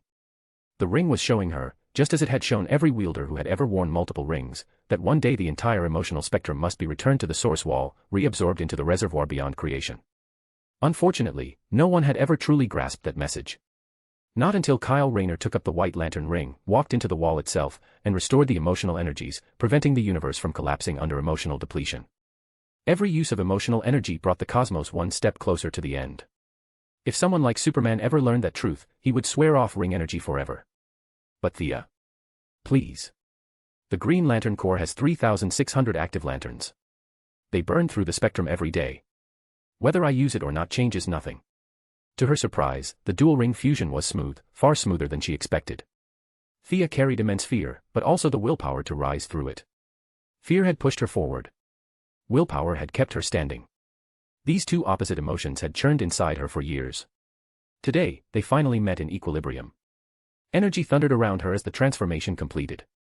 Hal Jordan's ring was extraordinary, only slightly inferior to the yellow ring she had forged from Parallax's essence. With both rings active, her suit shifted. Yellow sigil intact, but with green pauldrons, green greaves, and a black cape, yellow inside, green outside. Her floating hair shimmered with power. Her eyes became the most striking of all. One gold, one emerald. Scanning the battlefield, she saw Supergirl barely holding on. Superman laying on the ground pretending to be unconscious while whispering advice through his superhearing. And Kara dodging death by inches. Let's take care of you two first. A swirl of shifting color formed at her fingertip. She touched a lantern warrior between the eyes, his agony vanished, replaced by peaceful release, and he drifted downward. A conjured cushion caught him gently. She repeated the technique on the second one. Diana, don't kill them. Go help over there, leave this one to me. Diana halted her shield strike mid-swing, the two switched places seamlessly. With Diana, the world's greatest frontline fighter, moving to aid Supergirl, Thea focused and used the same psychic strike to down the last revived lantern. God. I'm exhausted. It looked effortless, but her mind was burning. These lanterns weren't villains. Their bodies had been preserved, their minds locked in the moment of their final battle. They deserved to be honored, not butchered. Using the yellow ring's resonance with parallax, Thea infused each of them with pure will. Fear drives retreat. Willpower gives courage. Their long-rotted bodies and worn souls needed rest. These heroes belonged back on OA, for a lantern's funeral, not dumped on Earth as research samples. The green ring had shifted her perspective. She was facing things honestly, preventing tragedies where she could. She removed the green ring and tossed it back to Hal. Dual ring use didn't raise her power much, it just doubled the mental load. Your mind is wiped out. Leave the rest to us, take them back to OA. They're heroes. They shouldn't die here. Hal nodded deeply. As he prepared to leave, Thea stopped him. Abin Sur's body is still in government custody. I'll try to retrieve it. If you meet his family, tell them to give me time. Earth scientists dissecting Abin Sur was already bad. If Sinestro arrived and found his brother-in-law carved apart on a table. Yeah. Earth wouldn't survive that. I mean it, keep Sinestro and Abin's family calm. Earth's government never gives up alien corpses. I need time. Hal nearly teared up, overwhelmed by what he saw as Thea's noble compassion. With a firm promise, he lifted the 3 dying lanterns and flew into orbit. Thea scanned the battlefield. Diana and Supergirl were holding their own. Good. She descended to Superman. Before the government forces could approach, she gathered his spilled blood, enough to grow an entire Kryptonian village. Earth battles were exhausting for exactly this reason. What do you two want done with this? She asked Batman and Superman. Superman shook his head, contaminated with kryptonite frequency, he couldn't reabsorb it. Give it to me, Batman said. She handed it over, what he did with it wasn't her problem. Then she sighed at Superman's half-dead form. I'll heal you one more time. 2 kryptonite wounds in a single day. Unbelievably unlucky. Even for him. Chapter 286, Catching Up Mid-Battle. Thea had learned her lesson this time. She knew Superman was a bottomless pit, no matter how much energy she poured into him, he'd absorb it all. So she only healed him to about 30 or 40%. Alright, that's enough. You can fly now, right? Go soak up some sunlight outside the atmosphere. Superman rose to his feet, his red cape lifting on its own, paired with that square jaw, he honestly looked ridiculously majestic. You know a lot about us. Is it because of the ring? Yes, it's the ring, Thea waved him off, not in the mood to chat. She shot back into the battlefield toward Parallax. Even before she reached them, she could already hear Diana lecturing Kara nonstop. Your strength is too unfocused. Your flight angle is wrong. Don't rely on your durability to take every hit. Dodge when you should dodge. It was exactly the same way Thea had taught Diana on Themyscira years ago. And even though Diana could clearly tell Kara was an alien, she couldn't deny that appearances mattered a lot. The girl's adorable face, her earnest energy, and her sunshine-bright enthusiasm made her look exactly like Diana had back then. Their first teamwork felt unexpectedly natural. Thea conjured a massive golden dragon and dived straight into the fight. Ideally, the yellow ring should create Diablo, the fear demon god from the dark world. But, the guy's image was way too evil, not remotely aligned with justice. So, dragon it was. Diana. How did you find us? The giant dragon seized one of Parallax's arms and slashed through it with a blade-like breath. Taking advantage of the opening, Thea called out. I heard you were planning to build the Artemis Temple. That's when I saw a glimpse of you. Diana lifted her shield to block Parallax's yellow beams. With his power drastically reduced, each attack carried far less force. After that, I headed for America. I saw the live broadcast and came straight here. Thea noticed their energy shared a common origin, meaning her own attacks were a bit too weak. She summoned her divine bow, drew a lightning arrow forged from Zeus' power, and, using the dragon's incredible mobility, slipped into Parallax's blind spot. She fired. Thunder roared. Facing a weakened Parallax, the lightning arrow tore a deep, dark wound across his massive face. Zeus's divine power continually drained his fear energy, preventing the wound from closing. You've been gone all these years, where were you? A streak of yellow light sliced across the air. Thea had the dragon duck as she leapt upward, loosing a rapid volley of arrows midair. Africa, Europe, Asia, I've been searching for you everywhere. Diana's sword burst into flame as she slashed across Parallax's body. Watching the two women chat casually while hacking away at a world-level fear entity made Kara feel extremely out of place. Her neck shrank down on its own. As for Parallax, reduced to a side character in his own battle, he was furious. You insects! Don't ignore me. I'll show you my true. He didn't finish the sentence. Because from above, something streaked downward like a meteor. A red and blue blur slammed into Parallax with an earth-shattering boom, the impact rippling across the entire crust. Shock waves blasted outward, pulverizing buildings into powder. Dust clouded the sky. Only a flutter of bright red was visible within the storm. He's way too strong. Thea conjured a small house and ducked inside with Diana. Kara panicked for a moment and dove in after them. Not that the shockwave could actually hurt them, with their physical durability, even Thea could tank it, but the dust. The grime. Absolutely not. No woman wanted to come out of a fight looking like she'd bathed in concrete powder. Honestly, Thea strongly suspected Superman's cape had some kind of built-in auto-clean function. Once the dust cleared a little, the three rushed out, only to find there was nothing for them to help with. Superman, recharged by sunlight, was a bit too energized. He grabbed Parallax and proceeded to beat him senseless. The technique looked crude, yet somehow, effective. Each punch carried its own strange rhythm. Ignore defense. Ignore intangibility. Ignore decoys. Parallax split off a clone form to confuse him. Superman spotted the real body instantly and pummeled him. I won't lose. A mere Kryptonian cannot be my match. Parallax, an ancient guardian who had lived billions of years, instantly recognized Superman's race. But the Kryptonians he remembered were never this strong. Had this one mutated? Been enhanced? He genuinely couldn't tell. A violent tremor spread from Parallax's body, his giant form shrinking rapidly, like a compressed spring about to snap. He's charging up something big. We're leaving. Thea grabbed both women and pulled back. Superman, who feared nothing but kryptonite, kept punching. Then. Boom. A blast far stronger than Superman's earlier meteor slam exploded outward. Thea quickly conjured a new house, bigger, sturdier, more soundproof. The three dove inside. Luckily, the explosion died down just as fast as it had erupted. Did he self-destruct? Thea dashed out, flipping open the book of Parallax to gather stray fear energy, but the air held almost none. You two wait, I'm going in for a closer look. She shot forward. Diana, of course, wouldn't let her go alone and followed immediately. Kara looked left and right before chasing them. When they arrived, all three froze. The massive cloud of fear smoke that had filled the entire district was gone. In its place stood something, insectoid. A giant golden creature, about 100 meters long, 3 meters tall, many-legged, many-winged.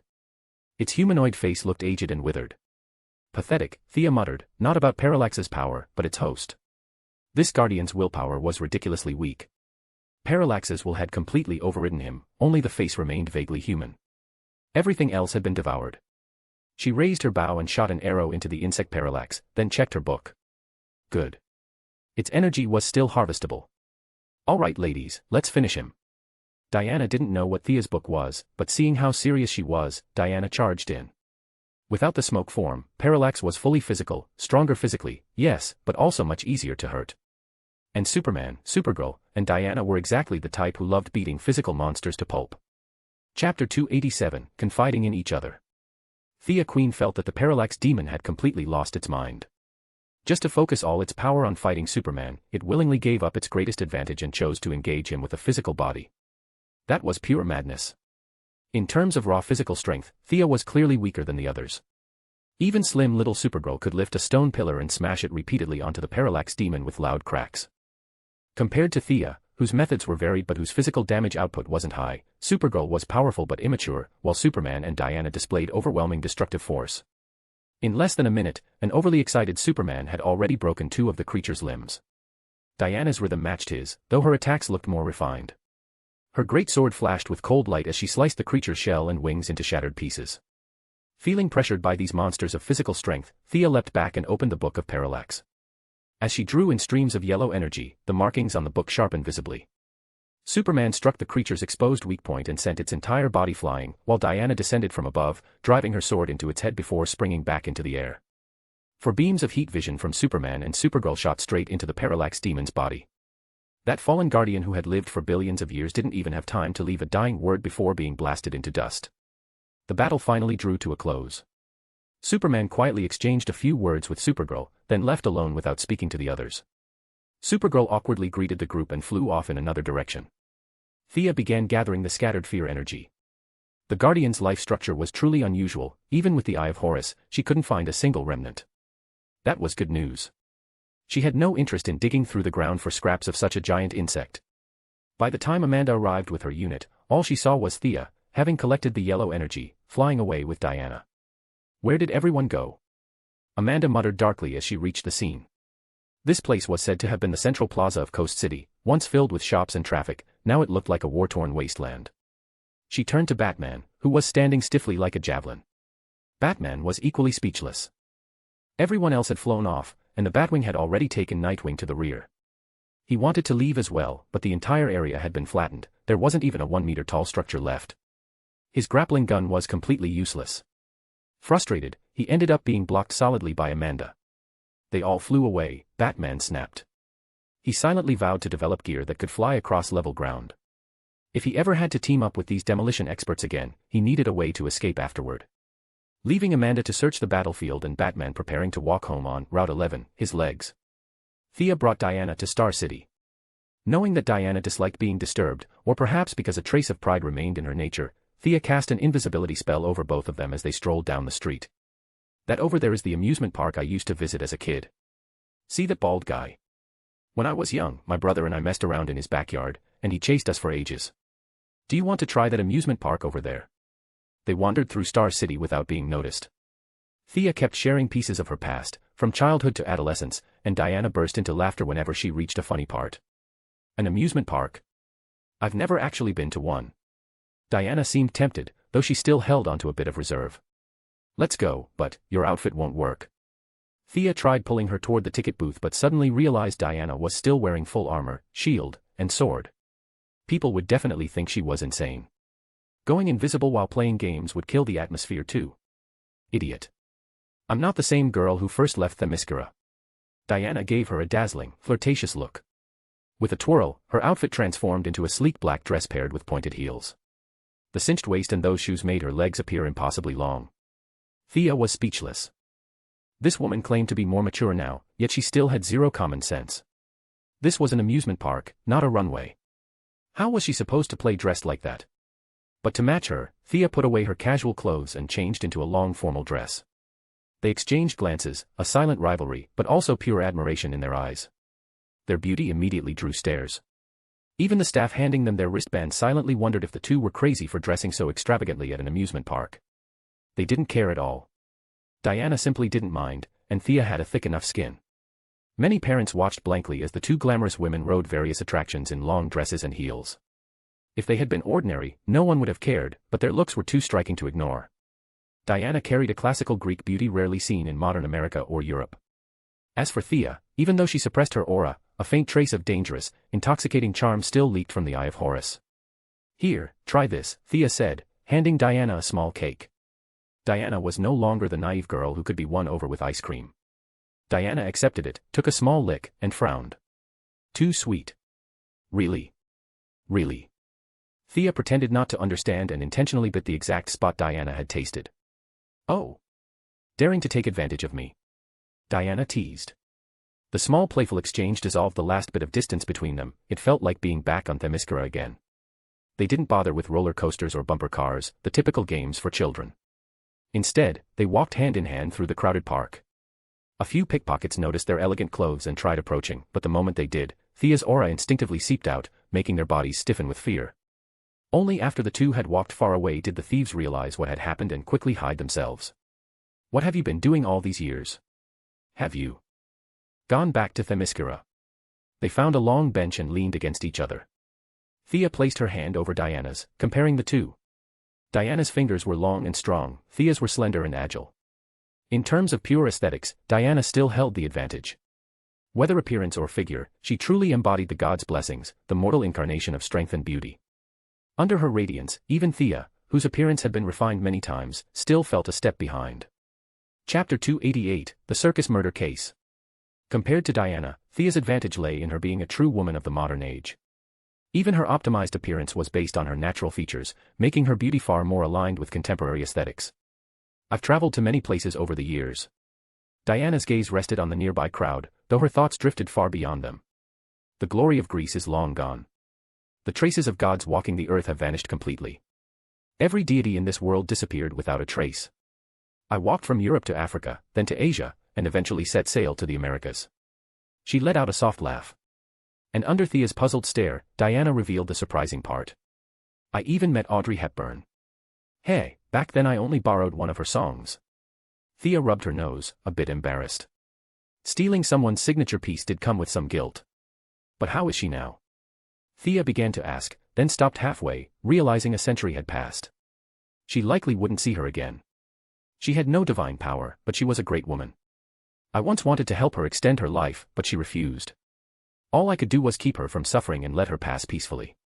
The bond between Diana and Hepburn was clear. Thea wrapped an arm around her shoulder. I'll stay with you. Compared to the relatively calm century that had passed, Thea doubted how many calamities the world would face in the next 10 or 20 years. Against the unending enemies waiting in the future, lifespans meant nothing. What are you working on now? I inherited Miss Hepburn's foundation. I advocate for the rights of women and children. Diana spoke with quiet satisfaction, a sense of purpose shining through her expression. So that was why the Louvre couldn't find her. Because of Moon River, Diana had met Audrey Hepburn, and afterward had gone into humanitarian work. What a strange twist of fate. A pity, though. Thea's expression dimmed slightly. She had hoped Diana might stay in Star City with her. She hadn't expected much, but she had wanted to try. Now, seeing Diana's strength and independence, such words felt impossible. Both of them were too strong-willed, neither would ever bend. For Diana to give up everything and stay in Star City. Or for Thea to abandon everything and join humanitarian missions. Just imagining a group of dirty little kids tugging at her for candy made Thea shiver. She'd probably pull her bow out on instinct. Thankfully, the two had reconnected. Meeting again would be easy. The yellow lantern ring was the fastest among all rings, and Diana could break the sound barrier. Distance simply wasn't a barrier for them. How has everyone on Themyscira been? Thea returned to the present. Let Diana handle her humanitarian missions. Thea knew Diana would never take her money anyway. Better to talk about happier things. Sure enough, Diana's eyes lit up the moment Themyscira was mentioned. That was her home. She was forbidden by Amazon law to discuss the island with outsiders, but Thea wasn't an outsider, though not born of the tribe. She was officially recognized. She could speak freely. My mother built a granary near a mountain. Do you remember that mountain? Back then, when you threw the javelin, it flew so far. Antiope has trained a new warrior. She's incredibly skilled. Diana talked endlessly about the Amazons, their lives, their routines, even the smallest trivialities.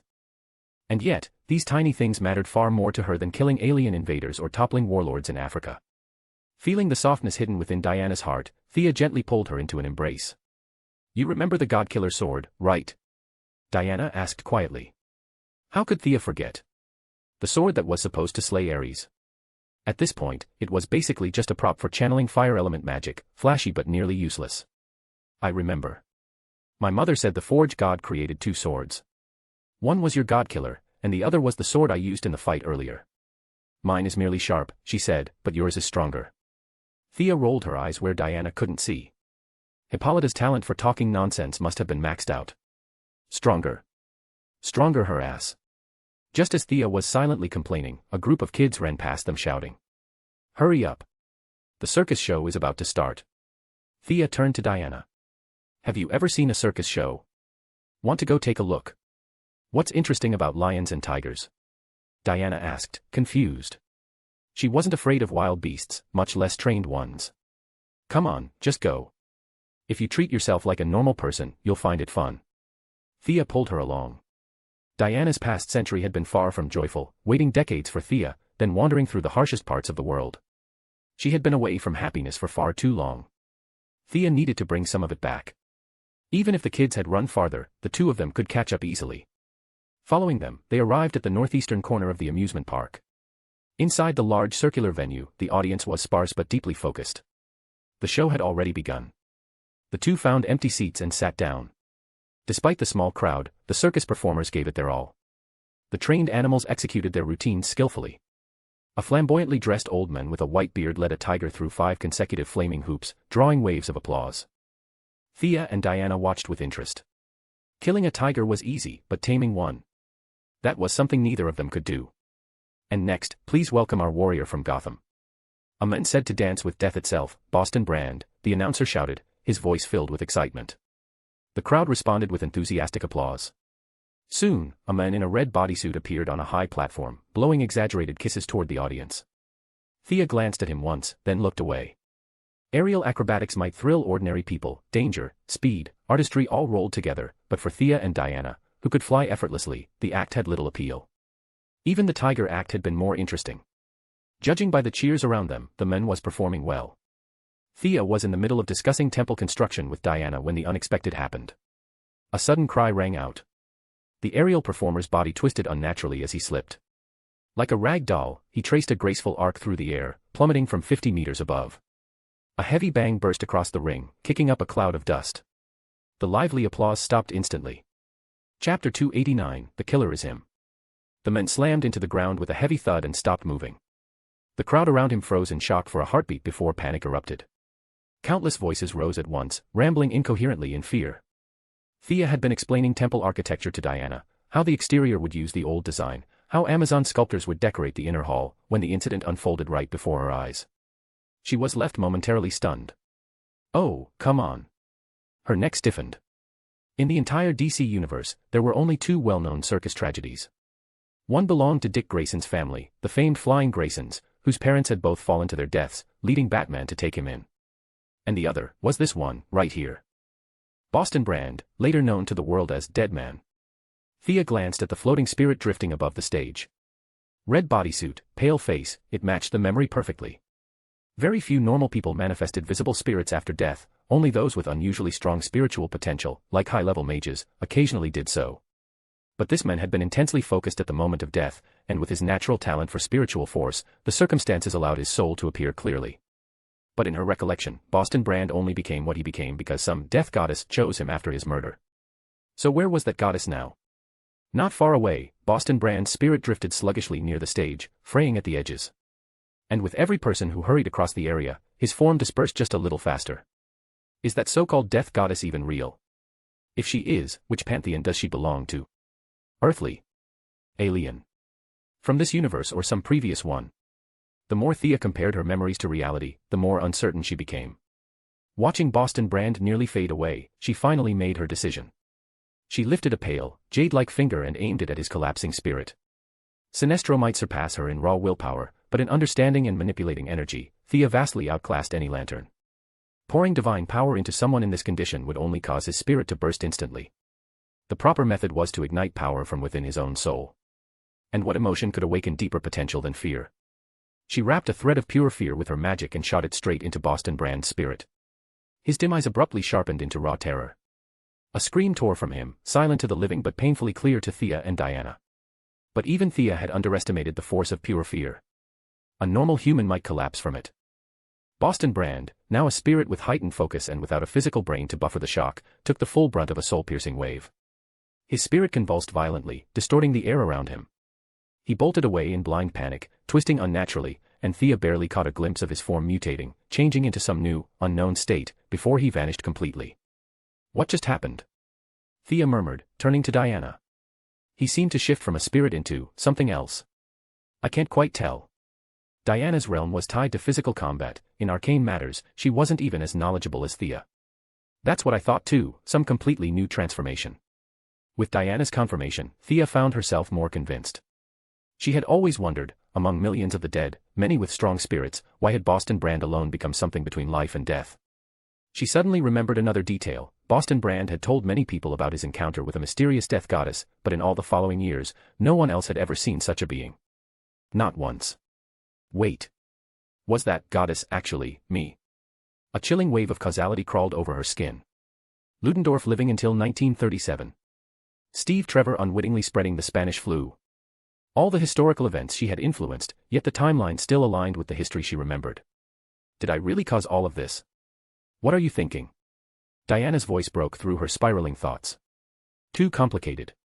Too many threads. Thea wasn't telling her. I'm trying to figure out who the murderer is. I'm deducing. Diana shot her a gorgeous, exasperated look. Stop pretending. Your Eye of Horus can identify truth from falsehood. My lasso of truth forces people to speak honestly. Why do you need deduction? Thea nearly wanted to cover her face. Diana was absolutely right. Together, their abilities were the perfect investigative team. Even the cleverest criminal wouldn't stand a chance. Holmes would faint. Conan would retire. Muttering under her breath, Thea activated the Eye of Horus. Instantly, the image of a balding, lanky old man flashed before her eyes. The eye, not bound by science in the slightest, declared him the murderer. Murderer found. But exposing him without revealing herself. She didn't want people she knew in Star City to notice her. Just as she was thinking, a familiar crowd arrived, and her eyes lit up. With a gesture, she cast invisibility over herself and Diana and slipped into the crowd to watch. Everyone out. Don't contaminate the scene. The loud voice belonged to Captain Lance of the Star City Police Department, Laurel's father and a longtime acquaintance of Thea. Among the male officers, one figure stood out, a young woman in a sharp police uniform and white gloves, Shadow, the girl Thea had rescued from Purgatory Island. After the forensic technician finished his initial assessment, Shadow began her own work as medical examiner. The victim is a 28-year-old male. Height approximately 183. Cause of death, fatal fall from a high altitude. Detective Lance had handled cases like this before. He quickly noticed that the acrobat's rope had been partially sawed beforehand, causing his mid-air fall. This wasn't something an outsider could have done. He immediately issued orders. Bring all of them in. Years of funding from Thea had given the Star City Police Department ample resources and a team full of strong, energetic young officers. With so little crime in a peaceful city, they rushed in eagerly at the command. Thea still had so much to talk about with Diana, she didn't want to waste any more time on the police procedure. She stepped beside Shadow and quietly cast a sound-dampening barrier. Shadow, it's me, Thea. Don't turn around. I'm invisible. Having seen Thea's methods before, Shadow didn't react. She simply continued her examination with full professionalism. That bald, lanky man over there is the killer. Point him out, I'll make him confess. Of course, Thea had no such spell prepared. Any magic would take time to cast. But she didn't need anything. With Diana's lasso of truth, lying simply wasn't an option. Chapter 290, I want to be a good person. Under Thea's subtle prompting, Shadow's identification of the suspect went smoothly. Diana wrapped the lasso of truth around the man's calf without drawing any attention, and once caught in its power, he spilled everything, his motives, his resentment, his entire emotional journey, as if someone had opened a valve inside him. Brand demanded half of our circus's revenue. He was far too greedy. He signed with 2 other circuses at the same time, forcing all 3 into a bidding war just to fill his own pockets. He seduced a councilman's daughter and then made me apologize to the councilman on his behalf. He dragged the entire circus's reputation through the mud. The balding, lanky man was the circus manager. Under the lasso, he confessed loudly and clearly. He wasn't a bad person, everything he did had been for the circus. He had no selfish motive. It was Boston Brand's bottomless greed that had driven him to murder. Watching the man speak with such fervor, like he had completed some sacred mission, Thea couldn't help feeling speechless. Murderers are good people, victims are bad people, why does this feel so familiar? Take him away, Detective Lance ordered after reviewing the evidence. Even he felt a trace of sympathy, but duty was duty, and the murderer was escorted off the scene. After the police came and went, the once bustling circus grounds fell into complete silence. Only the 2 invisible women remained. Come out. After hearing your former boss's hatred for you, how do you feel? Thea asked, looking toward a supposedly empty row of seats. I don't know. I didn't realize I was so disliked. Wearing his signature red bodysuit, Boston Brand had recovered from the nightmare of fear Thea had inflicted earlier. He tried to sit out of habit, burying his face in his hands, but he no longer had tears to shed. Diana, at her core, had always possessed a scholar's curiosity. Whether it was her early fascination with men or the calf she once watched, anything new piqued her interest. Even after 100 years, that nature remained. Seeing Boston's strange spirit form made her bright blue eyes sparkle with curiosity. This form is truly fascinating. May I test the lasso on him? She asked quietly. Thea gave her a sideways look. Do you think this is some carnival tossing game? But fine. Go ahead. I'm curious too. I want to know whether that so-called death goddess had anything to do with this. Earlier, when he didn't manifest, even I couldn't sense him. It was only through that sliver of fear that I found him. Whatever technique he used, it wasn't invisibility. It felt like he slipped into some dimensional fold. Diana had hesitated earlier, thinking Thea might know the men. Now that she had permission, she happily pulled out the lasso. With the same enthusiasm as someone tossing a rope ring, she whipped it around Boston Brand and caught him firmly. All right. Speak. What exactly are you, and how did you end up like this? Though Diana still wore stylish clothing, her presence radiated the commanding force of a Valkyrie reborn. Despite being dead, Boston Brand was utterly terrified. The fear Thea had unleashed earlier had nearly killed him a second time. After wandering aimlessly without knowing where to go, he eventually drifted back to the circus and witnessed the aftermath of his own death. Conflicted and confused, he was just about to ask Thea, the only person who could see him, what he had become when a glowing rope suddenly wrapped around him. What is going on? Outside, no one could touch him, and he couldn't touch anything. But this rope was binding him. And the horror escalated. As Diana questioned him, his mouth moved uncontrollably, spilling every thought he had. No matter how hard he tried to bite back his words, his body betrayed him, revealing even the secrets he'd never planned to say aloud. This guy's a bit of a jerk, but he isn't evil, just delusional, Diana whispered after a few more questions, retracting the lasso. That's what I suspected. Thea nodded. The interrogation matched her earlier deduction. Boston rambled endlessly about sharing life with countless beings, meeting some death goddess, a fallen angel discussing existential philosophy with him. Thea almost sprayed him right then. A fallen angel. A being of that level discussing the meaning of existence with a circus acrobat. Barely 20 minutes had passed since he died. There was no goddess. No cosmic messenger. Everything he saw had been a hallucination born from extreme mental strain and fear. And the only being he had truly encountered since regaining awareness was Thea herself. Did I create him because I knew all the details of his fate? Or did he only become what he is because I intervened? The messy chain of cause and effect made her head ache. Forget it. Go do whatever you need to do, she waved. There's nothing more on our end. She and Diana were essentially on a romantic holiday, she didn't want this ghost lingering around. But her casual dismissal nearly broke Boston's spirit. Go. Go where? I don't have a body, I can't do anything. If he were alive, he would have yelled at her. But now, stuck between life and death, and with Thea's fear still carved into his soul, he didn't dare. Thea seemed to realize she'd been too blunt. And this guy's abilities might actually be useful someday. All right. Your condition is irreversible. You'll need time to think about your future. If you decide what you want, come find me. She took out a business card with her email and number and held it out. I can't touch anything, Boston said miserably. He didn't understand what he was capable of, or rather, he didn't know how to use his abilities yet. Just then, an elderly man walked past the circus entrance. Thea pointed at him. Adjust your soul frequency to match his. See if you can enter his body. Boston Brand was, in truth, quite clever.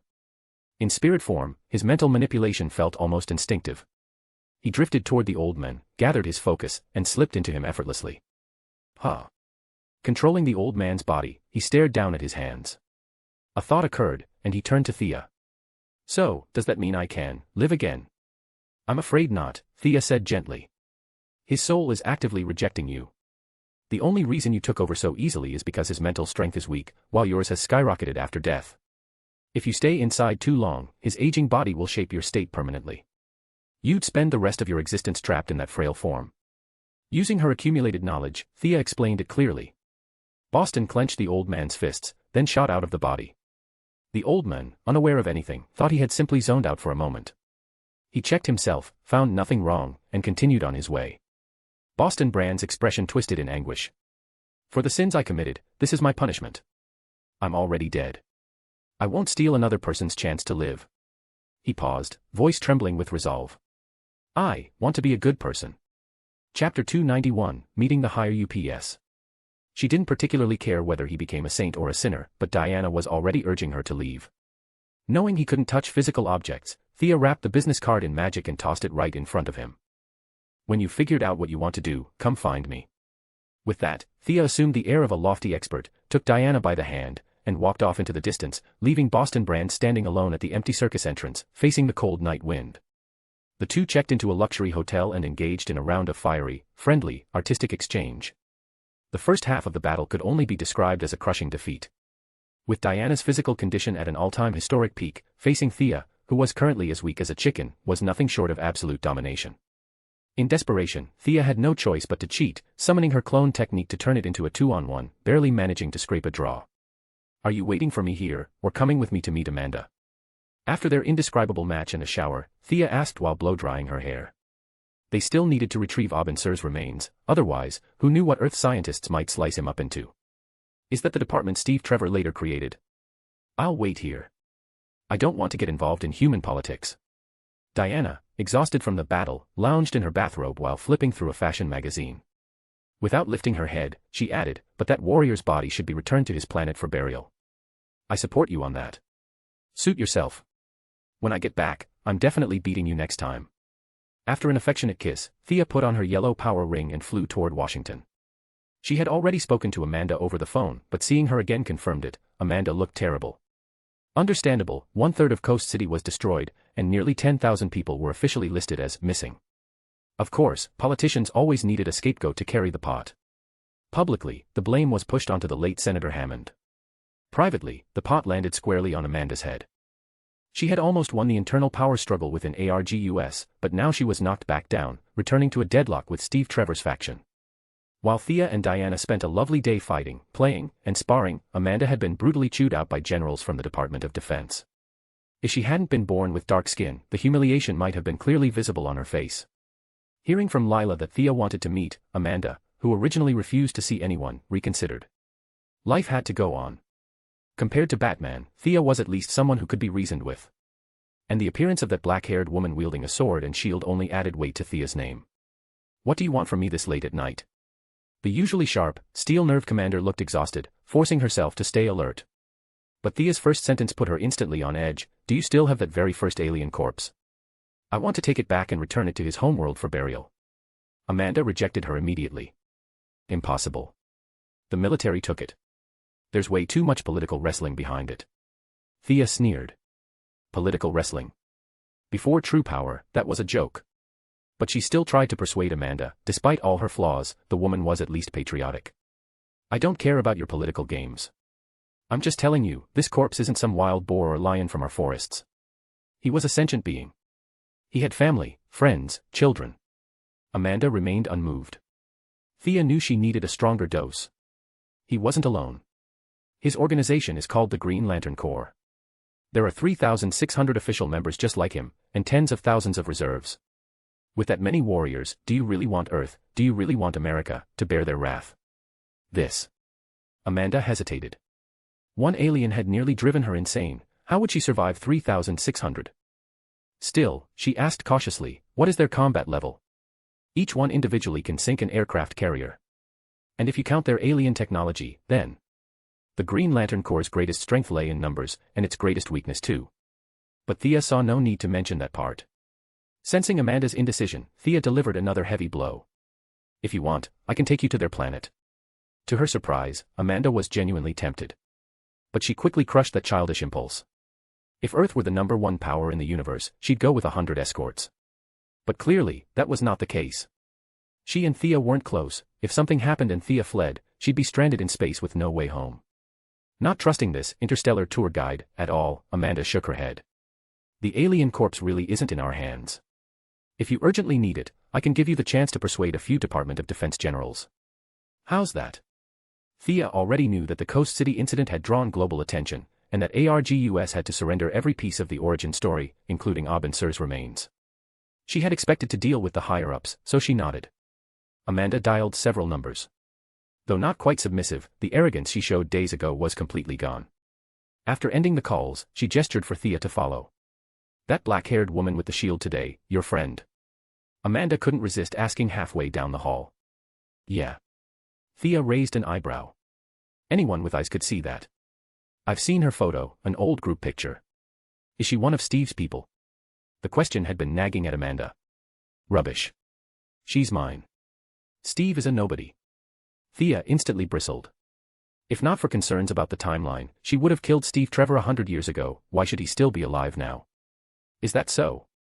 Amanda didn't argue. Her relationship with Thea fluctuated, but overall, Thea was still an ally. If someone as powerful as Diana could come to her side, Amanda would wake up laughing. They said no more. Amanda led Thea onto a jet, which landed outside the Pentagon. A special vehicle brought them deep into the complex. Thea wasn't unfamiliar with this place. The Queen Group was undergoing a full transformation, its applied sciences division integrating Ray Palmer's atomic innovations. Several product demonstrations had stunned the defense experts. Just this month alone, Thea had visited the Pentagon 3 times, and the contracts they'd signed totaled nearly $100 million. The generals and experts responsible for R&D all knew her well. As for Amanda, this was practically her second home. The vehicle carrying them drove deeper into the restricted zone. Chapter 292, Thea is a superhero. Standing outside the conference room, even through the tightly sealed heavy doors, she could hear a man inside shouting furiously. The voice sounded familiar, especially the way he kept ranting, "Amanda this, Amanda that." The commander, whose expression was always grim, somehow managed to look even darker now as she pulled the door open and walked in. Ah. No wonder the voice was familiar, it was him. As soon as Thea stepped inside, she saw a tall man loudly declaring, "Well, who cared what?" Judging from Amanda's deadpan expression, he certainly wasn't singing her praises. The patriotic captain who once crashed onto Themyscira was now shrouded in gloom. The fire still burned, but the hearth was crumbling. Time had weathered him, viruses had altered him. Though he had been promoted from captain to colonel, it was fair to say Steve Trevor had sacrificed far too much. The old man sitting at the head of the table finally interrupted Steve's tirade. Even the seasoned politicians present couldn't withstand the oppressive aura he projected. If this matter didn't involve ArrowVerse, the secretary wouldn't have wanted to see Steve at all. "Miss Queen, you've urgently demanded we hand over the alien corpse. Do you have new intelligence to report?" "Mr. Secretary, generals, you all know me." Thea glanced around the room, nodding lightly to everyone, except Steve. Amanda took this as Thea drawing a line in the sand, siding with her. But in truth, Thea simply couldn't stand Steve. Honestly, she wasn't too fond of Superman either. In short, anyone connected to Diana was automatically an enemy. "You all more or less know who I am. And you may have conducted your own investigations. But I still need to explain the context. You found no remains of today's alien creature, that's normal. He isn't a life form our current science can explain. His biology is something entirely unknown to us. What I want to talk about today is the body you recovered earlier. He was a warrior." "I'll stop you right there. If you say we don't understand it, doesn't that mean we should study it even more?" The interruption came from a lieutenant general, his tone clearly hostile. "This old bastard." Thea shot him a look. Not only did she know him, he was infamous. Officially, he oversaw logistics. In reality, he ran the human enhancement programs. General Sam Lane. The father of Lois Lane, the future father-in-law of Clark Kent. With men like him, diplomacy was wasted. You had to slap them in the face with reality before reasoning could sink in. With a pleasant, dangerous smile, Thea said, "General Lane, I was just getting to that. This corpse was not a solitary individual. His core monitors the entire universe. I am proud of Earth's civilization, but in their eyes." She paused for effect. "In their eyes, the universe is divided into 3,600 sectors. And Earth is just a speck of dust within Sector 2814. The corpse you're dissecting, he was the warden responsible for this entire sector. Does that give you a sense of what kind of organization you're provoking?" To drive the nail deeper, she added, "He was one of their greatest champions. And his closest friend now commands the entire Corps. So I urge you, look at the bigger picture. Do not recklessly invite a war that Earth cannot win. Establish the moral high ground first, then crush them with fear." That was the strategy. Her words made several attendees hesitate. Over the years, countless alien artifacts had fallen to Earth, yet useful research was pitifully scarce. If they failed to study this corpse and brought about an alien invasion instead, they would be the ones to take the fall. "I still don't quite understand. Even if we agree to return the body, how exactly do we hand it over?" General Lane refused to give up. Of course they'd ask that. Thea had prepared her answer long ago. She raised her hand, summoning the yellow power ring, and transformed instantly. "Obviously, I'll deliver it myself. Unless you believe you can fly a spaceship to outer space. The yellow figure we saw earlier today, that was you. So you're a superhero. And once you remove the ring, you're just a normal human." General Lane fired off rapid-fire questions, his eyes narrowing. Thea sighed internally. The live broadcast had been watched by millions, there was no hiding it. But it wasn't time to reveal her magic yet, the yellow ring made the perfect cover. "There was an accident at the ArrowVerse Coast City base. This ring chose me and dragged me to their planet. After learning about the alien threat, I rushed back. The ring chose me, I didn't choose it." "What's the criteria for being chosen?" "Because you're a pretty girl." A weaselly, sharp-faced man asked with a mocking smirk. Thea memorized his face. "You're on the list." Calmly, she replied. Willpower. My will is absolute. Her answer didn't impress them. Willpower. Too abstract. She took off the ring and stepped back, letting it float on the table. I'll leave it here. Whoever wants to test their willpower may step into the ring's aura. Their eyes lit up instantly. Why had they fought so hard to keep the alien corpse? To crack alien technology, to gain power, to extend their lives. And now, the ultimate weapon was right in front of them. If I put on the ring, can I fly? A burly officer stood up, greed written all over his face. Thea nodded slightly. It wasn't arrogance, it was fact. Among all humans, perhaps only Batman had the psychological fortitude to wield fear. These politicians and soldiers. Not a chance. As expected, the first brave volunteer stepped within a meter of the ring's yellow aura and collapsed within seconds. Frothing at the mouth, screaming in terror. It took a full panic and emergency medical intervention to save him. Anyone else want to try? But let me warn you, if the ring recognizes you, it'll teleport you to space for training immediately. Think carefully. Thea smiled sweetly, looking like a harmless angel. Just as she expected, the men who claimed to have strong wills instantly backed away. They weren't stupid, why go to space? On Earth, they were generals enjoying power and luxury. In space, they might end up as cannon fodder. General Lane still refused to give up. My subordinate is known for his iron will. Can he try? Thea shrugged. She was curious to see how Earth's iron will compared to the terror of Parallax. The iron will soldier arrived quickly, an officer of respectable rank, with a firm expression and decisive bearing. He followed the order without hesitation, stepping into the yellow aura. To his credit, he was much stronger than the previous men, lasting a full minute. But then his eyes turned blood red, his face twisted beyond recognition into a mask of pure horror. He drew his pistol, screaming, and began firing wildly around the room. And Thea.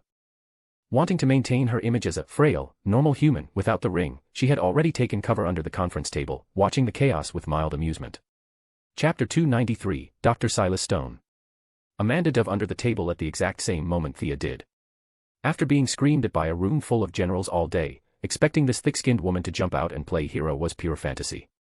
Now, seeing Thea hide like an ordinary civilian, neither of them said a word. Amanda simply mirrored her in a silent pact of survival. They hit extremely well. The others in the conference room weren't so lucky. General Lane's so-called iron-willed subordinate was firing wildly, and two generals were hit by stray bullets, one of them being the sleazy officer who had earlier mocked Thea for being chosen by the yellow ring, just because she was a woman. Now that she had the yellow ring, Thea's mastery of fear magic had deepened. She kept refining and combining her techniques. Seeing the foul-mouthed general get shot, Thea didn't hesitate. A refined fear spell shot out instantly and struck him. His cowardice inverted into reckless courage. With a roar of heroic vigor, the previously sleazy general leapt at the berserk, iron-willed soldier. He was hit 3 times in midair, but his self-sacrificial tackle was effective. The threat was finally pinned down long enough for the guards outside to rush in and gun the rampaging officer to death. By then, the heroic general had been dead for 5 full minutes. General Lane felt the ground crumbling beneath him. Of all the rotten luck, this disaster had to land on him. His trusted subordinate had just killed a fellow U.S. general right in front of everyone. That kind of incident was basically unheard of in American military history. Lane already had enemies in the Department of Defense, and several people were eyeing him with predatory amusement. Anyone with half a brain could see they were ready for a political blood sport. Mr. Secretary, Lane ordered his men to kill a respected colleague. We must seek justice. Secretary, he must be punished. Court-martial him. A bunch of people who'd been waiting forever for a chance to kick him when he was down were practically ecstatic. Some of them looked ready to drag Lane outside and shoot him on the spot. Thea calmly crawled out from under the table. She had no interest in their political drama. Diana was waiting for her at the hotel, and their battle until sunrise was still scheduled. She needed the corpse, and she needed it quickly. Clearing her throat, she said, "Gentlemen, does anyone else want to test their willpower? If not, let's return to our original topic." Why yes. Yes, this is far more important. Seeing he was cornered, Lane immediately clung to Thea's question like a lifeline. He now looked at her with unfiltered affection, honestly, closer than how he ever looked at his own daughter. The Secretary of Defense didn't want to deal with Lane's situation either. The internal politics were too messy. Leaving the matter vague was the safest approach. He quickly shifted the focus back. Yes, let's continue our discussion about the alien. Thea put away the ring, and several people finally exhaled. Lane oversaw human enhancement programs. No one truly believed his subordinates weren't altered. Seeing one go berserk only reinforced their fear. Their awe of alien technology had shifted into dread. The secretary thought for a long moment before speaking into the intercom, "Bring Dr. Silas Stone here." It didn't take long before a middle-aged black man in a white lab coat walked in, tapping away on a tablet as he spoke. "What is it?" "I'm extremely busy." He didn't treat the room full of generals as anything special, adjusting his glasses with an impatient scowl. "Dr. Stone, we'd like to ask if you've discovered anything about the alien corpse transported from Coast City yesterday. IDK 35H97. The Secretary of Defense didn't particularly respect this expert in alien technology. His tone was stern, more like giving an order. "What's the identification number?" Dr. Stone glanced at him briefly before returning to his tablet. His dismissive tone made the secretary's veins bulge. How was he supposed to remember the damn ID number? And what even was this classification system? That was the lab's terminology, not his. IDK 35H97. Thankfully, a sharp-eyed Major General quickly looked it up and saved the secretary from embarrassment. Dr. Stone searched briefly, then let out a nasal grunt. "This corpse has no research value. A standard carbon-based life form. Physically stronger than humans, yes, but not by much. Based on his cell division rate, I estimate an age equivalent to a human in his mid-40s. Useless." Several generals deflated instantly. If he was only slightly stronger than a human, then there was indeed little value in studying him. The secretary knew well that the military already held a large number of alien artifacts collected from around the globe. If this one was useless, then it was a perfect opportunity to do Miss Queen a favor. "Miss Queen, in that case, you may take the corpse." His legs were still shaking from the shooting incident earlier, and he wanted nothing more than to end the meeting and go home. But just as he tried to leave, Dr. Stone suddenly objected. For the first time, he looked directly at Thea, and didn't recognize her. "Why are you taking it? This falls under my research jurisdiction." He assumed she was another scientist. Thea had recognized him the moment he walked in, Silas Stone. The future father of Cyborg, Victor Stone. An expert in alien technology who would one day save his son's life using experimental alien machinery, creating the superhero Cyborg. His lab, codenamed Red Room, housed every piece of alien technology Earth had managed to obtain. No wonder he had no interest in Aubin Sur's corpse. But should she tell him about alien wars? About Aubin Sur's family and core? Thea hesitated and glanced at the secretary. "Dr. Stone, Miss Queen intends to return the body for burial." "That doesn't concern your department," the secretary interjected. For someone like Stone, entirely consumed by research, political authority meant nothing. The secretary rubbed his temples as he spoke. "Burial? Where exactly?" For the first time, Dr. Stone stopped tapping his tablet and looked straight at Thea. The secretary felt utterly helpless. With a man who insisted on digging to the bottom of every matter, he had no choice but to selectively tell the truth. Back to the planet where the body originated. Dr. Stone froze for a few seconds, then nearly jumped in excitement. "You can travel to another planet. Can you take me with you?" "Which galaxy? How many light years?" Thea and the secretary exchanged a look of shared exasperation. Thea's eyes said, "Please remove this man immediately." The secretary's eyes said, "Just say something to get him off your back." Completely ignoring the strange atmosphere in the room, Dr. Silas Stone rushed over to Thea, nearly knocking Amanda over, and shoved his tablet in her face, eyes shining with anticipation. "Do you recognize these symbols?" Chapter 294, The Red Room Laboratory. "Yes, I recognize it.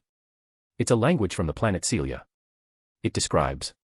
Using the Power Rings translation function, Thea could read any script born from fear. These symbols were trivial. "What does it say?" Dr. Silas Stone leaned forward, urgent and restless. He had spent 3 days without proper food or sleep trying to decipher this text, but made zero progress. Thea glanced around the room, taking in everyone's faces before replying with slight embarrassment, "It's instructions on how to reproduce more efficiently. They used a kind of tool to, well, increase effectiveness. Many terms couldn't even be translated into Earth languages." Thea answered vaguely. "Reproduce." The word echoed. Then it clicked. Those who reacted fast stared silently at Silas Stone. The slower ones were still processing. Silas stared at his tablet, then at the cylindrical object he'd been obsessively studying for 3 days. His son was already a teenager. He knew exactly what this was. Damn it. So much for advanced alien technology. The grand image of cosmic science instantly collapsed into something deeply inappropriate. The psychological whiplash nearly made him bolt from the room. He steadied himself. Thankfully, being black had one advantage: no one could see him blush. He cleared his throat. Then, could you take a look at the rest of these inscriptions? Thea forced herself to entertain him a little longer. To be fair, the government really had collected an impressive variety of material. Many scripts belonged to extinct civilizations. Without the ring, almost no one could translate them. The collectors had scooped up anything they couldn't read, mixing languages, symbols, maps, even curse formulas. One tablet even contained part of a powerful spell. A shame it wasn't complete. She pretended not to notice and selectively explained a few extraterrestrial samples instead. Dr. Stone was clearly unhappy with her evasive answers and kept pestering her. Thea finally used her trump card, alien forces are coming soon. Don't waste time. Can you take responsibility if something happens? The statement hit him like a thunderclap. He wasn't sure whether to believe it, but seeing the tense expressions on the generals' faces, he swallowed his questions and hurriedly led her deeper inside, to retrieve the corpse. Under official pretense, Thea finally entered the famed Red Room laboratory. Using her ring, she quietly observed everything. There were plenty of items, though most seemed to originate from nearby star clusters. A half-destroyed particle enhancer. A magnetic rotational core amplifier with its input port burnt open. No sign at all of Cyborg's future weapon, the white noise cannon. Most items looked like random alien scrap tossed together. The room felt cluttered and tight. Thea scanned the surroundings. Almost everything was damaged, broken, or incomplete. Very few pieces were actually functional. This is the Red Room. Are they kidding me? She asked, puzzled. This is your laboratory? Yeah, Dr. Stone replied casually. But not for much longer. Oh. That carried implications. Thea turned toward General Lane. The lab consumes too much funding and produces nothing of value. The Pentagon ordered them to relocate to another city. This facility will be handed over to a more productive research team. Lane's lips curled with satisfaction. He was clearly pleased. Thea nodded. It wasn't hard to guess the story. Lane wanted his own enhanced soldier program. Dr. Stone's team wasn't producing results. So the general knocked him out of Washington and seized the budget. Fewer scientists meant more funding per person. And if nothing changed, Silas Stone would eventually relocate to Detroit to rebuild the Red Room with scraps. Outside Washington's influence, his research budget would be heavily cut. Which meant, an opening. Perhaps the Queen group could step in someday. But that was still far off. Thea kept her expression neutral and followed quietly. Searching for Aubin Sur's remains was anything but smooth.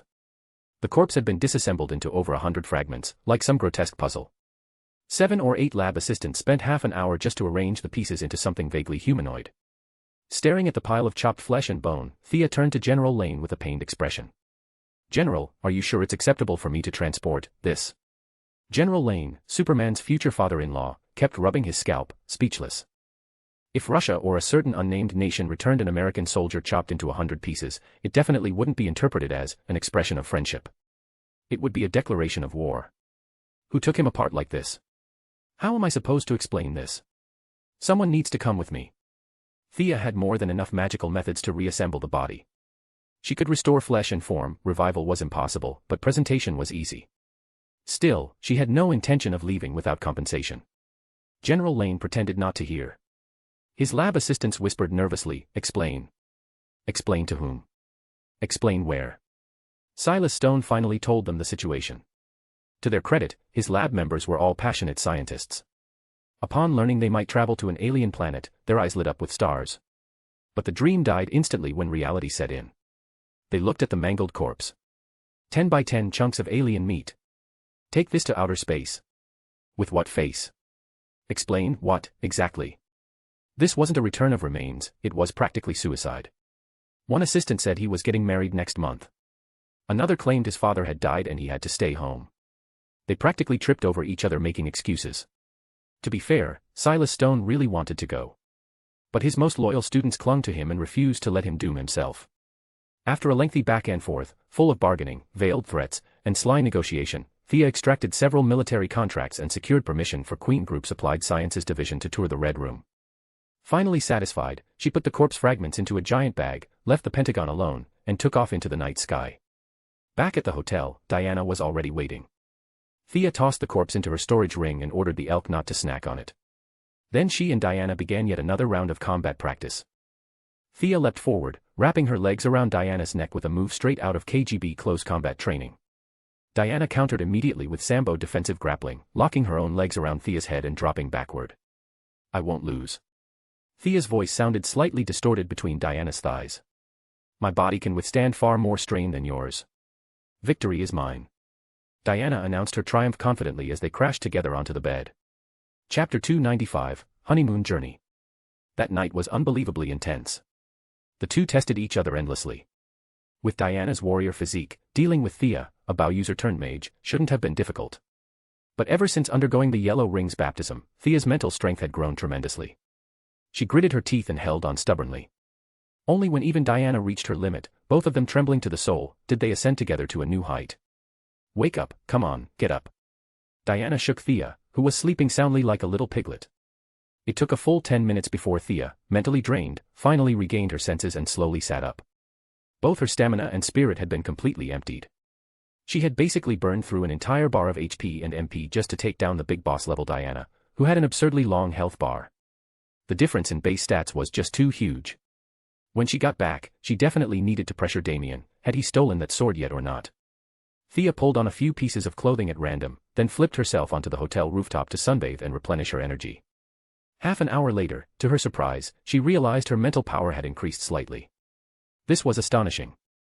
Not a single spellbook had ever mentioned it, but doing the kind of indescribable act actually strengthened mental power. Excellent. Fantastic. For the safety of humanity and the peace of the universe, this kind of activity should be done often, regularly, even elevated to the level of social responsibility and carried out long-term, with both quality and quantity guaranteed. Once Thea recovered, she ordered room service. The two ate a fierce, hearty breakfast. In a bit, we're heading to OA. Just treat it as our honeymoon. Thea declared their upcoming schedule domineeringly. Ordinary people would collapse from hearing something this outrageous. Fortunately, Diana was far from ordinary. She nodded. I've never been to another planet. Perfect chance to see it. Is the universe really that big? Earth is just one planet in Sector 2814. Thea thumped her chest. Don't worry. There aren't many in the entire universe who can beat you. Diana didn't realize this was Thea's genuine opinion. She thought she was just being flattered. Her proud brows rose slightly, and the corners of her lips curved into a small, blissful smile. When they were about to leave, they noticed an awkward problem. There was far too much moisture in the room. The carpet, the walls, the floor, everywhere bore freshly formed water stains. Neither of them had mortal bodies, which meant the leftover traces were far from ordinary. Left unattended, some of that lingering essence might persist for a long time. Diana, embarrassed, instinctively drew the god-killer sword, planning to scorch the entire scene clean. Thea quickly stopped her. If old Hephaestus found out she'd used his divine forging masterpiece for this, he'd probably burst out of Olympus to kill her. Superpowered beings like Diana, or a max-level warrior decked out in divine gear, had no technique for handling such a situation. But Thea's arsenal was far more diverse, and now it showed its value. Water extraction. She cast it 3 times in a row. The room instantly dried like a furnace. A sphere of slightly murky liquid gathered in Thea's palm. Now the real problem was what to do with this water. Diana avoided her gaze, and Thea hesitated as well. Both of their bodies contained divinity and divine power. That meant this water was packed with potent energy. If someone with malicious intentions got hold of it and used it to create some enhanced super soldier, that would be horrifying. Imagine a super soldier infused with their essence battling a clone made from Superman's hair and blood. Just imagining the scene made their skin crawl. For the safety of mankind, fine. Bottle it. Thea took out a small vial and poured all the liquid inside. You. Diana nearly bit her own tongue. This wasn't something you just kept. Shouldn't it simply be flushed down the drain? Thea argued with perfect seriousness. We can't be selfish. With great power comes great responsibility. We have a duty, an obligation, to contribute to Earth's safety. After a long chain of solemn nonsense, she finally soothed Diana's worries. They agreed that in future sparring sessions, all moisture must be collected immediately. No giving villains any opportunities. The two tidied up the crime scene, checked out of the hotel, found a secluded spot, then flew out of the atmosphere. Thea opened a wormhole, and the two left the Milky Way behind. Of course, they wouldn't go to OA directly. Bringing Abin Sur's corpse, cut into over 100 pieces, was far too dangerous. Diana could take a Green Lantern one-on-one, but they had numbers. Hundreds charging at once. Only a handful in the universe could withstand that. They chose a planet with signs of intelligent life and landed there. Thea needed to restore Abin Sur's body, at least enough to resemble a normal corpse. Diana, having nothing to do, wandered off with the lasso of truth to study the local life forms. After 2 full hours, Thea wiped her forehead. Sir looked much more whole now. To reflect that he had died at Parallax's hands, she even created a large wound on the restored body, using yellow fear energy, something she had in endless supply, to forge an eerily realistic injury. After putting the corpse back into her storage ring, she went to find Diana. She found the Amazon princess in high spirits, holding a creature that looked like a rabbit-dog hybrid and interrogating it. Athena's blessing of wisdom was no joke. Even with a complete language mismatch, after a short while, Diana managed to speak a few basic words of the alien tongue. It was clear Diana was genuinely happy. Without the burden of protecting Earth weighing on her, she finally seemed relaxed. Outside the Milky Way, with her duties momentarily gone, her entire demeanor felt lighter, freer. Their original plan to rush to OA was quietly tossed aside. Thea had already contacted Sinestro. Hearing that his friend's body was coming home, he warmly invited them to visit OA at their leisure. Earth was peaceful, Star City was stable, nothing urgent. So Thea decided not to use wormholes. They would travel slowly, taking ships across the stars. Diana claimed she didn't want to, but her actions showed otherwise, following Thea eagerly onto the first vessel. Thea's ring translated every language. Diana's combat power let her steamroll even technologically advanced civilizations. The two traveled leisurely toward OA, hopping from ship to ship. Some races were friendly and hospitable. Others were bullies and pirates. This gave Diana plenty of chances to show her prowess. She had been uncertain at first when they left Earth, but by the second month of travel, her confidence was soaring. There wasn't a single being in the universe who could beat her. Until they came across one particularly sinister planet. There, a group of half-meter-tall creatures taught her a harsh lesson. A colossal supercannon disguised as a mountain silently completed its charge, and had Thea not used a wormhole instantly, the consequences would have been catastrophic. After that scare, the two became more cautious. Finally, 3 months after leaving Earth, they arrived at OA. Chapter 296, Lisa Draka. Sinestro was naturally the one to receive them. "Welcome to OA," he said. He was familiar enough with Thea, so his attention focused mainly on Diana. Heroic, imposing, and radiating an awe-inspiring presence, Diana stood there like a drawn blade, sharp, cold, and filled with lethal intent. Sinestro stared, momentarily stunned. No ring. No tech. No emotional amplification. And yet this woman's battle instinct was practically spilling out of her. Were Earthlings always this terrifying? They hadn't even exchanged blows, but his instincts told him he might not actually win against this black-haired woman. Watching the usually arrogant Sinestro get stunned by Diana amused Thea secretly. From her dimensional ring, she took out Sir's body, placed inside a crystal coffin she had acquired from some random planet along the way. From the outside, the effect was quite decent. Sinestro gently brushed his hand across the coffin. For his old comrade who had fought beside him for so many years, he still held deep respect. He nodded gratefully and led the two toward the Green Lantern Corps memorial grounds. News of Sir's burial quickly spread, and many lanterns came to mourn.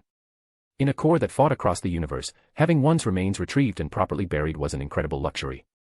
Many thanked Thea for bringing him home. "How's the training going? And why did you say you don't want to return to Earth anymore?" Thea asked Hal Jordan when she spotted him. He had been training on OA and would be heading back to his sector in a few days, but Hal answered listlessly that he didn't want to return. In the original timeline, Hal had strutted back to Earth convinced he was a big-shot superhero. But with Thea's involvement, heroes kept popping up like mushrooms, and his contributions didn't seem all that impressive anymore. In his eyes, Earth was ridiculously safe. Better not go back and make trouble. He sheepishly explained a few things to Thea and had just been about to leave when Sinestro returned. His eyes still carried a trace of grief. Though his relationship with Thea wasn't exactly friendly, it had softened considerably from their earlier hostility. "You didn't come just to return the body, did you? What else is there?" Sinestro had come to understand her a little. Unlike Hal Jordan, who was basically a simple child, this woman never did anything without benefit. He wasn't wrong. Thea had, at first, only planned to build good relations with the Green Lantern Corps. But after running into Boston Brand a few days earlier, she had slightly adjusted her intentions. "Well, a few days ago I found someone very interesting. I think he's a perfect fit for the Yellow Lantern Corps. It wouldn't be the woman next to you, right?" Sinestro glanced sideways at Diana. A woman this strong without a ring absolutely could not be allowed into the Corps. Who would lead whom? He quickly tried to think of an excuse to reject her. Thea shut that down immediately. "No. She's my lover, and she has nothing to do with any Corps." Hearing it wasn't Diana, Sinestro quietly exhaled and relaxed. "So, he's an Earthling." "Ah." Thea thought about it before answering. He was an Earthling. Whether that still counts, I'm not sure. Was an earthling. Sinestro glanced at his ring's translator again, no translation error. What do you mean? Where is this person? Can I see him? Thea scratched her head. He's already here. You just can't see him. I can't see him. Sinestro had encountered invisible enemies during years of campaigning with the Corps. But no matter how he looked around now, he didn't see anyone, though he did sense a cold, eerie presence lingering on his right side. Here, right. He pointed to where his senses led him. Thea confirmed it. Sinestro was shocked. An invisibility ability this strong, the potential destruction it could cause was enormous. Half a month ago, because Diana couldn't get used to alien food, Thea had returned to Earth to buy supplies and tie up loose ends in Star City. Right before leaving, she received an email from a dead man. After examining him, she discovered a fragment of her own spiritual power embedded within his soul, likely a leftover effect from her fear magic. It resembled the master recognition trope from novels. One thought from her could erase him completely. So the idea of turning him into a subordinate had naturally arisen. Since he wanted purpose, she suggested he become a superhero. And if he wanted a body others could see, well, how about this yellow power ring? With it, he could manifest a physical form. One sales pitch later, sounding like a TV infomercial offering a deal for only $998. She gave Boston Brand the codename Deadman and unceremoniously shoved him into her dimensional ring to bring him to OA. Sinestro wasn't divine or magical, yet he sensed Deadman purely through mental strength. Even Thea had to admire that. So impressive, isn't he? Let him serve the Yellow Lantern Corps, Thea said openly. This. Sinestro hesitated. To be honest, Deadman's ability was extremely powerful. If Thea hadn't introduced him, Sinestro would have agreed on the spot. But he had no real excuse to refuse. Wasting such talent would be a crime. His ambition soon overrode his reservations. Fine. I agree. Come with me to my quarters, I've picked up a new subordinate recently. I'll introduce you. They flew toward Sinestro's residence. Someone's here. Hal Jordan, who had been planning to leave, followed behind. No matter how he squinted, he couldn't sense anyone. A chill crept up his spine. He leaned toward Thea, curiosity getting the better of him. Yes. His name is Boston Brand. He died during an aerial acrobatics performance a few months ago. Now he's in a state somewhere between life and death. Hal's jaw dropped. His earlier confusion didn't vanish, it multiplied. Earth had things like this. His worldview had already shattered several times since becoming a lantern. Now it seemed he hadn't shattered enough. More cracks were incoming. Hal fell silent, shock had stunned even his usually talkative mouth. Without him to fill the air, the group grew quiet as they walked. Soon, Thea met Sinestro's new subordinate. I am Lisa Draka. No one understands fear better than I do. A blue-skinned woman wearing only a few strips of fabric introduced herself proudly. Chapter 297, Deadman's First Battle. The blue-skinned alien woman, who claimed to possess unparalleled understanding of fear, treated Sinestro with deep reverence. Her eyes shone with open admiration and devotion, almost worshipful, as if Sinestro were a divine figure. Her gaze lingered around him without pause. Lisa Draka. Thea didn't know much about her, only that in the original timeline, she had been a major general of the Yellow Lantern Corps, responsible for training new recruits. She was fiercely loyal to Sinestro. The Book of Parallax had been under her control, and she was said to possess enough combat power to face 3 Green Lanterns at once. Unfortunately, her end was anticlimactic. She encountered the plot-armored Hal Jordan and his allies, failed spectacularly at posturing, and was promptly bound and dragged away. In short, capable, broad-minded, but with an inflated confidence in her own abilities. Lisa Draka was born from fear, Sinestro said directly. She comes from the Tarek Blue Star Cluster and possesses the ability to sense the fear of others. I have high expectations for her. Thea nodded. This woman might be arrogant, but her ability was indeed impressive. As long as she didn't run into cheat-level beings, she served well as a mid-level boss. Understanding Sinestro's intention, Thea summoned the Book of Parallax. The massive golden tome materialized before them, provoking different reactions. Thea and Sinestro, both masters of fear, remained entirely unaffected. Diana felt slight discomfort at first but quickly overcame it. Deadman's mental state was unlike that of ordinary beings. With a fragment of Thea's spiritual power embedded within him, he was immune to the book's influence. Lisa Draka, despite her proud claims, was clearly struggling. Her face had gone pale, her lips pressed tightly together. But she held on, refusing to embarrass Sinestro. Hal Jordan, who had come only to observe, suffered the worst of all.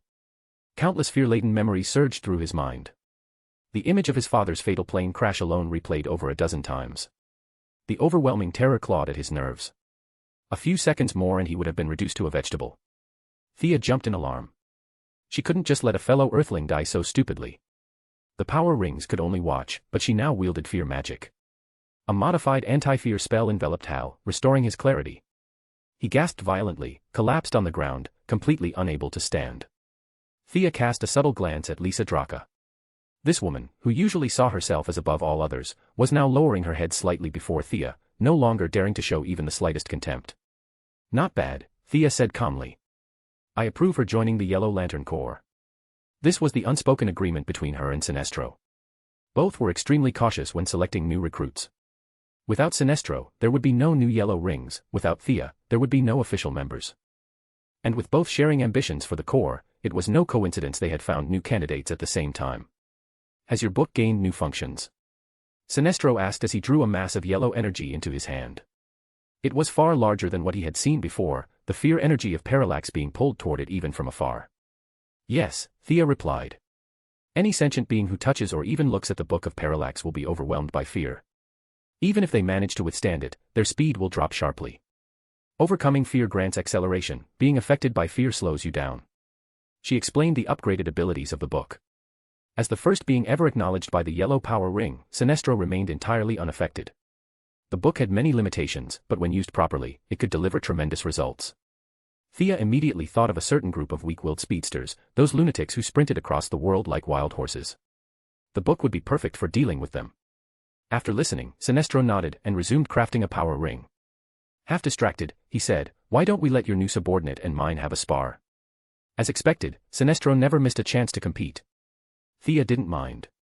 She also wanted to see Deadman's true capabilities. Very well, she said. As you wish. Lisa Draka stepped confidently into the center of the training field. She waited. 10 seconds. 20. 30. Confusion replaced confidence. Weren't we going to fight? Where is the opponent? Is someone actually here? Deadman had been present from the start, he simply hadn't attacked because she wasn't moving. Sinestro's crafting speed noticeably slowed. As before, he was attempting to sense Deadman's presence. An invisible enemy was infuriating. Even with overwhelming power, it meant nothing if one couldn't hit the target. Facing an unseen foe naturally stirred fear. Sinestro glanced at Thea. Her selection was indeed perfectly aligned with the Yellow Lanterns, someone who could instill fear simply by existing. I'm fighting an invisible opponent. Seeing Sinestro's serious expression, Lisa realized this was no joke. The opponent was already here, just unseen. She tried to sense him but found nothing, no fluctuation, no presence. Her earlier composure faded as she scanned her surroundings cautiously. Even without a ring, Sinestro wouldn't have chosen someone mediocre. Lisa Draka still had real ability. Her expression contorted, veins rising on her forehead. Her breathing grew heavy. She searched intensely, then suddenly wrapped her fist in psychic force and punched fiercely toward her side. In Thea and Diana's view, Deadman was knocked back 2 meters, floating in midair as he rubbed his jaw, looking genuinely startled. Sinestro looked pleased. Thea took the opportunity to ask, "What ability is that?" Her eyes looked unusual. As someone who relied heavily on ocular-based techniques, Thea was sensitive to such traits. Lisa Draka possesses a form of limited precognition, Sinestro explained. She can briefly foresee events related to herself within a small area and short time frame. Since he had already revealed it in battle, he didn't bother hiding it. In some ways, his relationship with Thea was now closer than with the Green Lantern Corps. There was no reason to conceal something so basic. Thea nodded. Precognition. Please. At best, Lisa's ability was heightened prediction, nowhere near true foresight. Chapter 298, The Yellow Lantern Corps. The difference in ability wasn't the only issue, even this lower-tier precognitive state placed tremendous strain on a mortal body. From Lisa Draka's expression, as if she were about to cough up an internal organ, it was obvious the technique was rapidly exhausting her strength, perhaps even shortening her lifespan. Though she was Sinestro's subordinate, Thea couldn't let her burn herself out like this. She signaled Deadman to finish the fight quickly. Receiving her instruction, Deadman let out a mischievous grin and performed a dramatic high-dive motion, plunging straight into Lisa Draka's body. Sinestro immediately sensed something was wrong. Thea cast a magic eye spell on him, allowing him to see the struggle between Deadman and Lisa Draka. What is? Sinestro wasn't surprised Thea possessed non-ring abilities, that much he already knew. What shocked him was the sight before his eyes: Deadman with his pale face, dark eye circles, and bright red acrobat suit, half his torso emerging from Lisa Draka's blue-skinned back. At first glance, it looked like a grotesque mutant creature. Sinestro could see it because of Thea's magic. Lisa Draka, a living alien with no magical training, could only feel something violently forcing its way into her body. She didn't need to think twice to know this was bad, and she fought back with full strength. But Deadman's possession technique was extremely domineering. Against normal people, like Nightwing, he could take control in an instant with no resistance. Even Batman, whose willpower was unmatched, had been possessed for a few seconds before throwing him out. Compared to that, Lisa Draka's willpower wasn't nearly enough. Although Deadman was inexperienced with the technique and still adjusting, his spiritual form quickly overwhelmed her unprepared soul and achieved the initial takeover. Such an ability, truly extraordinary. Sinestro, well-traveled and knowledgeable, was genuinely startled. A technique like this didn't rely on combat skill or constructs, just outright usurpation. Even he couldn't immediately think of a counter. Seeing his wariness, Thea eased his concerns. Deadman's technique is effective against ordinary people, but it doesn't last long against someone with strong willpower. Her words had barely landed when Deadman, now controlling Lisa Draka, staggered forward a few steps. This woman is resisting violently. Thea wanted to observe how far Deadman could push his possession, so she didn't intervene. Hal Jordan, watching like a confused bystander, stared at Lisa Draka's trembling body. Feeling second-hand embarrassment for Earthlings, Thea casually cast a magic eye on him as well. Now 4 people could see Deadman directly. Lisa Draka, though blind to him, could feel everything far more intensely. She exerted every ounce of strength to force him out. The battle became a prolonged tug-of-war. Deadman's spiritual form was vastly stronger than an ordinary soul, but Lisa Draka had been handpicked by Sinestro for a reason. Her willpower was formidable. Though losing in direct spiritual confrontation, she had the advantage of being in her own body, with a constant supply of energy. As time passed, Deadman gradually weakened and was eventually forced out. He was rootless, with only his own spirit to draw from. Lisa Draka, meanwhile, was nearly exhausted. Sweat streamed down her blue skin, and her precognitive state had completely collapsed. So that's how it is. If the target's will is strong enough, he gets forced out. Sinestro relaxed upon seeing this. Lisa Draka's willpower was nothing compared to his. If she could hold out, he would have no trouble resisting such an attack.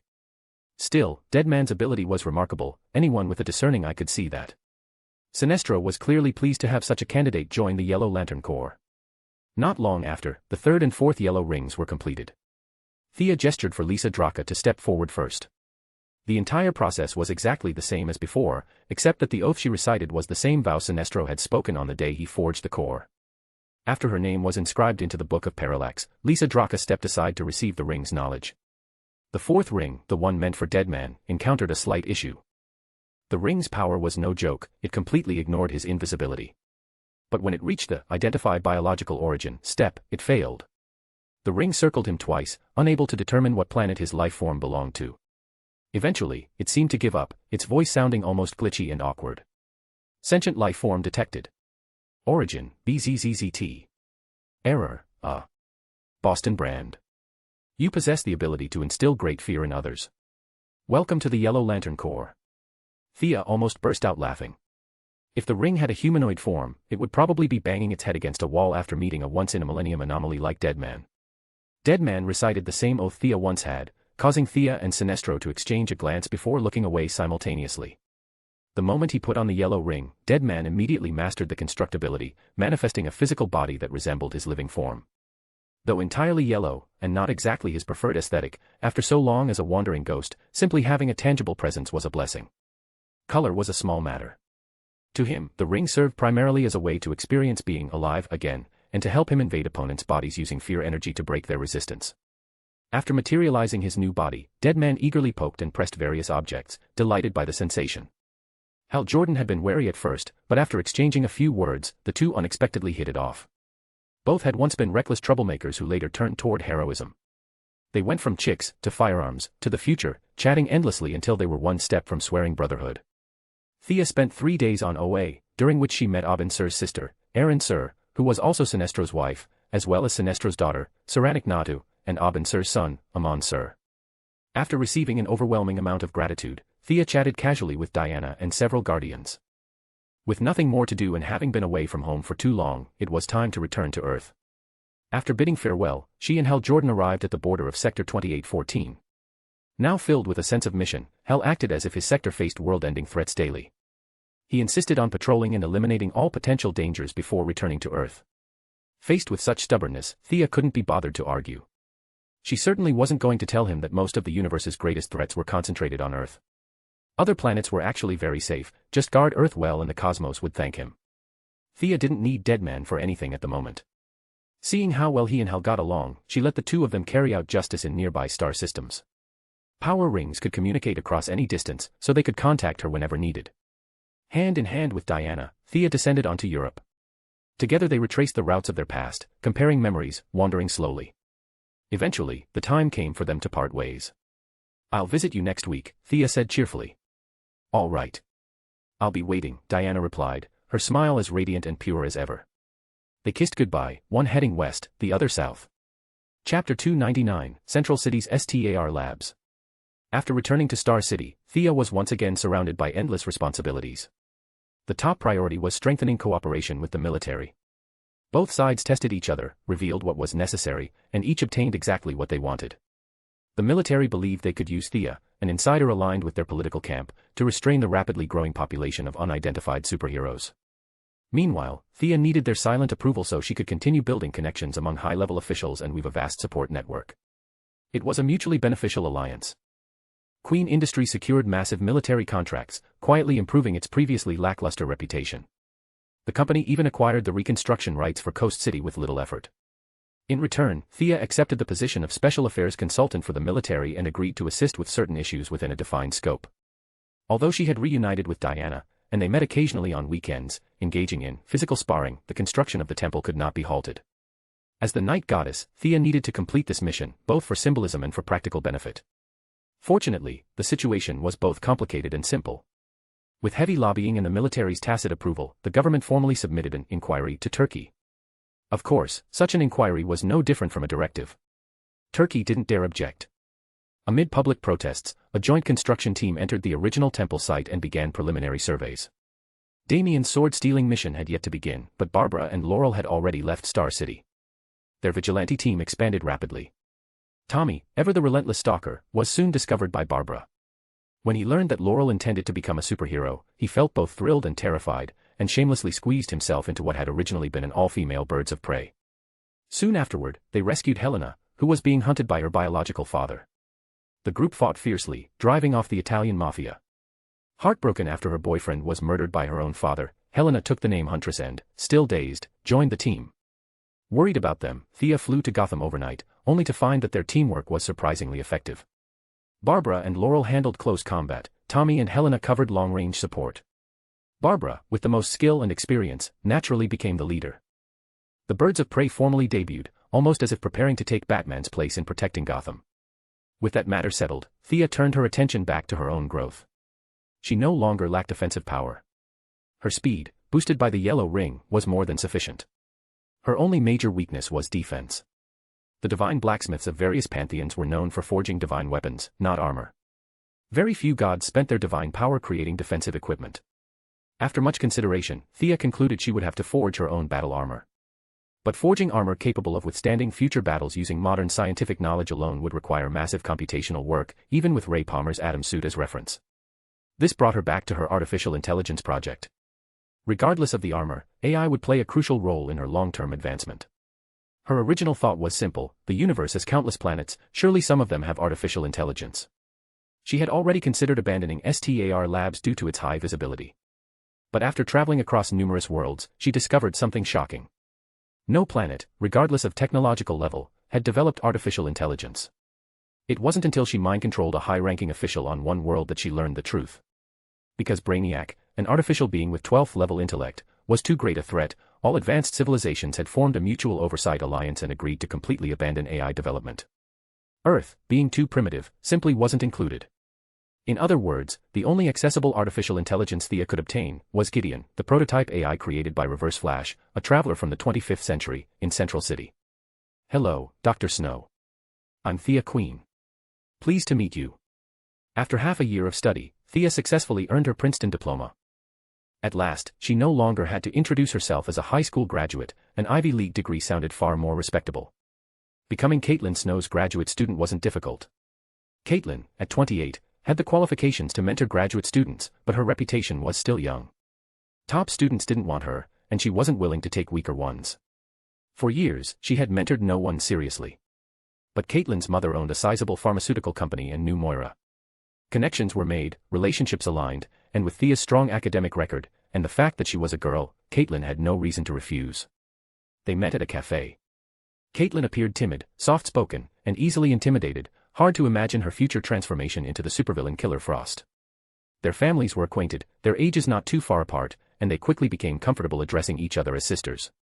To improve their rapport, Thea asked numerous questions. Caitlin's knowledge of biochemistry was impressive. It wasn't surprising that Reverse Flash had chosen her for STAR Labs, she truly had the skill. Even their casual discussion resolved several of Thea's lingering questions about the Atom suit. Thea felt the time was well spent, and Caitlin developed a favorable impression of this billionaire heiress who worked hard and learned sincerely. Their first meeting went remarkably well. After studying under Caitlin for less than a month, the long-awaited STAR Labs finally opened its doors to Thea. The lab looked nothing like the quiet, nearly deserted version it would become. Now it was full of people, crowded, bustling, lively. Researchers in white lab coats and thick glasses argued loudly as they carried documents and equipment from place to place. The senior experts ignored Caitlin, the newcomer, and naturally ignored Thea even more. They cared only about research results. Thea's beauty made them dismissive. To them, she was just an exquisite flower vase, decorative, expensive, and utterly useless in a lab. A few interns stole glances but didn't dare stare for long. "Welcome, Dr. Snow." "Welcome, Miss Queen." Harrison Wells, actually Reverse Flash in disguise, greeted them personally as the lab director. Graceful posture, refined speech, scholarly demeanor, Eobard Thawne was delivering an Oscar-worthy performance. He had mastered the role perfectly. No one who spoke with him suspected that the real Harrison Wells was dead, replaced by a time traveler from 5 centuries in the future. Chapter 300, Targeted. Thea did not hide her identity. Concealment only bred suspicion. Being open and straightforward was safer, those who needed to know already knew, and those who shouldn't never would. Queen Industries also funded STAR Labs, so she carried herself with polite confidence. "Dr. Wells, your laboratory is truly impressive. I'm honored to study here." Her tone held a trace of natural pride, common among young Western elites. Geniuses like Ray Palmer existed, but most wealthy heirs were spoiled and aimless. Oliver and Tommy in their early years had been prime examples.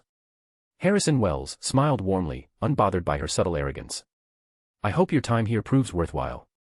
Our lab is exceptional." He shook hands with both women before returning to his duties. He had many responsibilities, the only reason he had taken the time to meet them at all was because of Thea's true status. Once the director's greeting was done, work proceeded as usual. Even the president's daughter wouldn't be kept idle.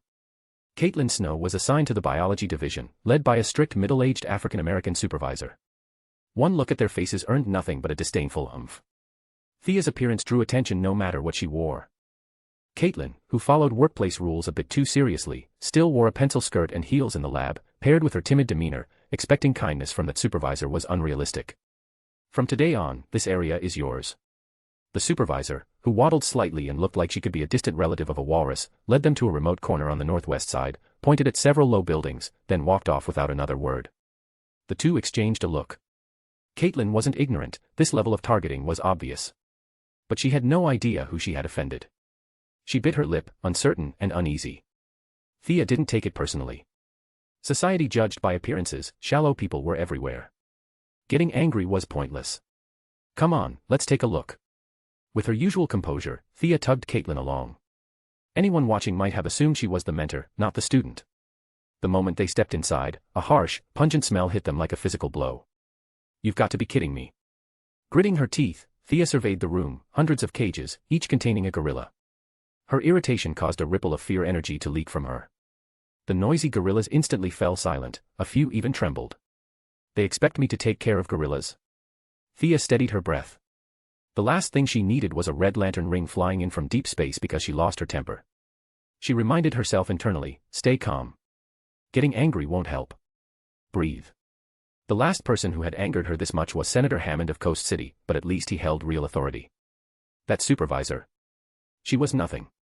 Thea's plan was simple, get the AI and leave. But the very first step had already gone wrong. Their appearance had drawn hostility, and they were shoved into this isolated corner. In a male-dominated lab, Caitlin might earn sympathy, but for Thea, it meant nothing. Seeing Caitlin still confused, Thea, long accustomed to leadership, didn't wait. Is anyone here? Who's in charge of this place? They clearly weren't expected to care for hundreds of gorillas alone, there had to be handlers. Their real work was biochemical research. Soon, 7 staff members, 3 women and 4 men, stood before them. Just the 7 of you. I'm Thea Queen, and this is Dr. Caitlin Snow. She'll be overseeing this area. If anything comes up, report to us. Otherwise, continue your work.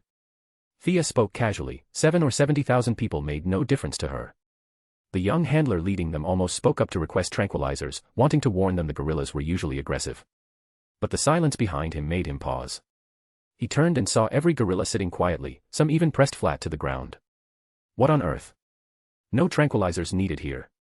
He glanced back at Thea, whose beauty made speaking awkward, and swallowed his words. Instead, he gave them a quick explanation of the area. Thea only half listened. Her focus remained on the artificial intelligence she needed. A few gorillas more or less meant nothing. If she wanted, she could lock Reverse Flash and the animals in the same cage. Caitlin, however, listened diligently, taking notes and asking questions. The group continued deeper inside. Thea picked up a bunch of bananas from a table and casually tore off pieces, tossing them into cages of gorillas she found tolerable. Her throws were precise, even without practice. Each banana arced through the bars perfectly, sometimes landing right on a gorilla's head. Any other day, the animals would have erupted in fury. Today, they simply accepted it, even showing faint submissive looks. What is going on? The young handler was bewildered. Are these gorillas masochists? He treated them kindly and they snarled at him. Thea hit them with fruit and they obeyed. He suddenly felt he had discovered the secret to raising gorillas. Unaware she had just ruined a future beast tamer's career philosophy, Thea walked past a row of young gorillas. Her enhanced visual memory naturally recorded each name on the tags, even without intention. Henry. Grodd. Cohen. She took 2 steps, stopped abruptly, and turned back. Her eyes locked on the tag, Grodd. Inside the cage was a small, thin, exhausted young gorilla. Grodd. A chill ran through her. Grodd, the future nemesis of the Flash. A gorilla capable of telepathy, mental domination, and near-genius intelligence. A villain who would one day surpass most earthbound threats. But seeing this frail creature, she couldn't help but wonder. Was this truly the Grodd she knew? Chapter 301, Rumors. Future Grodd would stand 5 meters tall and weigh several tons. With a body that massive, there was no way he lacked physical strength. But strength was secondary. What Thea remembered was that after secret experimentation by the military and Reverse Flash, Grodd gained psychic abilities, including mind control. Even Eobard Thawne treated him like a hidden trump card. Grodd was notoriously brutal toward all enemies, but his attitude softened slightly whenever he faced Caitlin. Could it be because, in the original timeline, Caitlin had been assigned here on this very day, and that was how they first met? Thea probed the little gorilla with her mental power and felt a wave of disappointment. The small, scrawny creature before her showed no abnormalities. Was his future mutation triggered by overwhelming rage?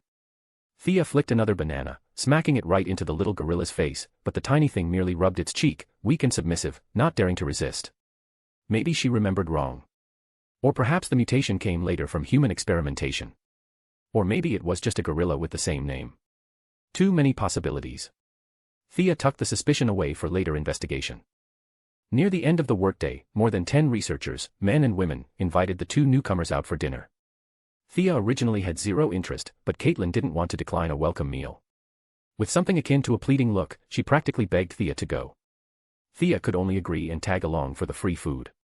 On the way, several hormone-overloaded male researchers desperately tried to show off their knowledge in an attempt to impress the 2 women. Thea, however, fixed her attention on a quiet Latino man who hadn't said much, Cisco Ramon. His future codename, Vibe. His abilities would eventually let him open portals between dimensions, and in combat he could unleash vibration blasts powerful enough to incapacitate enemies. Right now, of course, he had no powers, just like Caitlin. But Thea valued him not for his future combat potential, but for his mind. Even later on, when he fought crime, his true value was his engineering genius. Many of the weapons he invented were on par with Batman's. Even Captain Cold's freeze gun, whose future version Thea had obtained, was originally designed by Cisco. Thea threw a few freeze gun-related questions at him, but quickly found she couldn't continue, not because he was clueless, but because Cisco was staring straight at her face, not hearing a word. Oh, the decompression module, right. I think maybe if you... Someone nudged him, and Cisco snapped back to reality. Despite being flustered, he was incredibly sharp, he still remembered her question and racked his brain to give a solution. After all, the freeze gun was something he would eventually design. The mechanics fit perfectly with his knowledge. Captain Cold was clever and shrewd, but he was still only a high school graduate. There were limits to how much he could modify the original design. Sisko just felt that this woman, this ridiculously beautiful woman, was somehow asking him exactly the questions he excelled at. His earlier nervousness began melting away. The moment she touched on a subject he understood, he needed almost no effort to explain. From basic deductions to increasingly complex insights, he kept going. Even though he didn't fully understand what Thea was truly aiming for, he still broke everything down step by step. Sisko didn't have a doctorate. His appearance wasn't striking. Among so many academic elites, he usually blended into the background. Yet later he and Caitlin would become core members of the Flash team, and even Reverse Flash would admit that Sisko was like a son to him, not in appearance, but in brilliance. His sincerity and intellect impressed the time traveler from the 25th century. Sisko and Reverse Flash were similar to Malcolm Merlyn and Oliver Queen in Star City, mutual admiration and recognition, yet doomed to stand on opposite sides. Is this gorgeous woman into me? Sisko stared at Thea, who was focusing intently on his explanation, and could only come to that conclusion. Happiness surged through him, and he poured out every scrap of knowledge he had, relevant or not. For Thea, his answers were extremely rewarding. As the original designer of the freeze gun, even Sisko's half-developed theories gave her insights Captain Cold had never grasped. With some sorting out afterward, she believed she could build a freeze gun herself. When you heat azetidine to 100 degrees and simultaneously add the trimer-structured polymer, would that work? As soon as she finished discussing the freeze gun, she immediately switched to questions related to the atom suit. These questions were, truthfully, far beyond Sisko's current academic foundation. Ray Palmer's technology was so advanced it even impressed Reverse Flash.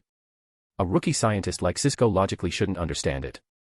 Yet he was such a prodigy that he could use Earth-1 scientific principles to speculate on concepts far ahead of his time.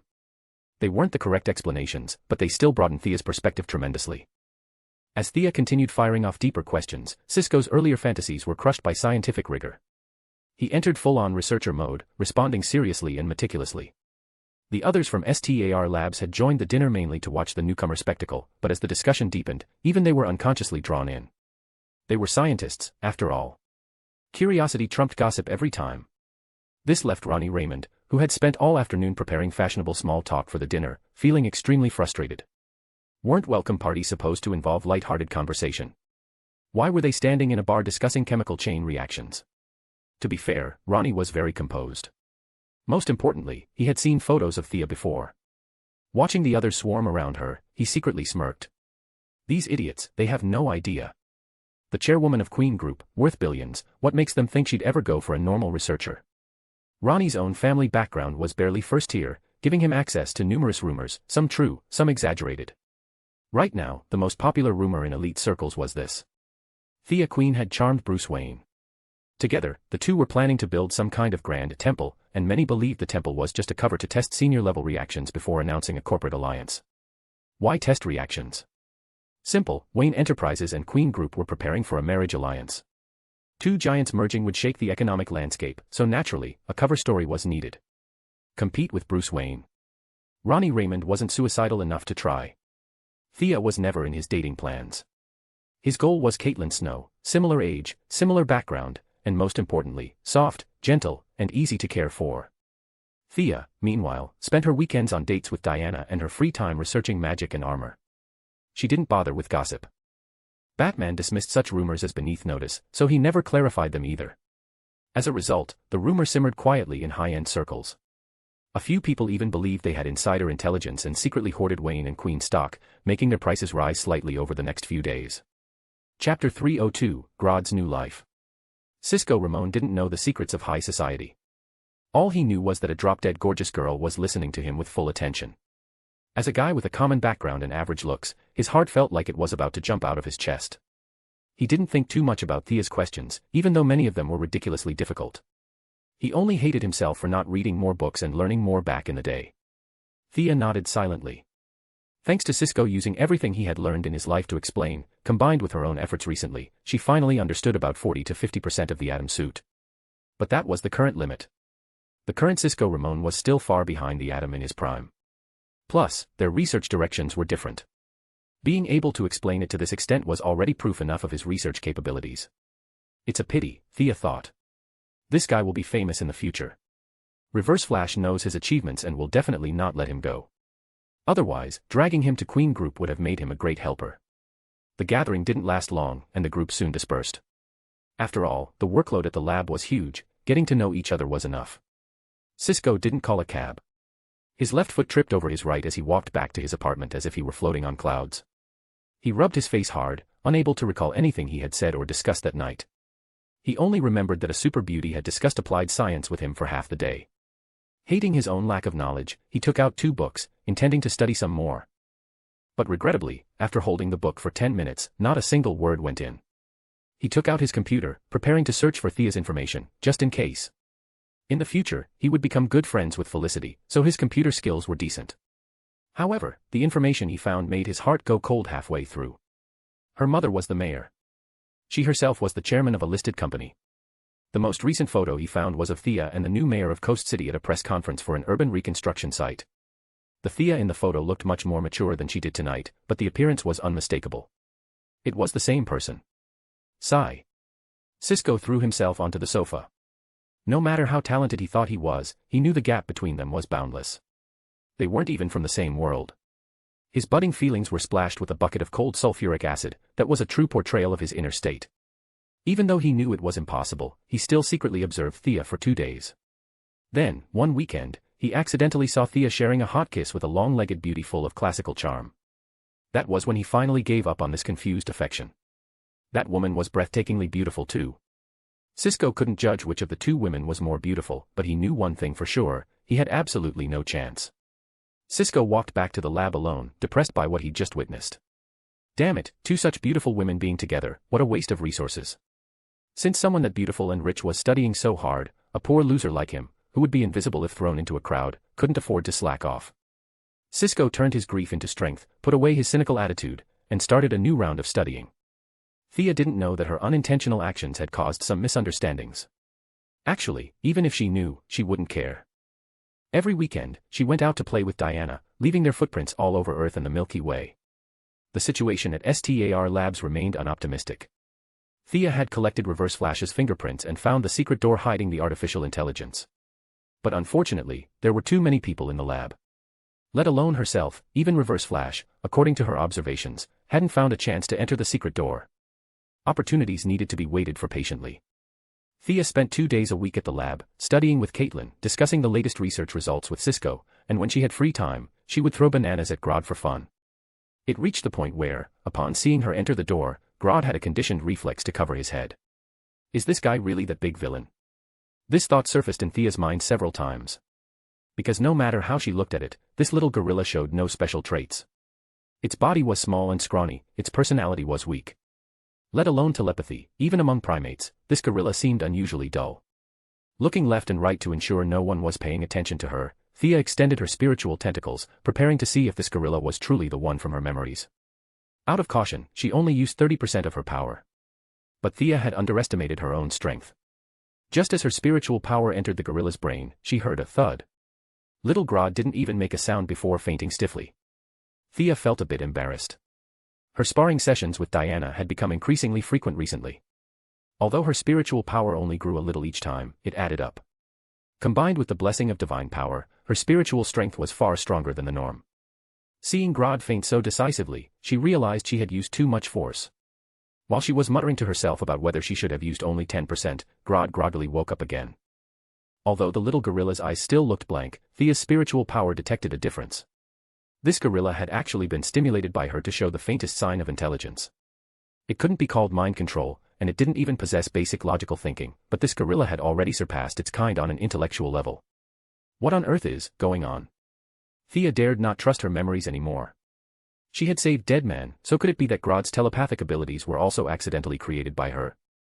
Connecting this to the phrase Grodd always hung on his lips in the future, Grodd hates bananas, Thea refused to believe this had nothing to do with her smashing him with bananas every day. Cause and effect. Past and future. Various thoughts collided constantly, making things somewhat creepy for a moment. Did she gain memories to change their fates, or was their fate originally changed by her? Thea didn't know. She could only continue to watch how things developed. Although it was a bit unbelievable, during moments when the keepers weren't paying attention, Thea discovered that Grodd was showing characteristics increasingly different from his kind. The confusion in his eyes was gradually dissipating, and his body was getting stronger. When the keepers fed him, he could already use some simple fawning expressions and body language to get more food. All signs indicated that this gorilla was on a path of rapid evolution. Thea observed for 2 more days. She decided not to wait any longer. There was a 70% chance that this gorilla was indeed the Grodd who would beat the Flash senseless in the future. Those not of my kind are sure to have different hearts, this saying was a true portrayal of Grodd's life. He always believed he was superior to humans, and his life's goal was how to destroy humanity more efficiently. Different from Deadman, although Deadman did jerky things, he was essentially a good person. Grodd was completely different. Chapter 303, A Father's Gift. If Thea were a pure Earth hero, there would be no question, kill first, talk later. But unfortunately, she wasn't exactly one. If being non-human meant deserving death, what about all the aliens in the universe? Although Grodd was 100% an anomaly in the eyes of Earthlings, thrown into the vast universe, there were countless creatures even weirder than him. She couldn't just raise the banner of justice and kill them all. Thea wanted to plant her own brand in his mind before he fully grew up. This imprint would grow stronger as he matured, but at the same time, it would grant him power. This was none other than the suggestion spell Thea had used against the heads of the Court of Owls in Gotham. As Grodd's own spiritual power broke through his racial threshold, he would welcome an unprecedented period of explosive growth. At that time, this suggestion spell carrying Thea's spiritual power would merge completely with him. Barring any accidents, this would become his famous powerful skill in the future, mind control. Hard to imagine. I actually created this guy. Thea muttered to herself. Everything was just so wondrous. It was precisely due to her secret interference that the gorilla who would one day shake Central City was created. This guy wasn't a mutation caused by military experiments at all. Once she understood the cause and effect, everything made sense. The military had done thousands of experiments, so why did only Grodd stand out? Because there was a mastermind behind him. The military just took the blame. With zero self-awareness of being a mastermind, Thea's spiritual implantation went incredibly smoothly. The opponent's resistance was weak and feeble, almost non-existent. Her spiritual power was like a vicious bandit, it kicked open the door and moved into the best house. No matter how much the owner screamed, it made no sound. Thea didn't stay in Central City for long before rushing back to Star City, because Malcolm Merlyn had returned from traveling the world. The laboring Malcolm Merlyn was unlike his usual gloomy self. Whether it was from the sun or something else, his originally fair skin was trending towards a tan. Great harvest. I've already found important clues about the Merlyn family. This was the first thing Malcolm said when they met. That necklace didn't mean much to Thea anymore. Her foundation was already complete. The first half of that necklace was a wind attribute haste spell, and the second half was a water attribute healing spell. With Thea's current magical attainments, she could cast them easily. But seeing Malcolm attach so much importance to this matter, she didn't say much.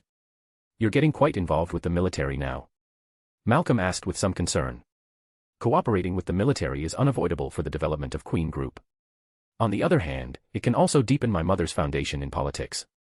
They complement each other, Thea answered with certainty. In a global hegemon like the United States, the power of the military was far greater than what the news media revealed. Although she knew there would be a lot of trouble, this was the price of climbing to the top. Malcolm stared into her eyes. After a long time, he nodded. All right, I trust your judgment. Then he took out a stack of documents and handed them to Thea. What is this? Thea flipped through them casually. Merlyn Group shares. You mean? Yes. Your achievements far exceed mine. Merlyn Group is just the past for me, and a burden for Tommy. Although I don't know your plans, obtaining it will also add weight to your leverage with the military. Although Malcolm's face was serious when he said this, his words were full of fatherly love. Even though Thea rarely showed her emotions easily now, her nose felt a slight sting. She didn't know if she should accept this gift. Take it. I will be stationed in the UK for the next few years to continue the investigation. Tommy. I see he's doing quite well in Gotham. I still have a large amount of real estate that he will inherit, which is enough for his daily expenses. My daughter, you are my pride, you are a gift from the gods. There isn't much I can do for you, so you must accept this. Our relationship must not be exposed. You know how much Tommy loves his mother. If he knew the truth, our father-son relationship would be completely finished. You must keep it a secret. Thea's nose twitched slightly. The father-son relationship was just an excuse. Malcolm was afraid that her identity as an illegitimate daughter would become a stain on her. He used a relaxed tone to gloss over this relationship. Dad. Thea couldn't control her emotions anymore. Although she felt sorry for old Robert, she was still moved by Malcolm's fatherly love. All right, all right. You're so busy, hurry up and take the documents. Hold a press conference in a few days. Malcolm put the documents in her hands and pushed her out of the room without a word. Thea smiled. This old man who wasn't good at expressing feelings spoke harsh words, but his eyes were actually red. Back at her place, Thea looked over the documents. They were notarized shared gift documents. They would take effect immediately as long as she signed them. Thea put the documents away after looking at them. She wasn't in such a hurry. She took out the few drops of divine blood she had collected after the great battle with Horus that day. A total of 6 drops. 4 were ordinary, and 2 had high energy content. 1 ordinary drop of divine blood was used to save the atom, and Thea absorbed another one on Themyscira. She also absorbed one of the high-content drops later on. Only 3 left. How do I divide this? Thea rested her chin on her hand, thinking. Originally, she planned to give one to each parent and keep the rest for herself. But now, divine blood didn't help her body much anymore. Even sparring a few times with Diana was more effective than the divine blood. Leave 1 drop for Tommy. Although he didn't know about their sibling relationship, he had given up the Merlin group. From any angle, she should give him compensation. But that drop of high-energy divine blood put Thea in a difficult spot. The energy was too high, ordinary people couldn't absorb it. Anyone who took it would die. Thea could only continue flipping through magic books and constantly consulting Cisco in Central City. Finally, she came up with a method combining magic and technology. Whether it was Malcolm or Moira, their bodies had already entered a period of decline. Even absorbing ordinary divine blood would be incredibly troublesome. Although Cisco didn't know what she was doing, he still came up with a good idea: divide 1 drop into 12 parts, intravenous injection once a month. Sustaining this for a year would allow them to absorb about 70 or 80% of it. As for that drop with higher energy, Thea divided it into 24 parts. To be fair, she gave half to Tommy and half to Oliver. 2 young men practicing martial arts jointly absorbing 1 drop of high-concentration divine blood, presumably, they wouldn't explode and die, right? What is this? Malcolm was very curious why Thea hadn't announced the news yet. Anyway, he had already completed the handover with several CEOs and subordinates. At this moment, he was packing his bags, ready to leave for the UK to continue tracking down clues about the Merlin family descendants. Thea came to his door and asked him to dismiss the servants, then handed him a silver-white suitcase. Chapter 304, Queen Merlin Group. Although he didn't see where Thea pulled the suitcase from, Malcolm still opened it naturally. His eyes stared at the injections inside, a bit stunned.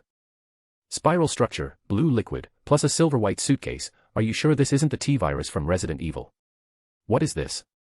Although he had some guesses, Malcolm still wanted to know the exact answer. The divine blood of a certain fallen god. I divided the original drop into 12 parts. You absorb 1 part every month. By then, it will have some effects of strengthening the body and prolonging life. Don't you need it yourself? Thea certainly couldn't tell her biological father that she was, Hatio, getting sweaty and exercising, with a long-legged beauty every week, and the accumulated effect of 2 or 3 workout sessions was no worse than directly absorbing divine blood. She didn't answer directly. 1 share for you, 1 for mother. I also saved a share for Tommy. I can't dare say if you'll gain superpowers, but your bodies will definitely recover to their peak. Malcolm rolled his eyes slightly, patted Thea on the shoulder, and said, You have heart. He put away the suitcase. I'm leaving. You give Tommy his share when the time comes. He didn't inject it directly because Malcolm understood his loverboy son too well. Unless he knocked him out and injected it directly, once the use was explained to him, Tommy would definitely turn around and give it to Laurel. Malcolm decided to leave his own share for Tommy later on. Malcolm felt that reaching middle age, living a few years more or less didn't mean much. Making his children healthier was his goal. Thea didn't feel there was any problem. She sent old Ma off, took the signed documents that were now in effect, and brought a large group of lawyers and accountants to the Merlin Group. Malcolm let go of the Merlin Group very freely. Externally, of course, they couldn't bring up the illegitimate daughter story.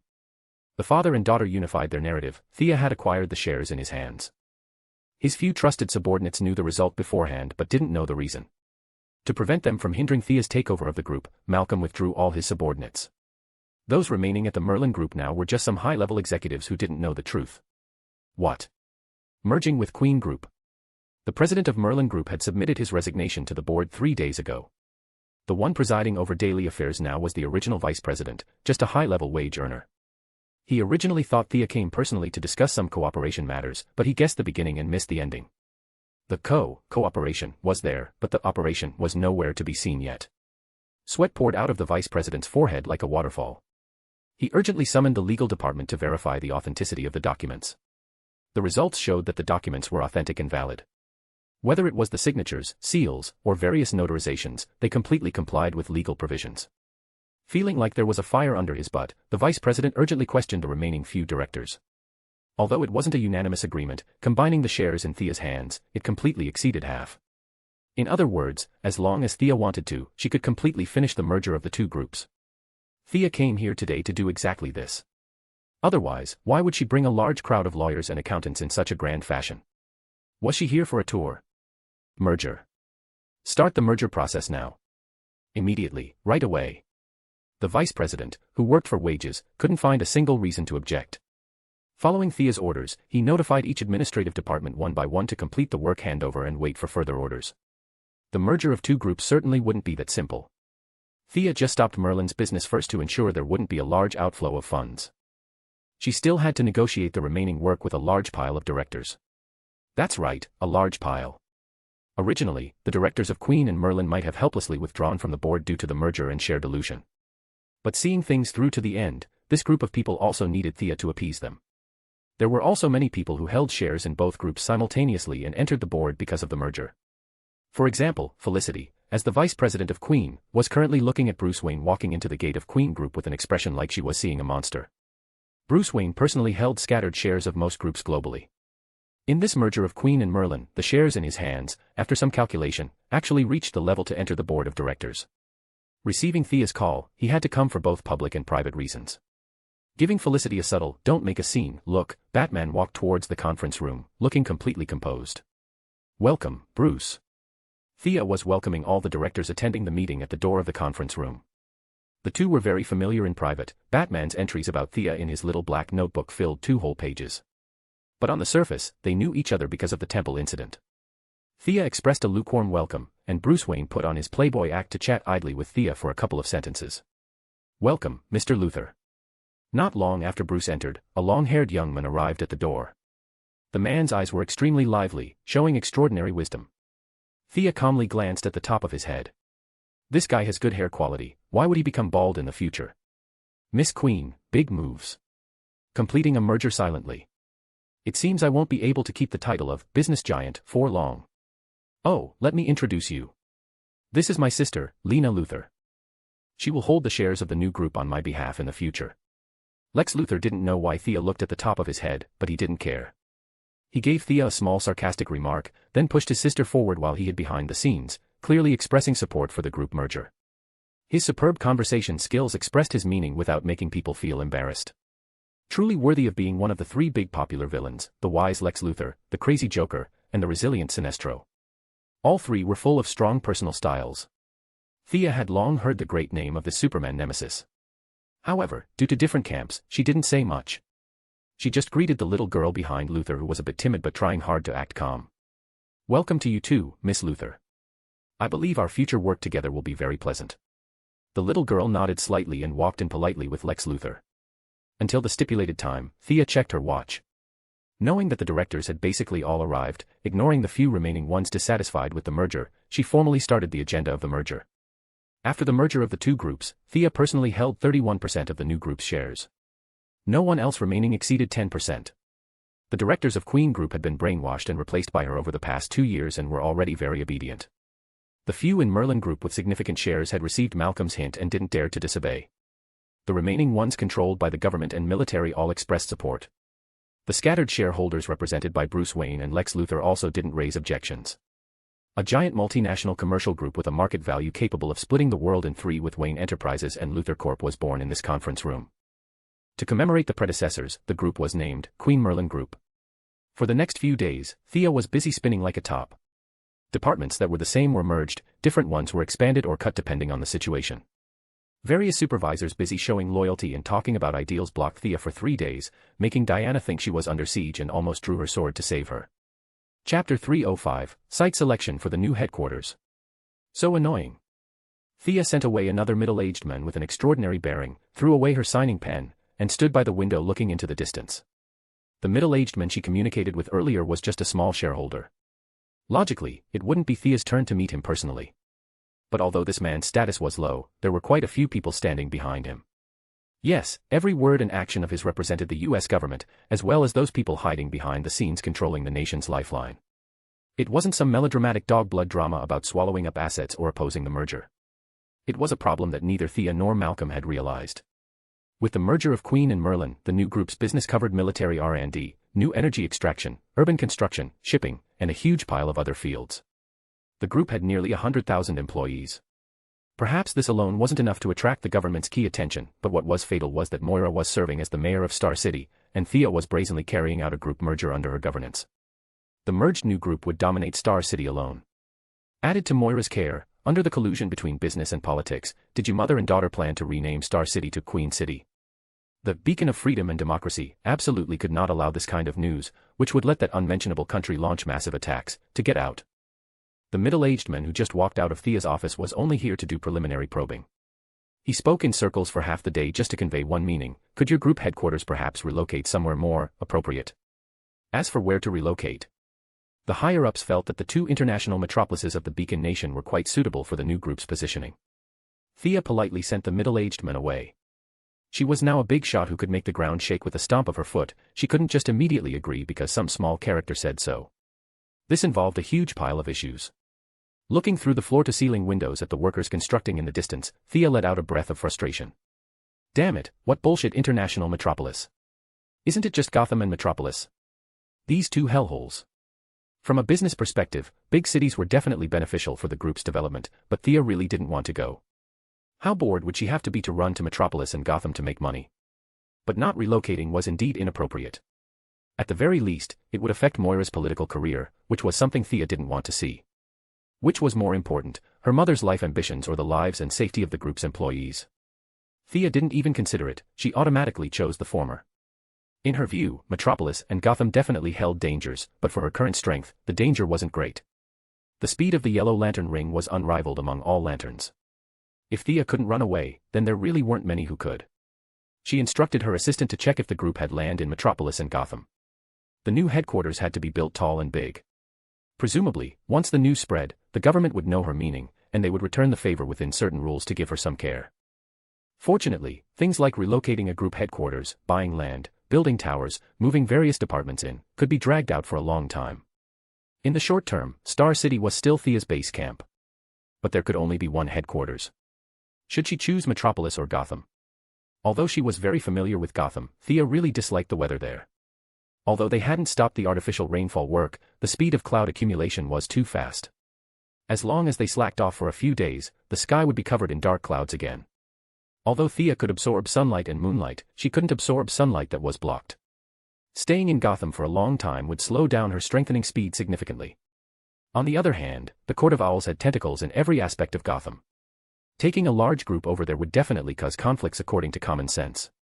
If the conflict was small, it would easily expose the fact that she secretly controlled the court. If the conflict was big, hitting her own people would be too much of a pain in the ass. Considering all aspects, Thea gave up on Gotham and prepared to march into Metropolis. The government side was very happy to receive the news that she wanted to enter Metropolis. They didn't know Thea's various concerns. From their perspective, they also hoped Thea would go to Metropolis. Gotham was chaotic and disorderly, and Wayne Enterprises was controlled layer by layer. The government wasn't afraid of Bruce Wayne doing anything big. On the contrary, the extremely egoistic Lex Luthor gave them a huge headache. He managed Luthor Corp so tightly that not even water could splash in. Yet, Lex's parents had deep connections in business, politics, and the military, so they couldn't touch him at all. Lex Luthor's genius mind, arrogant personality, plus immense financial and human resources, how could he not arouse fear? Hearing that Thea was going to Metropolis, several true high-level officials were very happy and instructed their subordinates to process her new group merger matters as quickly as possible. With the government giving the green light, work that would have originally taken at least 3 months was completely finished in just over a month. The big signboard of Queen Merlin Group formally appeared on the stock exchange. Although investors couldn't understand how these two groups with completely unrelated businesses merged together, seeing the crazy rise of the group's new stock, a huge crowd of people still enthusiastically threw money at Queen Merlin Group. Because of the government's overt or covert pushing, Thea's personal net worth reached a historical high, at one point even approaching Bruce Wayne's. Many calm investors quickly figured out something was wrong and sold off part of their stocks, but it still allowed Thea, who had invested quite a bit of private money beforehand, to buy low and sell high, madly earning hundreds of millions of dollars. If this large sum of money were in that unmentionable country, it would definitely be invested in real estate. But Thea took out a map and looked around, wanting to find a city without superheroes. But unfortunately, she couldn't find one at all. Buying a house in this world was just waiting for it to be flattened by evil aliens. Pocketing the money, just when Thea thought her days would continue like this, Amanda Waller of ArrowVerse came to visit personally. Having connected with the military, Thea wasn't as desperate for ArrowVerse as she was in the beginning. She knew clearly that Waller coming to her door meant nothing good, but she couldn't just kick her out either. "Big sis Amanda, you looking for me for something?" "You see, I'm very busy right now," Thea said, pointing at the documents on her desk. The new group had over 10 presidents and vice presidents combined, but in the early stages of the merger, many matters required her decision. These people couldn't help. She didn't even have time for her date with Diana last week. Instead, she called Diana to the office, and the two closed the door and read documents for a whole day. "There is indeed something I need your help with." Amanda lowered her attitude significantly. It was no longer the attitude of calling her to come and waving her away like before. Thea wasn't someone who didn't know good from bad. Since she received respect, she put down her pen, waiting for what followed. "I have a subordinate named June Moon, a doctor of archaeology, very capable. A month ago, while conducting an investigation in Peru, she accidentally fell into an ancient cave. After we rescued her back, several medical experts were helpless regarding her condition. Her consciousness seems a bit disordered. I heard you have some abilities in healing. Can you help me take a look at her?" Chapter 306, The Enchantress. Thea thought about the name for a moment. She had never heard of it. It was likely just another mental patient or something similar, so she didn't pay it much mind. She nodded immediately, indicating it was fine, they could contact her whenever they had time. 3 nights later, Thea arrived at the agreed location on time. Lila Michaels was once again the one to receive her. Thea figured Amanda was probably off in Hong Kong training Oliver again. "I haven't thanked you for saving me last time yet." Lila, a mature and charming woman, greeted her with a smile. It was worth noting that the 2 agents who entered the base with them in Coast City had died on the spot. Lila being alive was entirely because Thea had lent a hand for the sake of their acquaintance. Thea immediately indicated it wasn't worth mentioning. For her, it was just a matter of convenience anyway. If her mana had been stronger back then, she wouldn't have left the other 2 agents to die either. The 2 walked into this hospital exclusive to ArrowVerse. Strange-looking patients passed by them from time to time. Some thought they could fly, others felt they were stones and wanted to smash their heads against the wall. It felt as if everything had returned to Arkham Asylum. Passing through several checkpoints and entering the underground facility, Thea finally saw the patient she needed to treat. You guys think this is a mental illness?" The woman before her was petite, her skin ghastly pale. Blue-purple blood seemed to flow continuously through her visible veins. The woman was firmly tied to the bed with ropes, her body twisted occasionally, eyes rolled back white, foaming at the mouth. At a sudden glance, she did look a bit like a mental patient. But looking at her pale face and the sharp, claw-like fingernails on her hands, it looked more like she was suffering from some kind of curse. "Sister Lila, why does this patient have such long nails? Don't you guys cut them for her?" Thea asked, pointing at the woman's chicken claw-like fingers. Lila ran around the world constantly. This was her first time seeing this patient. Feeling a bit embarrassed, she immediately summoned the person in charge to question them. "ArrowVerse pays you so much salary, yet this patient's nails are almost longer than her fingers. Is this how you goof off? We're innocent. Miss Lila, we hold her down and cut her nails every day, but they grow incredibly fast. We can't help it. If you don't believe us, we have video proof." The person in charge was a fat woman weighing over 200 pounds. Hearing Lila's question, she cried out repeatedly about the injustice, swearing to the heavens that she absolutely hadn't neglected her duty. It was the patient growing them too fast. "They can grow this long even when cut daily." Thea didn't speak, but Lila stared at the fat woman with an unfriendly expression. This woman looked fat-headed with big ears, her face glistening with oil. Where did the money come from? She must have embezzled it. The fat woman's expression was extremely vivid, as if she had suffered a massive grievance. She slapped her chest loudly, insisting they had cut them every day recently. Lila sneered. "Humph, cutting them every day recently. That's only because we notified you 3 days in advance." To avoid making a scene in front of Thea, an outsider, Lila suppressed the anger in her heart, planning to deal with her properly later. Thea didn't care how much money they embezzled, she just wanted to finish the mission quickly. "Do you have the patient's brain scan report?" The fat woman stammered, unable to speak. Lila was thoroughly enraged. "Are you kidding me? Such a reasonable request, just looking at the films, and you can't produce them. Did you not take them at all? You reported up the chain that this woman was crazy, but actually, you didn't treat her at all, right?" Listen to my explanation. Observing her expression, the fat woman realized Lila was about to explode. She immediately used an agility inconsistent with her body shape to pull a stack of films from a drawer on the other side. There seems to be a layer of shadow in this patient's brain, our detection equipment can't distinguish it at all. Lila snatched them over. Taking a close look, the fat woman really hadn't lied. Whether it was the angiogram or the head CT, all showed a mass of ink-like black shadow. Thea, take a look. Lila flipped through them all once and handed them to Thea. Thea flipped through them, thinking to herself, unless this fat woman sold the new equipment and bought old equipment from an Indian hospital to make up the numbers, these images indicate this woman has major issues. Even Harley Quinn, as crazy as she is, has scannable brain blood vessels. This pitch-black mass, is this even human? Since science couldn't be counted on, she could only use magic to solve it.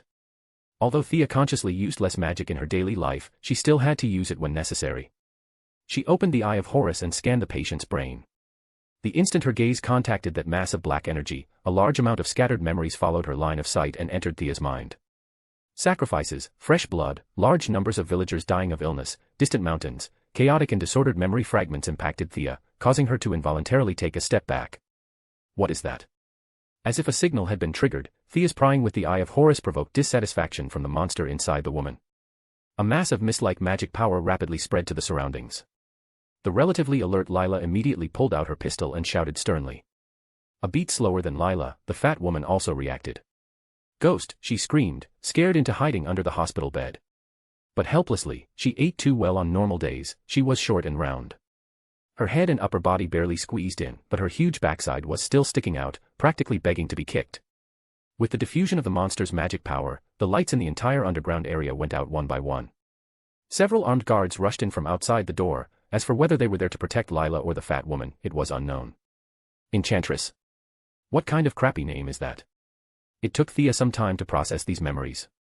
Having experienced brainwashing others often, she discarded meaningless trivia and tried her best to find memories with times, places, and people, then combed through the opponent's entire life trajectory. The result left her speechless. This one was actually a pure mage-class enemy. And if she remembered correctly, she was the boss in the Suicide Squad movie, right? This was the only magic-class enemy Thea had faced in so long. Thea didn't dare to act rashly. Judging from the memories, the opponent had lived for hundreds of years. Theoretically, her magic power was much greater than Thea's, only it seemed her operation of it wasn't very agile. At this moment, the enchantress wore a crescent moon headdress, her body pitch black as ink. Messy hair draped over her shoulders as she curled up in the corner of the room, staring dully at Thea. She knew her own suffering, her slumber had been interrupted by June Moon. June Moon was an ordinary person without a trace of magic.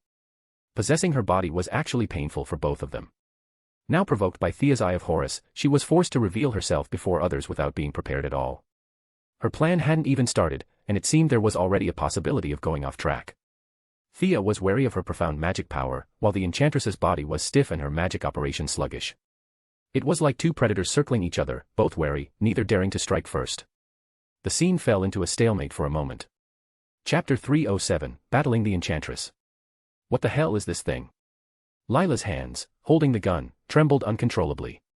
Although the light in the room was dim, the enchantress's glowing green eyes were still clearly visible. This creature is the thing attached to your doctor. Perhaps she was once human. If I'm not mistaken, she likely used West African voodoo techniques to make herself neither human nor ghost. For the past few centuries, she has called herself the Enchantress. With too many people in the room, it wasn't convenient to transform using the lantern ring. Thea took out the divine longbow and knocked a lightning arrow, preparing for the opponent's potential attack. Lila gestured to the guards behind her, signaling them to leave first. The room was too small. These guys had rushed in looking loyal, but every one of them was burly and strong, blocking the doorway tightly. Lila didn't need their loyalty right now, she just wanted to get out quickly. She whispered to Thea, "Can you handle that shadow thing? More or less. You should get out of here first." Thea had observed for a while and already discovered the opponent's physical issues. In terms of pure magic power, she was definitely stronger than Thea, but her body had stiffened.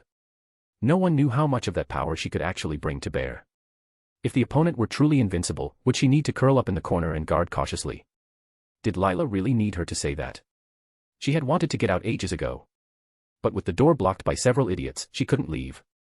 After gesturing for half the day, she remembered that it was pitch black right now, these people couldn't see at all. She was afraid to speak lest she expose her position and provoke the ghostly thing to attack her. She was so annoyed inside. Seeing that Lila didn't leave but instead held her pistol in a defensive stance, Thea, whose entire mind was focused on the enchantress and didn't know the truth behind her back, was quite moved. This big sister looks cold, but her heart is actually warm. Can you understand me? Stalemate wasn't a solution, so Thea had to break the silence. Unfortunately, after switching through several languages, the opponent remained indifferent, merely curling up in the corner and staring silently at them. Are your vocal organs gone? Or do you just not understand? Can you return to that body to communicate with us? Thea suggested, pointing to June Moon, who was no longer struggling and was sleeping soundly on the bed. But the opponent still ignored her. Instead, as Thea spoke more, the opponent's gaze stared at Thea viciously, like a wolf. Both were magic users, so the opponent's thoughts weren't hard to guess. What, you've taken a liking to my body? Want to drain my magic power to restore your vitality? Foolish. Thea had already killed 1.5 gods, was she afraid of a witch whose body was half stiff? Sensing the opponent's malice becoming increasingly obvious, she knew negotiations had failed. Raising the divine bow, she swiftly fired Boss Zeus's lightning arrow.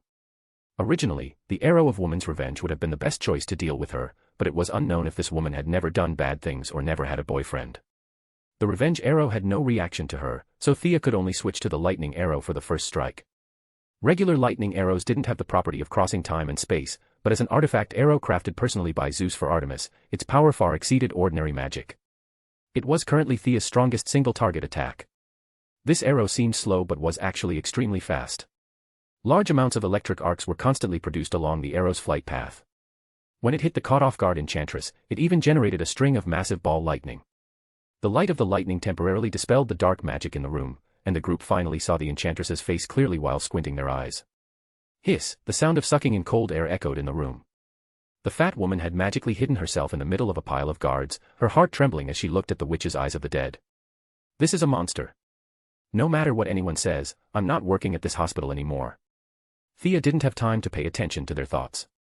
She only knew that her arrow hadn't killed the opponent, instead, the opponent's zombie-like body had resisted most of the damage. She didn't stop. Constantly drawing the bow and knocking arrows, fire arrows, and light arrows rained down onto the opponent's head. Frustrating. Thea was a little displeased. She also specialized in dark magic and mind control magic, their skills overlapped to some extent. If there were no outsiders, it wouldn't matter, but there were quite a few onlookers now. If she also fought hard surrounded by black mist, it would damage her hero image too much. For now, the only proper course was to rely on the divine longbow's magic arrows to rapidly consume the opponent's magic power. As Thea fired a storm of arrows, the ordinary people in the room recovered some of their vision. What else was there to say? They ran for their lives. A few with poor nerves threw away their guns, running and shouting, "There's a monster! Run!" The entire underground facility was in chaos, and panic quickly spread to the buildings above. I'll go upstairs to stabilize the situation. Reinforcements will be here soon. Lila finally found a decent excuse. After telling Thea, she ran out. Thea nodded. She hadn't expected Lila's small pistol to deal much damage anyway. With her gone from the scene, many of Thea's own methods were now convenient to use. Doppelganger. Seeing Lila disappear at the elevator leading to the upper level, Thea finally played a trump card. The doppelganger shared her mind and began to cooperate with her spellcasting, casting various debuffs on the opponent and buffs on Thea. Putting on the yellow lantern ring and materializing chains to bind the enchantress, the longbow in Thea's hand didn't stop at all, one arrow after another. By the time she had used the enchantress as target practice and fired the 11th arrow, the opponent's body began to expand rapidly. Drumming up a large amount of magic power, she broke open the materialized chains. She could no longer simply endure it, although her body was tough, and 100 points of fire damage only dealt 30 points to her at most, she couldn't handle the sheer quantity. Especially seeing Thea's doppelganger being so agile, this was going to be a 2-on-1. You are too shameless. Even her sluggish mind grew irritated. Suppressing the greed in her heart, she began to counterattack. The enchantress possessed an extremely rare displacement ability. She instantly appeared behind Thea, clawing towards her heart. Is that all? Thea's fighting ability was considered top tier in the current world. Plus, she had been guarding against her attack. Facing the black claws, she drew the Godslayer sword, infused the blade with fire attribute magic to block the claws, and slashed back at her neck. Whoosh! The long sword hit nothing but air. A violent tremor rippled through the air, and the opponent appeared on Thea's other side, sharp claws grabbing at her face. Thea could only retreat 2 steps to reopen the distance. Very strange ability. The opponent's melee combat ability was simply not worth mentioning, but this spatial displacement made Thea suffer greatly. Constantly using her agile skills to dodge, it was inevitable that there would be negligence over a long period. When the opponent displaced for the fourth time, Thea finally discovered the principle of this move. She could appear in any corner where her magic power existed. In other words, as long as the scattered magic power in the air was dispelled, her displacement would naturally be broken. Chapter 308, Fight Hard. Keep dreaming. The traditional method would be to neutralize her with a massive amount of light attribute mana, or burn her with fire attribute mana. Of course, changing the battlefield to somewhere else would also work. Thea could do all of these, but she was helping out purely as a volunteer today. There was a huge pile of matters waiting for her at the group. She really didn't want to go through the trouble of fighting a war of attrition. Her doppelganger flicked her hand, sending 3 beams of light to force the enchantress back. The main body took out a pitch-black, sci-fi-looking weapon from the spatial ring. This was the latest developed, era-defining freeze gun, combining the technologies of Captain Cold and Mr. Freeze. If Cisco Ramon's design 3 years later in the original timeline was version 1.0, and Captain Cold's modification was version 2.0, then what Thea held in her hand now was version 3.0. Cisco Ramon had made a huge contribution to the manufacturing principles of this gun. Conservatively speaking, this gun was at least 30 years ahead of the current era. Bang, bang, the shots rang out. Under the enchantress's confused gaze, Thea constantly pulled the trigger. The freezing gas, approaching absolute zero, didn't care about magic or zombies, it froze everything alike.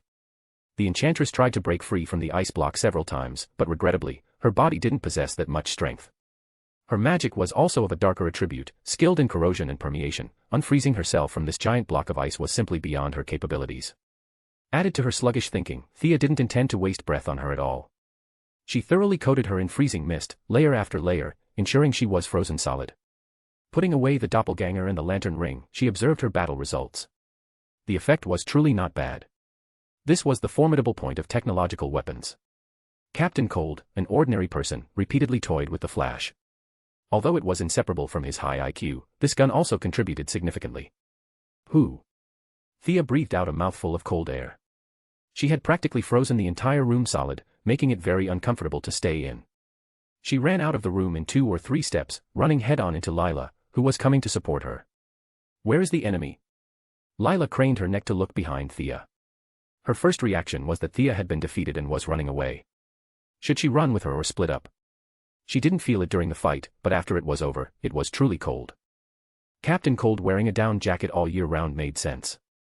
Thea was only wearing short sleeves right now. In such a gloomy and cold basement, she felt uncomfortable all over. She pointed behind her. Remember Killer Croc from that day? It's about the same as that. Frozen by me. Lila also felt the biting chill at this moment. Recalling the scene when they first met, she nodded, seemingly understanding but not quite. She was no longer the person who took the lead in everything. She waved her hand, signaling the people behind her. You guys go take a look. The temperature inside is very low, do not make skin contact. Thea felt incredibly cold after just that short while. She gave a warning, whether they listened or not was up to them, and ran toward the elevator alone. Halfway there, Thea suddenly realized something. Where was that female doctor who was treated as a mental patient? She was probably still tied to the hospital bed. Was she frozen too? They were strangers, so she could only blame her bad luck. Hopefully, heaven would help the worthy. After drinking 2 cups of hot coffee in the surface facility, she finally didn't feel so cold. Cisco Ramon's design concept for this gun was brilliant, but the demands it placed on the user were far too high. Even with Thea's tough physique, she was shivering. It was hard to imagine how much pain Captain Cold, an ordinary person, had to endure. His initial goal was just to toy with the Flash. Enduring this bitterly, he probably did serious damage to his own genetic code. One had to say, he was truly a tough man. Just as she was pondering whether to fly back herself or let them drive her, Lila ran over, out of breath, and grabbed her. What is that thing you froze? Please help me explain it in detail, otherwise, I can't give a good account to Amanda. Ah, all right. I saw a part of that entity's memory. She was born in a small West African village about 600 years ago and obtained the hidden inheritance of voodoo, which was prevalent at the time. The locals called her the Enchantress. Afterward, there is a large gap in her memory. When she regained consciousness, she was already in Peru, across the Atlantic. Whether there was transport by early colonists in between is unknown. The final memory is of your careless doctor destroying her slumbering place. That's about the situation. Seeing Lila's dizzy look, Thea was also quite frustrated. She originally thought she was just helping out with a small favor. Who knew it would drag out such a huge pile of things? In the original plot, Amanda could think of using that heart to control the enchantress, but now, if nothing unexpected happened, the female doctor host had been frozen to death by her. Thea was afraid of trouble, so she didn't ask. Whether the plot would follow the same direction afterward, she didn't know, nor did she care. She waved goodbye to Lila, leaving her there to ponder hard on how to write this report. Thea didn't wait for them to drive her, she flew directly back to Star City. She originally thought Amanda would visit the next day, but she didn't wait for the dark-skinned woman. Instead, a certain brat arrived. Damian Wayne, with a face full of childishness but a very serious expression, handed Thea a long package. The sword you wanted. Thea untied the package. The sword handle and scabbard were 1.5 meters long and 25 centimeters wide. The entire piece was extremely heavy. The scabbard was carved with magic runes in a language even Thea couldn't name. Thea didn't easily reach out to touch the hilt. She needed to observe it carefully. The hilt was golden yellow. The pommel was a ferocious demon skull, its arms wrapped around to form the interlaced pattern on the hilt, and then the demon's hands clasped together to form the guard. After using several methods to test it, she didn't sense any traps on the sword. Afterward, Thea summoned a light ball to roam around the long sword a few times, but still found no anomalies. You're too careful. Even if Damian Wayne was foolish, he knew what she was doing. He couldn't help but mock her. Thea was too lazy to waste breath on a brat. Under his shocked gaze, she separated a doppelganger and instructed her to take the sword. Clang. With a crisp sound, the entire blade was drawn. The doppelganger and the main body exchanged information telepathically. Only after confirming it was safe did Thea take the precious sword and examine it carefully. Truly a good sword. Excluding the hilt, the blade was over 1 meter long and 12 centimeters wide. It was unknown what material it was made of, the blade presented a pale white color. A person with a normal mind would associate it with the color of skeletal remains at first glance. One could vaguely hear the wailing of countless dead souls on the blade. Right in the middle of the blade was a crimson blood groove, invisible to ordinary people but observable by Thea using the Eye of Horus. But before she could observe it carefully, she felt a mysterious suction force from the blood groove, actually sucking a small part of her gaze in. Thea hurriedly turned her head away. She swung it casually a few times. Seems a bit light. Just as Thea had this feeling, the sword seemed to perceive her strength. Its own weight began to gradually increase until it matched her strength. Without a doubt, this was a divine artifact, or rather, a demonic artifact. Thea's own God's Lair and Diana's Sword of Hephaestus were both divine artifacts. The essence of the three swords was about the same, but their auras were completely distinct. Chapter 309, Raz al Ghul. Setting aside its energy-absorbing function, this sword itself harbored immense power. As a magic weapon, its attributes were excellent. Thea tried inputting some dark attribute mana and found that the emotions conveyed from the hilt were longing, greed, and above all, excitement. That's right, the signal this sword transmitted to Thea was excitement. Heaven knows how many years it had waited to finally be nourished by magic again. A slight tremor faintly resonated along the blade. Thea flourished the sword, withdrew her mana, and sheathed the blade directly. This sword had gotten a bit carried away, actually trying to bewitch Thea into going on a so-called killing spree. If Thea, who brainwashed others every day, were to be brainwashed by a sword, that would be the ultimate joke.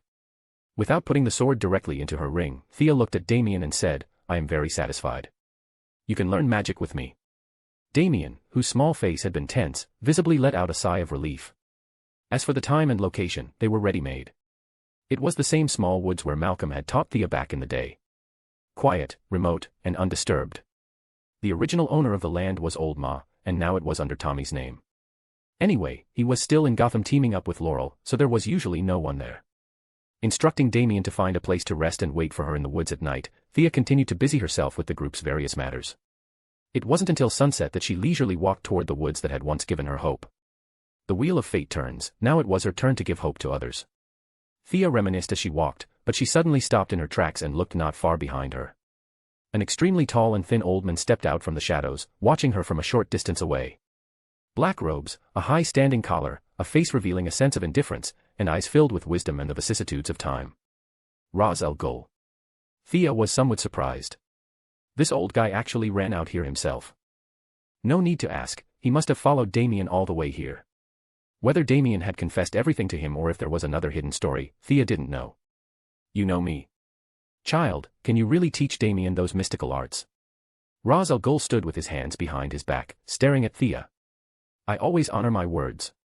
However, the completion of his mission seems to have some discrepancies from what I anticipated. Thea could tolerate failure, but she disliked betrayal. Failure was a problem of ability, betrayal was a problem of character. Ras Al Ghul didn't answer her question directly. He lowered his head to organize his words. Without my tacit approval, it would have been impossible for him and Talia to take the demon sword from my hands relying solely on themselves. Thea half believed this point. Anyway, the event had already happened, he could say whatever he wanted. You plan to take back your sword? This time, Ras Al Ghul answered very readily. I want to see if you are qualified to hold that sword. Thea smiled. If it were 3 years ago, Ras Al Ghul would have been the highest peak she could see. But now, he was just an old man with high martial arts skills. How do you want to see? I want to use martial arts to experience your magic. As Ras Al Ghul spoke, he drew another sword from his waist. Thea swept a glance at it, it was just an ordinary steel sword. As you wish. Thea could feel that Ras Al Ghul had no killing intent. This elder was very open, or perhaps, after living for such a long time, he no longer needed lies to cover up his actions. Thea didn't use the lantern ring, nor did she use the artifact bow and arrow. She raised her hand and threw a grease spell at his feet.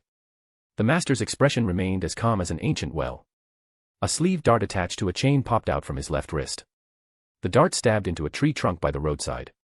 The master leaped up, his feet stomping fiercely on the trunk, circling at a small angle to charge at Thea. TCH, Batman really is from the same lineage as him. Thea's hands traced graceful curves, drawing 2 runes in the air. Her 5 fingers spread open, and a small ball of white substance flew out, expanding in the wind. By the time the white substance reached Ras Al Ghul, it had turned into a large net, covering him overwhelmingly. Impressive.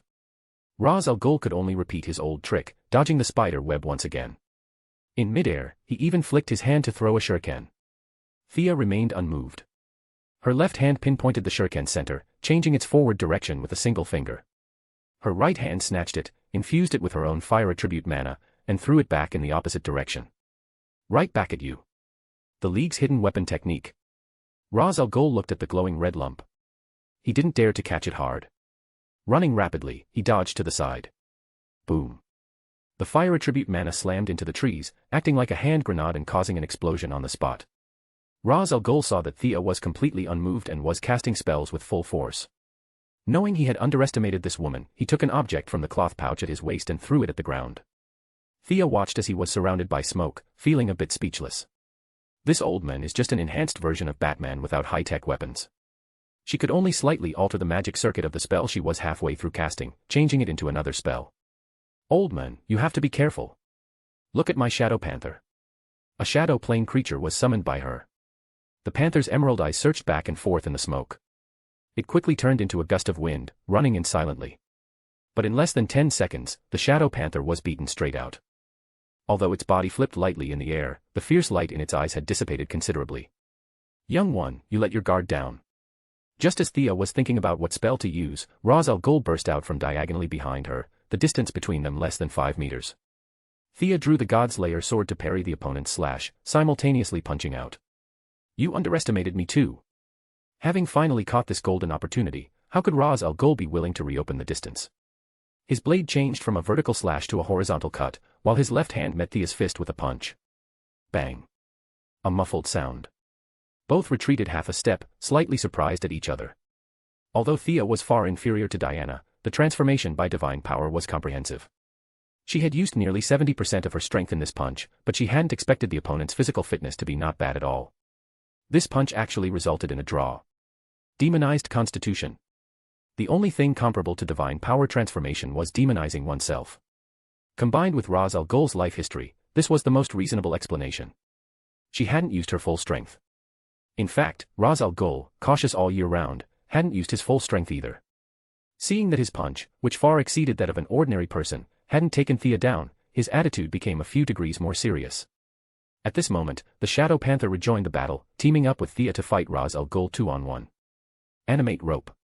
While Thea's right hand waved the sword to constantly resist the opponent's moves, her left hand completed a spell.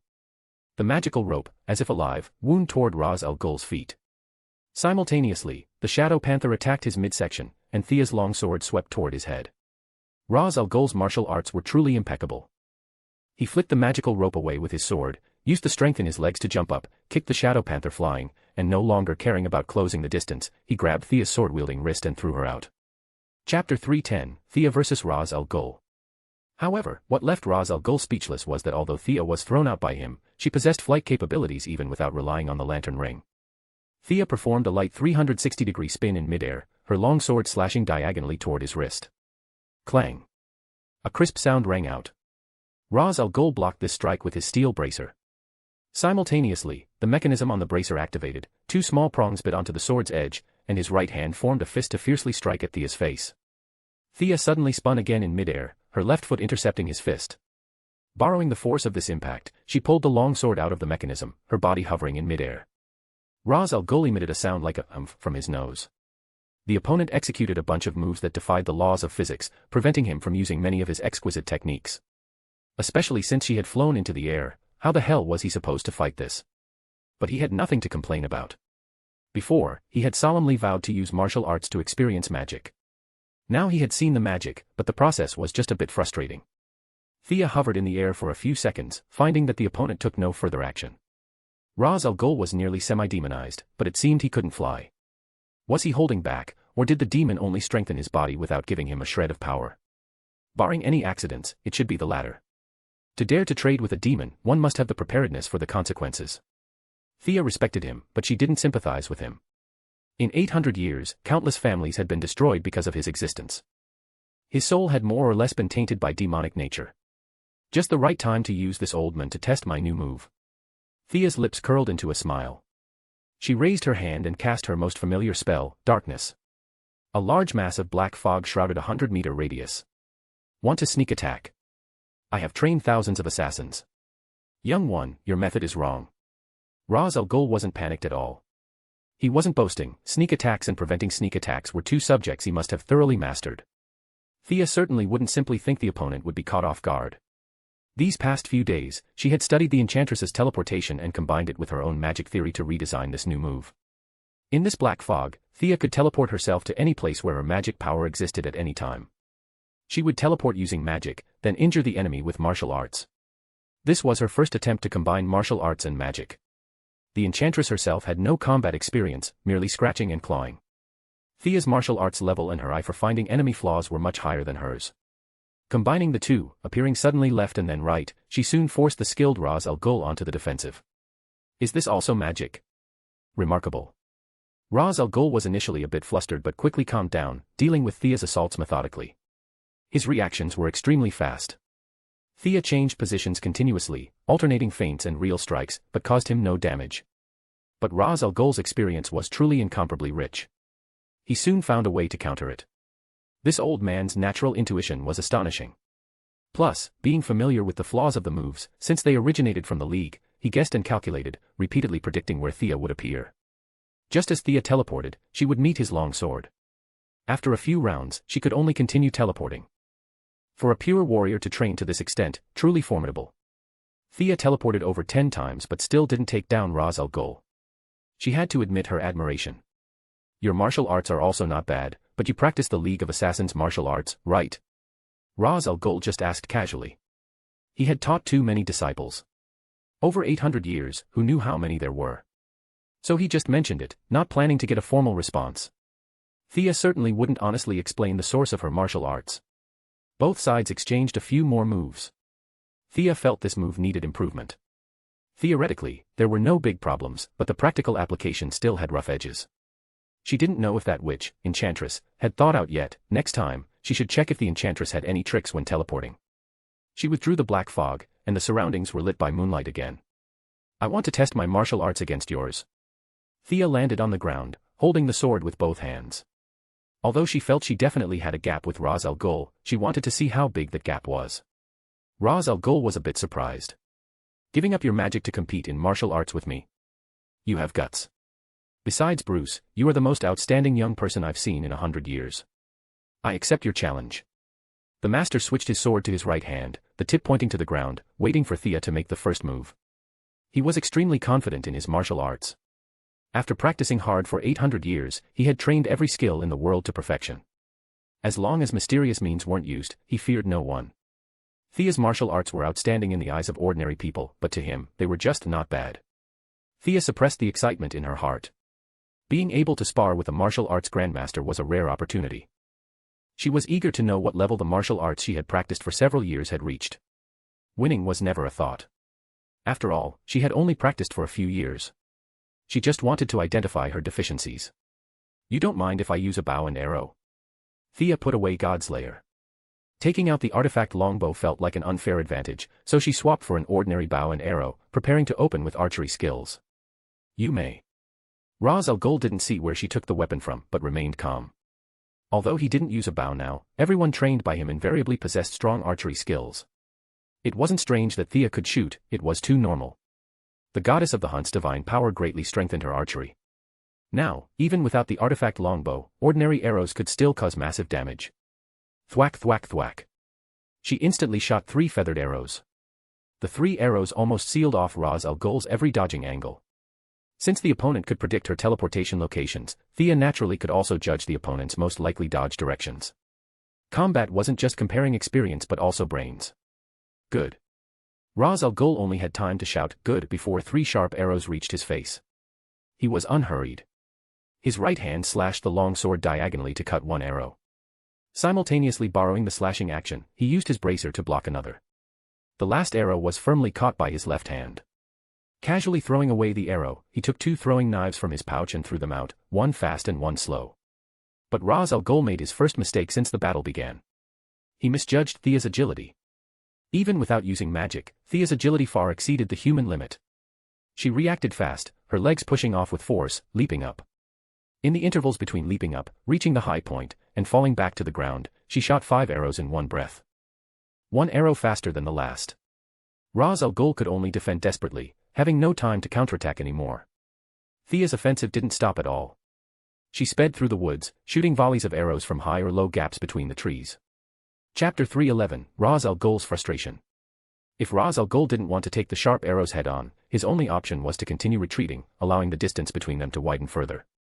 It was the exact same tactic Thea had used against Malcolm Merlin years ago. But Raz Al Ghul was not Malcolm. He chose to swim against the current. His tall, lean figure weaved through the rain of arrows, utilizing his superior vision and masterful footwork to dodge by a hair's breadth every time. For the ones he couldn't dodge, he simply swatted them away with his gauntlet long sword. The distance between the two was closing with the naked eye. Amazing. Thea felt her archery had transcended her usual limits in this moment. Even Green Arrow in his future prime might not reach this level. Her mental focus was at its peak, her gaze darting back and forth across Raz Al Ghul's footsteps. Her brain calculated his next landing point at high speed. Drawing the bow and knocking the arrow, she released it without even aiming. This arrow seemed to be shot at empty air, but it made Raz Al Ghul extremely uncomfortable. His forward rhythm was interrupted. If he took that step, he would walk right into the arrow. He had to urgently retract his half-raised foot. Although it caused no physical damage, his imposing momentum, like a tiger descending a mountain, was instantly slashed in half. Momentum was invisible and intangible, yet it couldn't be ignored unless there was a massive disparity in power. There was certainly a gap between Thea and Raz, but it wasn't wide enough for him to ignore her. Limited by the nature of this world, Raz Al Ghul's hundreds of years of life had been spent polishing his skills, making his martial arts more refined and natural. Trying to accumulate time to achieve some world-shattering supernatural power was impossible here. Thea pinpointed this exact weakness, constantly targeting his footing. After 3 arrows, Raz Al Ghul's momentum was completely gone. However, the man was truly formidable. He shifted his style from a thunderous strike to the crushing weight of a mountain, slowing his pace and attempting to build a new kind of pressure as he steadily advanced on Thea. This old man's grasp of momentum was near perfect. He combined psychology and martial arts flawlessly. Added to the confidence bred over centuries, anyone facing his coiled, ready-to-strike blow would likely lose their nerve before the fight even began. Thea took 2 looks and knew she couldn't let him continue to build power, otherwise, she might not be able to catch his full-force strike with martial arts alone. Dropping her bow, she drew a standard refined steel longsword. Automatically blocking out her surroundings until only the tall, elderly figure remained in her sight, Thea sprinted toward him. With the distance closed, Thea didn't hesitate, slashing down directly. Raz was forced to stop his accumulation of power, raising his sword to block the strike. He had never feared close-quarters combat. His blade drew a semicircle, shifting from a block to a stab, thrusting straight for Thea's face. Naturally, Thea anticipated the change. She executed a backflip, kicking his wrist away midair, while her sword stabbed toward his lower abdomen. This time, unlike Thea's previous sneak attacks using magical teleportation, the two were exchanging blows based on true martial skill. The changes in moves were incredibly fast. Thea successively switched between swordsmanship styles from 3 different regions and schools, while Ra's al Ghul's swordsmanship, perhaps self-created, was heavy, steady, and exuded the aura of the battlefield. Not bad, young one. Your swordsmanship is good, but still not comparable to mine. Raz feinted with his right hand, then suddenly switched the sword to his left, catching Thea off guard. The blade sliced a hole in the clothes on her shoulder. Although neither mentioned it, both tacitly understood that this was more of a sparring match. It was impossible for a standard steel sword to truly harm Thea's body, but the torn clothing spoke volumes. Without her divine physical enhancements, that strike would have surely injured her. Left-handed sword. Thea was slightly surprised, but only slightly. Modern society wasn't like the ancient times where warriors sparred daily, attack methods were too diverse now. Would a left-handed pistol count?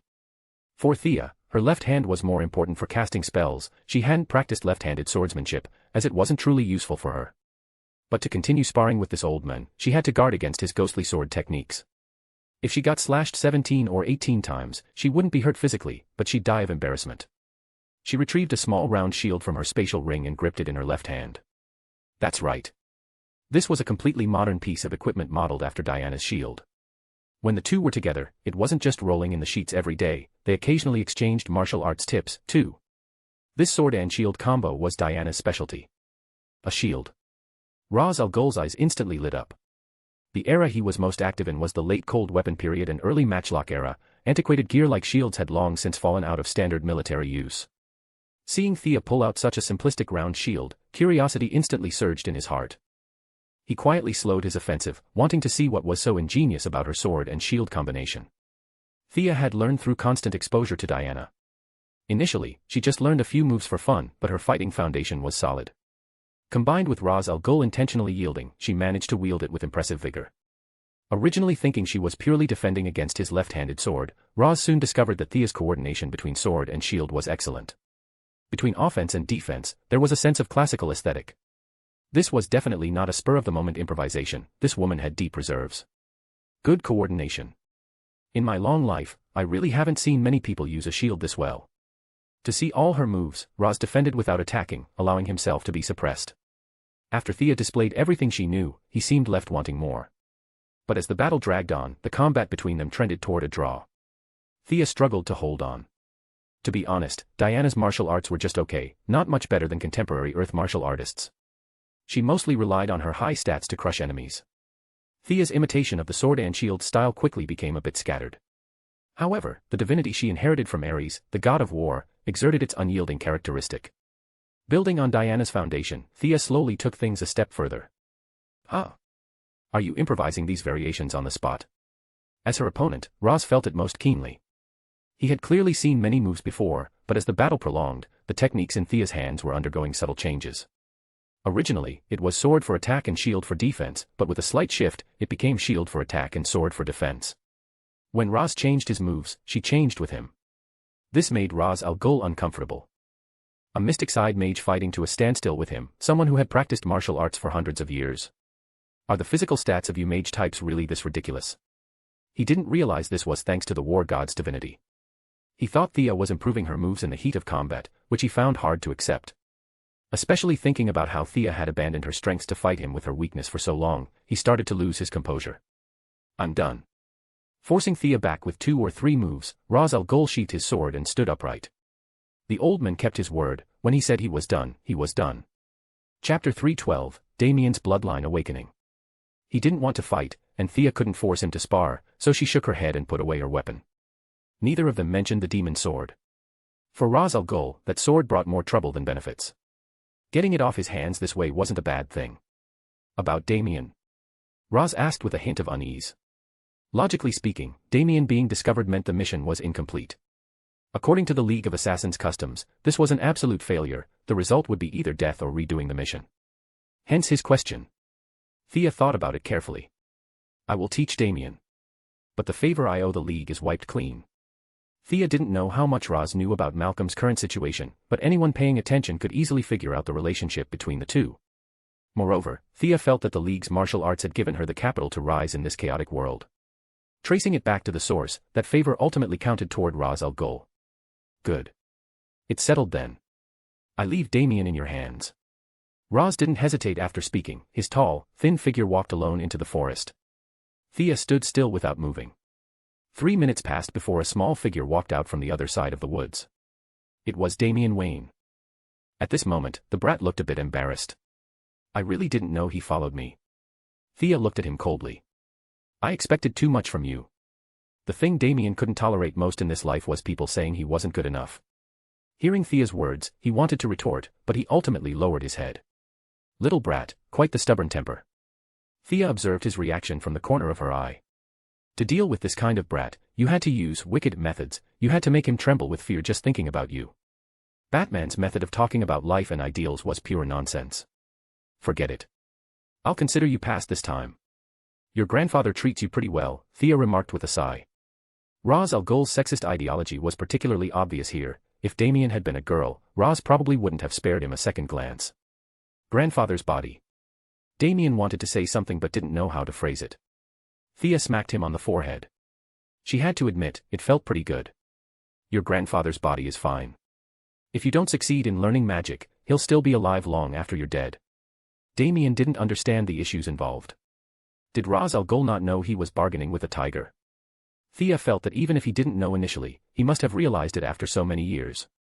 But getting on the pirate ship was easy, getting off was hard. Demonization was corroding his body and soul. Thea had no familial ties to him, so she wasn't about to stick her neck out for him. Trigon's power wasn't something just anyone could easily touch. Leading Damien into the woods, she instructed him to sit cross-legged. Ra's al Ghul must have scavenged quite a few magical tomes over the years, but no matter who among you reads or studies them, you can't cultivate anything, right? Thea sat on the ground as well, looking at the nervous Damien as she asked. Yes. Grandfather put in a tremendous amount of effort on this. We call this initial process, awakening the bloodline. First, you lacked the method. Second, you didn't have someone with mana to officiate it. Finally, and most critically, you don't possess much magical bloodline. Speaking of this, Thea felt a bit sentimental. The spirit enlightenment cup that Swamp Thing handed her was definitely a semi-divine artifact, and that tattered scroll had also replaced the mana modification source to a certain extent. Only through various strokes of luck did Thea achieve what she had today. How are you holding up? The bloodline awakening ritual will consume a large amount of your blood. If you faint, I can't guarantee success, Thea asked carelessly. The requirements for this path of magic were far too harsh. Some things had to be made clear. Damien at least had her guidance. His conditions were already far better than when she had stumbled into it purely by blind luck. Damien answered quickly and resolutely, I can do it. Even if I die, I won't faint. Even with severe pain, you cannot faint. Can you do it? I can. Losing 1/5 of your total blood volume while staying awake, can you persist? I can. Good. Then I'll rest for a bit. Fighting your grandfather for half the day exhausted me. After speaking, Thea leaped onto a nearby tree branch. Puffed. Damien, whose blood was boiling with determination, was suddenly thrown off balance by her move. In his anxiety to say something, he almost bit his tongue. Naturally, Thea wasn't so bored that she was just teasing a child. She was indeed a bit tired. Drawing a magic circle was mentally and physically draining work, better to let her clone do it. A pure black shadow walked out of her body, quickly taking on her appearance and physique. The clone shot her a somewhat annoyed look before lowering its head to begin drawing the incredibly tedious magic circle. Damien looked up at Thea in the tree, then turned to look at the clone drawing the circle. He had only caught a fleeting glimpse of her clone's skill in Thea's office before, far from this close-range contact. The brat's mouth hung wide open, forgetting whatever he wanted to say earlier. The Spirit Enlightenment bloodline array was both troublesome and tedious, with a singular purpose. Perhaps there were simplified versions, but Thea only knew this one recorded in the Constantine family magic book. It took the clone over an hour to finally complete it. The clone instructed Damien, stay put. You can talk. Damien was astonished. He had always assumed this was something like a robot, but the other party had expressions and could speak. This confused him a bit. The clone didn't say more to him and quickly merged back into Thea's body. Thea woke up leisurely at this moment. The clone's existence also drained her energy, but her recovery increased significantly in the night. Subtracting the cost and adding the recovery, her strength had recovered quite a bit. She walked around the magic circle to inspect it, then took out her spellbook to compare the pattern against the diagrams inside. It was indeed error-free. With her officiating, there was no need for any ancestral trials. The mana for Damien's initial bloodline awakening would be provided by her, making it relatively much safer. Pointing a finger at Damien, Mana bound his movements, floating him into the exact center of the array. I'm starting. Thea casually set up a soundproof barrier. If someone passed by and heard him screaming, they might think she was abusing a child. That would be melodramatic. Damien didn't care whether she was watching him or not, he clenched his fists tight and nodded heavily. This spell was very archaic, many syllables required curling the tongue to pronounce. Thea's face was unusually serious. Coordinating her hand gestures, she chanted the incantation. Her voice spread through the air in the forest. Before the old echoes faded, new sounds rose again. Rising and falling, they formed a certain resonance. The forest was filled with an indescribable rhythm. Fortunately, this wasn't combat. If her mental energy waned, she could take a brief rest. Thea had to rest 3 full times before finally completing the spell. From a distance, she pointed her finger at a specific spot on the array. The entire magic circle seemed to trigger a hidden mechanism and gradually lit up. Chapter 313, The Brat's Enhancement. Damien originally wanted to appear calm and let this woman witness his manly spirit. However, he had underestimated the power of the spell and overestimated the limits his 6-year-old body could endure. It felt like something was wriggling inside his blood vessels, itching like crazy. Between his bones and skin, it felt like a sharp knife was squeezing through, bringing intense pain. These two extreme sensations constantly assaulted his central nervous system. He lasted barely a minute before double vision blurred his sight, and a roaring sound filled his ears. Having already undergone some basic training from the League of Assassins, he knew clearly that there was nothing in front of him and no loud noise beside his ears. It was all just his vision and hearing malfunctioning because his brain was overloaded with information.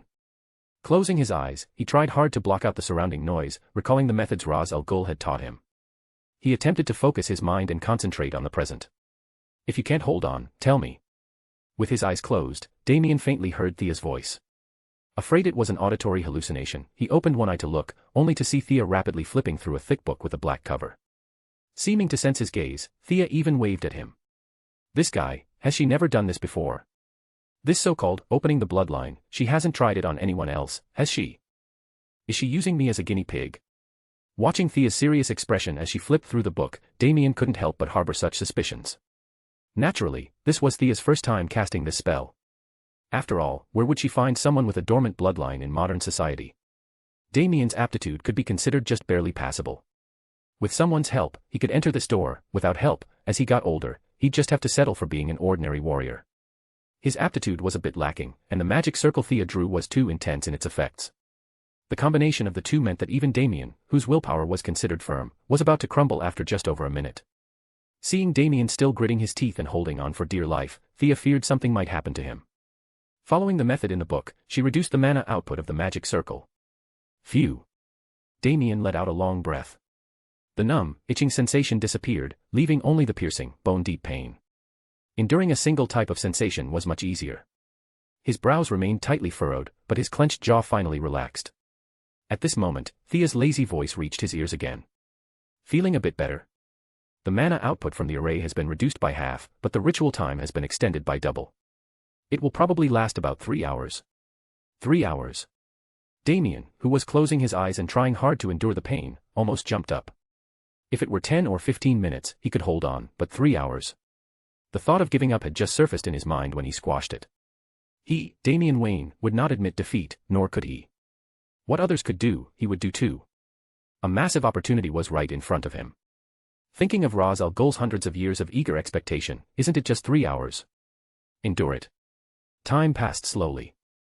Damien didn't know how long it had been, but he suddenly realized he wasn't hurting as much anymore. Was his body numb? He focused and felt it carefully. That was a factor, but more importantly, his physique was improving rapidly. Stronger. No one knew how much Damien yearned for this word in his heart. Growing up without his father by his side, surrounded only by a mother filled with resentment and an old man everyone called the Demon's Head, Damien had set a goal for himself since he could remember, to be powerful, to have strength, to not let others arbitrarily interfere with his destiny. Although the change was slow, with every minute and second, he could feel his heart beating with more force and his bones becoming tougher. His physical constitution was climbing rapidly. In the past, it might have taken 10 or 100 times the effort to exchange for this tiny bit of improvement. Today, just sitting here, he could gain power. This was the power of magic. He couldn't help but sneak another peek at Thea. Our young miss had no patience to watch him grit his teeth. At this moment, she was propping up her chin, eyes closed, resting her mind. Damien swallowed back the words at the tip of his tongue. This guy probably doesn't care about my gratitude. But to be able to fight grandfather for so long relying only on martial arts. I couldn't tell, she's actually pretty tough. Thea hadn't fallen asleep. She had been secretly observing Damien in the magic circle the whole time. After all, this was Batman's son. Pretending to sleep was just because she feared trouble. Earning the gratitude of a 6-year-old brat. What use was that? The pain finally ended. Next came the numbness and itching. Damien, whose physical constitution had now improved significantly, had anticipated this. He didn't panic but buried his head and toughed it out.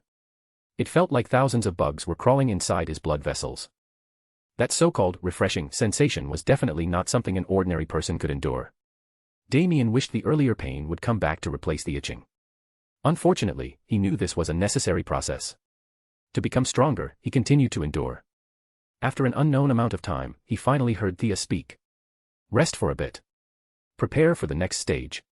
Her voice sounded like music from heaven. Damien looked as if he had been fished out of water, his short black hair was plastered to his forehead. A trace of stubbornness could still be seen in his blue eyes, but his hands couldn't stop trembling. Thea used Mage Hand to lift him out of the magic circle. The body enhancement phase has passed. The next stage is the formal condensation of the bloodline. You will encounter massive blood loss. So that you don't end up crippled in the future, go to the side and move around. Adjust your physical condition. Damien gasped for air in big gulps, trying hard to calm his breathing. Before long, he felt the difference in his body compared to before. The most significant change was that he had grown taller. Secondly, his vision reached further, and his hearing was sharper. He threw a few punches and kicks. The most obvious feeling was that his strength and speed were much greater. It wasn't in vain for the suffering and misery he endured these past 3 hours. Moving around for a while, he gradually mastered his new strength. He performed a few backflips, his movements were agile and light. Although he could do this before, it was far less effortless than now. Recovered enough? Then let's continue. After getting his consent, Thea placed him back into the magic circle. They began the second step, which was also the most critical stage, bloodline purification. Previously, the light of the magic circle was a pale black, now, it turned light red. Initially, Damien didn't feel any difference. But soon, a wave of weakness washed over his heart. Having some understanding of human anatomy, he knew this was what Thea called the bloodline purification phase. A large amount of blood was being artificially consumed. The magic circle would help him extract the most essential part of his blood. This was the starting point of walking the path of the arcane. Different from the previous stage of gritting teeth and enduring, Damien now had to deal with endless weakness. His face grew paler and paler as his blood drained away rapidly. He had to fight to stay awake and not faint from excessive blood loss. Chapter 3:14, Mana Absorption. Can I help with anything? Seeing Damien's pale little face, Batman, who had intended to stay hidden, finally stepped out from behind the tree. Impossible. This is the most critical step for him. The bloodline allows for no falsification. Transfusing blood to him now would certainly alleviate his symptoms, but as for what the bloodline purification would yield afterward, I couldn't guarantee that. Thea had sensed his prying eyes when she first fought Ra's al Ghul. This grandfather-father-son trio was quite interesting, outwardly indifferent to one another, but perhaps only they understood the bonds between them. Batman had no mood for idle chatter, waiting with a face full of anxiety. Relax, this magic circle is very safe. Damien is still young, theoretically, the younger the age of bloodline purification, the higher the future achievement. Plus, I'm watching over him. To be honest, this kid's luck is much better than mine was. Who did I have watching over me back then? I had to rely on myself for everything. Your son is already very lucky. Thea spoke with a mix of comfort and reminder. As expected, hearing that Damien's future achievements would be higher improved Batman's expression considerably. Although he opposed supernatural forces, he neither supported nor opposed his son walking this path. As for Thea's remark about relying on oneself, he understood. Batman didn't know how much Thea had suffered to gain power, but it must have been difficult and dangerous. Now that Damien had reached this step with almost no effort, his status played a huge role. If he didn't grasp the opportunity right in front of him, he really couldn't blame anyone. At that moment, Batman stood silently to the side, watching the results with an expression exactly like a parent waiting for their child to finish an exam. The purification process was quick, ending in less than 10 minutes. The light of the magic circle dimmed. Damien looked at Thea with lifeless eyes. He had no strength to speak, but his gaze asked the question directly, "Is it done?" Thea scanned with her mental power. Damien's body was weak enough to be blown away by a breeze, but he had taken the most important step of his life. He now possessed a faint wisp of mana. Congratulations. The results are good. Phew, Damien let out a breath of turbid air. Unable to hold on any longer, he collapsed to the ground and passed out. Seeing Batman's urgent expression, Thea knew her part was done. Take him back to rest well. Have him come find me here in 3 days to formally begin his studies.